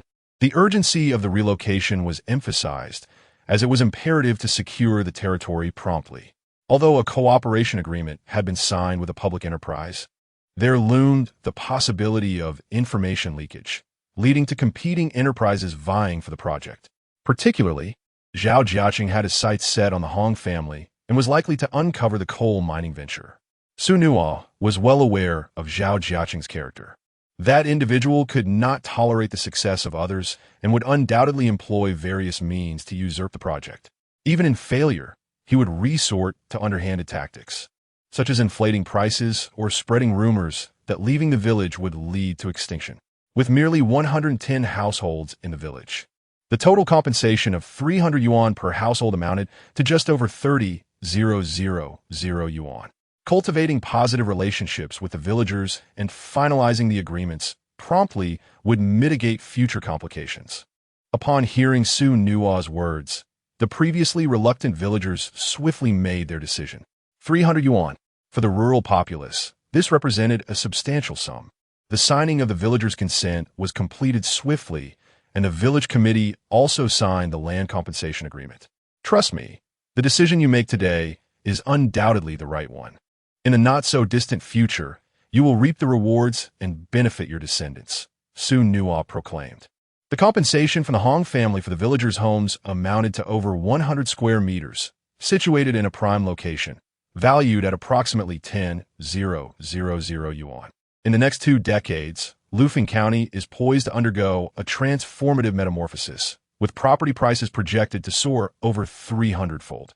Please gather your belongings, as I shall arrange for transportation to collect you tomorrow. After concluding the conversation, Xu Nuyen acquired a pager from Hong's subordinate and sent a message to Hong Quanhua. "Brother Hong, the agreement has been successfully executed, and the entire village is in accord. It is now time for you to take decisive action. Arrangements for housing can commence, and the surveying team may proceed as well. Additionally, inform Manager Yan that the excavator can begin road construction and site development." Given the necessity to remain in Sulphur Village for an extended period, It is imperative that the camp and roads are prioritized for improvement. After dispatching the message, Xu Nuo sought out He Xiangyang. Xiangyang, are there any able-bodied men in the village interested in mining? Yes, there are about 30, He Xiangyang replied. You shall serve as their captain. It will be easier to communicate with fellow villagers. You need not descend into the mines. Simply instruct them on the regulations. The mining operations will commence with a monthly salary of 600 yuan, plus bonuses and commissions. Thank you, Sugo, He Xiangyang exclaimed, visibly elated. The surveying team will be arriving shortly, and as you are familiar with the village, I would like to ask you to invite some respected elders to assist in measuring the land and the cedar trees. The sooner we complete the measurements, the sooner we can secure funding. The two conversed for a while before Xu Nuo returned to the village committee. In 1982, during the rural land reform, the committee maintained records of the total land and the allocations per household. Xu Nuo intended to verify the approximate figures with the committee. As for the cedar trees, a meticulous measurement of each individual tree was unnecessary. Typically, they were planted in batches of similar size, and an estimation based on spacing would suffice. Upon reaching the vehicle, Xu Nuo discovered only a young woman inside. The driver, lawyer, and accountant were absent. Xiaoyu, were the three of them? He inquired. Some villagers invited them for drinks. I dislike such gatherings, so I declined, Xiaoyu replied. Where do they go? Xu Nuo pressed. I saw them heading in that direction. Xiaoyu pointed. Come with me. We have important matters to attend to. The two set off along the village path. And since Xiaoyu was unaware of the precise location, they could only listen attentively as they walked. After 10 minutes, they discerned the sounds of revelry. After a brief pause, they heard the lawyer and driver conversing, prompting Xu Nuo and Xiaoyu to enter the residence. Sugo, please come in, Xiaoyu said as she opened the door, only to freeze in surprise. A large black dog lunged at them. Xiaoyu instinctively shielded her face. Xu Nuo, encountering a dog that attacked without warning for the first time, swiftly intervened, delivering a kick that sent the dog tumbling several meters away. The black dog, yelping in pain, hesitated to advance, growling lowly at the two. Xu Nuo took a few cautious steps forward, but the dog retreated through its doghole. Xu Ye, Xiaoyu exclaimed, clutching Xu Nuo's arm tightly. It's all right, he reassured her, gently patting her shoulder. He quickly withdrew his hand, pondering that if Zhang Wan knew, she would surely become jealous. The two ascended the stairs and found a group of revelers, where only the driver and lawyer remained. The accountant was nowhere to be seen. Do not indulge excessively. Once we have concluded our pressing matters, I shall treat you all to a sumptuous feast in the county, Xu Nuo remarked. Where has Xiao Xian gone? She inquired. She just mentioned needing to use the restroom. It is likely she's occupied, replied the bespectacled lawyer. Xu Nuo turned to Xiaoyu and said, let us go and check on her. The two descended the staircase on the opposite side. Xiao Xian, are you there? Xiaoyu called out. Upon hearing the sound, Xu Nuo rushed forward, and a shadow immediately fled into the distance. Xu Nuo looked toward Xiao Xian and asked, are you all right? Sugo, I'm so glad you arrived. I was just about to use the restroom when a man emerged and confessed his feelings to me. When I rejected him, he attempted to kiss me. Xiao Xian's face paled. Who was that individual? Do you recognize him? Xu Nuo inquired. I do not know his name. He was drinking with us. A relative of this household from a different village. He appears to be in his teens and came to assist as this family is preparing to relocate, Xiao Xian explained. I shall inform the village committee, Xu Nuo declared, turning to leave, but was restrained by Xiao Xian. No, Sugo, it's not worth it. I have not sustained any loss. After all, it is challenging to reach the final stage of our contract. Let us not create further complications. Xu Nuo pondered for a moment and replied, very well, but please refrain from wandering off in the future. The surveying personnel will arrive shortly, and you must ensure the financial calculations are accurate. Chapter 54. Disturbance in the Midnight. Xu Nuo arrived at the banquet accompanied by two women. Although he did not intend to pursue the matter, it was essential to inform the head of the household. Elder, there is a young man with long hair from an outer village who has displayed improper behavior. While we must respect individual preferences, forcibly kissing a young lady is utterly unacceptable. We shall overlook this incident, but should it occur again, We will have no choice but to take action. Please convey this message to him." Having spoken, Xu Nuo led the group back to the village committee, where, shortly thereafter, Xiangyang arrived with several esteemed elders. Xu Nuo and his companions perused the village's land records. The documentation for Sulphur Village was far more comprehensive than Xu Nuo had anticipated, with most entries bearing official seals. He promptly instructed the finance team to take photographs to serve as evidence for the accounts. Next, Xu Nuo listened intently as the elders recounted the situation regarding the village's cypress cultivation. These elders were well acquainted with the village's forestry and provided detailed accounts, which Xu Nuo synthesized. After careful calculation, he concluded that aside from a few large areas requiring verification, the small plots of 1 to 2 acres could be recorded based on the elders' insights, thereby minimizing any potential losses. Thank you all for your assistance. You have significantly expedited our progress. Xu Nuo expressed gratefully to the elders. It's no trouble at all. We are eager to receive our compensation, the village head replied. While the discussions unfolded, the surveying team arrived. Xu Nuo called upon the village's young men to begin measuring, summoning each family as their turn approached. For the subsequent days, Xu Nuo remained in Sulphur Village to hasten the measurement process. The scale displayed clear results, and the villagers largely accepted the statistics without dispute. Those attempting to exploit the situation with unreasonable demands were advised by Xu Nuo to resolve their issues through the village committee. After all, payment would only be disbursed once the statistics were complete, and the villagers, having tasted the benefits, were naturally more eager than Xu Nuo. After a fortnight, the surveying work was entirely concluded, leaving Xu Nuo with little further responsibility as he awaited the accountants to finalize the payments. He promptly reported the situation to Hong Kuanghua, who, to ensure the smooth progression of subsequent work, personally visited with gifts of a sheep, a pig, and a selection of ingredients and beverages. Xu Nuo gathered the staff from the Hong family along with the young individuals from Sulphur Village who had assisted in the measurements. "This is our esteemed boss, Mr. Hong. Thank you all for your hard work over the past 2 weeks. Tomorrow, we shall return to the county, and Mr. Hong has generously provided us with a sheep and a pig for a celebratory feast. Are we all confident in completing our task?" "Yes." The crowd erupted in cheers. Xu Nuo gestured for silence. "Next, I invite Mr. Hong to address us." Applause filled the air as everyone clapped. Hong Kuanghua cleared his throat. "Let the feast begin."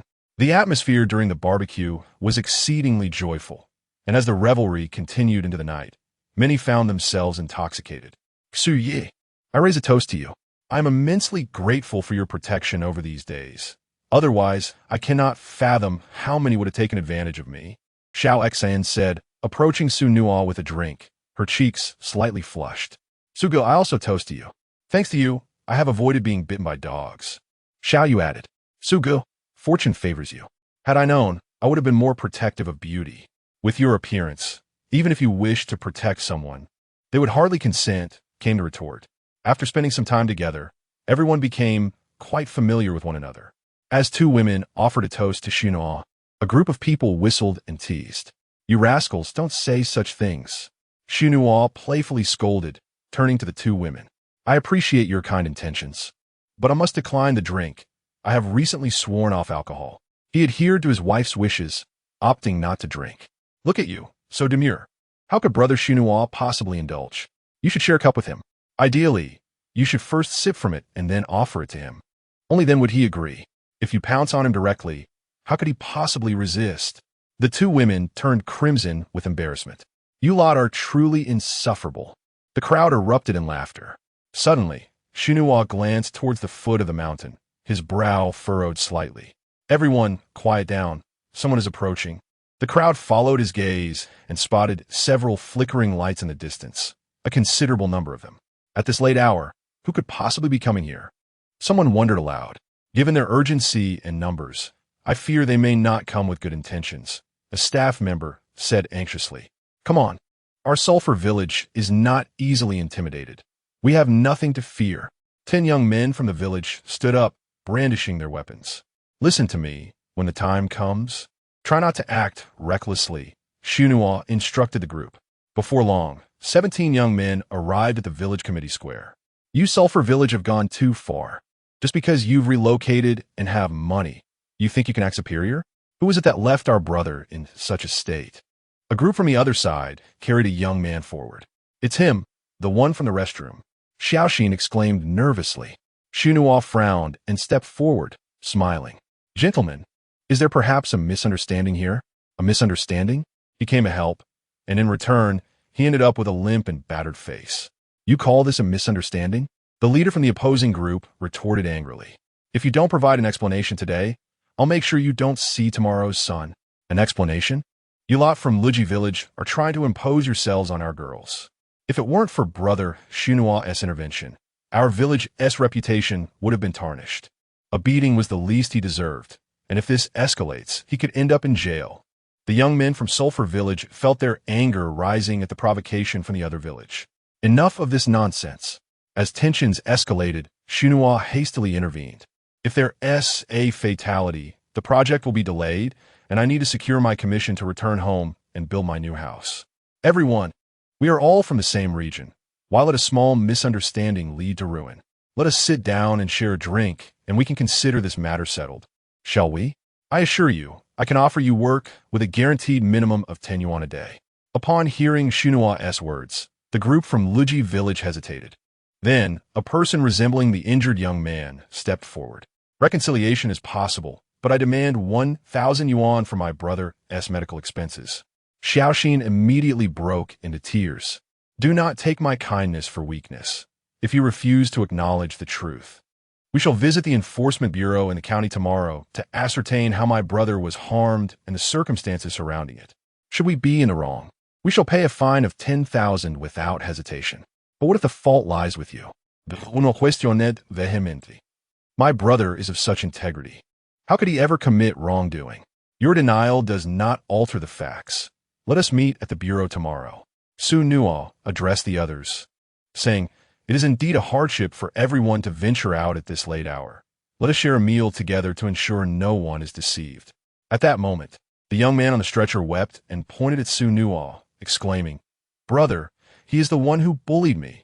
Infuriated, an older youth lunged at Xu Nuo. With narrowed eyes, Xu Nuo swiftly dodged the incoming wooden club, seized the assailant, and hurled him 8 meters away, crashing him against a nearby fence. Do you truly believe I am made of clay? Xu Nuo declared fiercely. If you seek to provoke me, come forth. Who else wishes to join? Over the past fortnight, Xu Nuo has dealt with numerous troubles. Eager to return home to his wife and children, he has endured much, harboring a simmering frustration within. They think they can relentlessly attack him, believing his good nature is a sign of weakness. In the game room, even a band of ruffians quailed before him. What chance do ordinary people stand? His imposing presence instantly intimidated the group from Luji Village. Chapter 55. My wife is truly jealous. Am I afraid of you? At that moment, a hesitant young man stepped forward. Without hesitation, Xu Nuo, aiming to prevent any escalation, kicked the intruder several meters away, thereby amplifying his intimidation. Observing that no one else dared to approach, Xu Nuo advanced towards the young man on the stretcher. You claim I struck you? Indeed. Xu Nuo immediately grasped his injured thigh, causing the youth to wail in agony. The long-haired young man on the stretcher appeared to be only around 19 years old. He could hardly withstand the interrogation and soon confessed, It wasn't you. It wasn't you. It was me. I was caught peeking at someone's wife bathing in our village and got beaten. Upon hearing this, the villagers from Luji Village were momentarily stunned. Do you understand now? Xu Nuo remarked with a grim expression. You folks from Luji Village should not provoke us further. Do not dare to associate with us again. You scoundrels. The residents of Sulphur Village spat in disdain at the Luji villagers. The others from Luji Village, feeling embarrassed, could only retreat. My apologies, brother. The young leader of Luji Village addressed Xu Nuo. No worries, no worries. We can consider this a conflict resolved. Come, let's share a barbecue together. Although Xu Nuo had temporarily appeased the people from Luji Village, he was wary that the young man on the stretcher might align with others in the future to cause trouble. Now was the perfect opportunity to turn them into allies. Thank you, boss, The group from Luji Village responded, recognizing their own fault and accepting Xu Nuo's gesture.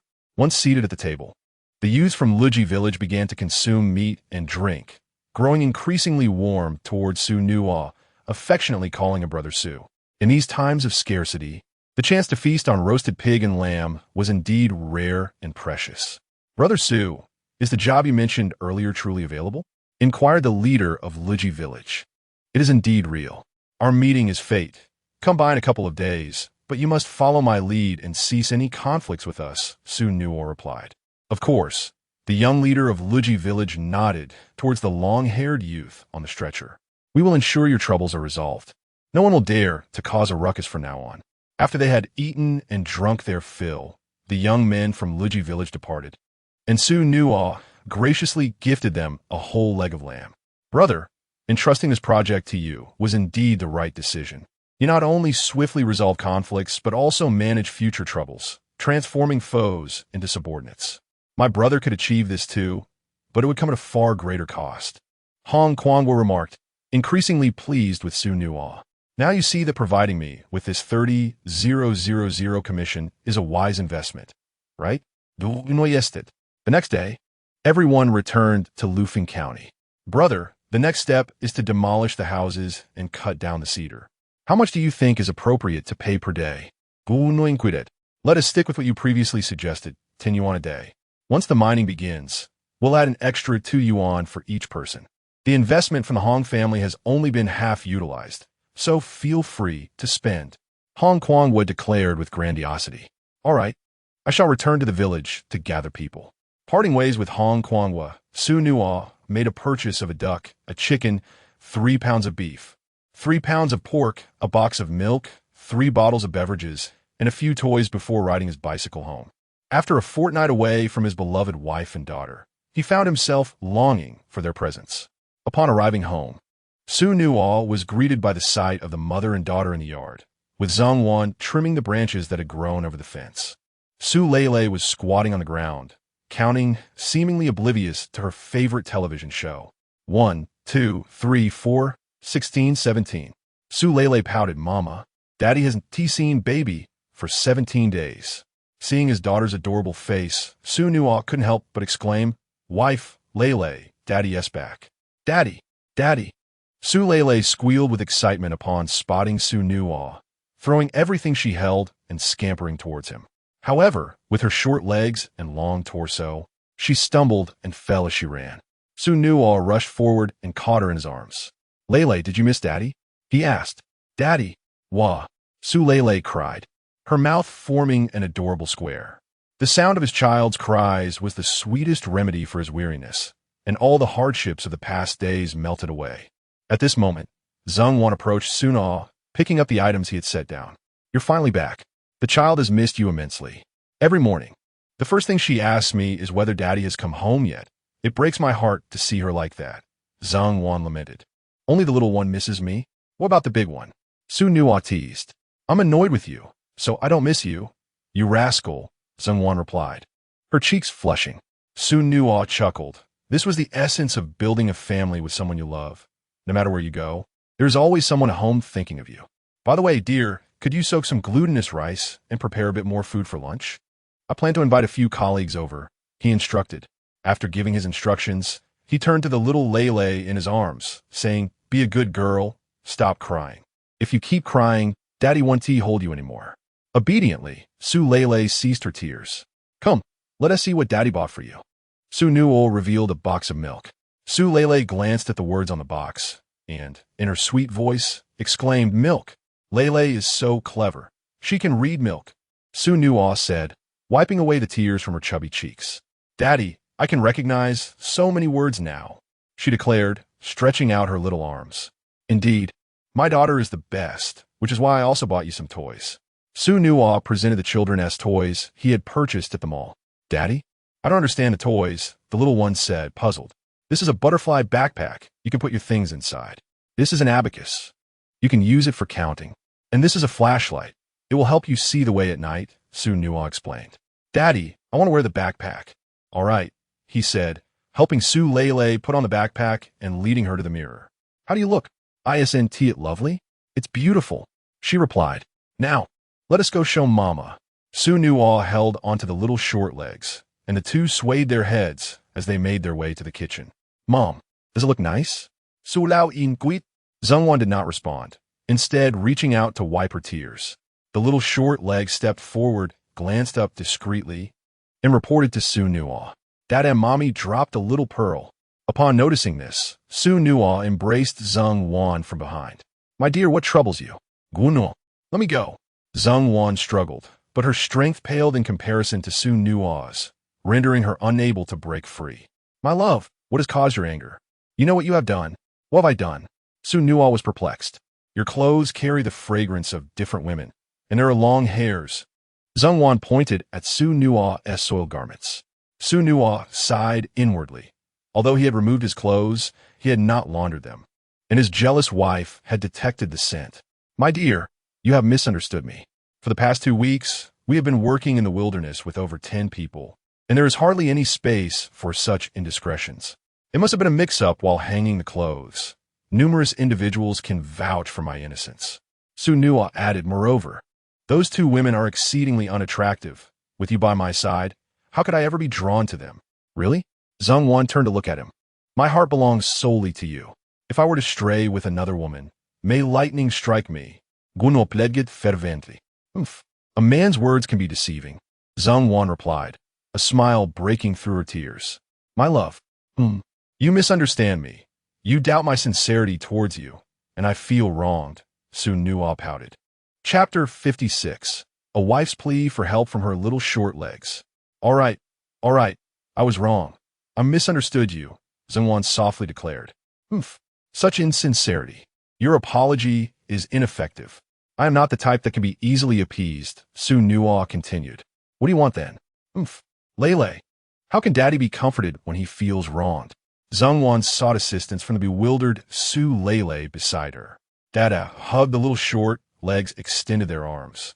Then let us embrace. Zhengwan turned and enveloped Xu Nuo in her arms. Are you satisfied now? Xu Nuo nodded, refraining from pressing further. This was the first time Zhengwan had taken the initiative to embrace him, and her cheeks were as flushed as an apple. Any other requests would surely be declined. Xu Nuo, too, felt content. Zhengwan was a traditional girl, and her proactive embrace signified that others were no longer in the picture. This was his greatest achievement in months. Being held by his wife felt wonderful. He wished to linger in this moment for an eternity.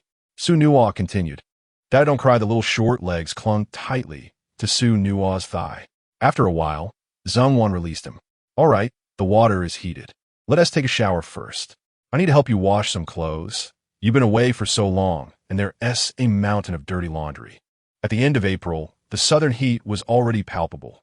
The water didn't need to be boiling. Just warm would suffice. Xu Nuo attempted to move, only to find the little short legs refusing to let go, following his leg-s movements. Lele, Daddy needs to take a shower. Let go now, Zhengwan instructed. No, Dada, is leaving the little short legs lamented. Lele, be good. Daddy, isn't leaving. He is just taking a shower. You can help Daddy guard the door. And when he comes out, he'll reward you with a horse ride. Guard the door? The little short legs inquired, puzzled. Yes, you mustn't let any monsters in. Dada. The little one, with her adorable backpack, picked up a wooden stick from the kitchen and stood at the door, her posture straight and her gaze resolute. Go, baby. Xu Nuo encouraged with a smile. Dada. Su Lao not det, how sets Li. When Xu Nuo finished a shower and emerged, the little short legs immediately reported Dada. No monsters came in. Lele is so good. You protected Daddy. Xu Nuo kissed Su Lele. Come, let us take you to Grandma and Grandpa's house. Xu Nuo hoisted the little short legs onto his shoulder, and they hurried toward his parents' home. Grandpa, Grandma, the little short legs wiggled with excitement. Lele. It's been a long time. Su's mother promptly came out from the house, taking Su Lele from Xu Nuo. Lele, you're here. Su's father joyfully greeted them. Dada is out, not at home. Woji 1T come the little short legs reported. It turned out that Xu Nuo had been disobedient, going out for so long without bringing Lele to play. Su's mother chuckled. Grandma, look, the little short legs turned around to reveal her butterfly backpack. What a lovely little backpack. Who bought it for Lele? Su's mother praised. Dada. Su Lele set her little backpack down and unzipped it. Grandma, look, wow. Lele's bag is filled with so many things.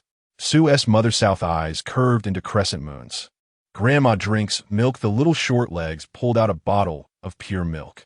As grandmother has aged and no longer needs to grow, Lele enjoys her drink. Mother Su gently patted the head of the short-legged child. Dad, are elder brother and sister-in-law at home?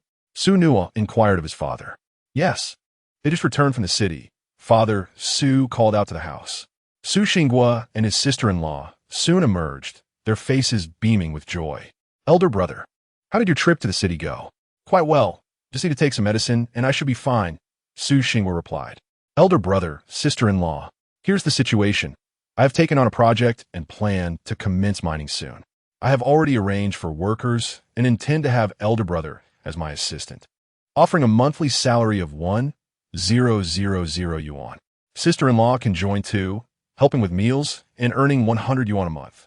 This job can last at least 3 to 5 years, as we will establish a mining village near Sulphur Village. Xu Nuo was not merely nepotistic. Rather, he recognized his brother's capabilities. Su Xinghua was exceptionally composed in a previous life. When Xu Nuo owed a considerable amount of money and was confronted by a group of thugs, he managed to resolve the situation without any violent incidents, demonstrating extraordinary coordination skills. What he lacked was simply a platform. Little brother, where did you find such a high-paying job?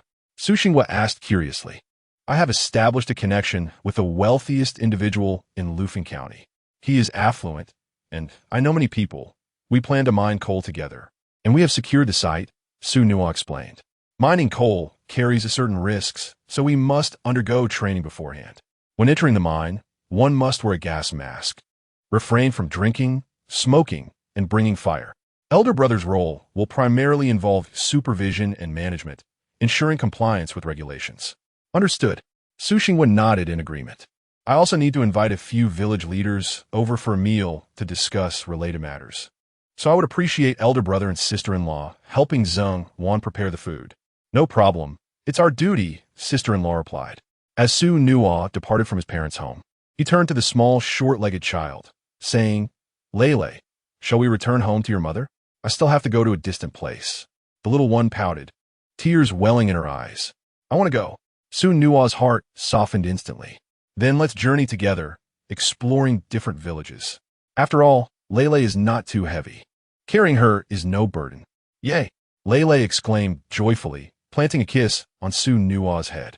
Little Ma, little Erlang, let us head to school. The two hummed a tune as they walked, unknowingly arriving at Huangshan Village. Xu Nuo called out to Wang Hao and then proceeded to another village to gather Shaolin, Xiao Zhao, and several representative villagers with aspirations. The group convened in Xu Nuo's courtyard for a meal, during which he informed the leaders about the dangers and precautions associated with the work. There are no jobs that offer both ease and high pay in this world. Xu Nuo proposed a minimum monthly salary of 300 yuan, with 360 yuan for those who descend into the mine, while the leaders would earn 400 yuan, which is considered top tier nationally.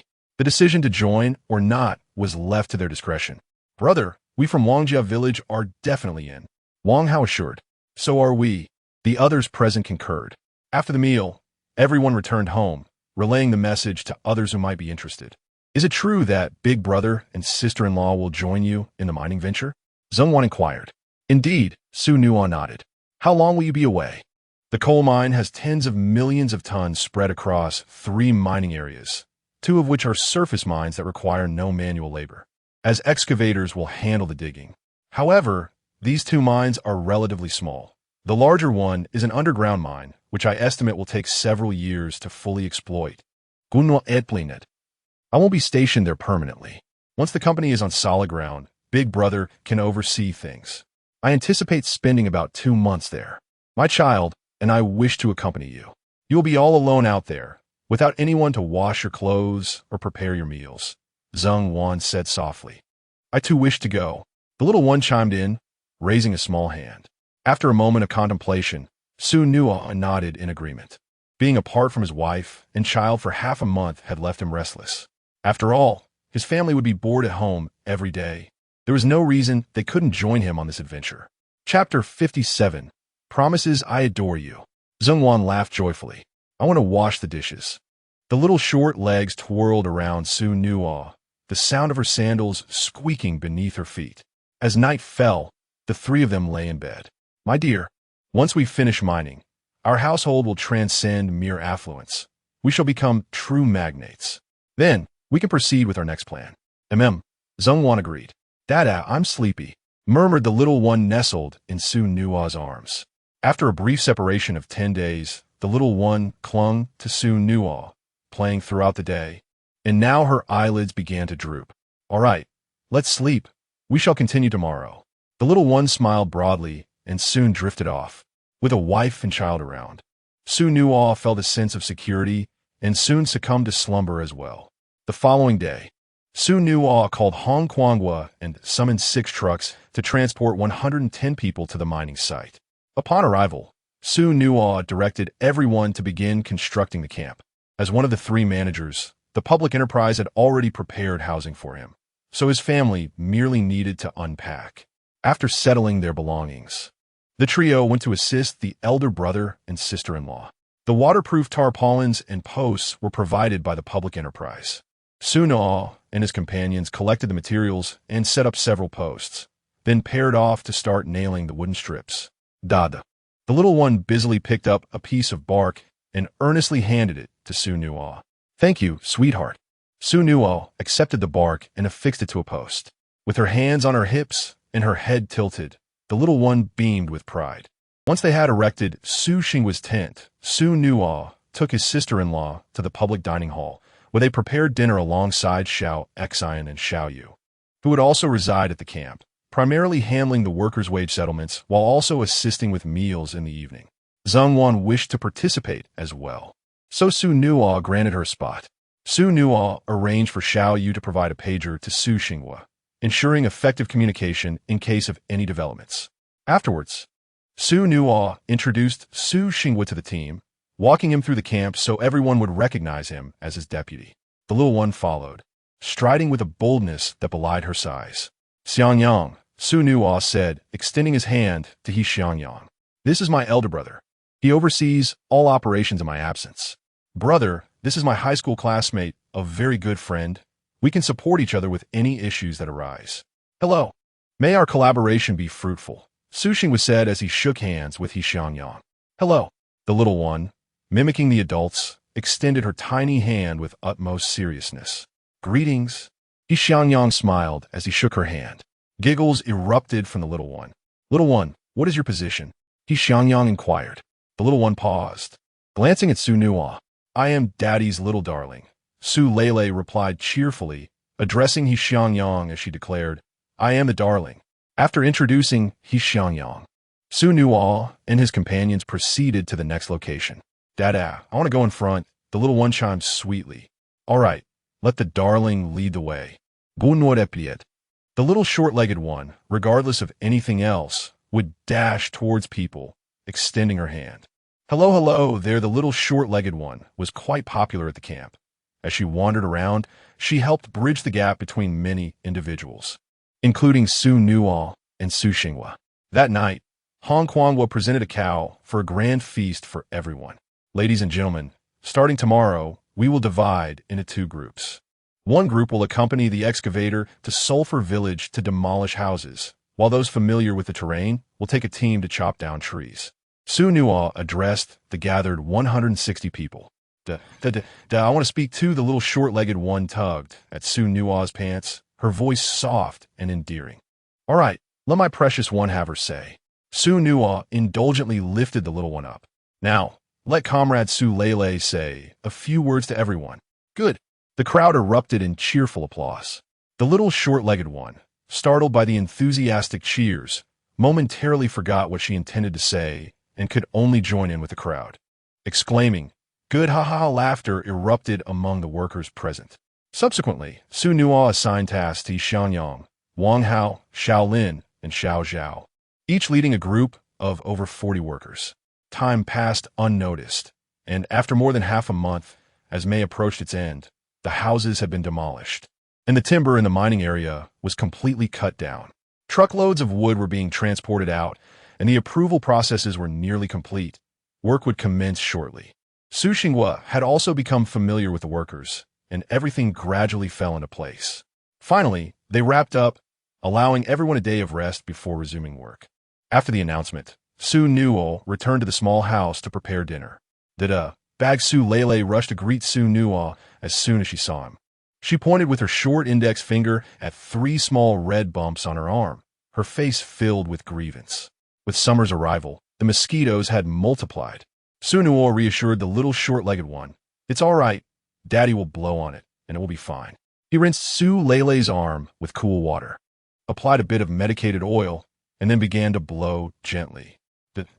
Cool, the little short-legged one giggled. After dinner, she was drenched in sweat. Hot, it's so hot. Xu Nuo turned to Zhengwan. "Dear, shall we go swimming?" "Swimming? The sun hasn't set yet. I'm afraid of getting tanned." Zhengwan replied hesitantly. "No worries, I know a cool place." Xu Nuo took Su Lele's hand with one hand and held Zhengwan's with the other. "Little white rabbit. White. The little short-legged one wiggled her hips with excitement. Zhengwan did not pull away, naturally allowing Xu Nuo to lead her. Sensing Zhengwan's closeness and hearing the child's innocent voice, Xu Nuo suddenly smiled. "What are you smiling about?" Zhengwan asked. "I just want to smile when something joyful happens," Xu Nuo replied. "You silly." Xu Nuo called out. "Have you developed feelings for me? You rascal. Why do you always ask me such embarrassing questions? Indeed, if you didn't like me, how could you let me hold your hand?" Xu Nuo said, "I do not like you. It's just that you deliberately hold my hand, and I can't break free because you are stronger." "I see. Then I shall let go." "Oh dear, why would you let go of something so precious?" Zhengwan exclaimed anxiously. "Then, you must confess your feelings for me." Xu Nuo continued. "I shall not. Come now, there is no one around." Zhengwan glanced around and indeed found no one in sight. "Well then, please say it." Upon hearing this, Xu Nuo's heart soared, releasing Su Lele and gazing into Zhengwan's eyes, softly declaring, "Zhengwan, I adore you." Zhengwan's gaze wavered. After a moment of hesitation, she mustered her courage and whispered like a timid mosquito, "Xu Nuo, I like you." Xu Nuo joyfully lifted Zhengwan, spinning her around. "My love, could this be a dream?" Xu Nuo found it hard to believe. "It is not. My love, please repeat those words. The greatest joy in this world is when the person you cherish reciprocates your feelings." "Xu Nuo, you are teasing me. I shan't speak to you anymore." Zhengwan darted away. Meanwhile, Su Lele, playing in the mud, was utterly bewildered by the unfolding events. Mama said we should race to see who can reach the riverbank the fastest." Xu Nuo scooped up the little one with short legs and bestowed a kiss upon her. Chapter 58. The Short-Legged Wrestling, Zhengwan's Heartfelt Moment. Let's go. The little short-legged one immediately raised her fist. Xu Nuo hoisted the little short leg and quickened his pace to catch up with Zhengwan. "Mom, you can do it." As they overtook Zhengwan, the little short leg cheered her on. "Be careful of your footing. The fields below are muddy," Zhengwan cautioned. "No worries. Our short legs are formidable." Xu Nuo replied to his daughter in his arms. Not shortly." The little one turned her head, furrowing her delicate brows, and earnestly informed Xu Nuo. All right. Our Lele is the tallest, most beautiful, and most adorable," Xu Nuo said, touching foreheads of the little one and shaking his head. He. The little short leg's moment of grievance vanished in an instant. We're taking off." The little one sprang from Xu Nuo's belly, leaping with all her might. Xu Nuo nearly lost his grip, hurriedly grasping her again. However, he failed to notice the slippery mud on the ridge and lost his balance, causing them to tumble forward. He quickly twisted, placing the little one on top. They fell into the field, covered in muck. Realizing her mistake, the little one sat on Xu Nuo's belly, pouting, on the verge of tears. "Lele, we turned into drowned rats." Xu Nuo suddenly burst into laughter, hearing that Xu Nuo was not upset with her. The little short leg instantly transformed her sorrow into joy, proudly boasting to Zhengwan, "Mom, we're drowned rats. Are you two all right?" Zhengwan asked anxiously. "Em fine." Xu Nuo turned to the little short leg. "My dear, are you unhurt?" "Em all right." The little one patted her chest confidently. Our baby is truly remarkable, not even crying after falling, Xu Nuo remarked. Hee hee. Su Lele puffed out her chest with pride. Mom, come and help us. Xu Nuo called to Zhengwan. As Zhengwan extended her hand, she too was pulled into the field. Oh dear, she exclaimed. Now Mom is a drowned rat too. The little short leg exclaimed excitedly. I'm stuck, Zhengwan said to Xu Nuo. You hold the child first. Xu Nuo removed his shoes, stood up, and lifted Zhengwan at the waist as they continued towards the river. Duh, let us go to the water. The little short leg called out to the river. Come on, let us enter the river. Xu Nuo brought the little short leg to a protruding rock. Baby, are you ready? We're going to jump into the water. All right, Su Lele replied in a sweet voice. Let us go. Yay. Xu Nuo leapt suddenly, legs together, plunging into the river. A tremendous splash erupted. Wow, the little short leg exclaimed in excitement. The rock wasn't very high, and the water was not deep where Xu Nuo jumped.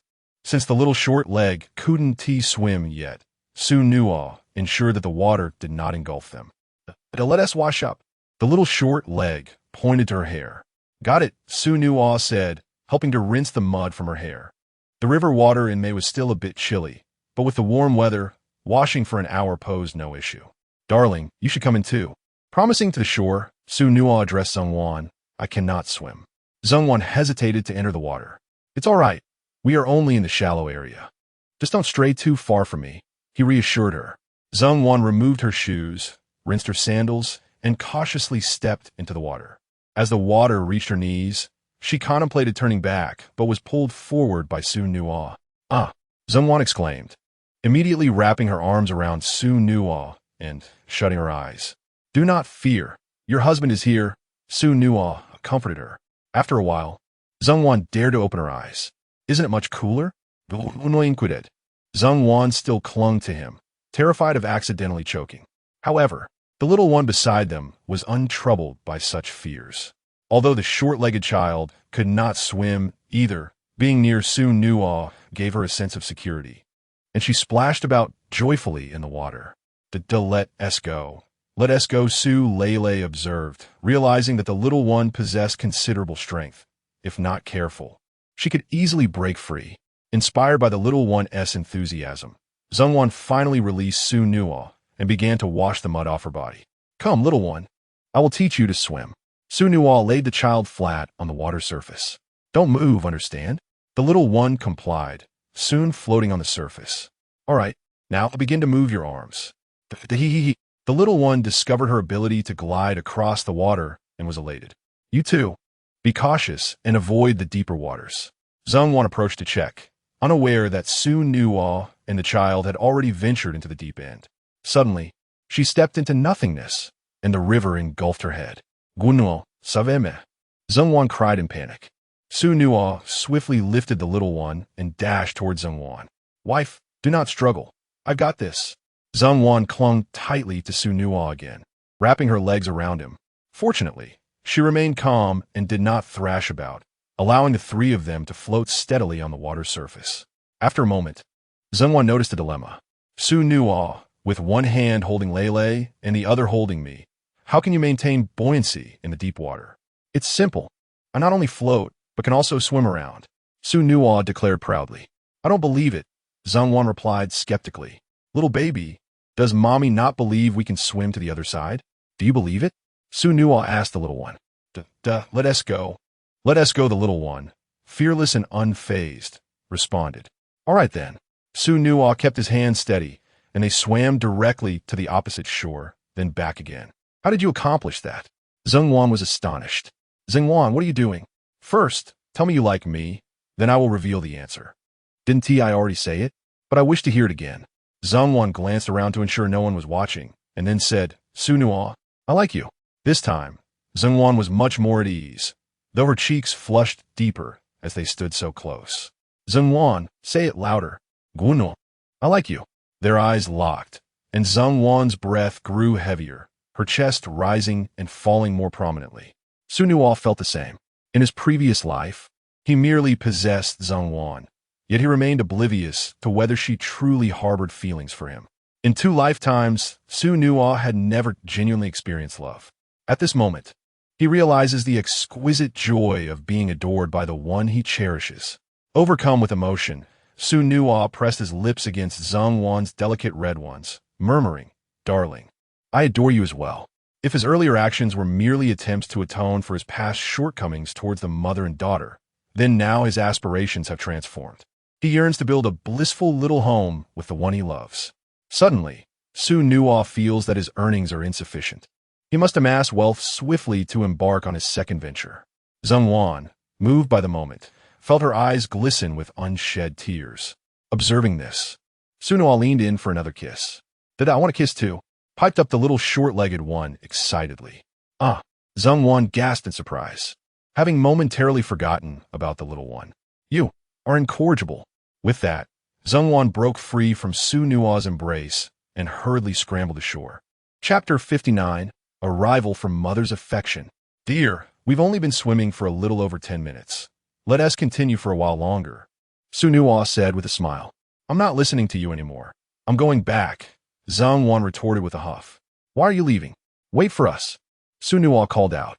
Zheng Wan felt too embarrassed to face anyone and quickened her pace, ignoring Xu Nuo's pleas.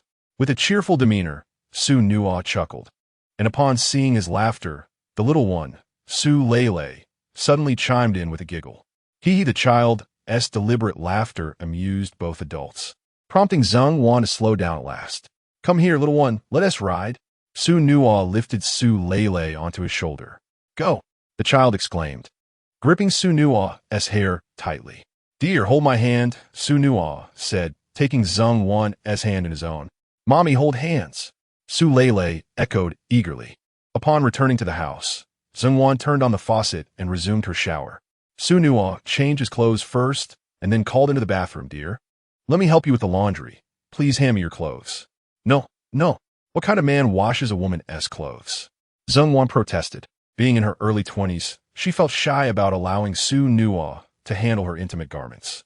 "Come on," dear Xu Nuo persisted. "Mommy," the little one chimed in, joining the plea. "Lele, if Mommy doesn't let us wash her clothes, we'll just cry until she does," Xu Nuo said to the little one beside him. "Okay." The child nodded earnestly. "Roho du no pretended totri. Tada, we're home." In the next moment, Su Lele burst into genuine tears, her nose running and tears streaming down her face. Xu Nuo couldn't help but commend the little one. Encouraged by Xu Nuo's praise, the child cried even louder, making it seem as though she were truly in distress. Zheng Wan felt a bit speechless, but with both of them squatting at the door, it was impractical for her to refuse handing over her clothes.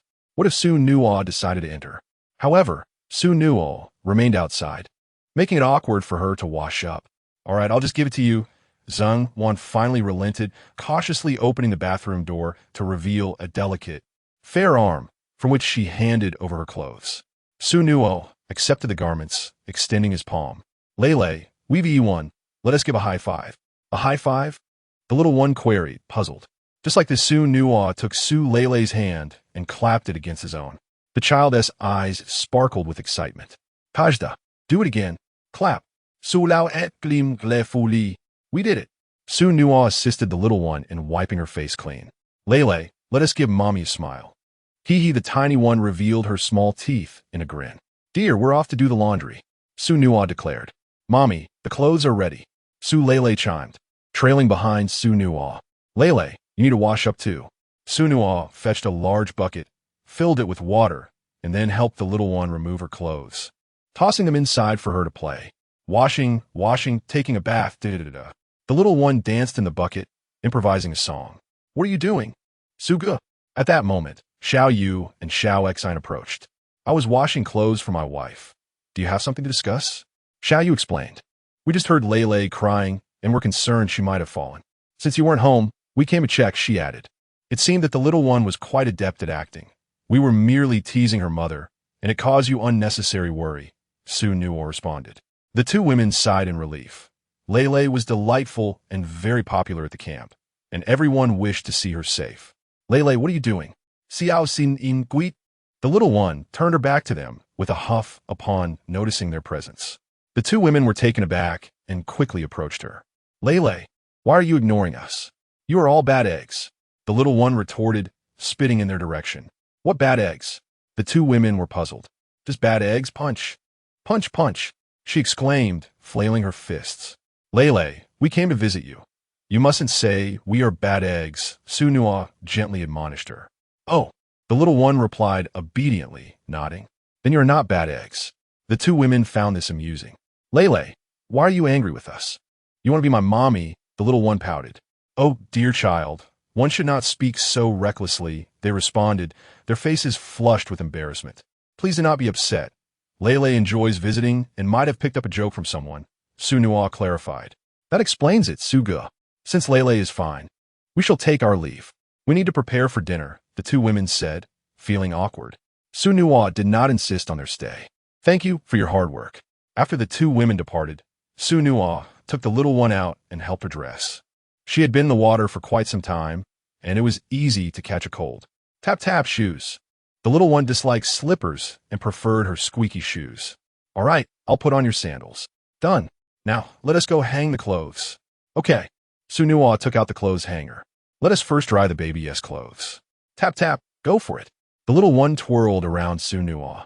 Lele, who told you that Aunt Xiao Yu and Aunt Xiao Xin are bad eggs? Xu Nuo asked. The little one paused, then shook her head. Tap tap, let us make a promise. I one tea say. It appeared that Lele, at such a tender age, harbored secrets. Xu Nuo was somewhat surprised. Who had such a close relationship with the little one? The little one giggled, shaking her head. Just then, Zhongwan emerged from her bath. Mommy, I helped you drive away your rival. The little one exclaimed, rushing over to take credit. Zhongwan's cheeks flushed. Baby, what are you talking about? Mommy doesn't understand. As she spoke, Zhongwan winked at the little one, who clearly did not grasp the gesture. Mommy, you secretly told me to do that.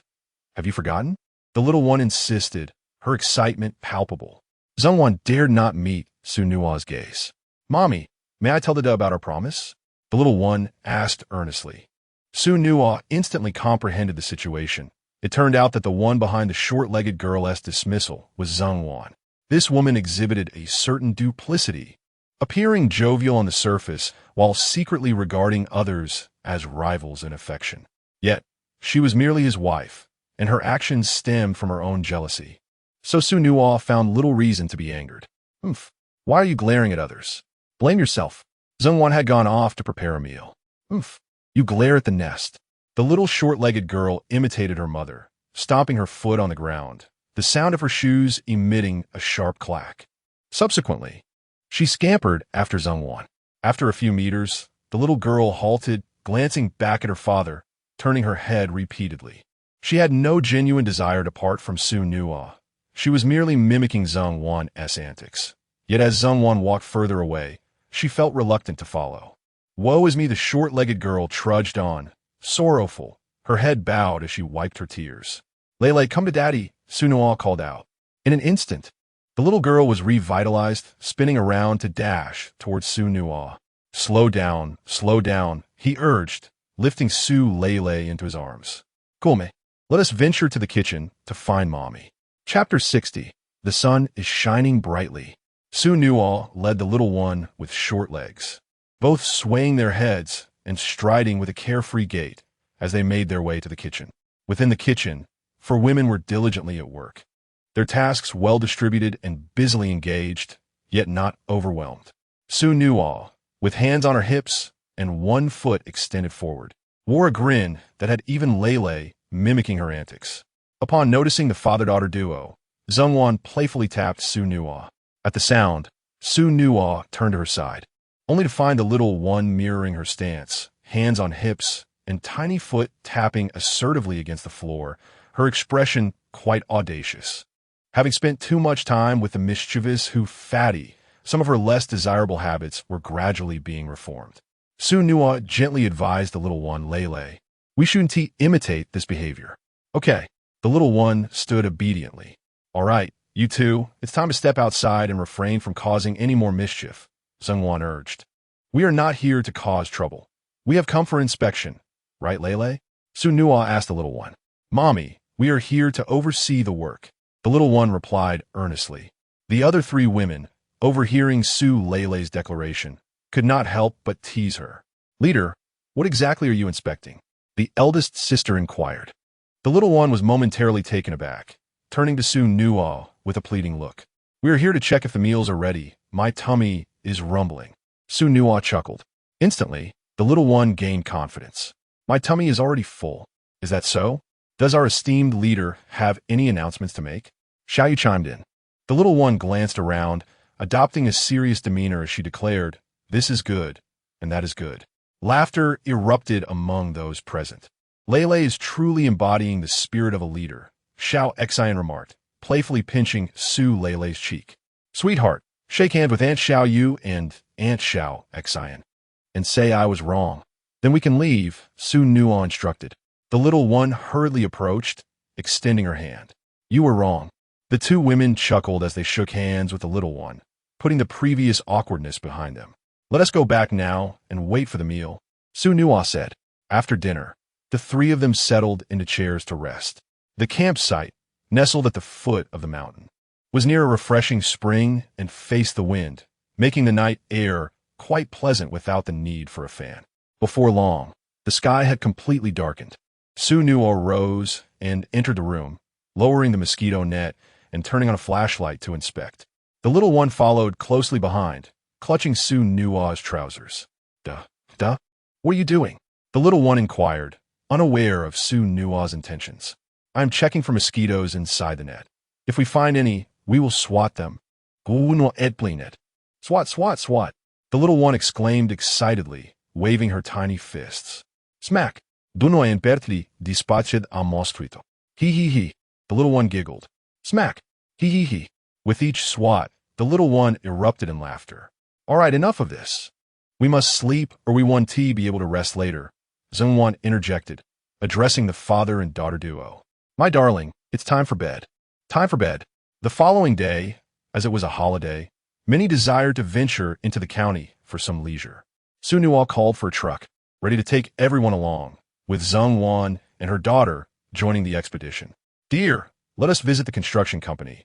I should receive my commission with next month's salary," Xu Nuo suggested. "All right, I shall follow your lead," Zhongwan replied. After a moment's contemplation, Xu Nuo decided to call Hong Quanhua, knowing that with the numerous luxurious residences under the Hong family's name, he would undoubtedly have connections to a reputable construction firm. "Hello, brother, are you busy? I intend to erect 2 new houses in the village. Do you have any company recommendations?" "Brother, you have come to the right person. The Hong family has invested in a firm called New World, which has constructed nearly all of our properties. They are a well-established construction company. I will call their director shortly. You can go directly to them," Hong Quanhua replied with enthusiasm. "Thank you, brother. We're brothers for." "No need for thanks," Xu Nuo responded, feeling quite pleased as he hung up the phone. "Dear, all is set. Yay, let's hold hands," little Su Leilei exclaimed, looking up at Xu Nuo. "All right," he said, taking her tiny hand in his. "I want to hold hands too," Su Leilei declared, clutching her father's hand with one and her mother's with the other, her feet hopping joyfully on the stone pavement. After half an hour, the trio entered the New World Construction Company. It was a prominent local firm, bustling with visitors. Su Leilei noticed the reception area and eagerly tugged at Xu Nuo to approach. "Dada," Xu Nuo shook his head. "Sweetheart, we must wait our turn." A little Su Leilei obediently nodded. "Dada, I want to be at the front." "Very well, let our sweet child take the lead," he replied. After waiting for over half an hour, it was finally their turn. The little one dashed ahead with glee. "Good day, sir. What service do you require?" "I'm a girl," she retorted earnestly, feeling momentarily disregarded after waiting so long. She quickly raised her hand. Xu Nuo nodded to the receptionist, who promptly addressed the little girl. "Dear guest, what service would you like to inquire about?" She giggled, then turned, sprinting into Xu Nuo's embrace, looking up at him. "Dada, I've held our place in line for you." "You've worked hard, sweetheart," Xu Nuo said, lifting her up and planting a kiss on her cheek. Turning to the staff, he introduced himself.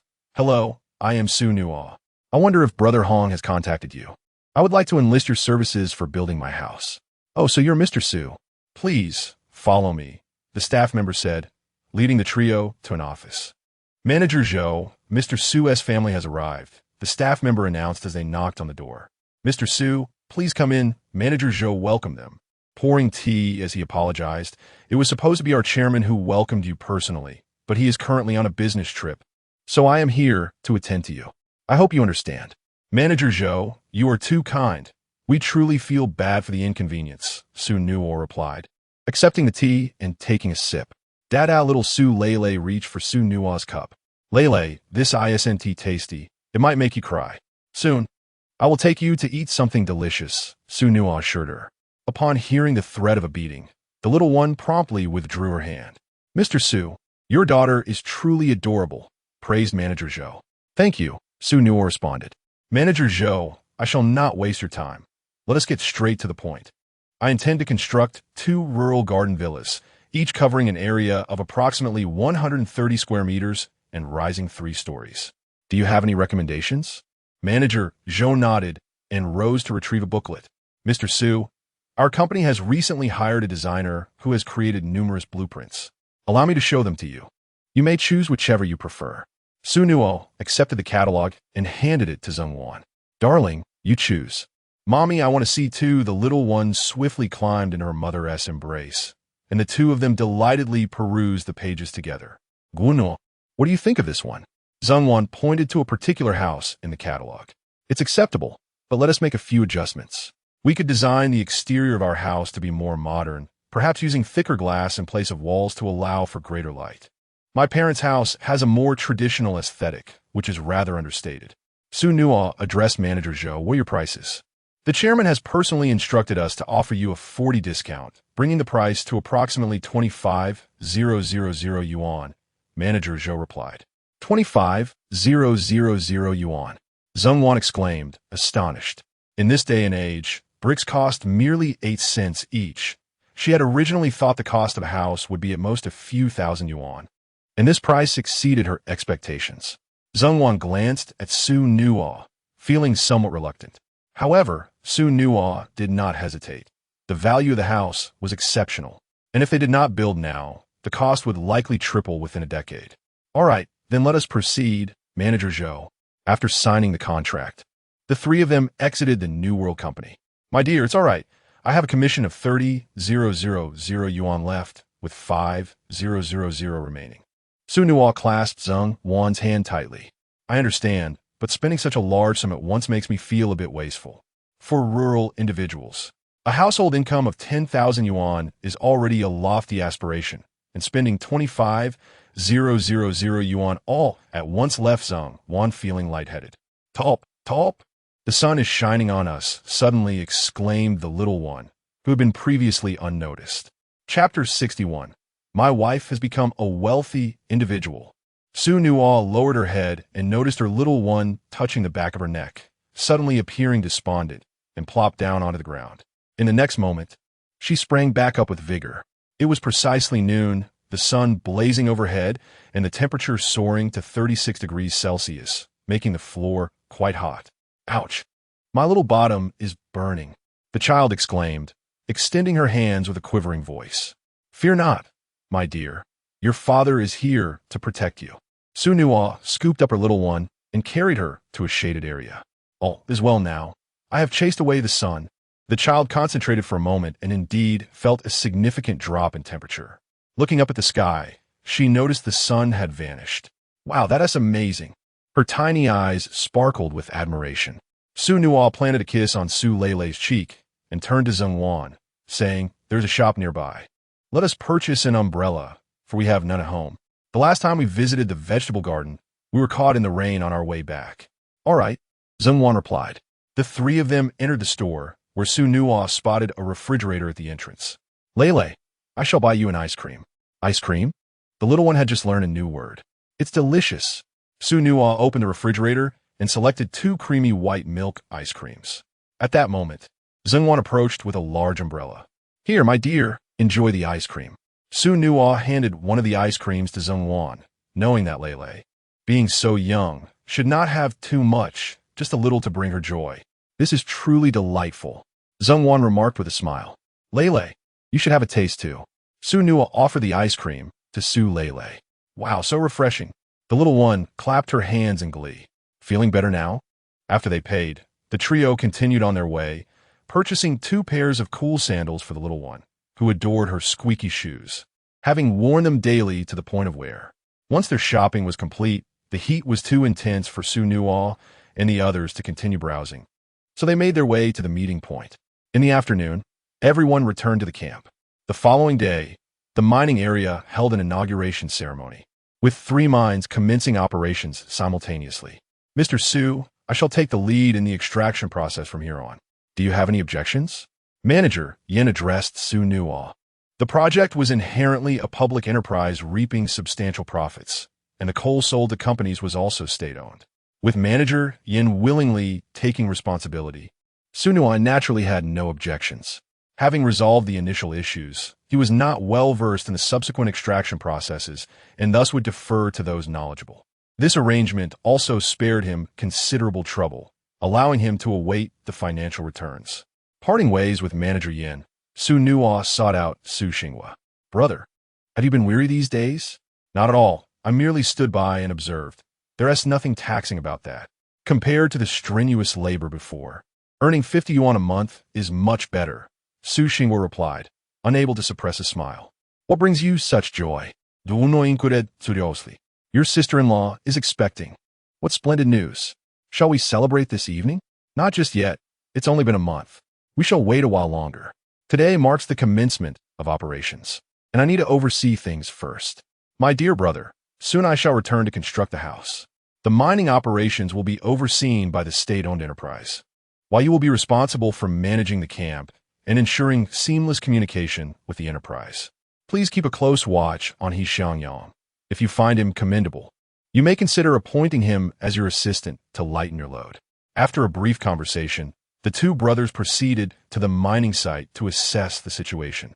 On the first day, the 2 mines yielded an impressive 150 tons.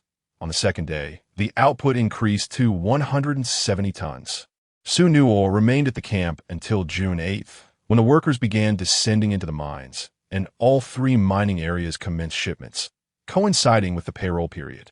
Xu Xinghua, He Xiangyang, Shaolin, and Xiao Zhao had become quite familiar with one another, and Xu Nuo felt assured in trusting them with responsibilities. Xu Nuo and his family departed the camp to report to Hong Kuanghua at his company. Nearby, there was a square where the little one enjoyed the fountain. So Zhengwan chose to remain with the child rather than accompany Xu Nuo upstairs. Brother, I've never earned money so effortlessly, simply waiting at home for it to arrive. Upon receiving the report, Hong Kuanghua exclaimed with excitement, 200 tons amounts to 20,000 yuan a day. If fortune smiles upon us, we may break even by the end of the year. Your commission has been settled. Here it is. Xu Nuo accepted a small bag containing 30,000 yuan. Thank you, brother. With a light-hearted stride, Xu Nuo rejoined Zhengwan. Upon reaching the entrance, he encountered Chen Liangxin accompanied by 2 bodyguards. What audacity! Why are you surrounding my wife? Ah, Xu Nuo, long time no see. Chen Liangxin greeted with a smile and a wave. Xu Nuo ignored him and asked Zhengwan, Are you both all right? She nodded. The little one, emboldened by Xu Nuo's presence, made faces at Chen Liangxin. What is the matter? Unable to face me directly. So you send the child to confront me? Chen Liangxin remarked, displeased. Xu Nuo continued to disregard him and led his wife and child away. Zhengwan, I have established a large company backed by substantial capital. Don't waste your time with Xu Nuo. There is no future with him. Stay with me, and I shall gift you a car. Suddenly, Xu Nuo turned, delivering a swift kick to Chen Liangxin's chest, sending him flying half a meter, momentarily incapacitated. Chen Liangxin, perhaps I was too lenient with you at the restaurant last time. My patience is finite, and I advise you to consider my past actions before provoking me. With that, Xu Nuo and his family departed. As Xu Nuo vanished from sight, the 2 bodyguards helped Chen Liangxin to his feet. Are you 2 just going to stand there? He questioned. Chen Liangxin, why target him when you could choose anyone else? One of the burly men replied, irritated. We are bodyguards for the Zhao family, not for you. Should you insist on battling him, I might as well resign, the second bodyguard added. Why is Xu Nuo so fearsome? Chen Liangxin inquired, perplexed. I've witnessed many brawls in the nightclubs. Xu Nuo is of the highest caliber. I have seen him single-handedly fend off 10 thugs. Xu Nuo dared to leap from a 300-meter cliff, unafraid to confront He Gongzi, whose connections were substantial. If you intend to deal with him, you must do it yourself. I shall not partake in this matter. Chun Liangxin remained silent. Very well, I understand. I shall refrain from engaging him in conflict. Once the Hong family collapses, I possess a myriad of ways to humiliate him, Chun Liangxin declared fiercely. Why are you so intent on clashing with him? One of the burly men asked, perplexed. Xu Nuo is but a pauper. What is my status compared to his? The girl I've cherished for so long. How could she possibly marry him? I refuse to accept this. Chun Liangxin sighed. Take me to the hospital, please. Meanwhile, Xu Nuo remained unaffected by Chun Liangxin's influence. Noticing that Zheng Wan wore a troubled expression, he gently advised, Darling, do not let a wretched life bring you anger. It is not worth it. Mama, I am not angry. The little girl with short legs exclaimed, shaking her tiny fist in encouragement. Yes, let's not dwell on that scoundrel. Zheng Wan responded, taking a deep breath. With the commission secured, Xu Nuo declared, let us go and deposit the money. He took the mother and daughter to the credit union, where they deposited 4,000, increasing their savings to 10,000. My dear, you are now officially a $10,000 household. Chapter 62. The wife's birthday, the second plan begins. Xu Nuo grasped Zheng Wan's hand, placing the bankbook into her palm. You are now a wealthy individual. Lele, and I shall rely on you for support. Dada, what about me? Zheng Wan, now dubbed a 10,000 yuan household, felt a twinge of disappointment as her short legs remained unacknowledged. You are the most cherished little darling of your father, Xu Nuo reassured, gently patting the top of her head. Hee, I am the little darling, the short-legged one, repeated joyfully. Zheng Wan accepted the bankbook, gazing at the numbers printed upon it, and carefully tucked it away. Let us go shopping, Xu Nuo declared, leading the mother and daughter to the department store. Xu Nuo purchased a power strip, a large electric fan, and replenished some household necessities. Little darling, I am here to pay, the short-legged one exclaimed, eagerly showcasing her purchases to anyone who would listen. Little darling? Inquired the shopkeeper. This is what it got for me, the short-legged one replied with delight. Your father treats you so well, bestowing such an important title upon you. The shopkeeper chuckled. The short-legged one leapt joyfully, her shoes squeaking against the floor upon landing. Lele, say goodbye to the shopkeeper. Xu Nuo instructed. Goodbye. Lele took her parents' hands, bouncing exuberantly from side to side. After buying groceries, the trio returned to their home, which they had left for half a month. It's so hot after an hour of walking. Beads of sweat adorned the short-legged one's forehead. Wait a moment. I shall turn on the fan. Electric fan? The short-legged one asked curiously. Xu Nuo produced the fan. Once plugged in, its blades will spin, and a refreshing breeze will blow. However, you must promise me not to reach inside, or you might hurt your fingers, understand? The short-legged one nodded earnestly. I will stay far away from it. Xu Nuo placed the fan on the table, ensuring it was out of reach, then switched it on and adjusted its direction. That is so cool, the short-legged one exclaimed in delight. Xu Nuo tuned into the children's channel. Little darling, be a good girl and watch television. Daddy has work to do. After more than half a month without television, the short-legged one's gaze was immediately captivated by the screen. Xu Nuo stepped outside and found Zheng Wan in the kitchen. Dear, let us take a break. The fan blows strongly, and it's hot. You should enjoy the breeze as well. After bidding farewell to Zheng Wan, Xu Nuo sought out the village chief to convene the village committee. The land near Xu Nuo's home belonged to the village collective, and he spent 100 yuan to purchase it. To facilitate the construction company's entry, he further proposed to the committee to dig a road from the village entrance straight to its end. The committee agreed, as the village was conveniently located by the planned route.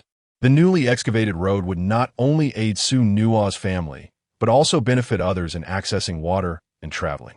However, the construction would disrupt villagers' land, necessitating compensation, which Xu Nuo addressed by spending an additional 400 yuan to secure their consent.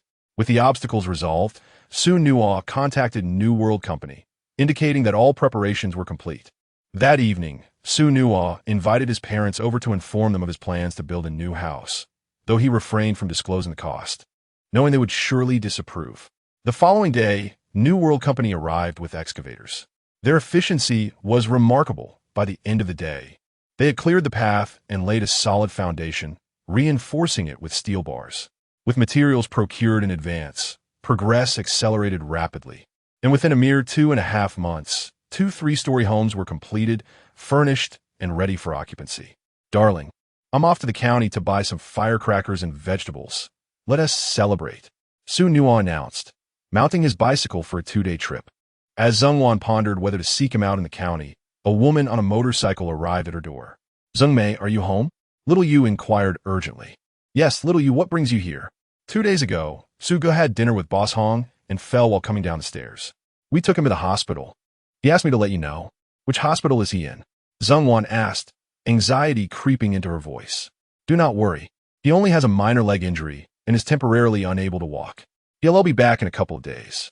The woman produced a note adorned with Xu Nuo's distinctive handwriting, reading, Wife, I'm fine. I just need a few days to recuperate. Please wait for me at home with the children. How can this be? He is all alone in the hospital. Who will prepare his meals or help him with the bathroom? Zhengwan exclaimed, distressed. Little Yu, is your motorcycle capable of carrying passengers? Indeed it can, but I can pay you. No need for money. We're all acquaintances. Since Zheng may request it, I shall take you there, Little Yu replied. Mommy, I want to go too. Little Short Leg chimed in upon hearing of her father's injury. All right, sweetheart, you can come along, Zhengwan said, lifting Su Lei into her arms. Zhengmei, I suggest you change into something more elegant, Little Yu suggested suddenly with a serious tone. Why? Think about it. Su Gu adores you. If he sees you looking beautiful, it will surely lift his spirits, which will aid in his recovery. Moreover, those visiting Su Gu are esteemed individuals. Your appearance will reflect well on him. Don't you agree? Zhengwan contemplated this and nodded in agreement. Mommy, I also want to wear new clothes. Half an hour later, Zhengwan and Su Lei boarded the vehicle, following Little Yu to a grand estate. The entrance was adorned with balloons, and a red carpet led directly to a magnificent house. What is this place? Zhengwan queried, puzzled. This is Boss Hong's villa for Su Gu's recuperation. You should hurry inside, Little Yu urged. Zhengwan guided Little Short Leg into the courtyard, which was beautifully landscaped with hills and water features. Flowers flanked the red carpet, and butterflies occasionally fluttered down. Mommy, look at the butterflies, Little Short Leg exclaimed with excitement. Zhengwan felt a touch of oddity, but dismissed it, focusing on reaching the entrance. She pushed open the grand doors, and music immediately filled the air. There stood Xu Nuo, elegantly clad in traditional attire. Happy birthday to you. Wishing you a joyous birthday. Xu Nuo began to sing to Zhengwan. Are you all right, Xu Nuo? Zhengwan asked anxiously. I'm perfectly fine, my dear. Today is September 5th, your birthday, and this is my surprise for you. Do you like it? Xu Nuo beamed at Zhengwan. Today, Zhengwan sported a fresh hairstyle. Her face adorned with a subtle makeup that highlighted her delicate oval features, softened by a hint of baby fat. She donned a knee-length, azure floral dress, complemented by a pair of petite red heels that enhanced her youthful beauty. My love, you look absolutely stunning, Xu Nuo remarked. Dada, woe the little one, with her short legs, donned new shoes and a charming bun hairstyle. Lei looks adorable too, she exclaimed, joyfully bouncing around. Zhengwan sighed in relief. You scared me. I thought you were hurt. Upon glancing around, Zhengwan noticed the elegantly arranged table set with exquisite dishes, a cake at the center, and 99 fresh flowers adorning the seats. A wave of happiness washed over her. The little one remained blissfully oblivious to the situation. My dear, come, take a seat, Xu Nuo urged, pulling out a chair. Dada, you too, please sit, he added, offering another chair. Chapter 63. Today you shall marry me. After dinner, Xu Nuo began to slice the cake. Darling, come, have a taste. I want some too. Su lao et glim li. All right, my little one shall have a share as well. Xu Nuo served a portion for the little one. As Zhengwan took a bite, she suddenly furrowed her brow. Xu Nuo, is there something in here? She spat out an object. Dear, wipe it clean and see. Many have found pearls and shells. Perhaps it is a treasure, Xu Nuo suggested. Upon hearing the word treasure, the little one's eyes widened. Mama, wipe it. Under the gaze of the father and daughter duo, Zhengwan cleaned it with a tissue, revealing a beautifully crafted golden ring before everyone. In an instant, Zhengwan understood what was unfolding. She covered her mouth, gazing at Xu Nuo in shock. Zhengwan, marry me. Xu Nuo knelt on one knee. Zhengwan had previously been with Xu Nuo, merely due to their established relationship and the presence of a child, existing in a state of factual marriage. They had never officially registered their marriage, nor had they held a wedding ceremony. This was the reason Zhengwan had never called Xu Nuo a husband. Marry him, marry him, marry him. The staff present cheered Xu Nuo on. Zhengwan wept. What woman does not long for her status to be legitimized? Between them, there existed only the reality of marriage, yet no title to accompany it. To outsiders, she appeared as a woman who had eloped, deserving of any hardship she faced. Today, this situation was finally poised to change. Yes, Zhengwan nodded earnestly. Xu Nuo, help me put it on. Yay! A group of onlookers erupted in applause. The little short legs, unaware of the unfolding events, happily savored her cake, hoping to uncover a treasure as well. Suddenly, upon hearing the loud cheers, she looked up to see Zhengwan crying, wiping her tears. Recalling some unpleasant memories, the little one's smile faded. Her fork clattering to the ground as the cake lost its appeal. She looked up and began to wail loudly, her mouth forming a perfect O. Don't cry, sweetheart. Xu Nuo picked up the little one. Dada, Volvo, don't you sold mama, Volvo. All right, I haven't bullied mama. She is not sad. She is happy. Xu Nuo consoled gently. The little one gradually ceased her cries, puzzled. Mama? Be good, darling, mama is fine. Zhengwan stood up and approached the little one. Then mama smile, Su Lele said. Zhengwan managed to smile, and the little one instantly brightened up again. Dada, more cake. All right, I'll bring it over. Xu Nuo placed Su Lele's cake before her, and, witnessing her indulging in the cake, turned his gaze towards Zhengwan. What are you looking at? Hurry and help me put it on. Zhengwan playfully pouted at Xu Nuo. Of course. Xu Nuo set the little one down in her seat, took the ring, and carefully placed it on Zhengwan's ring finger. From this day forth, you shall be my true wife. Xu Nuo kissed her hand tenderly. Thank you, Xu Nuo. Zhengwan replied, her voice filled with emotion. My dear, this is far from over, Xu Nuo declared. We have merely declared our feelings for one another. We have yet to gain the blessing of our families. I recall vividly how, when I sought your hand in marriage, I was summarily dismissed from your home, with your parents refusing to acknowledge their own daughter. Consequently, we have yet to obtain our household registration, have not formalized our marriage certificate, nor have we taken our wedding photos. Your mother insisted on a dowry of 30,000, a motorcycle, a television, and 8 luxury cars to wed you. I shall strive to earn a living, and by the year's end, we will pay a visit to your parents and formally unite in marriage. Zhengwan was filled with joy upon hearing this. Xu Nuo, in truth, my parents do not demand an exorbitant dowry. It was merely a moment of anger. My parents are village teachers, holding high standards of moral integrity. They have always wished for me to excel academically, to attend a teacher's college, in return to educate the next generation just as they have.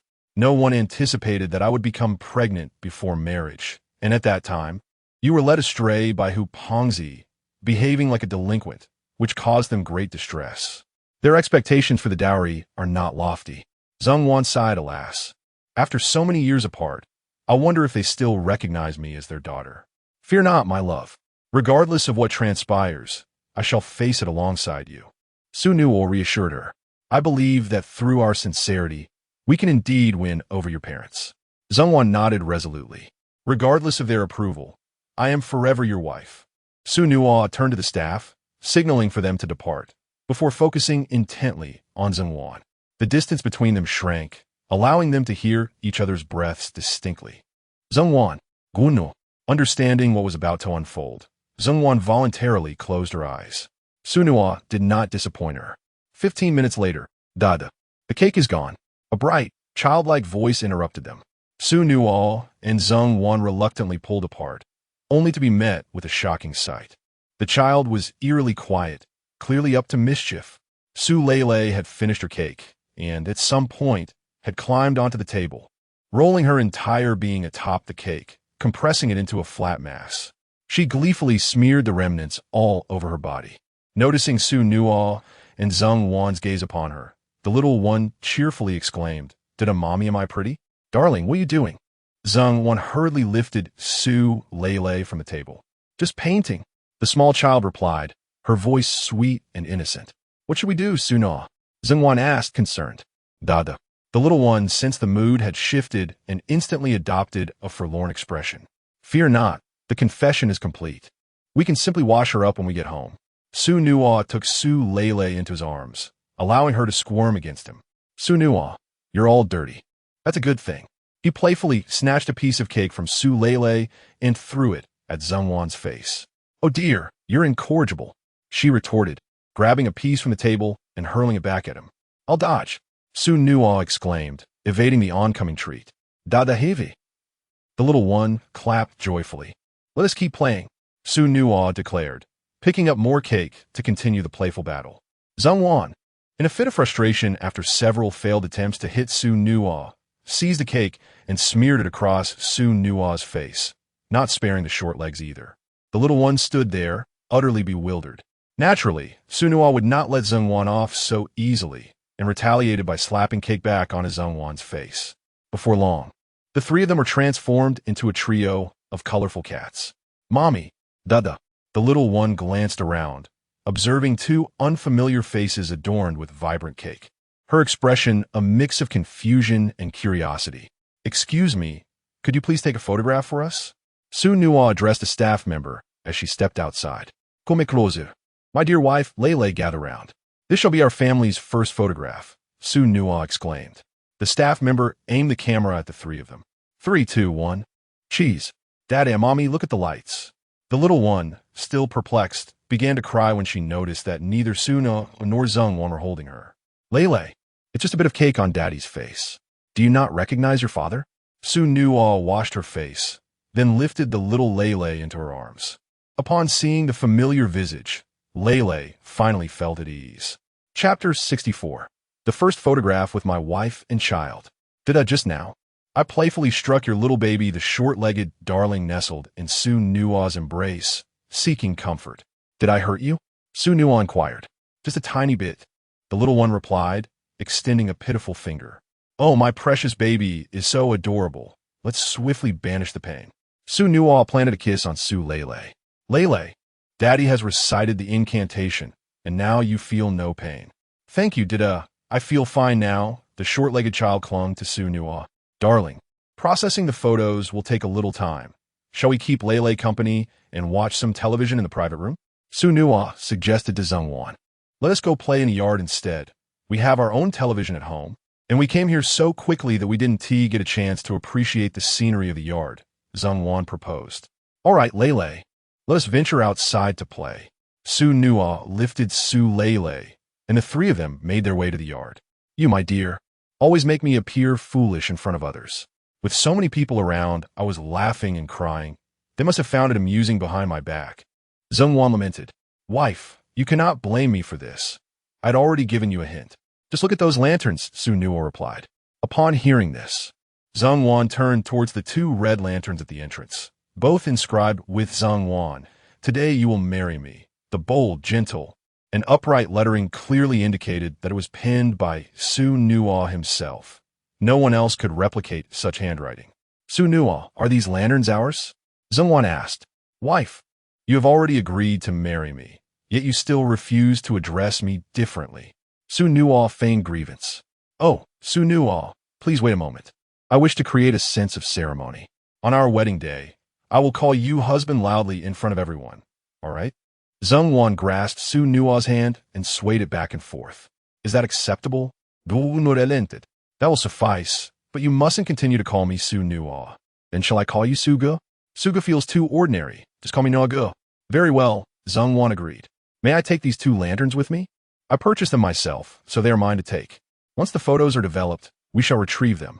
Noticing the short-legged child in his arms was very quiet, Xu Nuo looked down at her. The little one was savoring her finger. Sweet, she then peeled off a small piece of cake from her body. "Still sweet, Dada." The short-legged child looked up at Xu Nuo. I'm sweet. The little one seemed to have discovered something wondrous. Is that so? Xu Nuo asked. The child nodded vigorously, extending a tiny finger. Da-da. We try. Xu Nuo shook his head. Daddy is not hungry. Oh, the short-legged child resumed her search for treasures on her person. Xu Nuo chuckled, taking Zheng Wan's hand as they walked along the stone path. Admiring the flowers and trees in the yard. Passing by an artificial rockery pond, Xu Nuo called out to the short-legged child. Lele, look quickly, there are fish inside. Dada. Colorful ones. The little one glanced at the fish and then back at Xu Nuo. These are ornamental fish. They cannot be eaten. They are poisonous, Xu Nuo explained. The little short-legged child, upon encountering colorful fish for the first time, was utterly captivated, her head swaying in tandem with the fish. Suddenly, the cake she was holding tumbled onto the water's surface, prompting a swarm of fish to rush forth in a frenzy. Dada, she exclaimed excitedly, pointing at the water. Lele can feed them. Xu Nuo promptly retrieved another piece of cake from Lele and handed it to her. Fishy, Chi-Chi. The short-legged child tossed the cake into the water, and once again the fish surged forth. Giggling joyfully, she exclaimed, hee hee hee. Xu Nuo and Zheng Wan also offered their remaining cake pieces to Xu Lele. An hour and a half later, the photographs were ready. Xu Nuo received an envelope containing the pictures from the staff. There were 3 items in total, 2 photographs and 1 negative. Zheng Wan leaned in to take a look. The pictures revealed 3 big, painted faces huddled together. Xu Nuo and Zheng Wan formed hearts with their hands, displaying their bright white smiles, while Xu Lele, in the center, frowned slightly with her mouth ajar, appearing as if she might cry, exuding an undeniable cuteness. In that moment, happiness seemed to take on a tangible form. Dada, this is a treasure. The little short-legged child, having never seen a photograph before, was taken aback. This is the baby, this is mommy, and this is daddy. Xu Nuo chuckled, my dear. This photograph holds great sentimental value. It is our first picture together and the inception of our love. It's a pity we all have painted faces. Our features are not very discernible, Zheng Wan remarked with a hint of regret. Such photographs deepen our memories, and besides, this is not our only one. Once we register our marriage, we shall have wedding photos taken as well, Xu Nuo reassured. I hope that day arrives swiftly, Zheng Wan replied. As the trio departed from the manor, Xu Nuo purchased an album, placing the photograph on the first page, followed by firecrackers and red paper. Let us go home and settle into our big house. They rode their bicycles back leisurely. Huangshan Village is a large settlement, comprising 180 households, with houses dotting the hills. The sounds of chickens, ducks, and dogs echoed from afar, and wisps of smoke could be seen rising from cooking fires. At the village entrance, 5 grand banyan trees stood tall beside a large water pond, which the villagers affectionately referred to as Longtin Water. The pond, situated in the highlands, maintained its water year-round. After a long day, villagers would gather under the banyan trees to cool off, allowing their cattle to bathe and relax in the pond. As Xu Nuo and his companions passed by the village entrance, they spotted 9 or 10 villagers who had just returned from their labors, enjoying the shade. Whose adorable little cat is this? A familiar villager inquired of the little short-legged child. This is my baby. Xu Lele beamed with pride. Xu Nuo, what have you done to your child? Don't mention it, Zheng Wan and I. Oh, Zheng Wan shyly interjected, eager to change the subject. Auntie, we are celebrating a birthday. Lele loves cake and jumped right into it when we weren't looking. Indeed, the cake is so much fun. The little short-legged child chimed in. Lele, say goodbye to everyone. We must return home for a bath, Xu Nuo said. Goodbye. The villagers watched the cheerful family depart, smiles spreading across their faces. Initially, I believed that Zheng Wan was a child of misfortune, but now it seems she revels in new garments daily and enjoys excursions to the county. She truly deserves such blessings, especially after having endured the whims of Xu Nuo, borrowing rice daily and bearing his frustrations. As I grow older, I find pleasure in witnessing such harmonious scenes. The ancestral grave of the Xu family must be exuding smoke with joy. Upon returning home, Xu Nuo swiftly took a shower and set out to find Luningda. Brother Lu, Xu Nuo called out. Ah, you've arrived. I hear you've recently struck it rich? Luningda inquired. Not quite, just doing okay, Xu Nuo replied. Brother Lu, could you assist me in slaughtering 12 chickens and 12 ducks tomorrow? Please save half a pig for me as well. I will be moving into my new house. This is indeed a momentous occasion. I would love to attend your banquet tomorrow, if that is permissible, Lu Ningde responded. You're most welcome. After finalizing the arrangements, Xu Nuo sent a message to his elder brother and sister-in-law to inform them of the news. On his way home, Xu Nuo took the opportunity to invite some relatives. Chapter 65. The little short legs say not to let Xu Nuo misbehave. My dear, everything is prepared. Tomorrow we shall move into our new home, and at last, we will no longer be cramped in that small earthen house. Xu Nuo gazed at the spacious new abode, growing increasingly pleased with each passing moment. The architectural design, a blend of Eastern and Western styles, resonated perfectly with Xu Nuo's aesthetic sensibilities. Most importantly, the residence was enclosed by walls on all sides, featuring a grand double iron gate, ensuring that the mother and daughter could enjoy their sanctuary without concerns of unwelcome intrusions. The new house did not encroach upon the original homestead. Rather, an additional plot had been excavated nearby. Xu Nuo had no intention of demolishing the small earthen house. She envisioned it as a space for educating the little short legs and even future generations, imparting lessons of humility and the understanding that one should not bully others simply because one's circumstances are more favorable. After all, their ancestors had also endured hardships. Zhongwan nodded in agreement. Yes, the little short legs joyfully echoed, still unaware of the significance of moving into a new home. That evening, Xu Nuo's elder brother and sister-in-law returned, and the trio made their way to their parents' home to join them. Grandfather, grandmother, the little short legs exclaimed excitedly. Lei, you've come. Xiaowan, you too. Come in quickly. They entered the house, and the little short legs could hardly contain her excitement as she opened her butterfly-shaped backpack and took out a photograph of the three of them. Grandma, Grandpa, this is us, she said, pointing with her tiny finger at the little one in the middle, her eyes sparkling with anticipation as she looked at the two elders. Ha ha! Xu Nuo's parents chuckled upon seeing Lei's face smeared with cake, a comical expression that teetered on the brink of tears. How is our little lady so adorable? Xu Nuo's mother handed the photograph to Xu Xinghua for inspection. Lei, what are you up to? The sister-in-law inquired, equally charmed by the picture. Just making a mess. And it ended up on top. The little short legs replied in her sweet, soft voice. Xiaowan, where was this photo taken? The sister-in-law asked. Zhongwan blushed slightly and nudged Xu Nuo. Understanding her cue, Xu Nuo addressed everyone. My relationship with Zhongwan was quite unexpected, without the traditional courtship or proposal.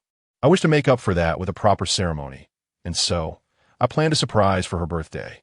This photograph was taken after I successfully proposed, capturing our family of three as the staff took our picture. Xu Nuo took Zhongwan's hand, reminiscing, at that moment, we only had eyes for each other. Oblivious to Lei. Lei climbed onto the table, squashing the entire grand cake. Food has been wasted, so we decided to have a cake fight instead. In the end, when Lei saw us covered in cake, she couldn't recognize us or smell the familiar scent, which is how we captured her delightful expression. Zhongwan proudly displayed the ring on her ring finger, joyfully announcing, Mom and Dad, this is the gold ring Xu Nuo gave me. Her parents beamed with happiness upon hearing this. Xiaowan, it's wonderful that you're willing to marry our Xu Nuo. If he ever bullies you again, just tell me, and I shall ensure he feels my wrath. Xu Nuo's mother exclaimed excitedly. Xu Nuo, make sure to be courteous when visiting the in-laws, and do your utmost to meet their expectations, understood? Although Xu's father wore a serious expression, his light-hearted tone revealed his delight. Father, rest assured, I am diligently preparing to obtain the marriage certificate with her at the earliest opportunity. Xu Xinghua and his sister-in-law were also caught up in the joyous atmosphere. The sister-in-law said to Xu Xinghua, Xinghua, once the baby is born, let's take a photograph together so that when the child grows up, they will have a cherished memory. All right, I will heed your wishes, Xu Xinghua replied. Dear sister-in-law, you want to be going back this time, will you? Let someone else handle the work over there, Xu Nuo suggested. Xu Xinghua nodded in agreement. Your sister-in-law's belly is already somewhat pronounced. I am advising her to resign from her job and rest at home, he continued. In the camp, it is common for a bunch of men to drink and bicker. Although we have moved into your house, which provides some separation, it is still easy to be startled. Xinghua, my belly is only over 4 months along. There is no need to rush. The sister-in-law hesitated, reluctant to part with her monthly salary of 100 yuan. My dear, I may not possess the capabilities of Xu Nuo, but supporting you is certainly within my means. Just stay home and take care of yourself, Su Xinghua assured her. Do not speak such words. When I married you, it was not for your wealth but for your honesty. The sister-in-law playfully nudged Su Xinghua. Shaolin, just keep us two old folks company at home. Let the men worry about earning money, Su's mother chimed in. Indeed, sister-in-law, our family is thriving, and there are great business ventures awaiting both of us brothers. You can rest easy at home, nurturing the baby, Xu Nuo promised. Sister-in-law, look at me. I have no issues with my belly, and I am also lounging at home, so you may as well go along with them, Zhongwan advised.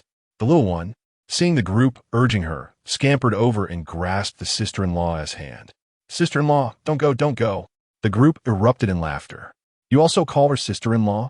The little one was puzzled, wondering why her parents could address her that way while she could not. Observing the little one's slight frown, the sister-in-law quickly relented. All right, since Lele has spoken, we shall do as she says. Having resolved the matter, Xu Nuo addressed his parents and elder brother and sister-in-law. I purchased ingredients with Lu Leo's family. We plan to move into the new house together tomorrow, and the banquet will be held at our home. Father, mother, elder brother, sister-in-law, please come early so we can prepare the feast together. Speaking of the house, younger brother, how would you build such a grand villa? A house must cost at least 50,000 yuan. Su Xinghua's words caused the previously elated parents' expressions to change dramatically. What? You spent so much money? Did you use up 10 households worth? Where did you acquire such funds? Upon hearing the shock in his parents' voices, Su Xinghua realized he had misspoken.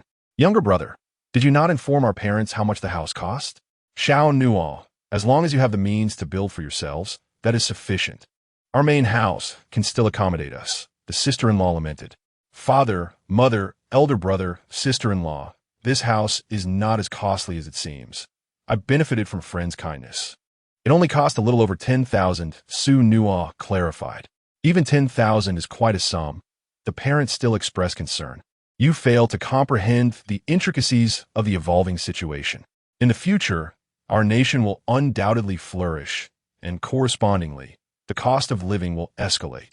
Currently, investing in real estate is of utmost significance.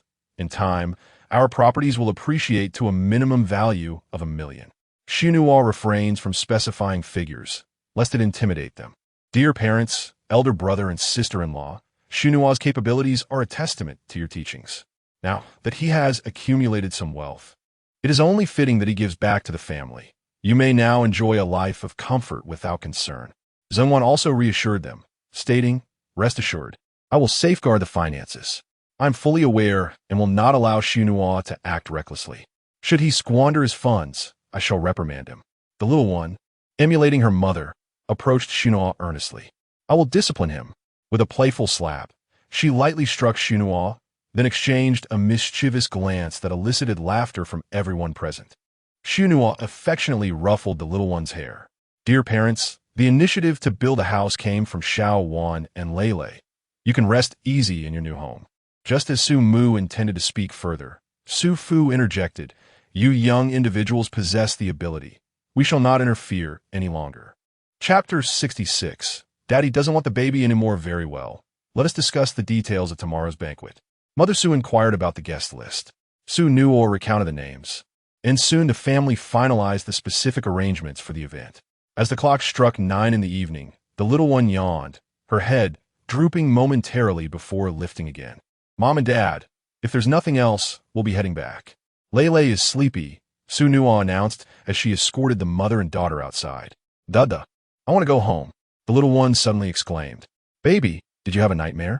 I didn't hit you, Su Nuo replied gently. Dada, me nota sleep. I was just pretending, the little one giggled. So, Lele was not truly tired, merely feigning sleep? Why would Lele pretend to be sleepy? Su Nuo asked. I wanted to tell the Da that I didn't mean to hit you. I was just tricking them, the little one confessed. Oh, so Lele was taking the blame for them, which means they won't hit you anymore. Xu Nuo remarked. Lele is truly Daddy's little darling. He. The little one buried her head in Xu Nuo's embrace. Such a good baby. Do you have anything you wish for? I want to be held to sleep. All right. Tonight, I shall cradle my little treasure to sleep. The following day, the Xu family rose early to begin preparing the ingredients. In the afternoon, relatives arrived one after another, including families from the village who worked alongside Xu Nuo, coming to show their support. After the banquet concluded, the Xu family officially moved into their new home. The little one now had her own charming room, and Xu Nuo and his partner could finally relish their time alone together. Zheng Wan, slightly tipsy, gazed into Xu Nuo's eyes with a sparkle. Xu Nuo, let us marry first. If my parents see me pregnant, they'll likely leap with surprise, Zheng Wan whispered, holding Xu Nuo's hand tenderly. My dear wife is simply too adorable. How could I refuse? Xu Nuo replied, but I wish to kiss my wife. Is that all right? Yes, she responded. Without hesitation, Xu Nuo embraced her soft form. As night fell, Xu Nuo held Zheng Wan close as they drifted into slumber. It feels strange with just the two of us in bed, Zheng Wan chuckled. Indeed, without the little one, it is quite an adjustment, Xu Nuo agreed. While they were chatting, a soft whimpering sound drew closer. Soon, a small figure appeared, dragging her teddy bear, scampering into their room. Dada, there's a monster in my room, the little one cried, her nose running and tears streaming down her face. Let me check it out with you, Xu Nuo soothed, lifting the little one and wiping her face clean before following her back to her room. Little one, there's no monster here, Xu Nuo assured her. There is. It's Hu. What is Hu? It's Hu. The little one pouted. All right, if Hu dares to bully our little darling, Daddy will chase him away. Xu Nuo playfully swung his fist through the air, comforting her. It's all right, Lele, who has been frightened away by Daddy. Now, let us get you to bed. Xu Nuo gently placed Lele on her bed, tucking her in with a cozy blanket. Dada, I don't want the baby anymore. The little one murmured, curling up on the bed, her petite form occupying only a small portion of the expansive mattress. She refrained from crying aloud, silently wiping her tears behind a facade of resolve. Lele, when did Dad ever say he didn't want you? Dada, you let Hu take the nest away. The nest isn't your baby anymore. Lele responded. Xu Nuo gathered the little short legs into his embrace. Lele, Dad will not allow Hu to take you away. At last, the little one could no longer contain her sobs. All right, no more crying.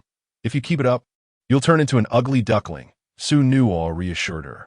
Having heard the tale of the ugly duckling, the little one instantly ceased her tears, her round eyes wide, still glistening with remnants of her sorrow. Dada, I don't want Gigi to sleep. Okay, Dad promises to sleep with you. Initially intending for the little one to grow accustomed to sleeping alone, Xu Nuo softened at her pitiful demeanor, deciding to wait until she was a bit older. After all, Zheng Wan had not yet officially married him, and there was ample time.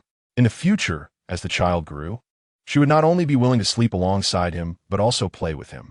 Dada, the little one clung to Xu Nuo, then turned to stick out her tongue at the wall. Hee. Xu Nuo glanced up to see a large character for double happiness. In the summer, he had opened the window, and due to the strong wind, the character had flapped halfway, swaying in the air and producing sounds. So the Hu the little one spoke of was that. Lele, would you like Dad to help you with Hu? No. Hu Gigi is alone. Without Dada, Lele has Dada, so I won't bother it. The little one babbled. My daughter is truly obedient, Xu Nuo thought as he took the little one outside. Say goodbye to Hu. Goodbye, Hu. They returned to the master bedroom, where Zheng Wan inquired, why did you bring Lele along? Lele is still too young. She's afraid to sleep alone. So I thought she could stay with us a little longer, Xu Nuo explained. I see you can't bear to part with your little cotton-padded jacket, Zheng Wan teased. Perhaps both are true. The child has fallen asleep, so let us not disturb her, Xu Nuo said softly, glancing at the little one who had dozed off in an instant. The following day, the little one woke up quite late, opening her eyes groggily at 9:30. Upon seeing Xu Nuo, she instinctively broke into a smile. Finally awake. Your father was worried you would cry upon waking and not seeing anyone. He held you all morning, Zheng Wan remarked. Dada, the little one exclaimed joyfully. Little one, are you hungry? Xu Nuo asked his daughter in his arms. Dada, I need a pee. I'll handle it. I'll take her to wash up. It's too hot, and you both are covered in sweat. Zhengwan replied, taking Su Lei. All right, I'll take a shower too. I still smell of alcohol. After finishing his shower, Xu Nuo emerged to find the little one cleaned up and enjoying her breakfast. Upon seeing him, the little one abandoned her meal, hopping off her chair and scampering towards Xu Nuo. Dada. Slow down, don't fall. Duno kotionet. Dada. The baby is 2 years old now. I'm all grown up. The little one proudly extended 2 tiny fingers. Little darling, do not rush to grow up. Xu Nuo said. Yeah.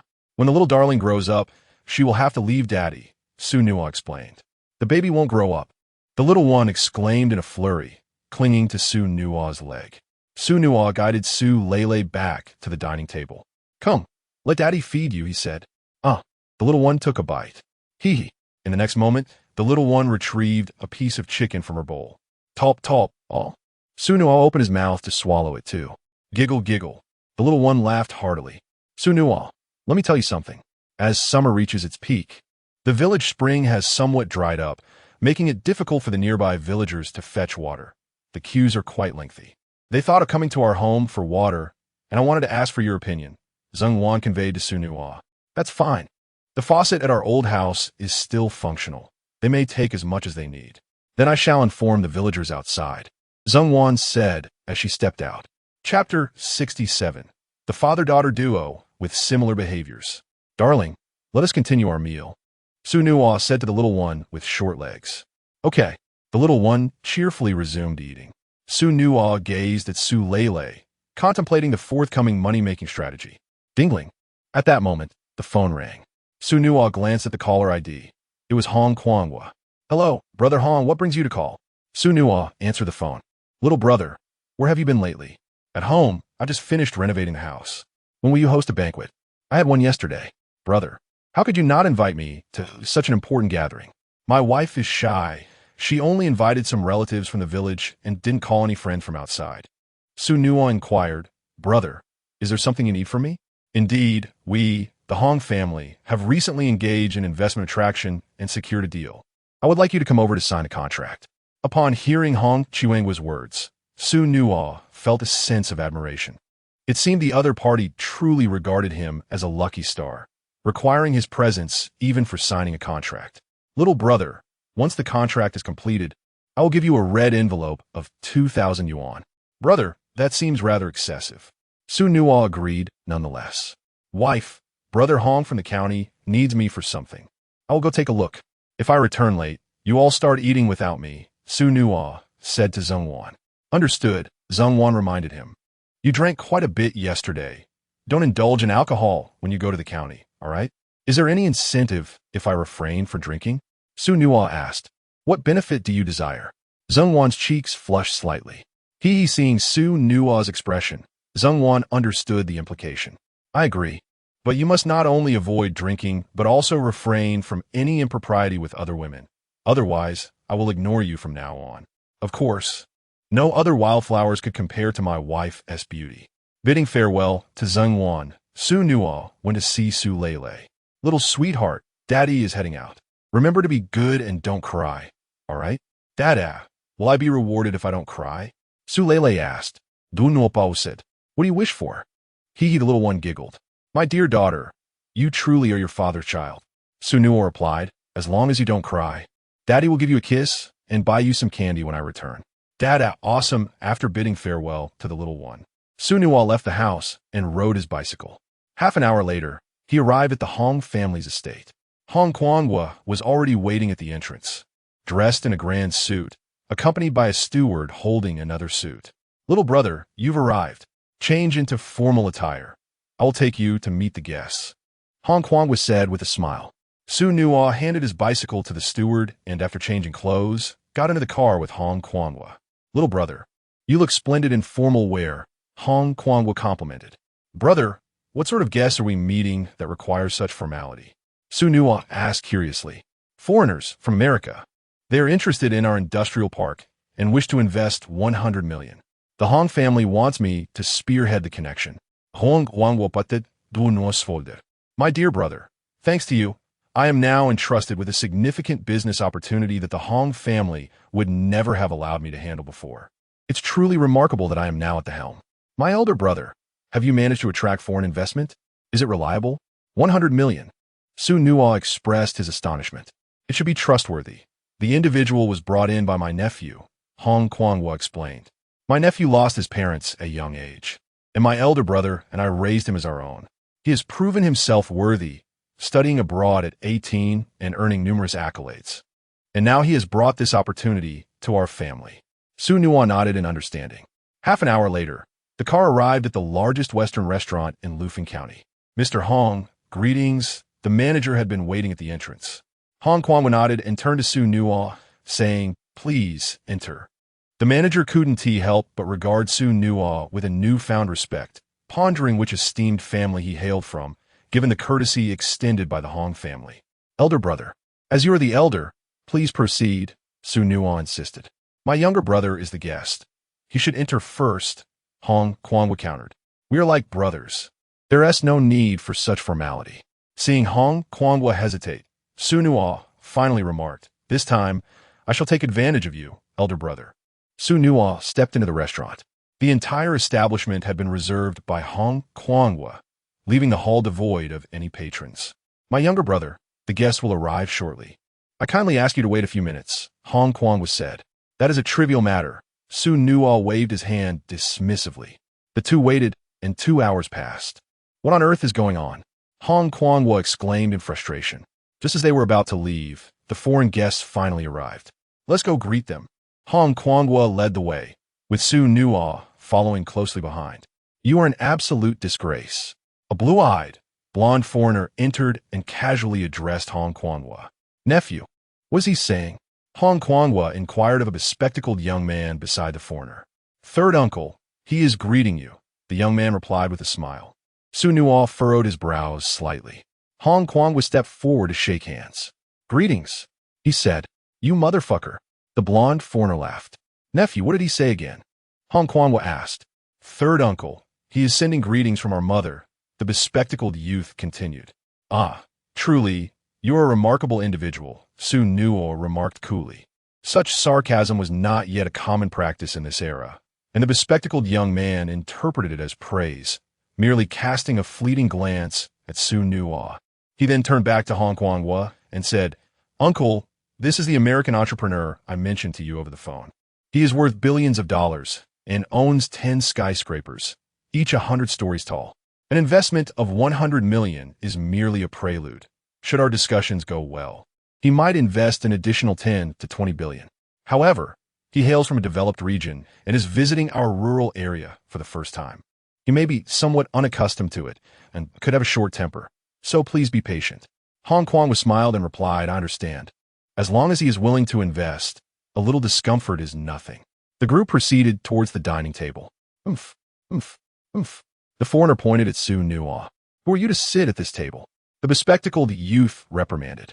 "Brother, bear with it for now. Once we have dealt with the white-skinned fellow, I shall reward you with a red envelope of 5,000. Un congus mille d'amiable." Xu Nuo chuckled, nodded, and stepped aside.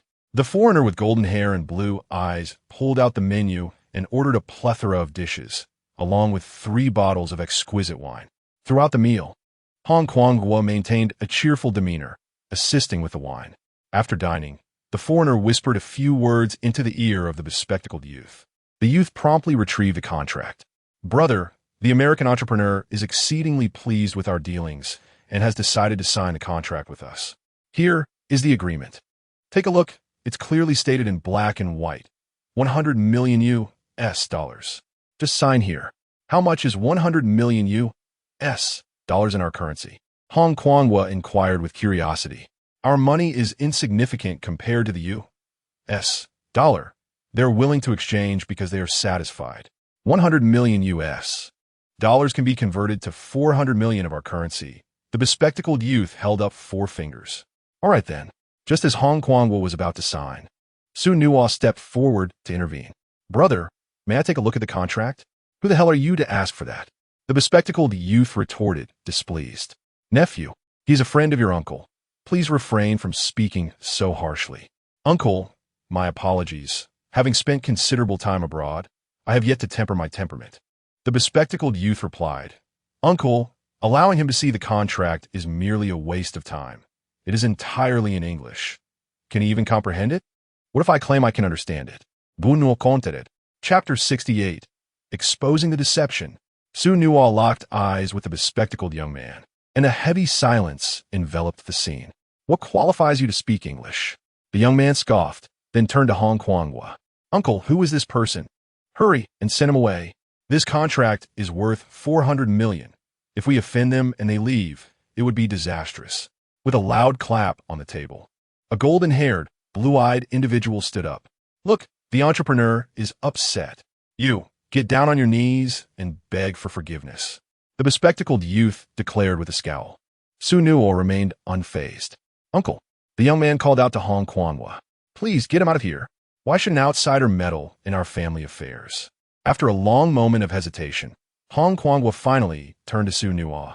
Just as the young man believed victory was his, he heard Hong Kuangwa say, Brother, do you truly understand English? Brother, you don't believe me? Fine, let me show you. Hong Kuangwa handed the document to Xu Nuo.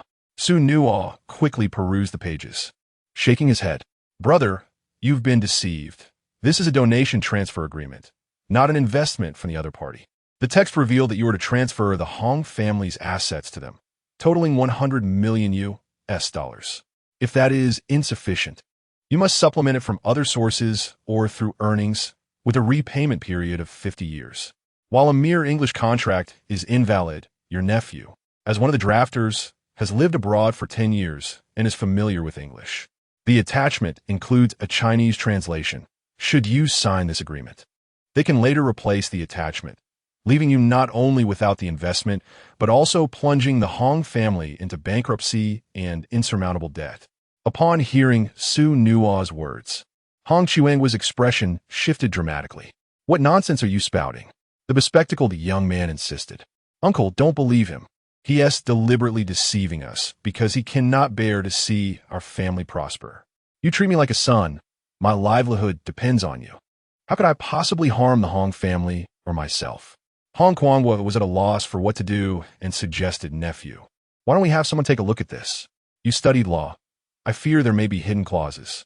Uncle, a billionaire entrepreneur values his time. If he becomes displeased, he might very well seek someone else. Is it truly worth risking 400 million over a mere outsider's mistake? The young man emphasized. Uncle, this contract is crucial for me too. If I can secure this deal, I will obtain a green card, become an American, and gain an executive position. Uncle, my father died because of you, and my mother fell ill as a result. You owe them a life. Do my parents' lives mean so little? Am I less valuable than an outsider? Hong Chuang's face reflected his inner turmoil. Xu Nuo shook his head, beginning to understand why the elder Hong entrusted the majority of the family's fortune to Hong Kuangwa. The latter truly lacked the necessary acumen. Last time, he nearly fell into Zhao's trap, and now he was unable to discern the blatant moral coercion being employed against him. My dear brother, this foreigner is hardly a wealthy individual. His demeanor and mannerisms are exceedingly crude. Xu Nuo remarked. Upon entering, he exhibited blatant discrimination against us Chinese, claiming we are backward. When he extended his hand to shake, he mockingly cursed you, testing whether you comprehend English. Should you fail, he would present you with the English version of the contract. If you succeed, they would offer you a deeply flawed agreement that, once signed, would plunge you into a dire debt crisis. Undoubtedly, there exists another contract in their dossier. Hong Kuangwa narrowed his eyes. Third uncle, this fellow is spouting nonsense. English is a noble language, unlike our Chinese, and such derogatory terms do not exist. Moreover, Americans are exceedingly honorable, demonstrating utmost integrity. They wash a bowl 5 times and yield when crossing the street. Even the toilet water is drinkable. The bespectacled youth pointed at Xu Nuo. He must be a pawn sent by the rival forces of our Hong family. My dear brother, your nephew has gone abroad, grown braids, and now considers the foreigners his masters. Xu Nuo chuckled. To think toilet water is drinkable. How absurd. Nearby, several waitstaff couldn't suppress their laughter. In this era, Information was not as widespread, and the trend of idolizing foreigners was not as prevalent. There remained a hint of disdain towards them. What are you laughing at? Have you ever seen it? How do you know it cannot be consumed? The bespectacled youth retorted. Whether I can or cannot is none of your concern. If you wish to drink, by all means, do so yourself, Xu Nuo shot back. I won't argue with you. You claim to speak English. So why not say a few words? The bespectacled youth challenged. You son of a bitch. You. The bespectacled youth gritted his teeth, then declared, third uncle. I swear on my deceased parents and ancestors that he cannot speak English. Beside them, the blond foreigner widened his eyes and suddenly slapped at Xu Nuo. Xu Nuo swiftly turned, avoiding the blow, and kicked the foreigner away. You are nothing but an actor. You understand Chinese, yet you pretend otherwise. What? The foreigner exclaimed, feigning innocence. You eat with chopsticks, drink Mao Tai, and coordinate with a four-eyed fellow based on our conversation. You are no entrepreneur, Xu Nuo, daring to strike a precious American. I warn you, you will be in deep trouble. The entire nation will be affected because of you. The bespectacled youth hurriedly helped the foreigner up. Third uncle, this brat is finished. If we don't distance ourselves from him, our Hong family will share the same fate. Xu Nuo contemplated briefly, formulating a strategy. He ceased his argument and directly addressed Hong Kuangwa. Hong Kuangwa, you are not the head of the Hong family. You can only represent yourself.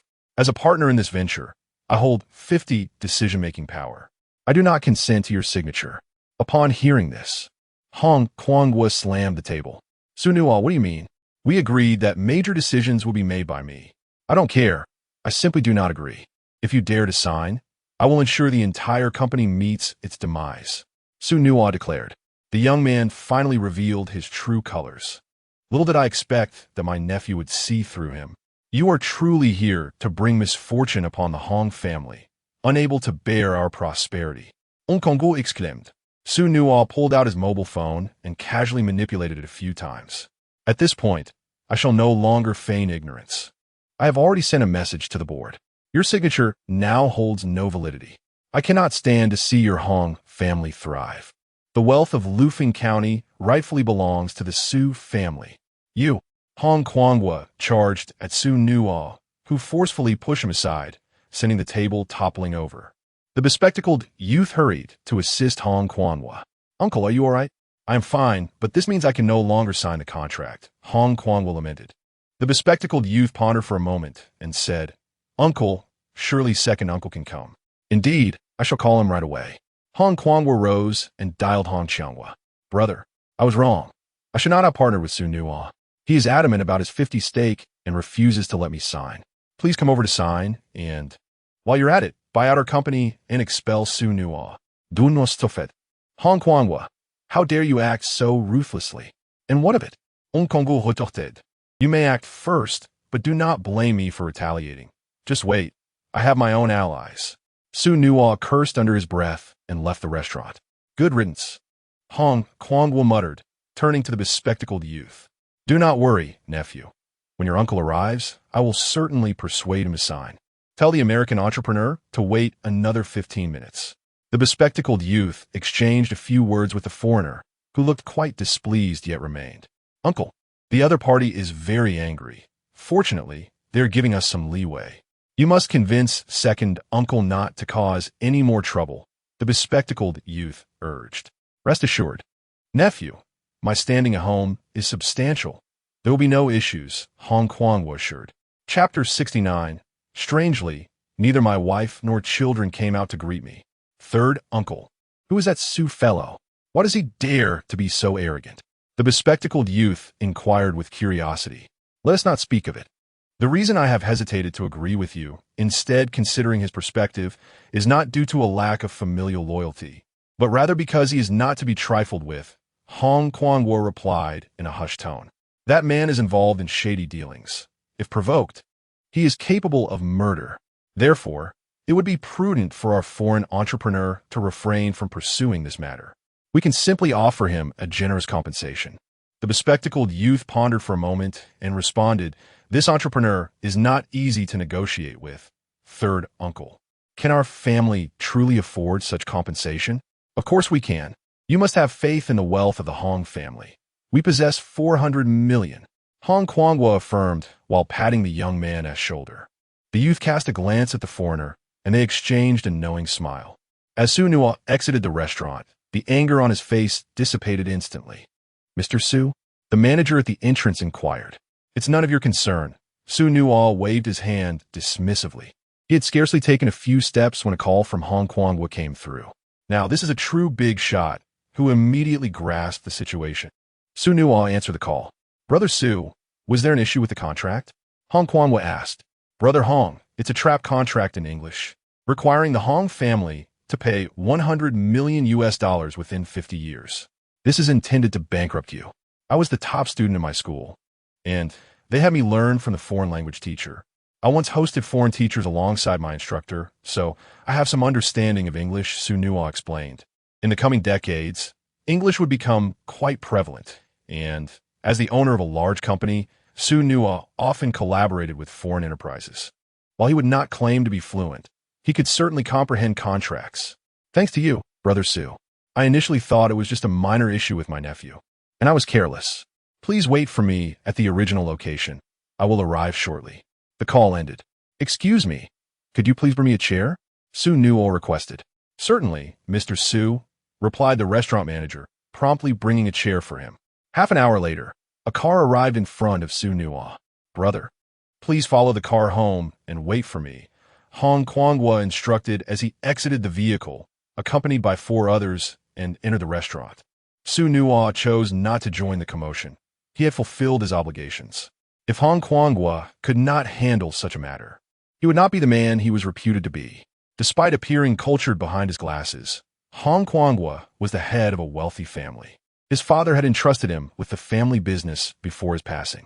In his previous life, Hong Kuangwa was a formidable figure, unyielding and decisive. The ruthlessness he exhibited could send shivers down the spine of even someone like Xu Nuo, who had spent years navigating the underworld. With such a person handling affairs, Xu Nuo had no need for concern. In this way, he had forged a bond of friendship with Hong Kuangwa. Although there were deviations from his previous life, the overall objective was achieved, and his relationship with the Hong family had grown closer. Now, grand business endeavors were on the horizon. 3 hours later, the Hong brothers finally returned home, their expressions not quite favorable. The bespectacled youth did not accompany them back. Xu Nuo furrowed his brow slightly. This delay was longer than he had anticipated. 2 individuals approached Xu Nuo, with Hong Qiangwa taking the lead in conversation. "My dear brother, this is a token of goodwill for you. You must accept it. Once you do, you shall forever be our good friend, and I will be the first to assist you in any difficulties you may encounter." Xu Nuo graciously accepted the red envelope, revealing a sum of 10,000. What a delightful surprise. "Thank you, my brother. As for the events of the day, I am at a loss," Xu Nuo inquired. "Do not find it amusing, dear brother. My nephew's father perished while attempting to save Kuangwa, and his mother succumbed to illness soon after. He has always believed our family is to blame and seeks revenge, desiring to seize our family's fortune," Hong Qiangwa explained. "He seems to have forgotten that his father and I are brothers. Mutual assistance among siblings requires no justification. We have aided our elder brother on multiple occasions, and the cause of his mother's demise was solely her own indiscretions, entirely unrelated to us. Should he wish for a share of the family estate, we can certainly allocate it according to tradition. However, if he seeks to bring ruin upon the Hong family and has allied himself with Zhao Jiaqing, I shall not tolerate it. Do not from it deeply. Zhao Jiaqing? I have long wondered how he acquired the audacity to confront our family. It appears he has external support, having allied with Chun Liangxin and his band of parasites. Curse that scoundrel. He has made 2 attempts on my life. I shall not let him go unpunished," Hong Qiangwa exclaimed. Xu Nuo remained silent. In a previous life, Zhao Jiaqing was indeed a ruthless character. After some contemplation, Xu Nuo cautioned brothers. "Zhao Jiaqing has a penchant for striking from the shadows. You must exercise caution. Fear not, dear brother. I am well aware of the situation. We are already devising a plan to counter Zhao Jiaqing," Hong Qiangwa assured him. "This matter will not involve you. My nephew has been sent abroad with the assistance of certain individuals. The restaurant staff are oblivious to the entire truth and have been compensated for their silence. None dare cross me. I will soon spread word of my intent to retaliate against Zhao Jiaqing, initiating a hunt against him. He shall have his hands full and will not have the leisure to ponder other matters. Dear brother, you can focus on conducting business with me. I will handle the rest. After a while, Hong Xiangwa departed to report to the elder of the Hong family, while Hong Quanghua escorted Xu Nuo outside. Today truly startled me. The Hong family nearly faced ruin by my hand, and I owe you my gratitude for your fervent counsel, Hong Quanghua expressed. Through this ordeal, I have come to realize that I should never have sought to usurp power from my elder brother. With the Hong family in my hands, it could vanish at any moment. I shall content myself with conducting business alongside you. Xu Nuo refrained from commenting further and inquired, Brother, is your back all right? I did push you down today. It is a trivial matter. It is my own fault for lacking resolve, which forced my younger brother to assume the role of the villain. Hong Quanghua sighed. I never anticipated my elder brother's son would turn out this way. Xu Nuo chose not to offer excessive commentary on the family affairs of the Hong clan. Brother, I have an idea brewing in my mind. I intend to embark on a grand venture. However, I have yet to fully formulate the specifics. Once I have completed the plan, I shall present it to you for your insights, Xu Nuo stated. Ah, my dear brother, with such intelligence, your ideas must surely hold great promise, and I shall undoubtedly invest in you. Xu Nuo nodded with a smile. Brother, there's nothing more to discuss. I shall take my leave. In mid-September, the southern heat remained oppressive, scorching against the skin. As he gazed around, it seemed as though the very air was ablaze, with a shimmering mirage of distorted space visible in the distance. Xu Nuo rode his bicycle to the market, purchasing 2 watermelons and a chicken. Next, he acquired a foam container, followed by 15 ice creams and cones, along with some soft candies. After a moment's contemplation, Xu Nuo decided to buy a children's bicycle, equipped with 3 wheels at the back to prevent any falls. His little short-legged daughter had long desired one, having seen a group of children riding in the county town. And today, with a generous red envelope in hand, he felt it was time to fulfill her wish. Securing the items to the rear seat, he pedaled swiftly homeward. Wife, Lele, I am back, Xu Nuo called out. Noticing that the front door remained still, he felt a twinge of confusion. Unlike before, neither Zhongwan nor Su Lele awaited him at the entrance. He initially attributed their absence to the sweltering heat, but having called out, their lack of response seemed rather peculiar. After placing his bicycle down, he approached the door, which remained locked. Wife, Lele, are you at home? He continued. Just as Xu Nuo assumed they had gone visiting, the door suddenly swung open. In the next instant, a small head peeked through the gap, and upon recognizing Xu Nuo, rushed to embrace his leg with glee. Dada, the little short-legged girl cried out, bursting into tears. Chapter 70. A family of 3 visits the vegetable garden. Xu Nuo attentively observed his little one, noting the absence of any visible injuries on her short legs. He surmised that upon seeing her father, she had merely cried out of a momentary fright. Lele, why are you crying so loudly? Xu Nuo gently lifted her into his arms. Did you fall? Are you hurt? Yes, the little one replied with a tone of grievance. What does it hurt? Xu Nuo inquired further. Bottom, head. She pointed to her rear and then to her head. Let me take a look. Xu Nuo examined her and found no marks. All done. Daddy will blow on it, and it will be all right. No more tears. He smiled reassuringly. Is it better? The little one asked, puzzled. Daddy has already applied the remedy. It doesn't hurt anymore. Xu Nuo wiped away her tears. It doesn't hurt anymore. Thank you, Daddy. Su Lele wiggled her legs joyfully and began to hum a tune.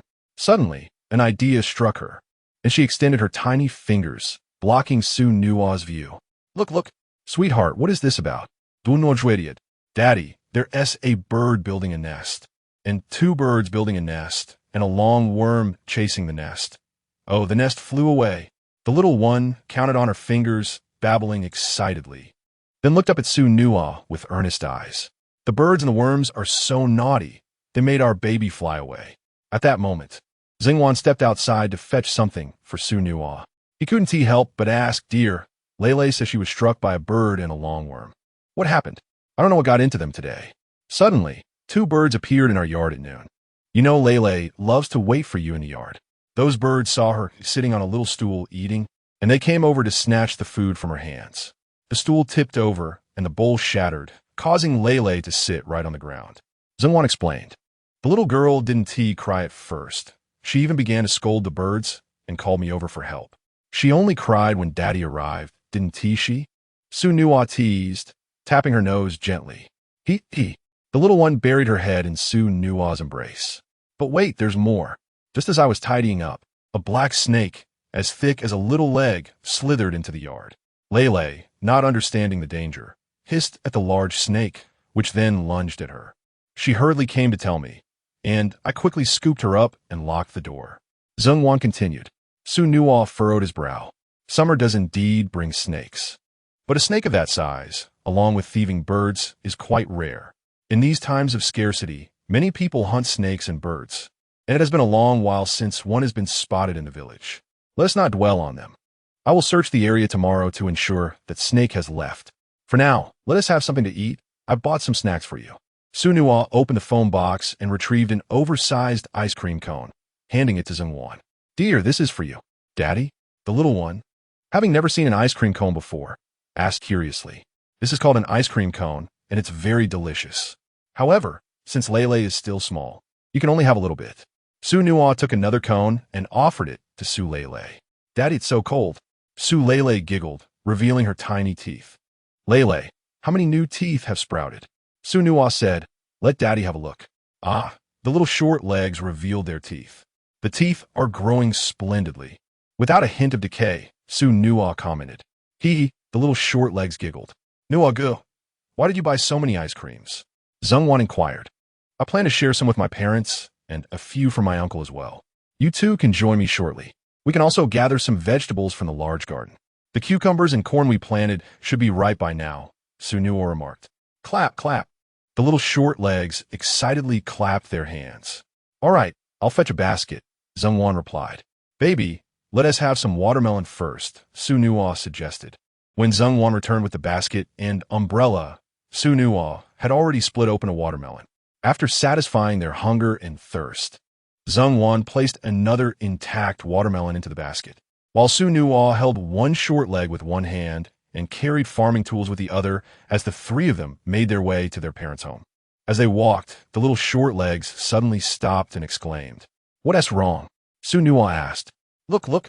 The little short legs pointed at something on the ground. Xu Nuo looked down and saw a multitude of ants marching in a line, carrying things away from their nest. Lele, these are called ants, Xu Nuo explained. Ants. They cannot be eaten or caught. Despite their small size, they are quite vengeful. If you provoke them, they will chase you relentlessly, climbing onto you and biting, which hurts. Dunno elaborated. Upon hearing this, Su Lele immediately withdrew her hand. The ants are bad. Let us keep our distance, Xu Nuo chuckled. The little short legs hesitated to cross the swarm of ants, making a distressed face and calling for Xu Nuo. All right, let Daddy help you, Xu Nuo said, picking up Su Lele and carrying her over the ant swarm. Now you must walk on your own, Xu Nuo instructed the little short legs. Okay, the little short legs replied. Nuo go, where did you get that suit? Zhengwan asked. I went to the county to discuss business with Brother Hong, and they gifted it to me, Xu Nuo replied. If others give you so many things, won't you owe them a lot of favors? Zhengwan questioned. It's not I who owe favors, but them. I help them recover significant losses. A piece of clothing is hardly anything, Xu Nuo asserted. That is good to hear. Many wealthy individuals on television are villains, and I worry they might use favors to coerce you into doing something wrong. Zhengwan sighed in relief. Darling, rest assured, I am prudent. I will not be tempted by unwarranted gains, Xu Nuo said, taking Zhengwan's hand. Grandpa, Grandma, the little short legs called out as they arrived at their parents' house. Su's mother was outside, drying grain, and upon hearing Su Lele's voice, she immediately came over. Lele, you've come, she exclaimed. Grandma, the ants are bad, the little short legs reported. Who is the bad ant? Su's mother asked. It's the ants. We saw a swarm of them on our way here, Xu Nuo explained. Mom, today Nuo Gu went to the county for business. It's hot in summer, so he bought watermelon and ice cream. Please call a few relatives to join us for a meal, Zhengwan smiled. Come in and have a seat, Sue's mother invited. At the entrance, basking in the sun, the sister-in-law remarked, "No, sister-in-law, before darkness descends. We must venture to the large vegetable patch to gather some produce and simultaneously clear away a bit of the weeds." Zhengwan responded, "Promise me. Tomorrow we shall harvest the glutinous rice from the acre by the riverbank. In that plot, we previously released fish fry. It contains numerous carp and loaches, as well as large clams. Tomorrow, we shall drain the water. Do bring the children along to play," Sue's mother suggested. "All right," Xu Nuo reminded mother. "Today the weather is oppressively hot. Snakes and birds have emerged. We even witnessed ants relocating their nest, which seems somewhat unusual. There may be heavy rain. We should harvest the millet today." "That sounds wise," Sue's mother replied. Departing from their parents' home, Xu Nuo and her family of 3 returned to the expansive vegetable garden. "Lele, behold the bountiful harvest of our garden, laden with fruits," Xu Nuo exclaimed, somewhat astonished, for it was her first time witnessing such flourishing produce. The peppers had all ripened to a vibrant red. The ginger and scallions grew tall, while the eggplants, corn, and cucumbers were impressively long and robust. And the green beans flourished as well. "Wow, Mama, look! Our garden is splendid, filled to the brim with produce." The little one mimicked Xu Nuo's words, gazing up at her mother. "Our efforts have not been in vain," Zhengwan chuckled. "Lele, come, let us pick some cucumbers," Xu Nuo urged as she opened the fence and stepped inside. With a rustling sound, the 3 entered the garden and began harvesting the ripe vegetables. The little one explored the patch and quickly discovered a cucumber hidden behind the leaves. "Got it!" the little one exclaimed with excitement. "Pull it off," Xu Nuo encouraged. With determination, the little one exerted strength with both legs and hands, and with a snap, the vine snapped along with the cucumber, sending the little one tumbling to the ground. Chapter 71. "Oh dear, you can't even manage your little bottom. Oh my!" The little short-legged one immediately wore a distressed expression, on the verge of tears. "You're doing great, sweetheart. No need to cry," Xu Nuo encouraged. "Lele, hand the cucumber to Mommy," Zhengwan added. "All right." The little one was momentarily stunned, forgetting her tears, and hurriedly got up to place the cucumber into Zhengwan's hands. "Well done, Lele," Zhengwan praised. "Our Lele is truly a good child. Not crying even after a fall," Xu Nuo chimed in. "Hee, I'm a good baby." The short-legged child lifted her head proudly, her big eyes wide and her mouth curled into a smile. She then turned around to continue her quest for cucumbers. After taking a few steps, she turned back, pouting, and said, "Oh dear, I feel like crying." "Then let Daddy give you a hug to help you feel better. No more tears," Xu Nuo replied, lifting the little one and brushing off the dust from her back. "Are you feeling better now?" Xu Nuo asked. "Yes. Now, let's see who can find the next cucumber first." Xu Nuo set the little one down and addressed Zhengwan. "Mommy, get ready." "Mommy, ready." The little one bent her back, her tiny fist clenched in determination. "Start." As Zhengwan's words fell, the little one burst into a tinkling laughter and scampered ahead, with Xu Nuo trailing behind her. There were plenty of cucumbers, and before long, the little one discovered another. "Tada!" she exclaimed, turning to Xu Nuo. "Lele, you won. Daddy lost." Zhengwan announced the result. "Yay!" The little one excitedly raised her hands. "Du no pretended, Totsuri." "Don't cry, Tada. Here's your cucumber." The little one held up her cucumber. "Thank you, sweetheart," Xu Nuo smiled. "All right, enough playing. Help me gather the vegetables. I'll pull some weeds. Look at the sky. It's going to rain soon," Zhengwan instructed. "Okay, I want to help too. Tada, don't disturb me." The little one continued her search for cucumbers. After more than half an hour, Xu Nuo, observing the darkening clouds, said to the mother and daughter, "Let us go home. The basket is already full. We'll come again next time." The 3 quickly packed their tools, closed the fence, and hastened homeward. On the way, it began to rain, growing increasingly heavy.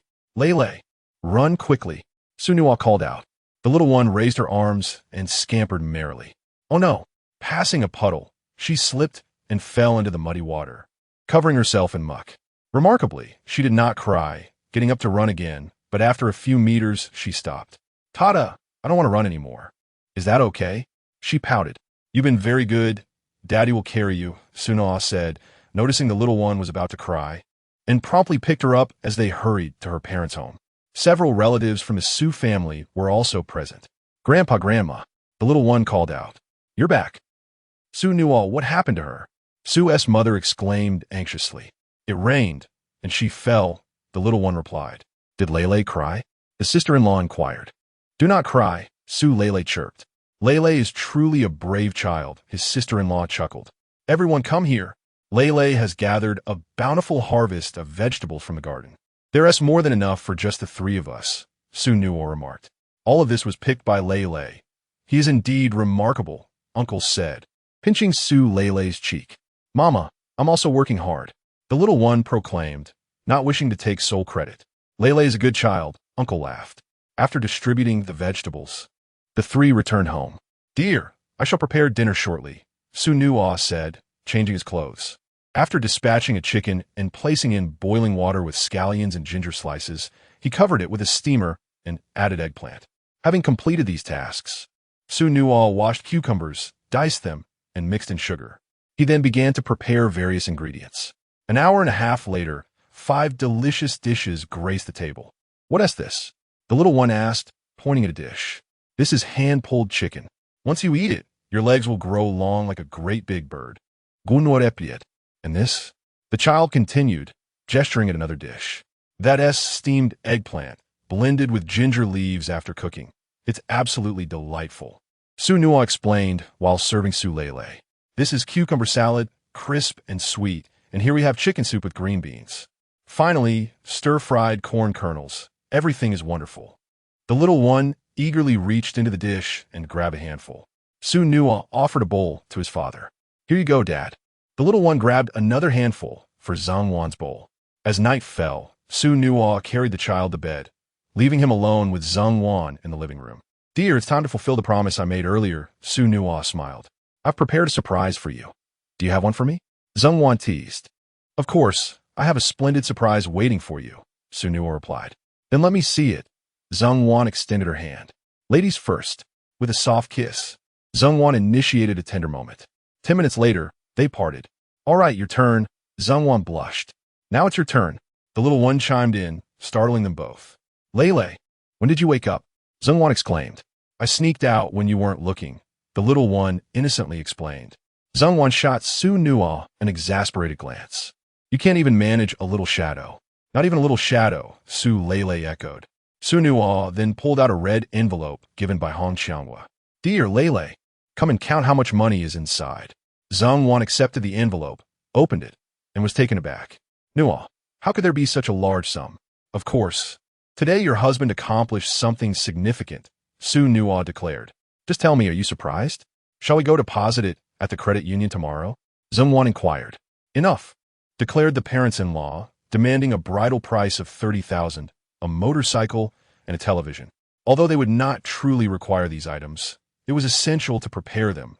Otherwise, they might accuse us of lacking sincerity.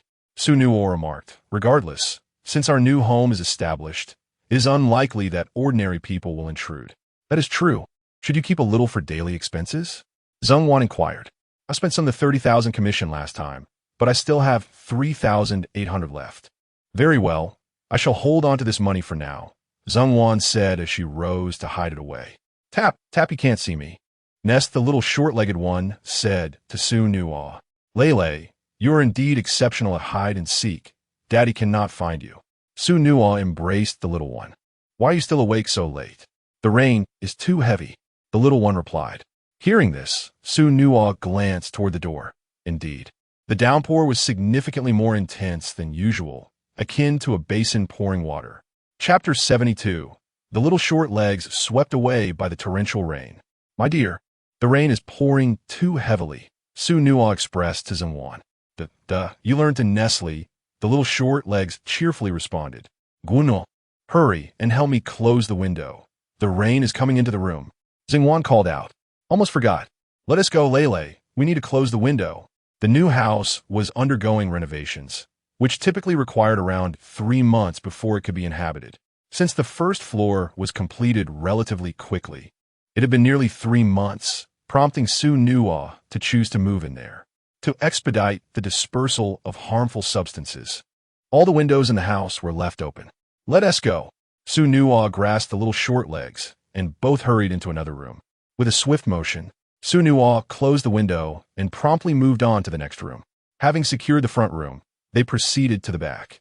In her haste, Xu Nuo paid little attention to the little short legs. Upon entering, the little one immediately sensed something was amiss and began to cry out. Xu Nuo glanced down and realized that the room had accumulated too much water, submerging the little leg's feet and causing her slippers to float away. Dada! My shoes have flown away, the little short legs exclaimed, pointing at the distant slippers. Without sparing her a moment, Xu Nuo hurried to secure the window. Once it was closed, she helped her put on her shoes. Having managed the first floor, Xu Nuo carried the little one and continued to the second and third floors, ensuring all doors and windows were shut tight. Phew! Xu Nuo let out a sigh of relief, wiping the sweat from her brow. Phew! The little one also exhaled, wiping the rainwater from her forehead. My dear, the back room has accumulated a lot of water. Could you sweep it for me while I step outside to check? Xu Nuo thrusted zing on. Brain mama, it's splashing. There's water, I'm heading out. Xu Nuo opened the door and peered outside. Below, a small head also emerged, curiously surveying the surroundings. At that moment, the entire courtyard was engulfed in murky, muddy water, mixed with various debris, making it impossible to discern how deep the water truly was. Thunder rumbled ominously in the sky, and the downpour showed no signs of abating, creating a rather frightening scene. Xu Nuo couldn't help but feel a wave of concern. Wah wah wah, the little short legs, oblivious to the peril of the torrential rain, found it amusing and expressed delight, gazing up at her father. The water is yellow, the sky is bright, my dear. Where's the flashlight? I need to check around the drainage to see if it's blocked by debris and also check on the dog. Its kennel is likely submerged. I'll see where it is, Xu Nuo said as he returned to the house. Brain mama, the little one, trailed behind Xu Nuo, retrieving the flashlight. Xu Nuo cautioned the little legs. Lele, don't wander off. Stay inside the house, understood? Got it, the little short legs assured. Xu Nuo stepped outside, calling Xiaohei. Where are you? Doggy, where are you? The little short legs peeked out the door, listening for the dog's voice.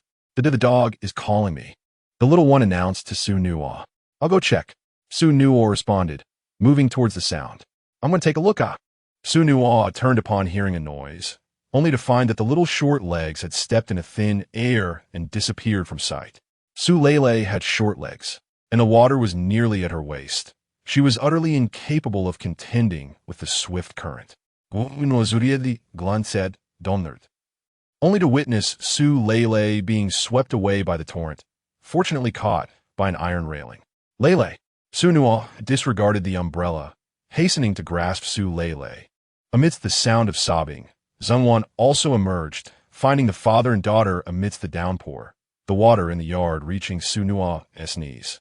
What is happening? Zhengwan inquired. Something unusual must be amiss. The birds and beasts have fled from the mountains, which bodes ill. The rain is too heavy. Lele nearly got swept away. You should clean her up and avoid going outside again.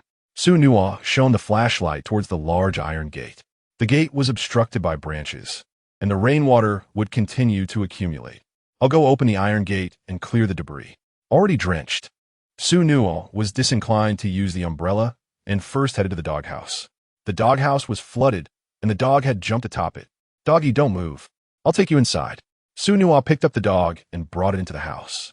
Afterward, he opened the large iron gate to let the water escape. Having completed these tasks, Xu Nuo continued to clear the branches that had washed into the yard, hastening the flow of water. Noge, don't worry about the branches in the yard. Come inside quickly. It's too dangerous. Zhengwan called from the doorway. Just then, a bolt of lightning struck, cutting the power and plunging the entire house into darkness. Zhengwan screamed, collapsing to the ground, trembling all over. Xu Lele nearby imitated her mother's frightened cries, rolling on the ground. Xu Nuo rushed back into the house, lifted Zhengwan, and held onto the little short legs. Don't be afraid. I'm here. Don't be afraid. I'm right here, the little short legs echoed. He carried both women to a room, laid Zhengwan on the bed, then patted Xu Lele's clothes and placed her on the bed as well, before turning to prepare to head out again. Noah, where are you going? Zhongwan urgently grasped Xu Nuo's hand. Are you afraid of the dark? Sensing the slight tremor of her body, Xu Nuo asked in confusion. Previously, when he was away from home, the lights in their small earthen house remained off, and he and T realized she had this fear. When I was in middle school, I was bullied and often locked in a dark room. During that time, my grades plummeted. My parents couldn't confront those people, so they transferred me to Lufeng County, Zhongwan explained. Zhongwan was not from Lufeng County. Her home was in the neighboring Huangshan County, which was relatively more prosperous. Xu Nuo had been curious about why she transferred schools, and now he understood the reason. There's no need to fear the dark anymore. I will always be by your side. Just call my name when you're scared, Xu Nuo reassured her. Noge, can I stay with you? Zhongwan pleaded. I will stay with you, the little short legs chimed in with a smile. Of course. Just hold on to the hem of my clothes. Xu Nuo changed into dry clothes, leading the way as Zhongwan held onto his hem, while the little short legs clung to Zhongwan's. The three of them stepped out of the room. Pitter-patter. How fun, the little short legs exclaimed to Xu Nuo at the front. Lele, you must hurry, Xu Nuo urged. All right. Xu Nuo moved a wooden plank from the storage room to barricade the doorway, promptly securing the door to prevent any rising waters from flooding into the room. All is well. We may rest now, Xu Nuo announced, clapping his hands.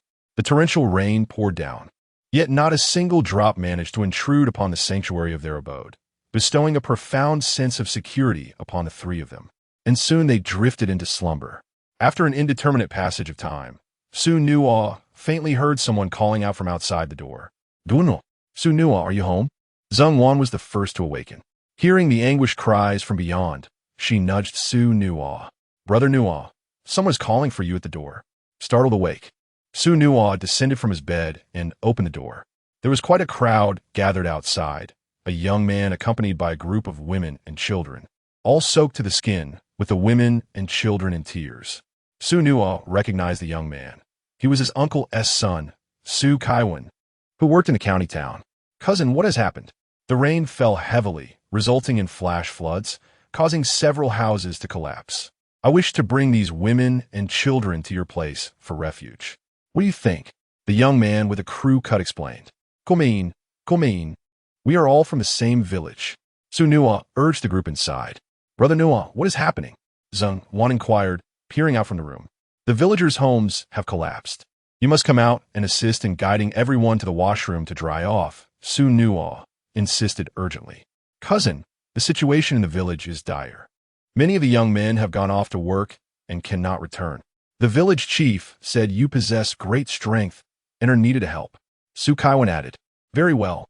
Xu Nuo returned to his room to fetch his phone, intending to call for help, but alas, there was no signal. He then turned to Zhongwan and instructed, please bring some blankets and food for everyone. Prepare a late-night meal. More people are likely to arrive shortly. I will go out to rescue those in need. Brother Nuo, you must be careful, Zhongwan cautioned. Clatter, be cautious, little short legs chimed in. Rest assured, I will be fine. With that, Xu Nuo stepped out with Su Kaiwan. Chapter 73. Rescue on a rainy night. Dear cousin, which areas in the village are currently most perilous? The village committee has also dispatched personnel, urging the residents from the central part of the village to seek refuge in the committee building. However, the more dispersed areas around the village remain unreachable at present. Our task is to ensure the safety of the villagers in the southwestern region, Su Kaiwan replied. Xu Nuo nodded, first heading to his parents' home, where a considerable number of villagers had gathered. Sister-in-law, are mom and dad safe? Xu Nuo asked her in the hall. They're fine, preparing food for everyone. The drainage system here is functioning well, and no floodwaters have breached our home. We are safe, she reassured him. Relieved, Xu Nuo followed Su Kaiwan as they searched for others in the village. The floodwaters were quite deep, with the main road submerged beyond their knees. Guno, possessing considerable strength, took the lead. Cousin, where are uncle and aunt? Guno Vwediet. They're at home, Su Kaiwan responded. Your house is near the valley. You should bring them to my parents' place. That area is not safe, Xu Nuo suggested. However, the water is too high for them to leave. Su Kaiwan expressed his concern. Not to worry, we can carry them, Xu Nuo declared. When they arrived at uncle's house, half of it had already been swept away by the flood. Su Kaiwen's heart sank, and he knelt on the ground. "Uncle, where are you?" Xu Nuo called out anxiously. "We're here," Uncle replied. "What are you waiting for? Hurry and rescue them." Bu Nuo would get. Taking the lead, Xu Nuo entered the kitchen first. "Uncle, are you all right?" "We're fine, but the water is too high." "We can't go anywhere," they replied. "Come to my parents' place. It's closer." "We will carry you," Xu Nuo insisted.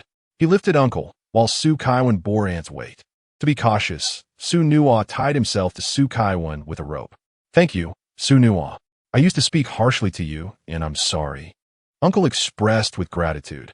"Uncle, I was at fault before. Without your reprimands, I might not have awakened to the truth. Your scolding, while stern, has indeed helped us." Xu Nuo responded with a smile. Uncle, a well-educated man in his youth, had a son with ambitions, working steadily in a county enterprise. In the past, one had often borrowed rice from Uncle's household, and occasionally, Su Lele would receive a small red envelope from him. Uncle's scolding stemmed from a desire for improvement. He had once excelled academically, capable of bringing honor to the family, but squandered his potential. Nevertheless, he was doing well now. 15 minutes later, Xu Nuo and Su Kaiwen brought Uncle and Aunt to their parents' home. Without pausing, they set off again toward the lower-lying areas in the southwestern part of the village. As they passed by villagers' homes, they knocked on doors to ensure that everyone had evacuated. For those still inside, they brought them out, guiding them toward the village committee compound. Along the way, they encountered a collapsed house where someone was calling for help. "Quickly, help my daughter-in-law. The water is too high. I cannot lift the pillar." An elderly man exclaimed urgently. Su Kaiwen and two others rushed forward to assist, while Xu Nuo promised to steady those behind him to prevent them from being swept away by the current. However, the force of the water was overwhelming, and even the combined strength of the three could not lift the pillar. Xu Nuo glanced around and spotted a raised area. "Everyone go up there. I will go rescue her," he instructed those behind the rope. With Xu Nuo's participation, the four finally managed to rescue the woman. "Let us go," Xu Nuo said. "My leg is broken. I can't walk," the woman cried. "I will carry you. Everyone, stay close and watch your step. Exert yourself only when you are steady." Xu Nuo directed the group. With that, he hoisted the woman onto his back, using a cane to lead the way. The floodwaters were fierce, and most of those behind Xu Nuo were elderly or frail. They frequently stumbled, causing a chain reaction of falls. Despite Xu Nuo's considerable strength, it was an arduous task. Finally, he managed to lead the group to the village committee courtyard. "Where's the doctor?" "This lady has a broken leg and needs treatment," Xu Nuo stated. The village doctor quickly approached to assist the woman. "Xu Nuo, most of the people are here, but no one has returned from a northern area where Luningda's family is," the village chief said urgently. "All right, I will go check," Xu Nuo replied. "Cousin, I'll go with you for support," Su Kaiwen insisted as he rose. "No, you are exhausted and the only son in your family. You have done enough for tonight." Xu Nuo shook his head. Su Kaiwen, accustomed to office work and lacking in physical training, had reached his limit, and accompanying Xu Nuo would only be a burden. In the event of any mishap, Xu Nuo would find it difficult to explain. "I'm fine. Just a sip of water will do," Su Kaiwen insisted. Xu Nuo felt somewhat exasperated. As Su Kaiwen was not at the forefront, he was unaware of the force of the water. He turned to the village chief. "I understand everyone's desire to help, but we must ensure our own safety. Before venturing out, please report to me. Kaiwen, you should stay here at the committee courtyard to help keep an eye on everyone and clear the water. We need manpower here," the village chief instructed, and Su Kaiwen had no choice but to remain. Xu Nuo swiftly exited, slowly moving downstream along the current, and soon arrived at Lu Yuda's home. Fortunately, Luningda's house was a brick structure with a solid foundation, untouched by the flood. Xu Nuo sighed in relief and took a step forward. Suddenly, the water rose to his neck. "This is bad." Thankfully, with over a decade of swimming experience, Xu Nuo knew that such floods could create whirlpools and turbulent currents, prompting him to dive beneath the surface and return to his previous position. He shone his flashlight ahead.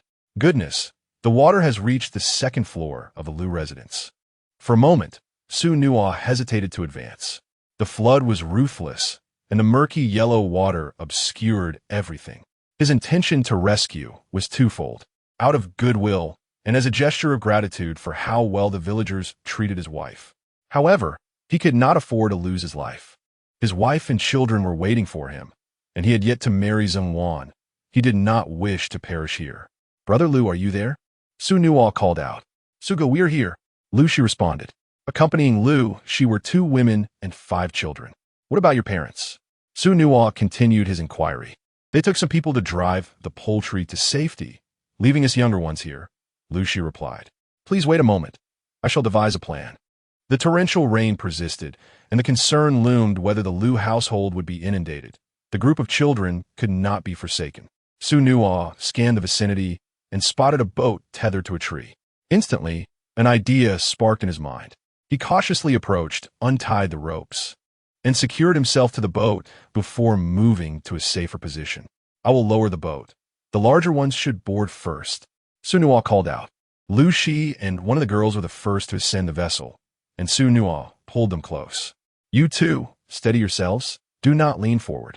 If you fall, I cannot save you," Xu Nuo cautioned earnestly. Lu Shi and the other girl were exceedingly frightened, clutching tightly to Xu Nuo's arms. Subsequently, Xu Nuo continued to lower the boat, assisting the remaining individuals aboard. He secured the group with a rope and set forth toward home. "Xiaoxi, weren't you supposed to be at school? Why are you here?" "Inquided. We returned to conduct a social research study. The 2 girls beside me are my teammates. Since their homes are nearby, they came to stay, not anticipating the flood," Lu Shi replied with a wry smile. "Are your parents safe?" Xu Nuo pressed on. "They managed to drive the poultry to higher ground in advance. They are unharmed," Lu Shi assured him. "That is a relief." 20 minutes later, Xu Nuo led the group back home. At first glance, he spotted his little short-legged companion and Zhongwan waiting for him at the door. Their expressions were markedly different, and Xu Nuo's heart tightened. Chapter 74. Zhongwan's jealousy and a short-legged child's chatter. Su Lei perched on her favorite wooden chair, swinging her short legs with glee. Zhongwan stood anxiously, but upon seeing Xu Nuo laughing and chatting with a few others, her expression shifted dramatically. The little short legs, filled with excitement, attempted to move forward but were halted by Zhongwan. "It's pouring outside. Don't go over there." "Ah, Lei, how come you're awake?" Xu Nuo inquired as he approached. "There are so many people. I woke up," the short-legged child replied sweetly. "Sorry to intrude, Zhang Jia," Lu Shi chuckled. "Everyone, let us head inside to freshen up and enjoy a cup of hot tea to warm our bodies," Zhongwan nodded. In the next moment, she pulled Xu Nuo aside and pinched his waist firmly with both hands. "Ouch, ouch, darling, that hurts," Xu Nuo exclaimed, making a face. "Ouch, ouch, dear wife, it hurts." The little short leg chimed in, giggling. "Humph. Xu Nuo, why did you bring her inside? Do you wish to marry her as a second wife?" Zhongwan questioned, one hand on her hip while the other poked Xu Nuo. "Humph. Xu Nuo, you brought her in," the short-legged child echoed, also placing her hands on her hips, her tiny fingers pointing at Xu Nuo. However, her arms were too short to reach, so she moved closer and poked Xu Nuo's thigh instead. He chuckled at her antics. "My love, please don't jest tonight. The rain is torrential. Many are injured, and homes have been swept away. Some may even be lost. The damage is substantial." "I almost didn't make it while rescuing others," Xu Nuo stated earnestly. Zhongwan's expression turned serious. "Are you all right?" "I'm fine, just a bit tired. I plan to wash up and rest," Xu Nuo replied. "I'm going to wash up and sleep now," the little short leg declared, turning to Zhongwan with wide, innocent eyes. Xu Nuo sighed and walked into the room, followed closely by the little one. As they passed through the hall, the short leg heard someone calling out and paused to respond. "Hey, Lei, they weren't calling you," Xu Nuo chuckled, ruffling her hair. "Lei, don't bother your father. Let him rest well," Zhongwan advised Su Lei. "Okay," Su Lei returned to Zhongwan's side, scanning the crowd until she spotted Lu Shi and trotted over, playfully saying, "Ouch, ouch, dear wife." Zhongwan turned beet red at the child's words. Fortunately, Lu Shi remained oblivious to their meaning and curiously asked, "Lei, what are you saying?" "Humph. Did you bring her into the house?" The short-legged child insisted, one hand on her hip, the other poking Lu Shi. "Who did I bring into the house?" Lu Shi laughed. "I'm going to wash up and sleep now." The little short leg scampered back into the room. "Zhang Jia, what is Lei up to?" Lu Shi inquired. Lele has been watching too much television.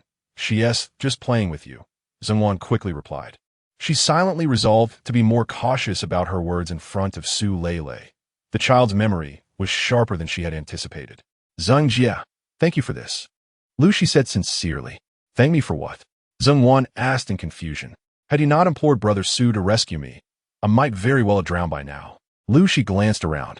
We chatted for a while, and to be honest, we all envied you.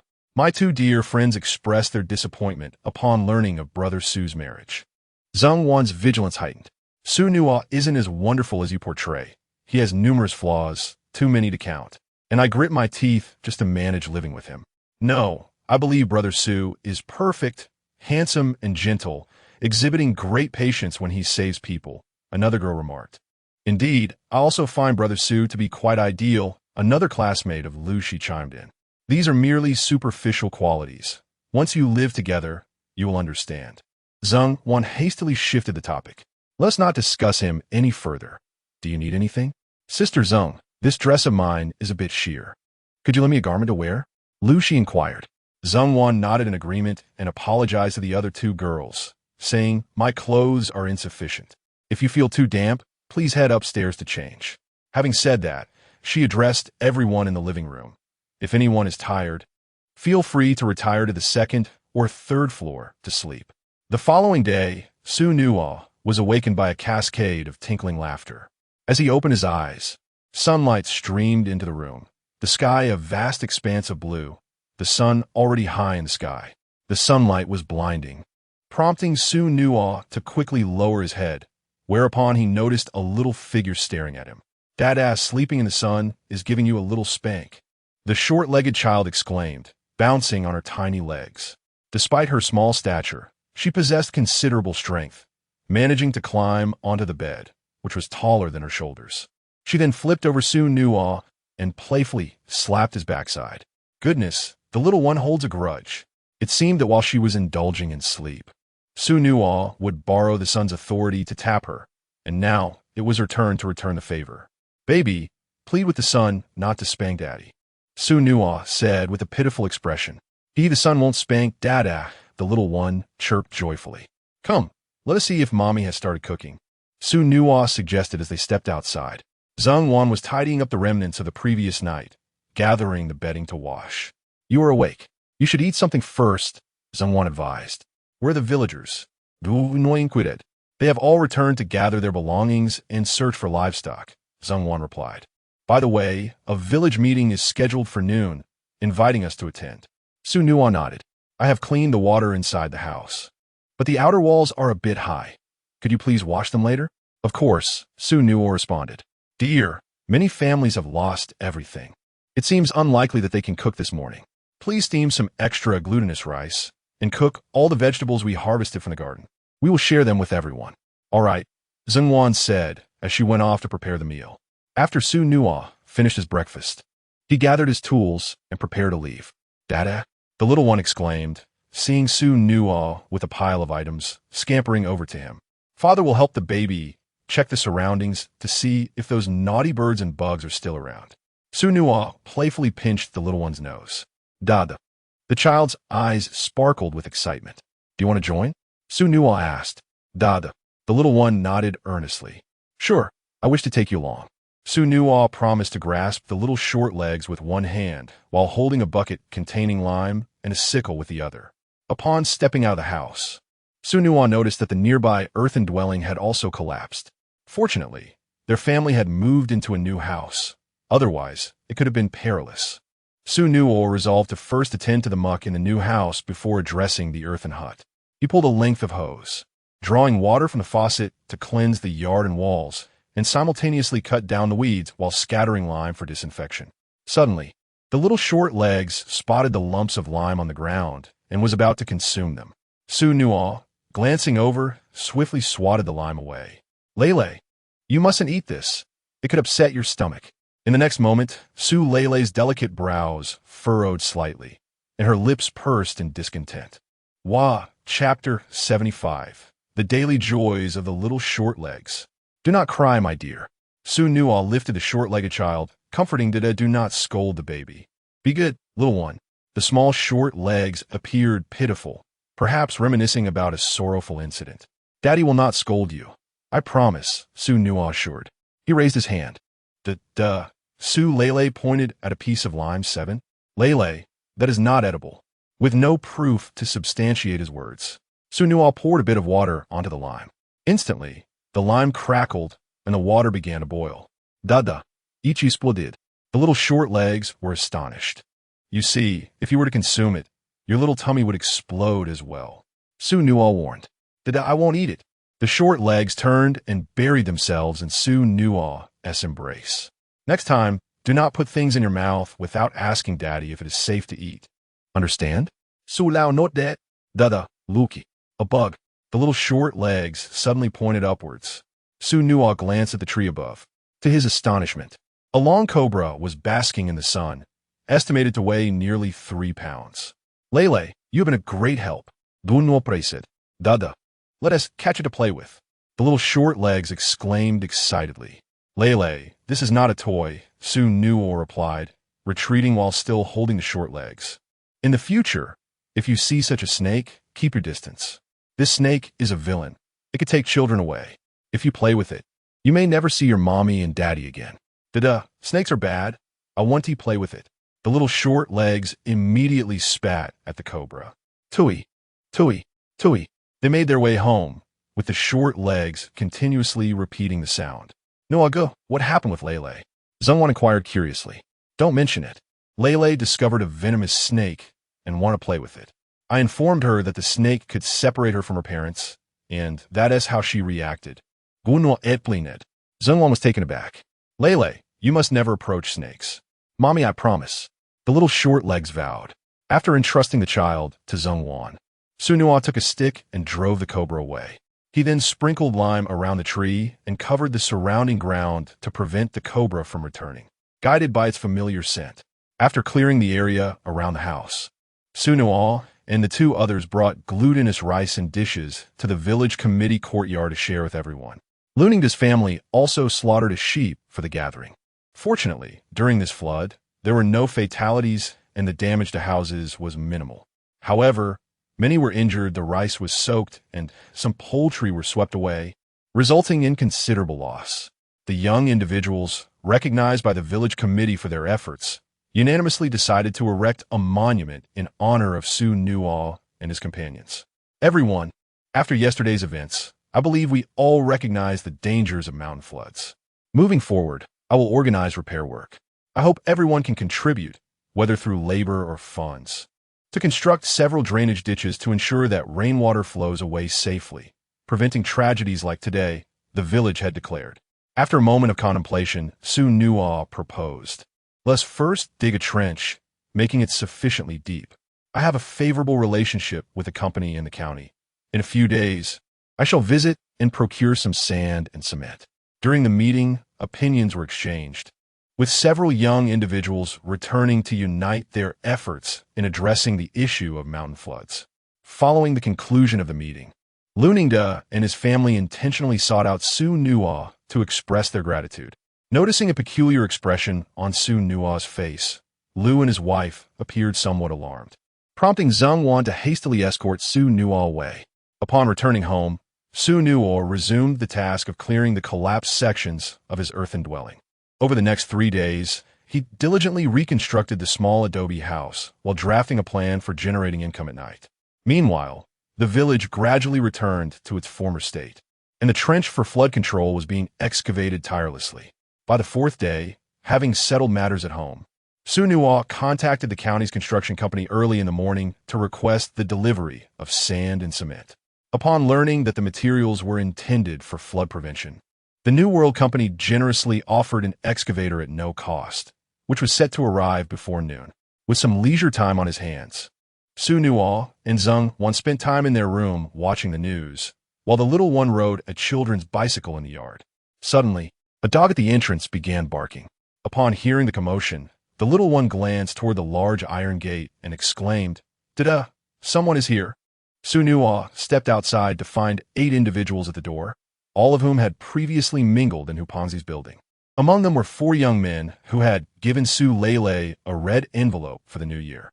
What brings you here? Xu Nuo inquired. Xu Yi.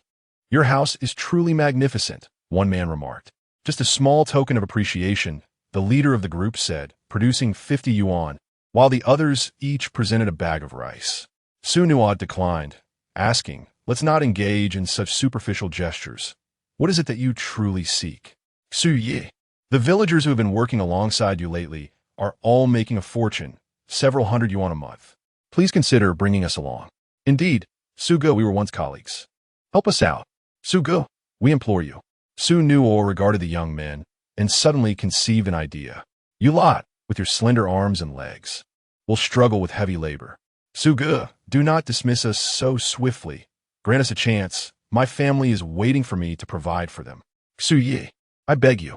Xu Nuo replied, it is not that I am unwilling to assist you, but it has been several months and positions are already filled. As the group began to depart, despondent, Xu Nuo added, however, there may be another approach. Hearing this, their expressions brightened once more. This job requires a certain eloquence and a pleasant demeanor. If you cannot meet these criteria, then this opportunity is not for you, Xu Nuo stated earnestly. Su Ge, do you look down upon us? We have experience in nightlife. Encouraging customer spending is our forte. Indeed, I know quite a few people in the county. Then all is well. Return home and await my good news. Come back in 3 days, Xu Nuo instructed. After parting ways with them, Xu Nuo sent a text message to Hong Quanghua, indicating that the income plan had been devised and that he wished to discuss it further. After a short while, Hong Quanghua responded to Xu Nuo, expressing his availability for a meeting at any time. Subsequently, Xu Nuo arranged to meet with Zhao Zhuofeng and Ma Cheitong. All three prominent figures agreed to the rendezvous, greatly uplifting Xu Nuo's spirits. A petite figure with a high ponytail stood atop a bicycle, surveying the smiling Xu Nuo. Due to previous malnutrition, her speech remained somewhat unrefined, and she was notably diminutive, measuring only 58 centimeters, which was over 10 centimeters shorter than her peers, barely reaching Xu Nuo's knees. Clad in a white shirt adorned with a large rabbit and pink shorts that showcased her fair, short legs, she wore a pair of vibrant shoes. Her face reminiscent of a younger version of Zheng Wan, albeit with a rounder visage. Worry not. They are not here to cause trouble. They seek assistance from their father in finding employment, Xu Nuo assured. Feeling reassured, pointed to the children's bicycle beneath her. All right, let us ride, Xu Nuo replied, feigning to sit down behind her, grasping her garment. Sweetheart, pedal vigorously and take daddy along. Giggling joyously, Su Lele responded to Xu Nuo's words with infectious laughter, nearly tumbling from her bicycle. Yet fortunately, Xu Nuo held her securely. Chapter 76. Little short legs, say, Didi, baby master, you're about to fall. Xu Nuo reminded with concern. Giggles erupted as the little one leaned back, bursting into laughter. Zheng Wan observed, the two reveling in joy, an involuntary smile gracing her face. Who would he wish for their offspring to be cherished by a loved one? She had to concede that Xu Nuo was more adept at caring for children. When she was with Su Lele, he was well-behaved, but never laughed as heartily as he did now. Lele, why are you so happy? Zheng Wan inquired. Because do you like daddy a bit more or mommy? Zheng Wan, feeling a sudden whimsy, asked. The little short legs gazed at her in confusion, uncertain whether it was due to a lack of comprehension or inability to answer. Lele certainly favors daddy a little more, Xu Nuo asserted candidly. Lele is my child. So, of course, he prefers me. Zheng Wan countered, unwavering. Shall we make a wager? Xu Nuo proposed. What kind of wager? Zheng Wan pressed. We'll separate, and whoever Lele walks towards will win. And the stakes? If I win, you owe me a kiss. If I lose, I'll kiss you. All right, Zheng Wan agreed. Xu Nuo placed the little one on the ground, and they both stepped back. Lele, come to daddy. I'll take you to play, Xu Nuo called to the little short legs. The child looked at Xu Nuo, chuckling with innocent glee, then scampered over. Lele, come to mommy. I'll keep you company while you watch television, Zheng Wan chimed in from the other side. The little one turned, grinning foolishly at Zheng Wan, and hurried towards her. Lele, daddy's right here. Xu Nuo continued clapping his hands. The child paused, glancing back and forth. Good boy, keep going, Zheng Wan encouraged. Su Lao Pao Det. plopped onto the ground, and began to cry. While Mommy boo-hoo Lele, don't cry, Xu Nuo rushed over. Mommy was wrong, he said, as both parents tenderly kissed Xu Lele's cheeks. Ilike daddy, ilike mommy. The little short legs clutched Xu Nuo and Zheng Wan's hands. Looking from one to the other, mouth slightly agape, tears still tracing down his cheeks. Oh, poor baby, you've won. Daddy and Mommy have lost, Xu Nuo remarked. All right, I won't intrude any longer. I shall gather some vegetables from the garden, as there are likely some ripe ones by now, Zheng Wan said as she went inside to fetch a basket. Lele, let us continue driving. Xu Nuo intended to wait until the village matters were resolved before heading to the county. He carefully placed the little one in the child's bicycle seat. The little short legs were not tall enough to reach the ground while seated. She could not manage it alone. Once settled, Xu Nuo cautiously took his place on the rear seat. Dada, hold on tight, we're off driving, the little short legs chirped, gripping the handlebars. Turning back with a sweet, babyish tone. All right. Xu Nuo held onto the little one's clothing. Mommy, goodbye. I'm taking Dada to play, the little short legs declared proudly. Go on, but do not linger too long. Remember to return for lunch, Zheng Wan gently reminded. The little short-legged one pedaled furiously, her tiny bicycle racing ahead. It was Xu Nuo who was pushing her from behind. Wow, the baby bike goes so fast. Don't be afraid, the little one reassured, releasing her hands from the handlebars to comfort Xu Nuo. With Lele here, Daddy is not afraid, Xu Nuo replied. Master, look at the bike, we are going to fall. All right, the little one said, gripping the handlebars once more. She paid no heed to the large stones, deep pits, or even the sheer cliffs ahead. She simply rode on. The bike will turn, she said, puzzled. Of course it will turn, my dear. If we don't, we will tumble down the hill, Xu Nuo remarked. It's South Lele who can drive. The two set off from home, and, after 3 minutes, they encountered a large dog blocking their path. Upon seeing the creature, the little one hesitated, her legs ceasing their frantic pedaling. She turned back and clutched Xu Nuo. Do not be afraid, quickly called Didi to let it pass. Xu Nuo glanced at the dog. One can easily discern the nature of a rural dog by experience. If a dog instinctively wags its tail upon seeing a person, its expression resembling a smile, it is generally a friendly dog. However, if a dog's tail and ears droop, its body and head lower, and its fur bristles, caution is advised. Direct eye contact may be perceived as a provocation, prompting an attack. Though the dog before them was large, it exhibited a friendly demeanor, wagging its tail upon seeing Xu Nuo and the little one, posing no threat. Didi, the little one attempted to call out. Seeing the dog move aside, her confidence surged, and she settled back on the bike. Hold on tight. Let us go. Let us proceed, Xu Nuo encouraged, steadying the little one once more. They rode their small bicycle along the rural path at a leisurely pace. Before long, they encountered an elderly gentleman. Hello, sir, the little one chirped sweetly. What are you doing, young one? The elderly man inquired with a smile. Grandpa, standing in the middle of the road could get you hit, the little one warned. Oh, so you are driving, dear child, the old man replied. Indeed, it is quite dangerous in the middle of the road. I nearly ran you over, the little one said earnestly. Where are you off to, little one? The elderly man asked, chuckling. Caught off guard, the little one pondered for a moment before responding seriously. I don't know. And who is that little one behind you? This is Dada. I am driving to take Dada out to play. Such a dutiful child. Even at such a young age, you care for your father. I shall step aside and not obstruct your path, the elderly man said, clearing the way. Thank you, sir. Xu Nuo nodded in appreciation. It's nothing, Xu Nuo.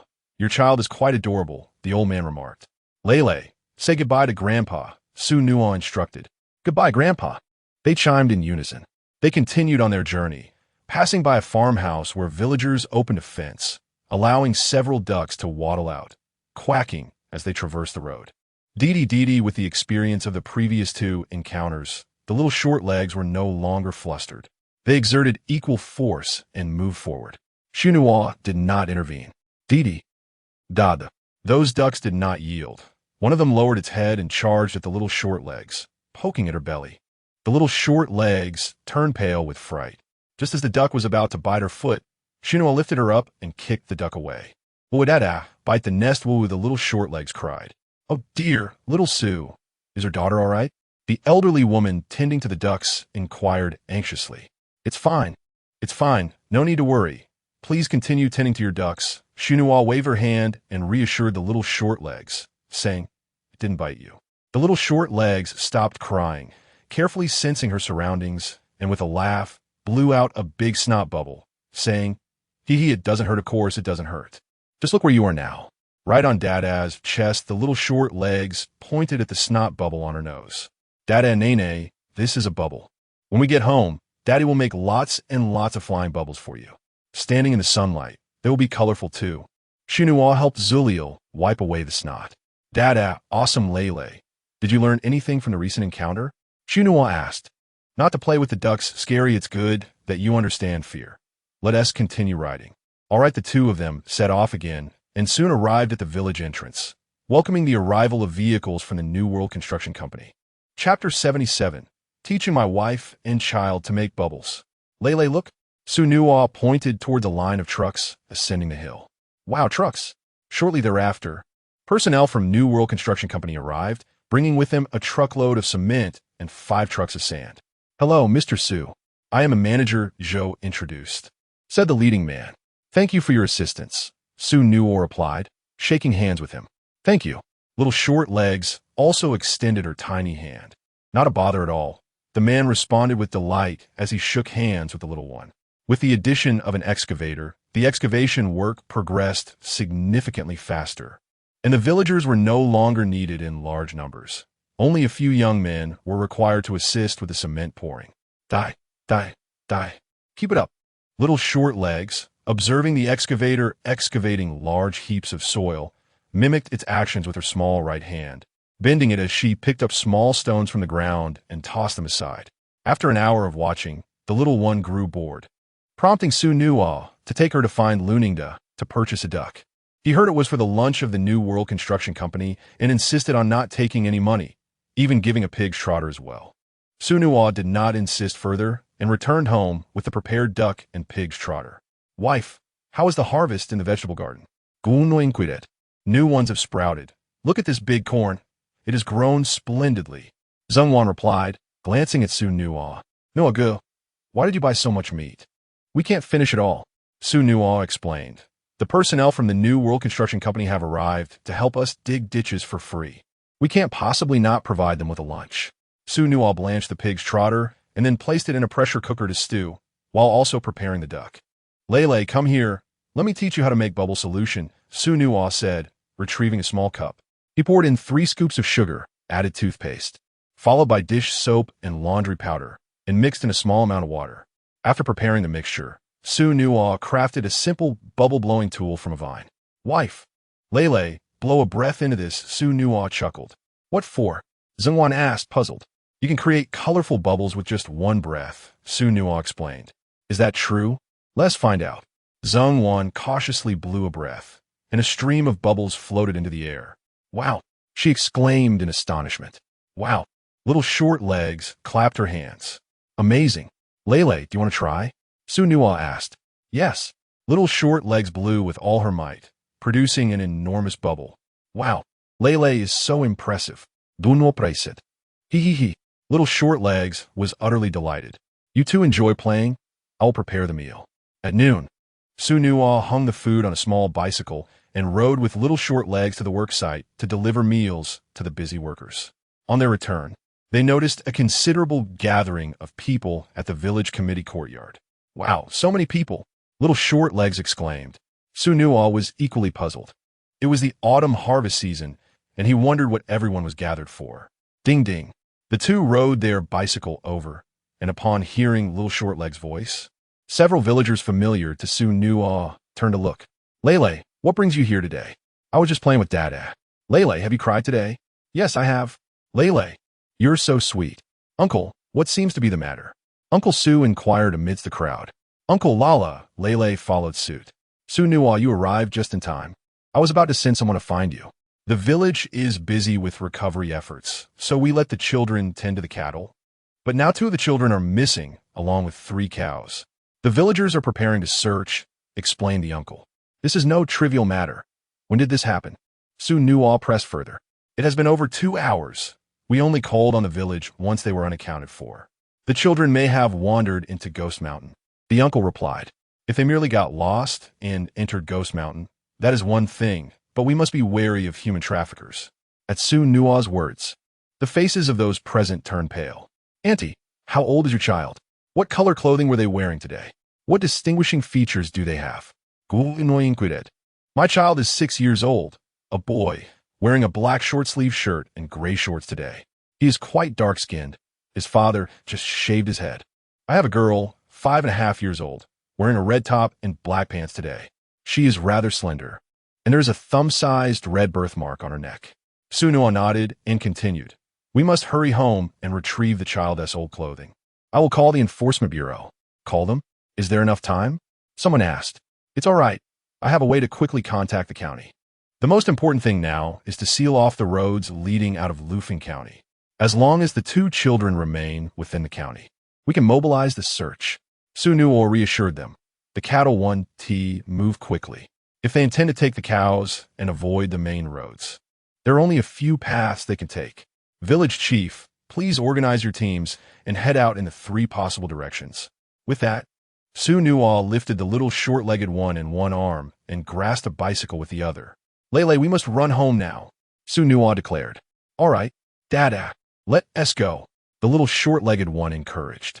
The 2 swiftly returned home, where Xu Nuo set down the little one, entered the house to retrieve his phone, and called the county enforcement bureau. Mama, I'm back, the little short-legged one exclaimed, running into the house, their sandals making a squeaking sound. Is the little one happy? Zhengwan asked, gently patting the little one's head. 2 are happy, and 2 are not. The little short-legged one counted on their fingers. Oh, Zhengwan queried.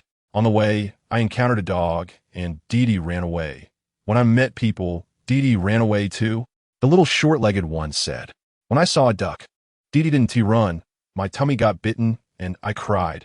The little short-legged one pointed to their round little belly. Sugo, what happened? Zhengwan asked.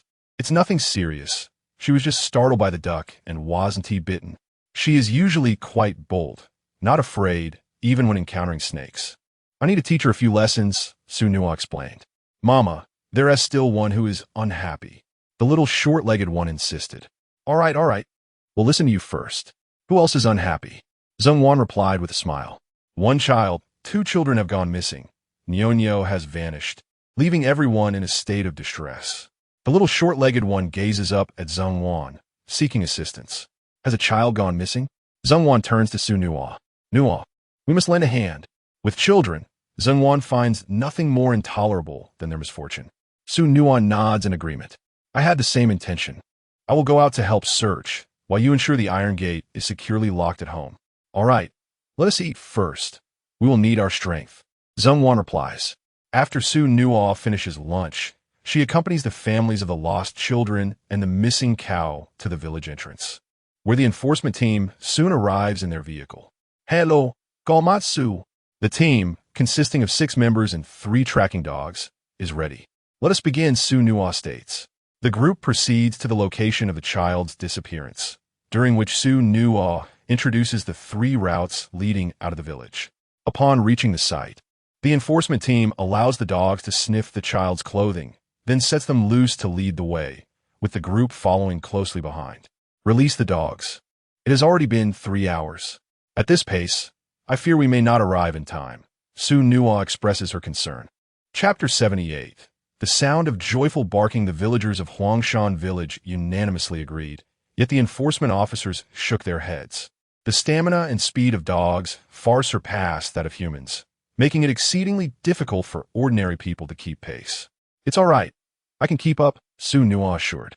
Indeed, Su Gu can manage it. We are from the countryside. Running a few kilometers is no problem. Trusting Xu Nuo, the enforcement officers released 3 dogs. Upon reaching a fork in the road, all 3 dogs headed in the same direction, prompting the crowd to follow suit. As the dogs picked up speed, the group began to dwindle, leaving only Xu Nuo struggling to maintain his pace. The 6 enforcement officers, gritting their teeth, could only pursue closely behind. After more than an hour, Xu Nuo heard the fierce barking of the dogs. What on earth? In this desolate wilderness, how can there be dogs? He thought. These aren't ordinary dogs. They're police dogs. Goodness, these dogs are fierce. Someone help. Upon hearing 3 individuals nearby, Xu Nuo contemplated his next move and stealthily maneuvered behind them. The trio, pursued by the dogs, was forced to scatter. Seizing the opportunity, Xu Nuo targeted one of the stragglers, striking him down with a club, which rendered the man unconscious with a resounding thud. The other 2, distracted by the dogs and at a distance, had yet to react, allowing Xu Nuo to take down another. The final individual, witnessing the scene, found himself overwhelmed, as he could not fend off 3 hunting dogs while simultaneously confronting Xu Nuo. Observing the situation, Xu Nuo gathered several ropes from the surroundings and bound the 2 fallen men. Having received a substantial blow, they were now unconscious, their backs swollen, likely suffering significant injuries. Yet, considering they were human traffickers, Xu Nuo felt no remorse. Soon, the 3rd person succumbed to the dog's onslaught and was also tied up by Xu Nuo. He then searched the area and discovered the children along with a cow. The 2 children had been rendered unconscious and bound on the cow's back, but fortunately, they still breathed. Xu Nuo breathed a sigh of relief and lay on the ground to rest. 15 minutes later, the 6 enforcement officers arrived. Xu Nuo briefed them on the situation, and the 3 traffickers were escorted back to the village. Damn it, targeting children? After our village just suffered a flood, they come to rob us, exclaimed the villagers. Upon seeing the traffickers, the villagers surged forward, overwhelming the enforcement officers and directing their fury towards the 3 individuals. After half an hour of negotiations, the officers finally managed to separate the villagers and escorted the traffickers back to the county. The 3 criminals emerged battered and bruised. Xu Nuo, thank you, expressed the families of the rescued children surrounding him. Well done, Xu Nuo. The crowd cheered. It's nothing. I have children too and despise human traffickers. All right, disperse now. You should return to your children. Bidding farewell to the crowd, Xu Nuo hummed a tune as he made his way home. Nuoge, what brings you such joy? Asked Zhengwan. Apin? The little girl, now clad in a pink short-sleeved shirt and black shorts, revealed her delicate short legs. On her feet were her favorite squeaky shoes. The little short-legged girl, too diminutive in stature, tilted her head to catch a glimpse of her father. Her dad had performed a noble deed, rescuing 2 children. The other family was impoverished, with their cattle and children being their sole treasures. He brought the children and the cow back home, and everyone hailed him as a great hero. The little short-legged girl raised her hands and twirled around Xu Nuo, her squeaky shoes emitting a series of delightful sounds. Slow down, don't run too fast, or you might fall, Zhengwan cautioned. I'm not afraid. The little girl responded confidently. However, her legs had yet to develop and were shorter than her body, giving her a high center of gravity. Suddenly, she stumbled, and her entire form toppled towards the ground. Quick as a flash, Xu Nuo extended his leg to cushion her fall. See, you fell again, Zhengwan exclaimed anxiously. The little girl's expression shifted. One moment she was laughing, and the next, her face bore a look of dismay. Don't cry, my dear. Daddy will avenge you, Xu Nuo declared, stamping his foot on the ground 3 times, creating a series of sharp sounds. Little one, if you keep hitting the ground, it will start crying. Said, I won't hit it anymore. The little girl replied, shall we make peace with the ground? Ground, we are good friends now, she said, patting the earth. No karain. Xu Nuo chuckled and turned to Zhengwan. My dear, how come Lele has changed her outfit? Zhengwan replied, exasperated. Lele insisted she was a skilled rider and wanted to take me on a bike ride. I didn't have your strength, and we both ended up in the ditch. Are you too hurt? We're fine. The speed wasn't fast, so we didn't get injured, she reassured him. Lele, did you take mommy to the ditch? Xu Nuo asked the little girl. The short girl hugged Xu Nuo's leg sheepishly. Did Lele cry? Xu Nuo lifted her up. The little girl did not answer, but instead cooed, Daddy, I want to swim. Xu Nuo looked at Zhengwan. My dear, it's so hot. Shall we go swimming? Last time, you ran off, and I still haven't taught you how to swim. All right, in a month, The weather will cool down, Zheng Wan agreed. With one arm around the little girl and the other holding Zheng Wan's hand, Xu Nuo mused about new financial opportunities on the horizon. Once this project was well underway, there would be enough money for a motorcycle and dowry, and they could visit her grandparents to formally propose, arriving in a grand procession to marry her.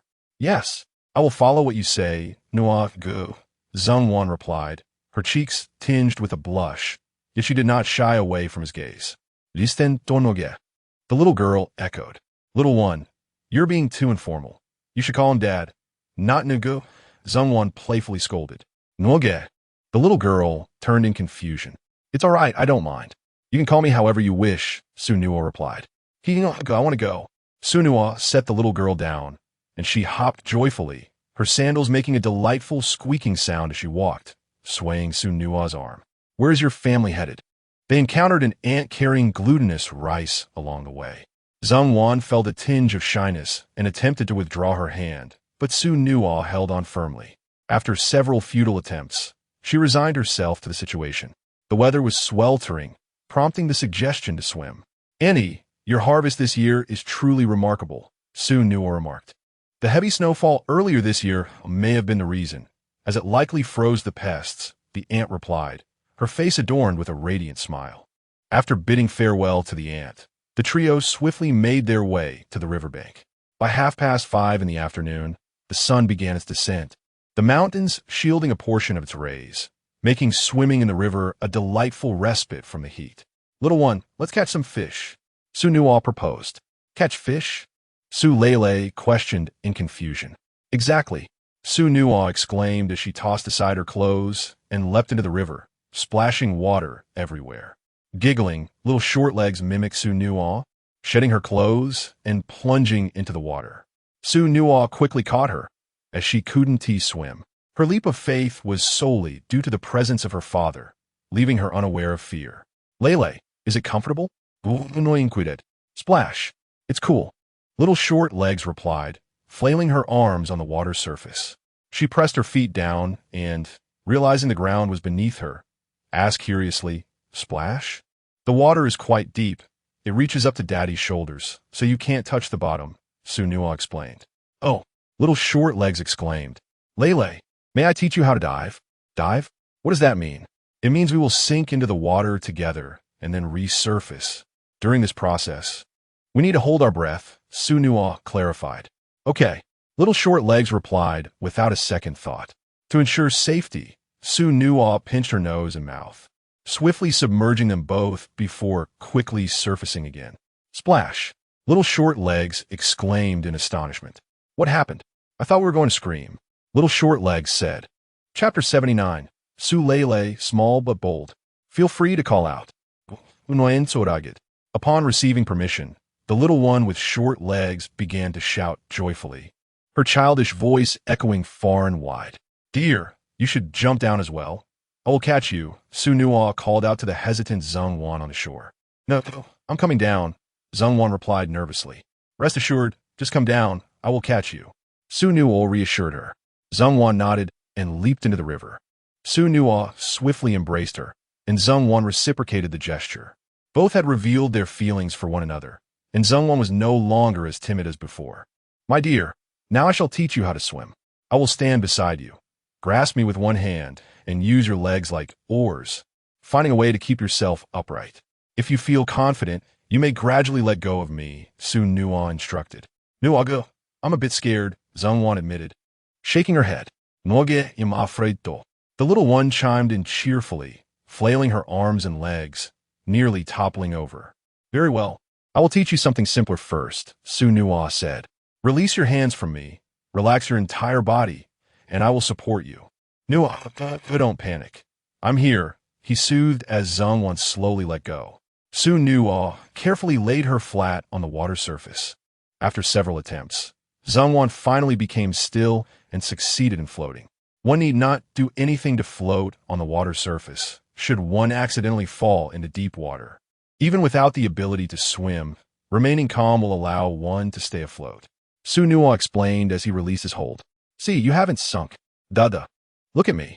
The little one imitated Zheng Wan, lying on the water surface.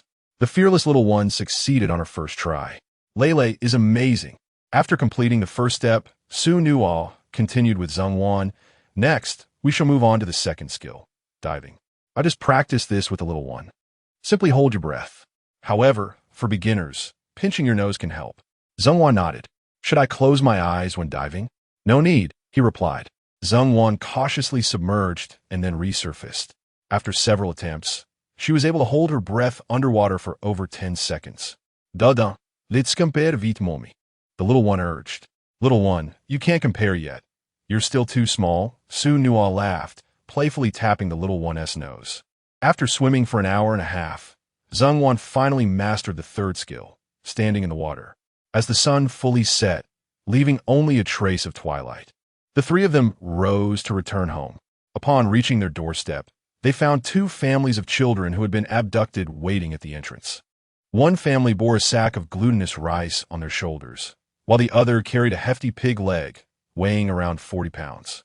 Xiao Su, our families have faced hardships these past years and have little wealth. We can only offer you this pig leg and 100 pounds of glutinous rice as a token of gratitude. Please accept it. One of the heads of the household said, Dear friends, we are all from the same hometown. Helping one another is only natural. There is no need for such an extravagant gift. A simple gesture would suffice. Xu Nuo graciously declined. This is a necessary courtesy. You must accept it. Another homeowner urged the two children. Why are you not kneeling down to pay your respects to Uncle Su? The children promptly knelt, expressing, Thank you, Uncle. You may rise. Xu Nuo replied, no longer deflecting, and turned his attention to Zhongwan. She understood his cue and went inside to retrieve 200 yuan notes. 200 yuan was worth far more than the items in their possession. This was a red envelope for the children, wishing them a joyful growth. Xu Nuo handed the money to the children. Little Su Yu, one of the homeowners exclaimed anxiously, Brothers, these times are tough for everyone. Not long ago, my family relied on your assistance to have meals. There is no need for formality between us. Let us just live well and feel free to bring the children over to visit. Do no spoke calmly. Then we thank you, little Su, one replied. Your great kindness will be remembered, and if anyone in the village gives you trouble, I shall confront them. Another added, Zhongwan, you've married a wonderful husband, remarked one of the elder women. Indeed, you are fortunate, said another. Zhongwan nodded in acknowledgement. I appreciate the compliments. I consider myself lucky to have married Zhongwan as well. After conversing for a while, the two families returned home. Brother Nuo, what shall we do with all this meat? Zhongwan inquired, gazing at the pork. What to do? What to do? The little one fretted. His eyes fixated on the pork leg, his head bobbing with eagerness, drool already trickling from his mouth. We can share some with your parents and uncle, and the rest we'll make into preserved meat, Xu Nuo suggested to the little one. Tonight, I'll prepare braised pork for you. What does that sound? Braised pork? The little one questioned with curiosity. Yes, tonight, let the little one experience the tender delight of braised pork. The three of them ventured outside, seizing the opportunity before dusk to gather some scallions and picked 3 fresh ears of corn. Na, the little one pointed to his empty small sack. All right, this is for Lele. Xu Nuo placed a few green beans into the little one's sack. Instantly, the little one felt a sense of maturity, giggling as he strutted along. After gathering the vegetables, the trio set off to the valley to dig for taro. In southern rural areas, taro is abundant, often found by ponds and in ditches. Steamed taro is a delicious treat, commonly harvested in the spring. However, it should not be consumed daily, as overindulgence can lead to constipation, and one's body may struggle to cope. Moreover, during the harvest season, no one pays attention to the taro. Upon reaching the valley, Xu Nuo spotted a lush patch of taro leaves. He selected a large plant and unearthed 2 tubers. The little one found a smaller taro plant, mimicking Xu Nuo's actions, excitedly tugging at it. Zhongwan, keep an eye on her, Xu Nuo advised. Zhongwan nodded, positioning herself behind the little one. With a sudden tug, the little one exerted too much force, breaking the stem she was holding, causing her to stumble backward. Fortunately, Zhongwan was there to catch her, preventing her from falling into the mud. Na, the little one insisted, pointing at the small stem on the ground. Lele, that one is too small. Wait for it to grow. You should take this one. Xu Nuo retrieved a smaller taro from the basket and placed it into Su Leilei's burlap sack. With a chuckle, the short-legged child patted her bag, feeling quite satisfied. They made their way back home. Xu Nuo took charge of cutting the meat, while Zheng Wan was responsible for washing the vegetables. She turned to Su Leilei and said, "Leilei, please wash the vegetables in your bag for Mommy." The short-legged child shook her head, clutching her sack tightly. "I want to show it to Grandpa and Grandma." Zheng Wan helplessly sought Xu Nuo's assistance. "Don't worry about her. It doesn't matter if she keeps that little bit. If she enjoys holding it, let her be. You are spoiling her. If she grows up to be willful and headstrong, you will bear the consequence," Zheng Wan cautioned. "That won't happen. Our Leilei will surely be very well behaved," Xu Nuo replied to the little one. "Leilei, let us go deliver the meat." "Okay." Xu Nuo held the bag of meat in one hand while embracing the short-legged child with the other. The little one still clutched her burlap sack. "Be good, no spanking," the short-legged child insisted earnestly. "All right, no spanking for Leilei." Upon arriving at their parents' house, they found Xu Nuo's parents busy in the yard, gathering the sun-dried rice. "Grandpa, Grandma," the short-legged child called out. "Leilei, you've come." Xu Nuo's parents approached the little one. "What do you have in your hands?" Su's mother inquired. "It's what I picked. There are beans, fish, and rice." The little one opened her sack and introduced each item enthusiastically. "Did you really pick all of these yourself?" Su's mother asked. Yes, yes," the short-legged child replied proudly. "Leilei is truly remarkable," Su's mother exclaimed, giving a thumbs up. Chapter 80. Shortlegs Invites to Dinner. Once the home of Xu Nuo's parents was constructed, it became considerably spacious. The house was equipped with a large electric fan, and relatives, after a busy day, enjoyed gathering to listen to the radio and relish the cool breeze. Xu Nuo initially intended to purchase a television for her parents, but the elderly couple firmly declined, expressing that their eyesight was poor and they preferred listening to the radio instead. Respecting their wishes, Xu Nuo refrained from insisting. At that moment, upon hearing the familiar voice of Shortlegs, everyone emerged from the house. Leilei had already learned to share the household chores. She had truly grown up. Her uncle praised her, saying, "Leilei, look at you carrying such a large sack. Your strength is remarkable, just like your father's." The child was indeed adorable. Observing the eager expression on Shortlegs' face, everyone offered compliments. Shortlegs, had been anticipating this moment and smiled with pride. In the next instant, she extended her tiny hands, carefully gathering the dishes placed outside, clutching the sack tightly. "Tonight, we will prepare a meal. Everyone is invited," Shortlegs announced in her sweet, childlike voice. "Oh, Leilei can invite others for dinner now. How well-behaved she is. Little Leilei, we will definitely come." Shortlegs was overjoyed, raising her hands and twirling around in delight. Seeing this, Xu Nuo addressed the group. "Please make sure to join us for dinner. Today, we managed to save a large pig leg and have 100 pounds of glutinous rice. The pork is for all of you." At times, people might agree merely out of politeness, especially when interacting with children, often just to make them happy. Xu Nuo wished to avoid such superficiality. On one hand, Leilei was quite astute and would remember many things. On the other hand, it was Shortlegs' first time hosting, and Xu Nuo wanted to ensure she felt joyful. Xu Nuo took out neatly cut pieces of pork.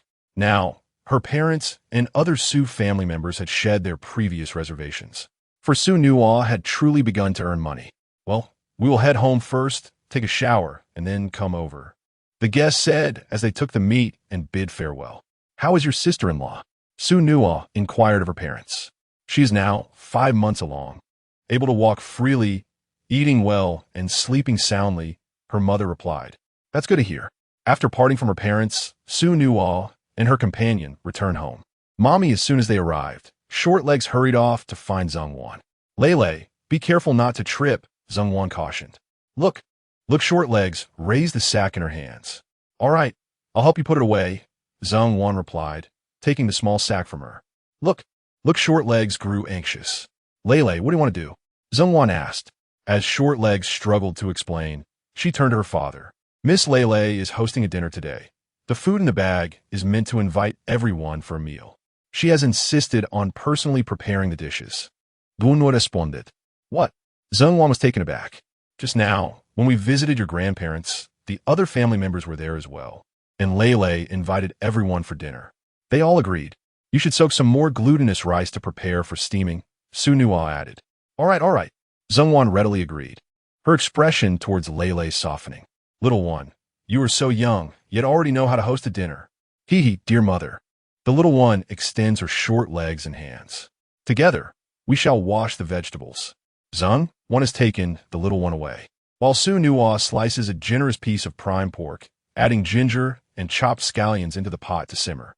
In the meantime, Xu Nuo retrieves an axe to cleave the pig's trotters, which are also placed into the pot. Once the water reaches a boil, Xu Nuo first retrieves the bones and places them along with corn into the pressure cooker to stew. When the pork is ready, Xu Nuo fishes it out, discards the water, heats the wok, and briefly roasts the pork skin.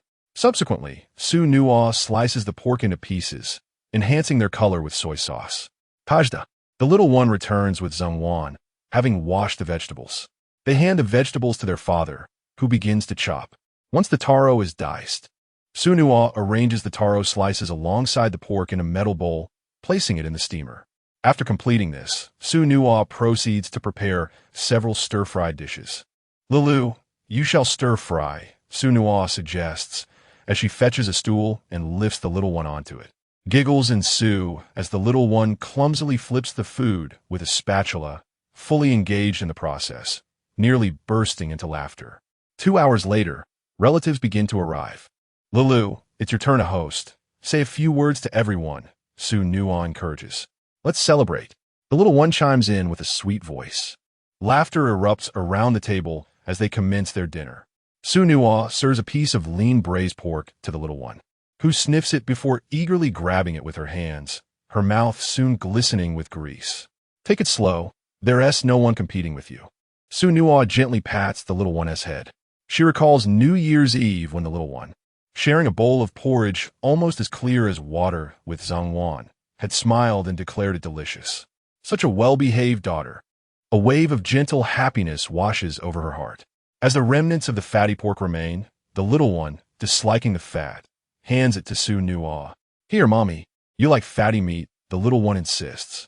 Xu Nuo, feeling whimsical, suddenly exclaims, Mother.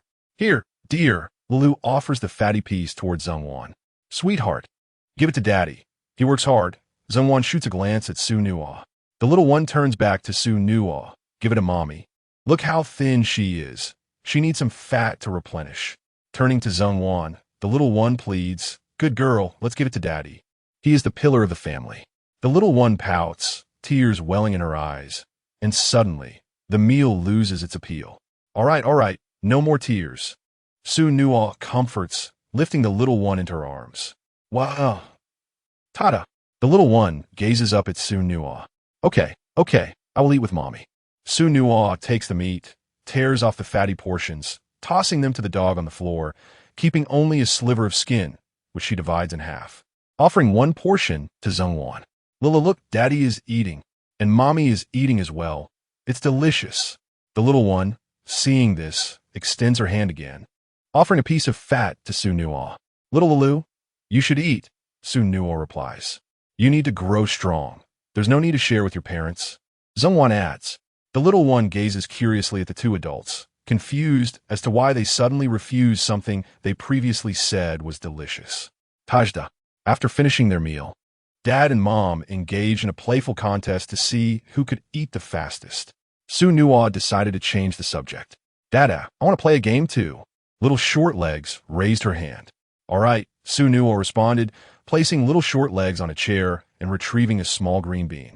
Lele, you eat one end, and I'll eat the other, and let us see who finishes first. Xu Nuo explained the rules of the game, and Short Legs nodded in agreement. Mom declared the feast open, and Little Short Legs giggled, eventually biting down on the opposite end. Let the game begin, Zhongwan cheered. Xu Nuo took a bite of his portion of the green bean, leaving the majority dangling from Short Legs' mouth. Lele, you're too strong. Dad has lost. Yay, Mom, I won. Little Short Legs exclaimed, suddenly standing up, her balance faltering, and she toppled sideways. Xu Nuo, quick as a flash, caught her just in time. Hee, Dada, little one, you mustn't jump around carelessly. You might fall, Xu Nuo cautioned. Dada, I want to play more. Little short legs looked at her father with pleading eyes. After we finish eating, Dad will play with you. Did you see that, sister? Why don't you go watch television with her first? Xu Nuo suggested. Chapter 81. Playing hide and seek with my wife and children. Xu Nuo pointed to a small girl sitting at the dining table. She was Su Kaiwen's daughter, a charming 4.5-year-old. Having finished her meal, she sat quietly beside her father, a picture of shyness. With little legs moving skillfully, she turned and slid off her chair, trotting over with a playful sound emanating from her shoes. "Hello, sister," she chirped, raising her gaze. "Hello," replied Su Kaiwen's daughter. "Sister, my name is Su Lele. What is your name?" the little one inquired. "My name is Su Wenwen," came the response. "Sister, let us watch television together," Lele continued. Su Kaiwen's daughter glanced at her father. "Go on, go join your sister Lele in watching TV," he encouraged with a smile. With permission granted, the little girl hopped off her chair. Lele eagerly took her hand. "Let us go. I'll take you." Bobbing her head, she approached Xu Nuo and exclaimed, "Dada, turn on the TV. Lele, your hands are covered in oil. You've made your sister dirty. You both need to wash your hands first," Xu Nuo advised. "I'm sorry, sister," Lele responded in her sweet, childlike voice. "It's quite all right, Sister Lele," Xu Wenwen reassured her. "Come here. Mommy will take you to the kitchen to wash your hands." Zhengwan stood up. "Mommy, I'm all grown up now. I can go by myself," Lele protested, shaking her head. "All right, you two can go on your own. But do be careful," Zhengwan cautioned. "Don't worry, sister. I will protect you," Lele said earnestly, holding onto the older girl. Everyone laughed at the sight. Lele was a head shorter than Su Wenwen and wobbled as she walked. Yet she was determined to be the protector. "Go for it, Lele. You're amazing. You can protect your sister." With a boost of confidence from the encouragement, Lele led Su Wenwen into the kitchen at a brisk pace. Before long, sounds of clattering echoed from the kitchen. Xu Nuo and the others quickly rushed in to find a shelf had toppled over, dishes shattered, and Lele had fallen into a basin. Su Wenwen sat on the floor, her expression one of alarm. He. Lele splashed water in the basin, her little legs bouncing with glee. Upon seeing the crowd, she joyfully called out, "Dada, Mommy, Grandpa, Grandma. Em swimming." Suddenly, Su Wenwen began to cry. Hearing the sobs, Lele turned in confusion. "Don't cry, sister. I'll protect you." Lele attempted to rise, only then realizing the gravity of the situation. She was unable to stand. "Dada, help me." She reached out to Xu Nuo, her eyes welling with tears. Xu Nuo quickly lifted the drenched Lele. Checking her over thoroughly, she bore no cuts or bruises. "Lele, what happened?" he asked gently. "Sister Wenwen taught me to dance. I was teaching sister how to swim," Lele replied innocently, her voice still sweet.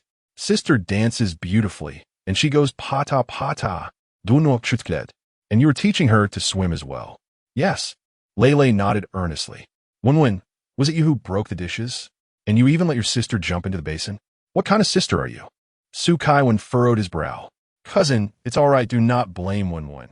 It was my child who was being mischievous," Xu Nuo intervened. "Do not underestimate my child.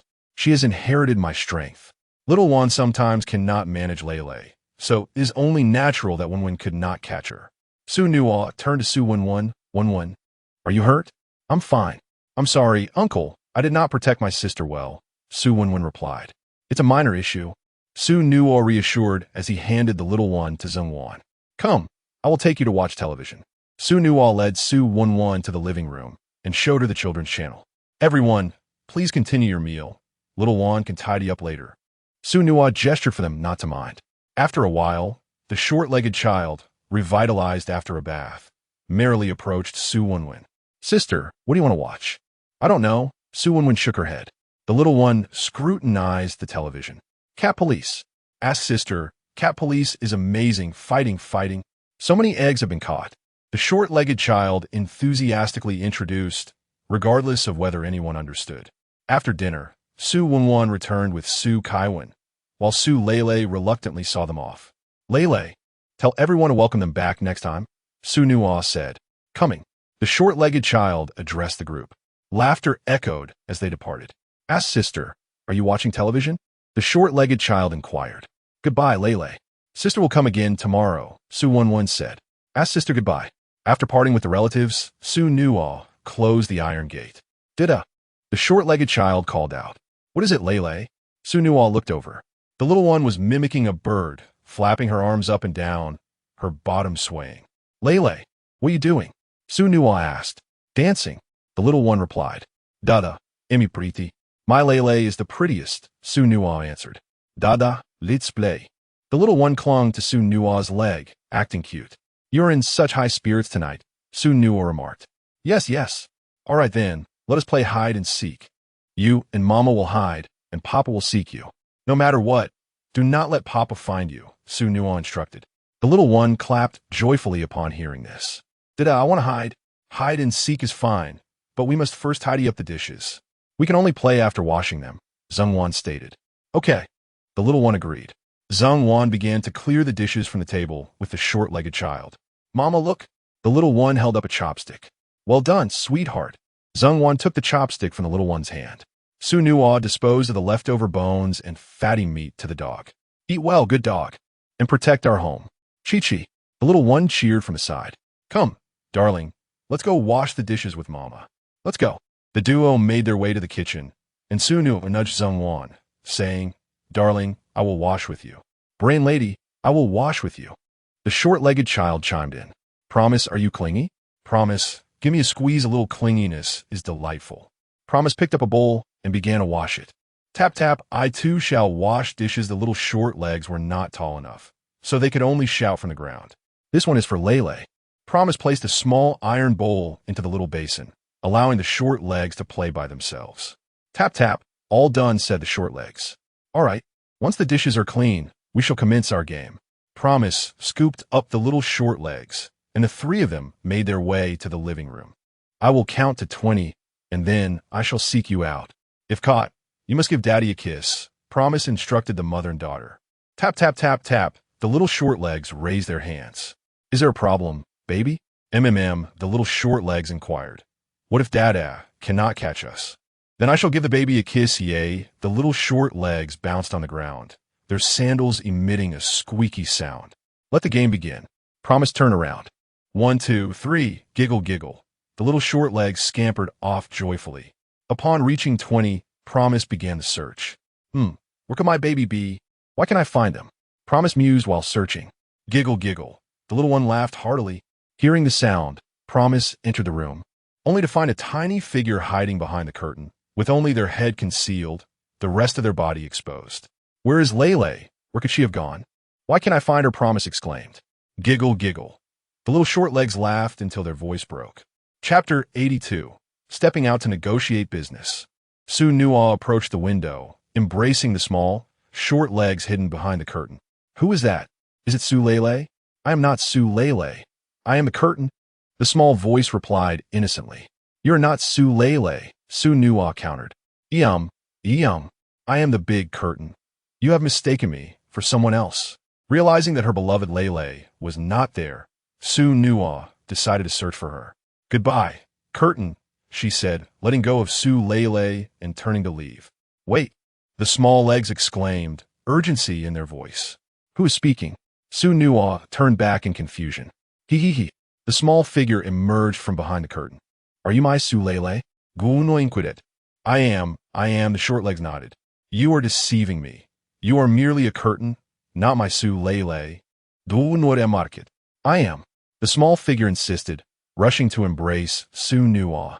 If you're truly my baby, give me a kiss, Xu Nuo playfully challenged. Peck. The little one hurriedly planted a kiss on Xu Nuo's cheek. Indeed, you are my Su Lele. Your father has been searching for you everywhere, Xu Nuo exclaimed joyfully. You lose. The small legs pointed her cheek. Okay, Xu Nuo agreed, kissing her daughter. Lele, wait for me on the bed. I will fetch your mother. Go for it. The little one cheered. Xu Nuo searched the master bedroom, but Zhengwan was not there. He then ventured to Su Lele's room. Yet she was still absent. Xu Nuo ascended to the second and third floors, but still found no sign of Zhengwan.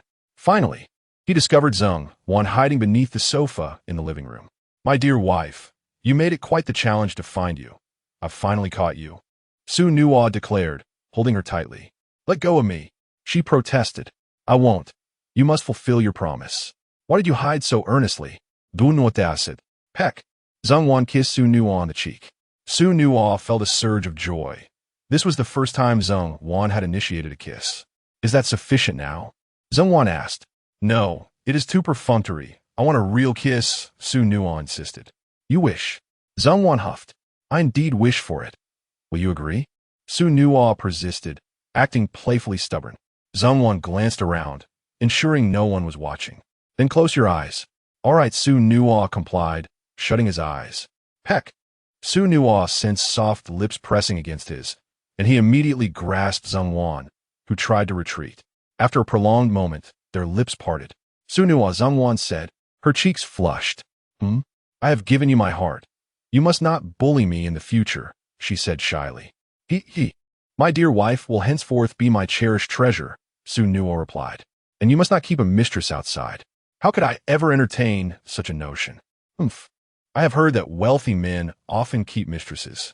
Rest assured, I vow to treat only you with kindness from now on. That is more like it. Just then, the little legs, who had not been seen for a while, emerged from the room, looking curiously at the two. Mommy, what are you doing? Father caught mother, and mother conceded defeat. Xu Nuo exclaimed, Yay, da, ode amazing. Little darling, shall we race next? Let us see who reaches the bed first. Xu Nuo said to the little short legs. Okay. Xu Nuo drew a line and called out. Ready? The little short legs mimicked the characters from the television, adorably lifting their bottom. Run. Giggling, the little short legs scampered away, laughter bubbling forth. Hurry up, darling, daddy is catching up. Xu Nuo chased after the little short legs. Oh my. The little short legs laughed until their voice broke. Upon reaching the room, Xu Nuo lifted the little short legs onto the bed. Lele wins. Time to sleep. Dada. I want a hug. All right, let us cuddle as we sleep. Xu Nuo agreed. You're so clingy to Lele. Once we separate, you'll cry your heart out. Zheng Wan remarked. Lele, we want to cry, right? Xu Nuo assured. Yes. The following day, Xu Nuo woke up early. The little short legs had played too joyfully the night before and could not be roused. After breakfast, Xu Nuo rode a bicycle into town, heading straight for the Hong family to meet Hong Kuangwa.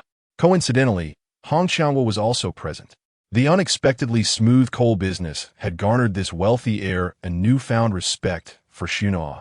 Xu Nuo nodded in acknowledgement to Hong Qiangwa and presented a handwritten profit proposal, saying, Brother, here is my money-making idea.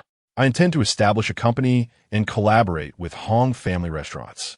The unsold dishes from the restaurant each afternoon will be made into meal boxes for me to sell. The Hong family restaurant is a star-rated establishment, demanding both service and speed, requiring dishes to be prepared in advance. However, oftentimes customers do not place orders, resulting in unsold food meant only for poultry, leading to low profits. Xu Nuo aimed to adopt a modern takeaway concept to provide delivery services. Brother, I thought it was something significant. Giving you unsold dishes for free is perfectly fine, Hong Kuangwa chuckled. Do you need angel investment? Indeed, Xu Nuo replied earnestly. Brother, I can confidently tell you that the takeaway industry has great potential. It can yield over 30% profit for Hong family restaurants. You could design specialized meal boxes with your branding to enhance the restaurant's visibility. Is that true? Hong Kuangwa was taken aback. Even Hong Qiangwa leaned in curiously. Shui Laodi, please briefly outline your proposal. If it aligns, we will invest without seeking decision-making power in the company. Xu Nuo elaborated.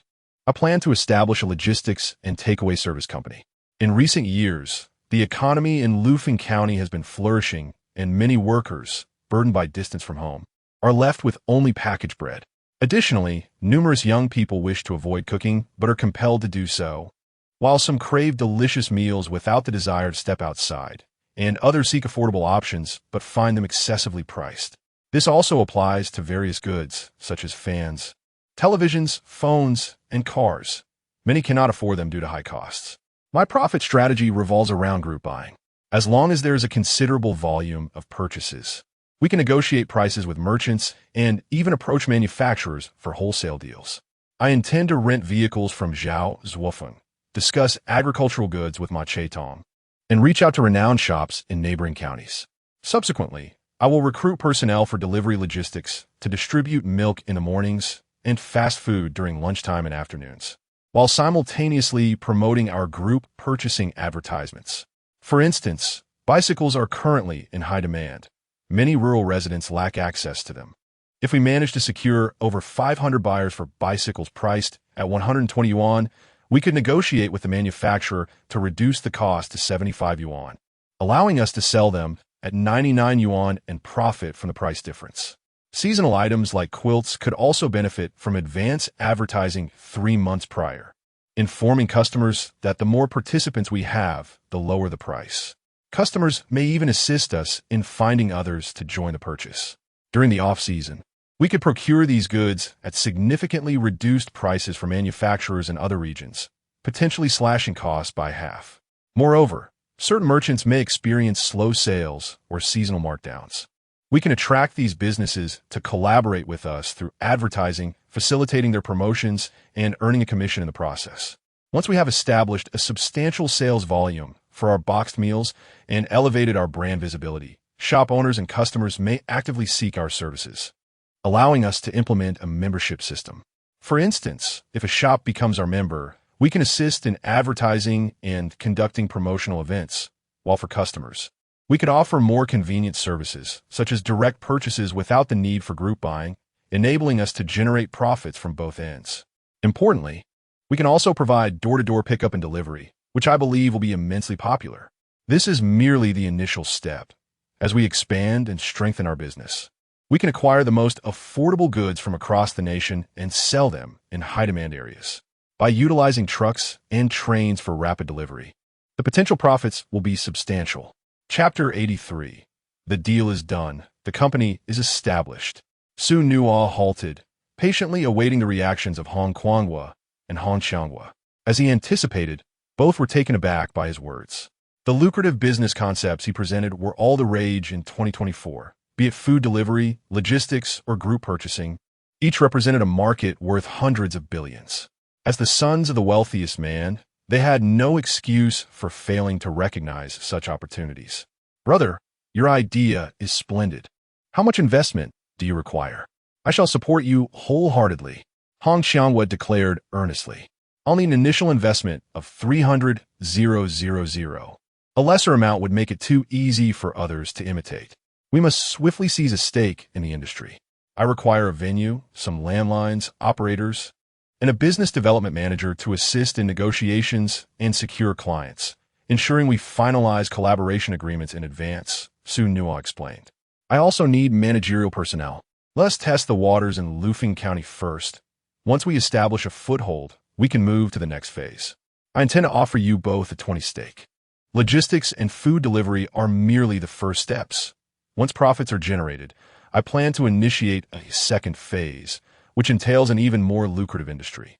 You will undoubtedly reap the benefits. In the next 30 years, an investment of 300,000 could yield returns of at least 9 billion. We shall provide you with 500,000, On Kyunggu affirmed. Neither brother objected to the shares Xu Nuo proposed. For the Hong family, 500,000 was not a significant sum, especially considering the substantial equity it would secure, far better than they had anticipated. Moreover, with the multitude of enterprises under the Hong family's banner, such as the industrial park's telephone and fan production, timber, and the Hong family restaurant, their dividends would not only stem from shares, but also from the sales of the family's businesses. The cedar I purchased from Sulphur Village will no longer pose a concern for sales. I can also sell my cedar at a discounted rate, Hong Kuanghua exclaimed with excitement. In a few months, as the weather cools, we can offer discounts on electric fans. Our other family enterprises are also facing overproduction, Huangshan added. Brothers, I also require seasoned financial experts, accountants, and lawyers. Would it be possible to recruit from the companies under the Hong family? Xu Nuo continued. Hiring new personnel will necessitate a period of adjustment, which can be quite troublesome. Xu Nuo intended to propose marriage by the end of the year. Thus, expediting the company's progress was imperative. Then let us assign Xiao Yu and Xiao Xin to you. They can serve as your supervisors, along with a few more subordinates, as you're already familiar with them, Hong Kuanghua suggested. As for the documentation and company address, I will have my subordinates assist you. What name do you intend to give the company? Let it be called Zheng Wan and Su Lei. Very well. We shall also assist in attracting some enterprises for your supply and clientele. Our company itself requires fast food, so it is merely a matter of transferring resources from one hand to the other. After discussing the details with the Hong brothers, Xu Nuo proceeded to seek out Zhao Zuofeng. The Zhao family operated two prominent businesses, one in vehicle manufacturing and the other in security services, both renowned in the city. In his previous life, Zhao Zuofeng had invented the oil truck, achieving great success and often finding himself in competition with Xu Nuo. Xu Nuo, speak your mind. What do you need from me? Zhao Zuofeng asked, his expression devoid of emotion. Last time I assisted Xu Nuo, who promised his father that he would begin participating in the management of the family business. I came to discuss collaboration with you, aware that your bicycle company is not generating substantial profits, with most bicycles lying idle and the factory's operational efficiency being subpar, hindering your entry into the automotive sector.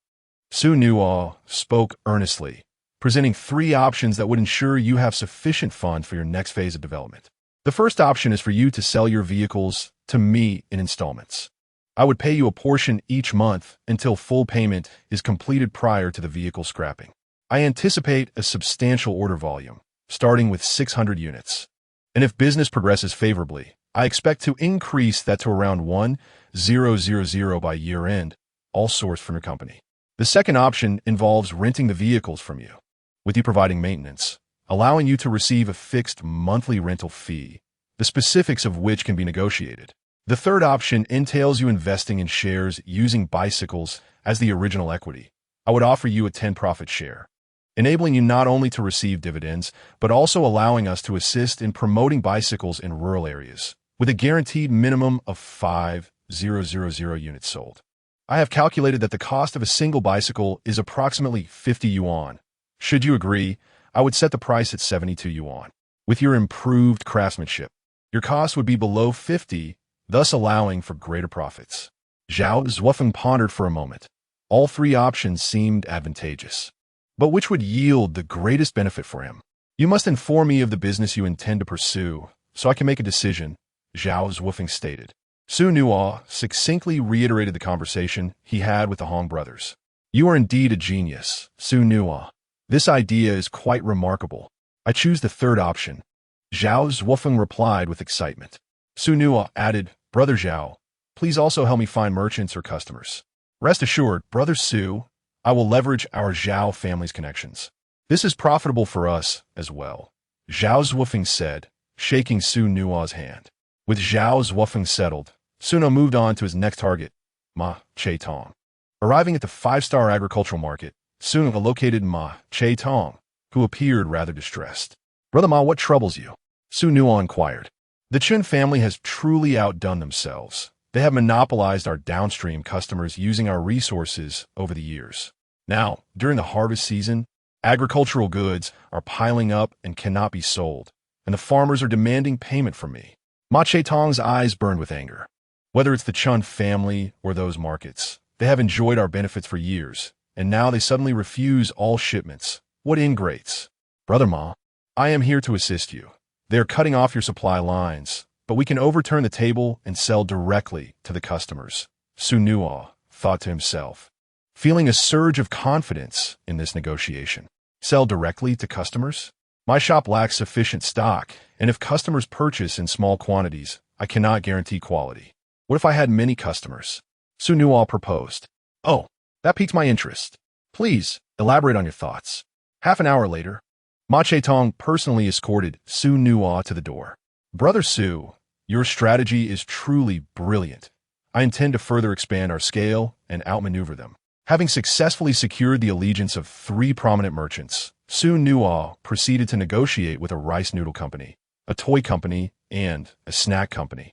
While the logistics and delivery service began to take shape, the Hong family, the Ma family, and the Zhao family were also poised to assist in connecting additional merchants with clients. Xu Nuo decided not to involve himself further, delegating the negotiations to his subordinates. Stretching languidly, Xu Nuo sent a text to Su Xinghua, instructing him, along with Wang Hao, Xiao Lin, and Xiao Zhao, to return. With He Xiangyang set to assume, Su Xing was positioned. The mining operations had transitioned to a regular rhythm under the oversight of Manager Yan. And given He Xiangyang's familiarity with the local area, one person was deemed sufficient, rendering Su Xinghua's continued presence unnecessary. Su Xinghua was a trusted individual of Xu Nuo, and as he aspired to establish a large corporation in the future, he would require his elder brother's support. Upon Su Xinghua's arrival in Lufeng County, he found himself closer to home, allowing for frequent visits, especially with his sister-in-law nearing childbirth. In the afternoon, Xu Nuo received a call from Hong Quanhua. "Hello, Brother Hong." "Hey, Brother Su. We have secured the company's location. I have purchased a 5-story building in the heart of Lufeng County, and the business license has been obtained. Come take a look." Xu Nuo was taken aback. The Hong family demonstrated remarkable business acumen, expertly navigating personal relationships. It was no wonder they were the wealthiest. Chapter 84. Envisioning the future, Xu Nuo cycled towards the county center and soon caught sight of Hong Quanhua. "Brother, take a look at this building," Hong Quanhua remarked with a smile. Xu Nuo gazed at the structure. Before the building lay a vast square, and behind it stood a brand-new 5-story edifice. Though not particularly tall, it sprawled over a considerable area, previously serving as a sports venue, measuring no less than 400 square meters. At this moment, workers were dismantling the old signage, replacing it with the words Zhongwan and Su Lele Logistics and Delivery Limited Liability Company, while renovations were underway inside. "Thank you, brother. This building occupies a significant footprint, is well located, and offers ample visibility. Nearby are several large communities, making it ideal for logistics and delivery services. Both merchants and customers will easily recognize our strength." Xu Nuo nodded in satisfaction. "If all goes as expected, this should be Hong Quanghui's handiwork." In his previous life, he was known for investing generously and adeptly winning hearts. When substantial capital is thrown into the mix, it is indeed difficult to turn down such a powerful figure. It is no wonder the Hong family stands as the wealthiest. The production of telephones is inherently our Hong family's business, so there's no need for you to waste money purchasing from external sources. I have already arranged for my subordinates to install the landline for you. Once you hire staff, it will be ready for immediate use. Hong Quanhua patted Xu Nuo's shoulder. This is merely the first step. If we truly achieve profitability, the Hong family will continue to invest further. Rest assured, this company will not suffer losses. I have meticulously planned everything, Xu Nuo assured him. These operations had already been trialed in 2024. Xu Nuo was merely replicating a successful model, leaving little room for failure. "I firmly believe in your success, little brother. Un Congo extracté da briefcase. Here is the business license. Take it." Xu Nuo accepted the briefcase, which contained all the necessary documents, including a completed card. 500,000 has already been transferred to your account. I shall refrain from interfering further. Zhao Jiaqing has been cornered and is now retaliating fiercely. Since your company is just starting, I will keep my distance to avoid any complications he may cause. Should you require anything in the future, do not hesitate to call me, Hong Quanhua stated. Does Zhao Jiaqing still possess such capabilities? Can he truly contend with you for so long? Xu Nuo found it strange that the Hong family, in collaboration with the Zhao family, could not manage a single Zhao Jiaqing. It seemed rather implausible. That fellow has backing from a significant enterprise in the city, making it difficult for us to take him down directly. We prefer to leave him in a precarious position rather than eliminate him entirely. This way, that large enterprise will not directly oppose us. Do you require my assistance? No need. The Hong family did not ascend to wealth without merit. Even if that enterprise falters, we will remind them that a local force cannot be easily usurped, Hong Quanhua replied. I must take my leave. As they parted ways, Xu Nuo glanced at his phone. It was 1:30 p.m., leaving him with ample time. He entered the building where Xiao Yu, Xiao Xian, and the lawyer who had accompanied Xu Nuo to Sulphur Village were in the lobby, directing workers in the renovation and arrangement of the space. Upon encountering Xu Nuo, the three individuals exclaimed in unison, "Thank you, Mr. Xu. I am immensely grateful for your guidance. Without you, I fear I would have merely remained a small office worker for my entire life." Expressed Xiao Yu with heartfelt appreciation. I share the same sentiment. Being young and lacking connections, without Mr. Su, I would have been similarly constrained, added Xiao Xian. Thank you for recognizing my potential. I will certainly strive to excel in my duties, the male lawyer affirmed. Xu Nuo nodded in acknowledgement. Xiao Yu, how many individuals accompanied you this time? Is there a list? Xu Nuo inquired. Yes, Mr. Su, Xiao Yu replied, producing a list. Xu Nuo glanced through it. Yu Weiwei, head of the finance department, age 29, a university graduate in financial management, overseeing 7 subordinates. Zhou Yusin, head of the accounting department, age 28, a university graduate in accounting, supervising 10 subordinates. Yu Kai, head of the legal department, age 38, a university graduate in law, managing 8 subordinates. What is the capability of these individuals? Do not question it.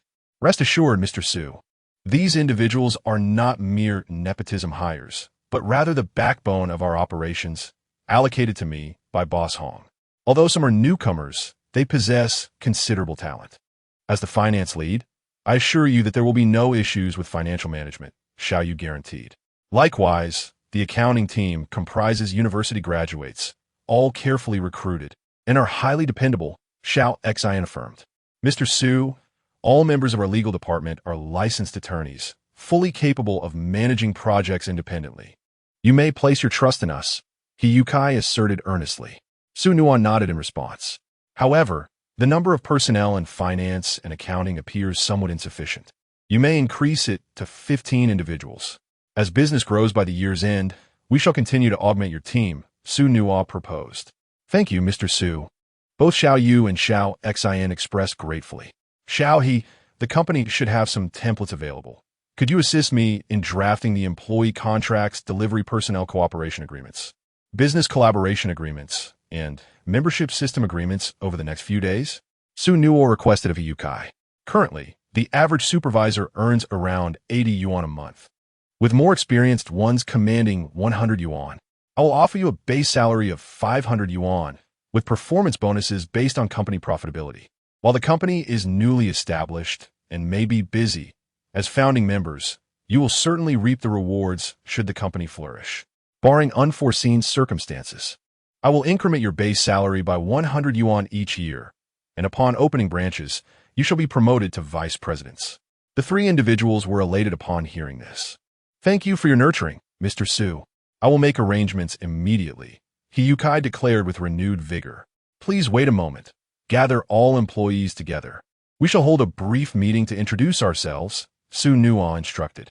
10 minutes later, 26 individuals assembled in the office. Greetings, everyone. Allow me to introduce myself. I am Xu Nuo, the chairman of this company. I welcome you to Zhongwan and Su Lele Company. You are fortunate to have chosen to join this enterprise. It is undoubtedly the wisest decision you will make in your lifetime. Xu Nuo addressed the group. As you are new, you may not yet be familiar with our company. Let me provide some insights. Although Zhongwan and Su Lele is a newly established organization, our value proposition is substantial. As we have secured initial financing of 1 million yuan, the employees present gasped in astonishment. In this era, an average monthly salary hovers around 45 yuan, with many laborers earning as little as 35 yuan. Thus, 1 million yuan appears to be an astronomical figure. This building is not leased. Rather, it has been acquired by us, and the working environment of our company far surpasses that of others. Being employed at a large corporation undoubtedly carries more prestige than at a small firm. Who wouldn't desire to stride into a towering edifice amidst envious gazes? Observing the expressions of the crowd, Xu Nuo realized that her strategy had succeeded. She proceeded with her presentation.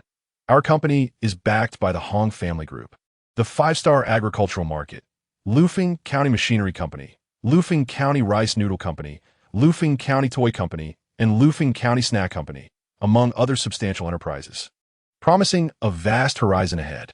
There is no need for concern regarding the integrity of our financial chain or the specter of imminent collapse. As graduates, everyone possesses capabilities, and my expectations are equally high. Therefore, I offer a base salary of 150 yuan, complemented by performance bonuses and overtime pay, ensuring a minimum of 200 yuan per month. The attendees rose in unison to applaud. Xu Nuo took a sip of water. In our company, we prioritize ability over seniority. As long as you work diligently and avoid major issues. Next year, when we establish a branch office, you shall ascend to the roles of manager and supervisor. Once again, the audience erupted in applause, their excitement palpable. Many harbor disdain for empty promises, yet a company devoid of even such aspirations lacks hope, resulting in a workforce devoid of enthusiasm.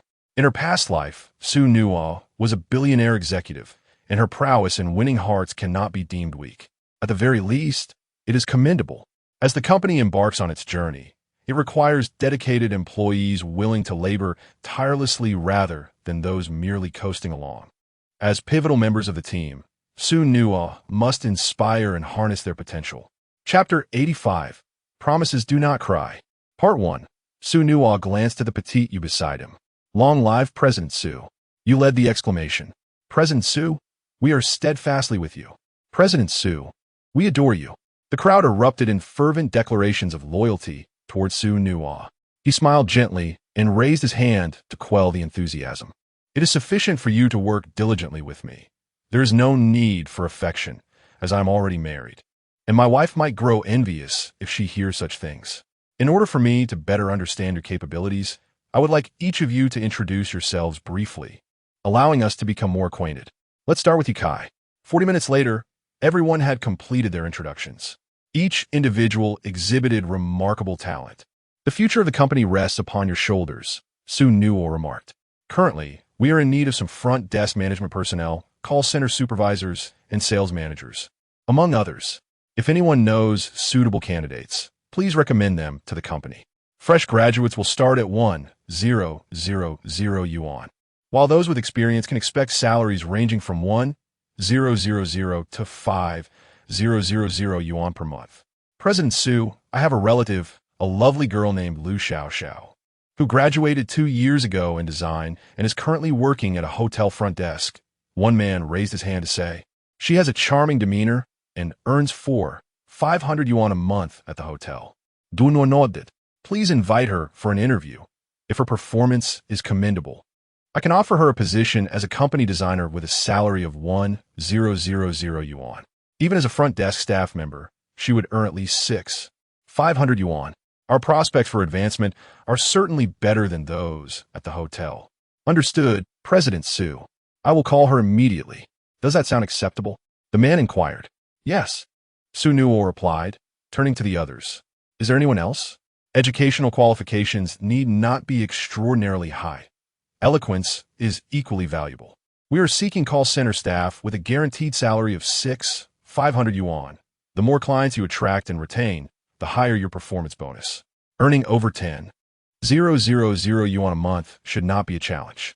President Xu, I know a highly capable sales supervisor, but his salary is also quite considerable at 18,000 yuan a month. Another individual chimed in. If this salesperson possesses true skill, I will offer him a base salary of 30,000 yuan, Xu Nuo responded. After a while, those in the conference room recommended a total of 10 classmates and relatives to Xu Nuo. He noted each name diligently. All right, we shall adjourn the meeting. Please inform those mentioned earlier to come for an interview today between 3 p.m. and 6 p.m. If they cannot make it, they may come tomorrow morning. This is our internal referral. After tomorrow, we will proceed with the regular recruitment process. Xu Nuo retained He Yu Kai, you and Xin. You He can have your subordinates draft the contracts. You three, He Yu, Xin, divide your tasks. While we still have time, He and you take a team to the technical school to post our recruitment information and display our advertisements in various bulletin boards along the way. We require call center staff, management personnel, cleaners, and delivery workers with quotas of 80, 17, 10, and 500 respectively. Recruitment will cease once these positions are filled, with salaries starting at 500 yuan based on negotiations. Xin, please organize a space for interviews, setting it up at the entrance of our company. After giving instructions, Xu Nuo permitted 3 individuals to step out for work, while he gazed out the window, meticulously organizing the forthcoming plans. An hour and a half later, a simple tent had been erected. Inside the tent sat Xu Nuo and Xiao Xin, while several others outside were tasked with collecting resumes. "Hello, Mr. Su. I am El Xiao Xiao, recommended by an internal employee. I heard you were in need of a designer, so I came specifically for an interview," announced a woman of striking beauty. "Do you have any previous works?" "Yes, I received an award for my graduation project in university," El Xiao Xiao replied. Producing her portfolio, Xu Nuo swiftly perused her designs, which were notably modern. "Please introduce yourself, share your thoughts on our company, and tell me about your plans." Xu Nuo prompted. "Mr. Su, I am a student council member and have previously improved school uniforms and designed costumes for several school performances." After 5 minutes of listening, Xu Nuo noted that the woman was articulate and possessed her own viewpoints. Although her ideas might not entirely align with his preferences, her amiability suggested potential for development. "That will suffice. Please come in for work tomorrow. I can offer you a salary of 150 yuan per month. If your performance is commendable, I will consider increasing it," Xu Nuo stated. "Thank you, Mr. Su. I am quite satisfied," she replied. "Starting tomorrow, you will assist us in designing company uniforms for 4 categories: cleaning staff, delivery personnel, management, and front desk," Xu Nuo instructed. "For the cleaning staff, you have creative freedom. The delivery personnel will require simple shirts and jackets, with our company name and phone number printed on the shirts. The colors should be vibrant, while the front desk staff will wear suits. As for the management, they will wear black Huangshan suits, which you should enhance by blending Eastern and Western elements." "Understood, Mr. Su," she affirmed. "You may return now," he concluded. After a busy afternoon, having collected 30 resumes, Xu Nuo noticed the time drawing near and instructed Xiao Xin to gather the resumes, planning to resume the following day at 9. Concluding a fruitful day, he returned home with a joyful heart. Upon arriving, he found a crowd gathered at his doorstep, including individuals who had recently approached him regarding job opportunities. Su Lao, riding a children's bicycle and accompanied by a dog, was chatting with strangers